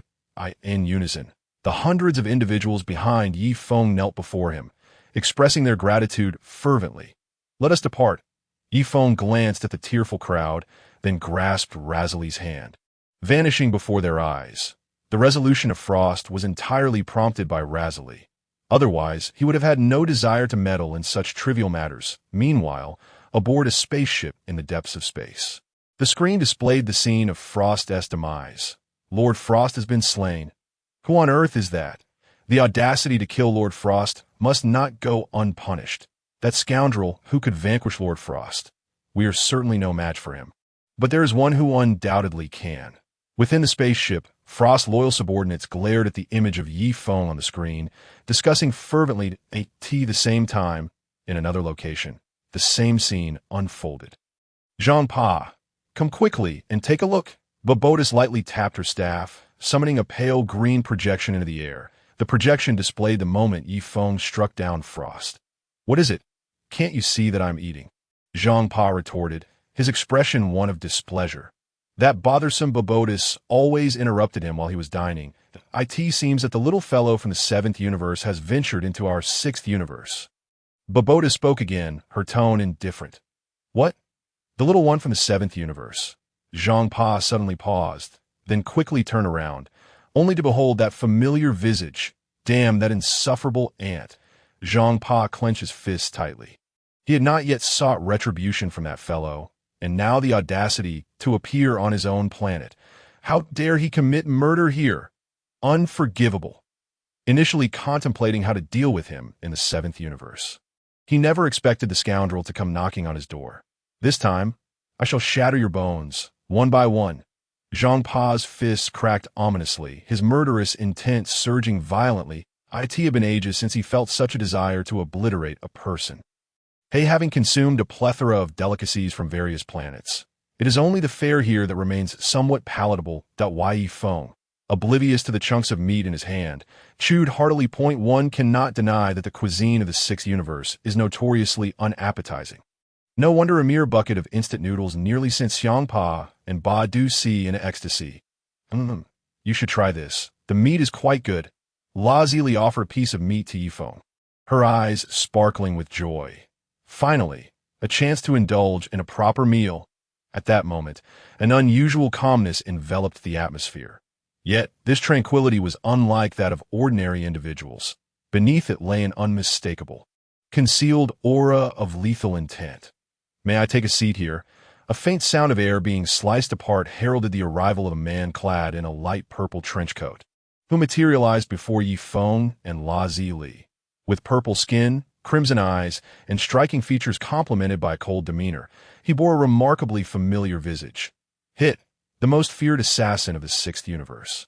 If you are a friend, then by all means, Yifeng replied, lifting his gaze to Hit with a faint smile. You possess considerable skill, having killed Frost. Hit's voice was devoid of warmth. Merely trash. Yifeng continued to smile lightly. I had little fondness for that fellow, but had someone offered even a single gold coin, I would have readily dispatched him. Wouldn't that have been a favor to you? Alas, someone has purchased your life. Is that so? My life is quite valuable. They likely cannot afford it. I believe they can. Hit retorted coldly. Your words are rather excessive, Hit. Yifeng observed, glancing at him. In his recollection, this man seldom jested concerning his targets. He appeared to have little to say. Today was unexpectedly different. I shall grant you 5 minutes. Hit did not respond to Yifeng's comments, but instead spoke with an unyielding tone, maintaining this demeanor from the outset. Who is this man? The interruption during their meal clearly displeased La Zili, who turned to Yifeng with concern. However, it seemed that this individual was here to cause trouble. It's nothing, merely an assassin from the sixth universe.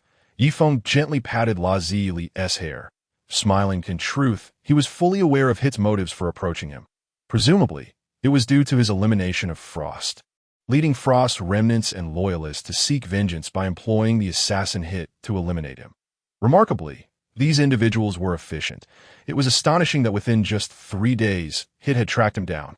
One must note that during this time, he had been wandering throughout the sixth universe and utilizing instant transmission. Ordinarily, it would be nearly impossible for anyone, including the god of destruction Xiang Pa, to locate him. Zili nodded, her faith in Yifeng's prowess unwavering. An assassin alone would certainly not be a match for him. After 5 minutes, Yifeng placed the last piece of meat into his mouth and then stood up. Apologies for the wait. Yifeng regarded Hit with a calm expression. Now, do you have any final words? Hit gazed at Yifeng with an icy stare, devoid of any emotional fluctuation. Final words? None, for with your strength. You cannot kill me. Yifeng replied nonchalantly. There was no denying Hit's formidable nature, and his time flash technique was elusive. Those unfamiliar with Hit's abilities might indeed suffer greatly. However, Yifeng was well aware of Hit's capabilities, and he possessed an even more powerful ability. Time pause. Chapter 97. Time flash versus spatial power. Upon hearing Yifeng's words, Hit remained silent. As the most potent assassin of the sixth universe, he had never failed a mission since his inception. This time would be no exception. In the next instant, Hit launched an assault on Yifeng. In the blink of an eye, he vanished from sight, leaving no trace of his presence, as though he had completely dissolved into the cosmos. Time flash. Bang! The next moment, Yifeng felt a sharp impact to his temple, sending his body spiraling sideways, skidding along the ground for dozens of feet. La Zili exclaimed, her face a mask of astonishment. Worry etched across her features. Yi Feng claimed that this individual was no match for him. Bah! Yi Feng rose slowly, spitting out blood and dusting himself off. The nerve of that scoundrel to strike without so much as a greeting. It is truly infuriating. He can still stand? What an unbelievable individual. Shock flickered across its face. To withstand such a powerful attack and appear unscathed was remarkable. It seemed that the one capable of easily dispatching frost was indeed extraordinary. Ha ha ha! Yi Feng clenched his fists tightly, a terrifying aura erupting from within him. His pupils suddenly turned a striking gold, and his black hair stood on end, swaying in the wind. Hit's power was still inferior to that of Super Saiyan Blue Goku. Thus, Yi Feng's rage form would easily subdue him as a gesture of reciprocity. You shall receive a punch from me.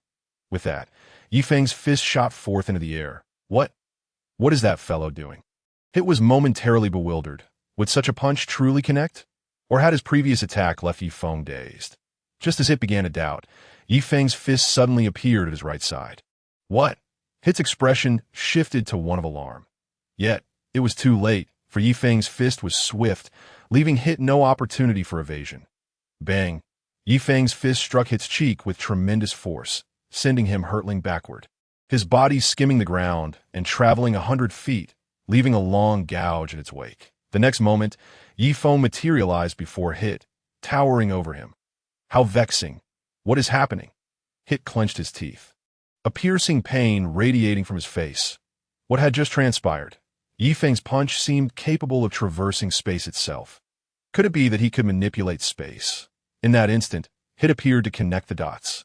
In this vast universe teeming with powerful beings, it was not surprising that someone could master spatial manipulation.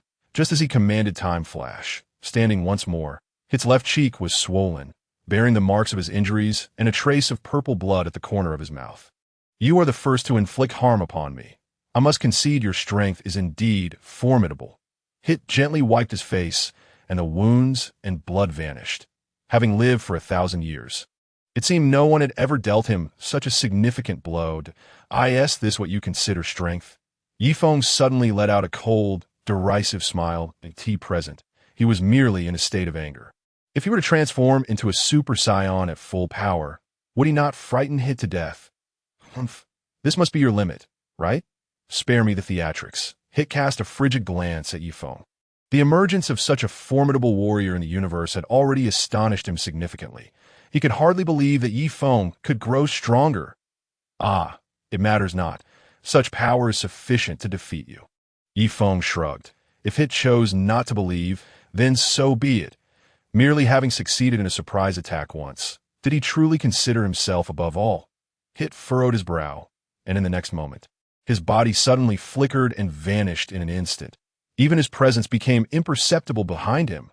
Yi Feng frowned, and then a massive wave of water materialized behind him. Hit's form reappeared, as his fist came crashing down towards Yi Feng's neck. The force was considerable, and the speed was astonishing. If he were to be struck, even Yi Feng would certainly suffer. However, as its fist made contact with the watery-like space, he suddenly penetrated into it, failing to touch Yi Feng's body at all. Humph. The corners of Yi Feng's mouth curled up, and then he directed a powerful blow towards the air before him. It appeared somewhat foolish, as if he were merely striking at nothing. Yet at the very moment Yi Feng unleashed his attack, Hit's fist unexpectedly emerged from the space with a resounding crash. Bang!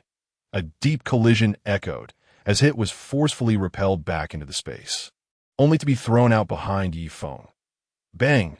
He crashed heavily onto the ground once more. Assassins prioritize swift ambushes and lethal strikes. Naturally, they target the most vulnerable parts of the human body. Hence, they do not exert excessive force in their attacks, as that would incur too much energy expenditure. Yet Yi Feng, he embodied the essence of a warrior. What he possessed was pure strength.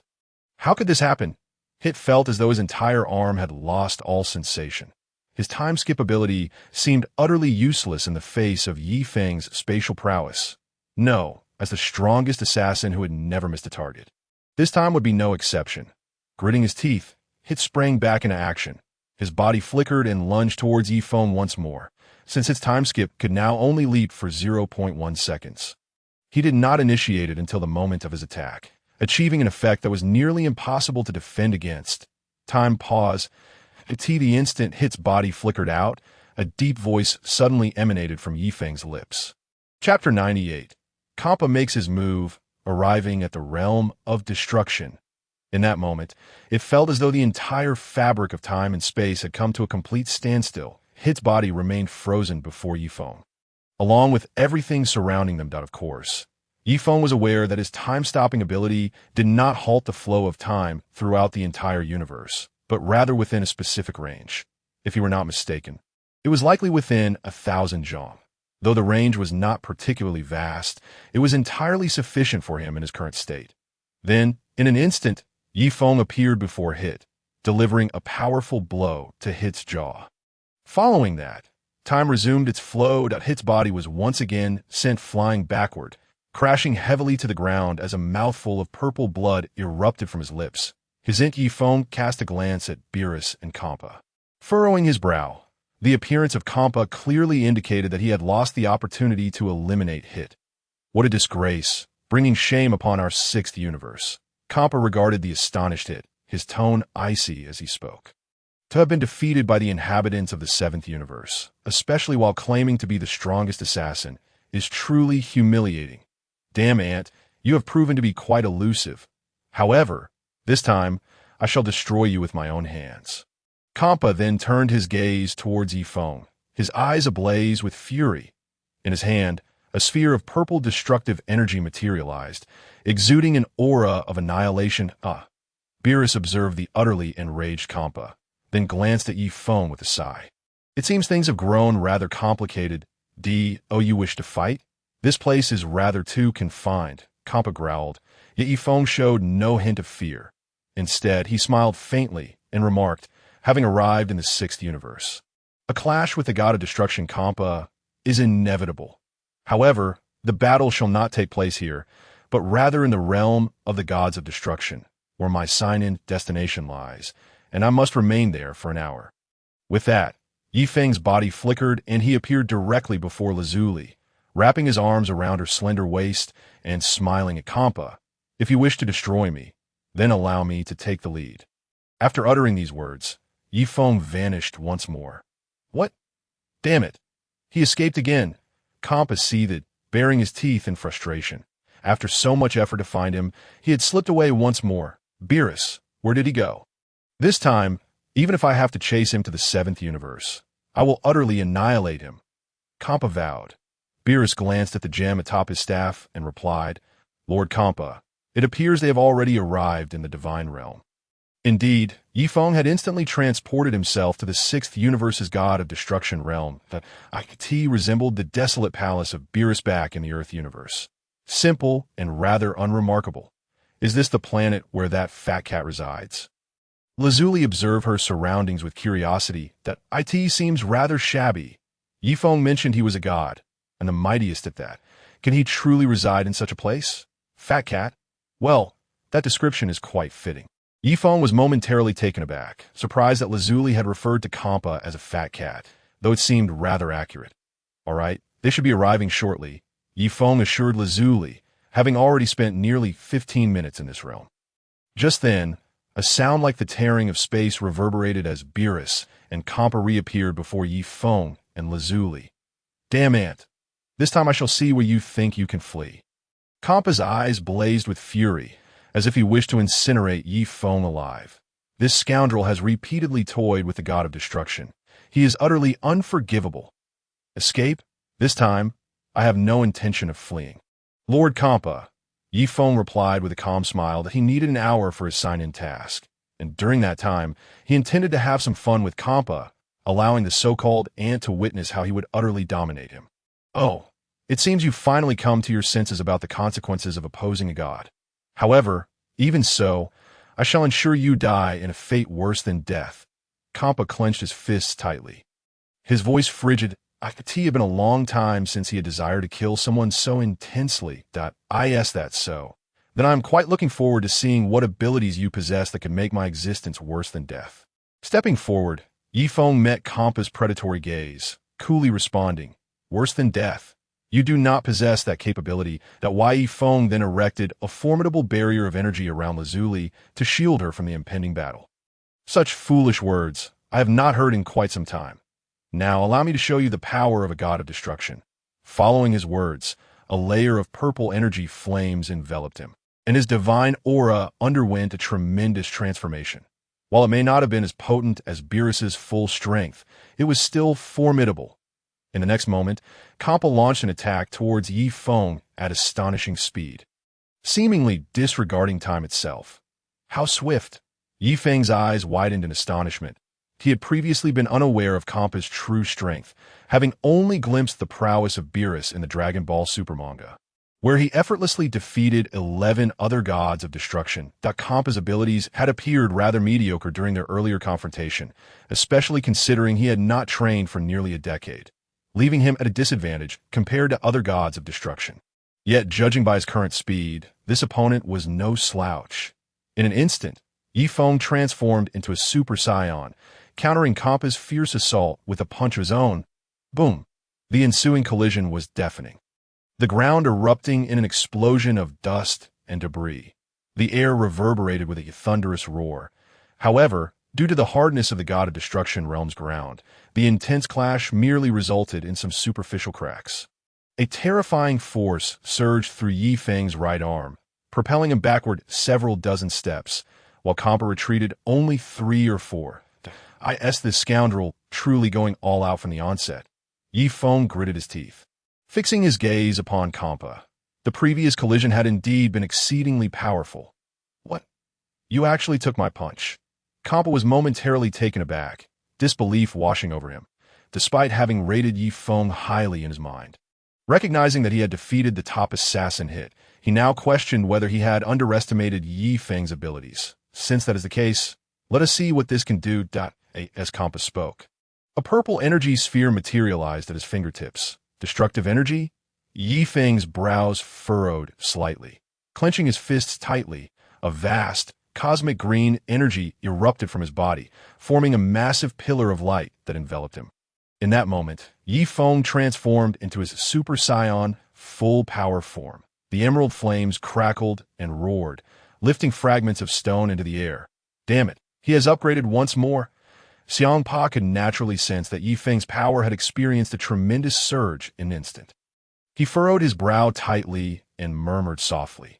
Nevertheless, no matter how formidable he might be, he would remain utterly powerless in the face of the destructive energy wielded by the God of Destruction. Of course, he would not simply dispatch him with ease. Instead, he intended to gradually make him comprehend the dire consequences of offending the God of Destruction. Subsequently, the destructive energy in Xiang Pa's hand surged forth towards Feng.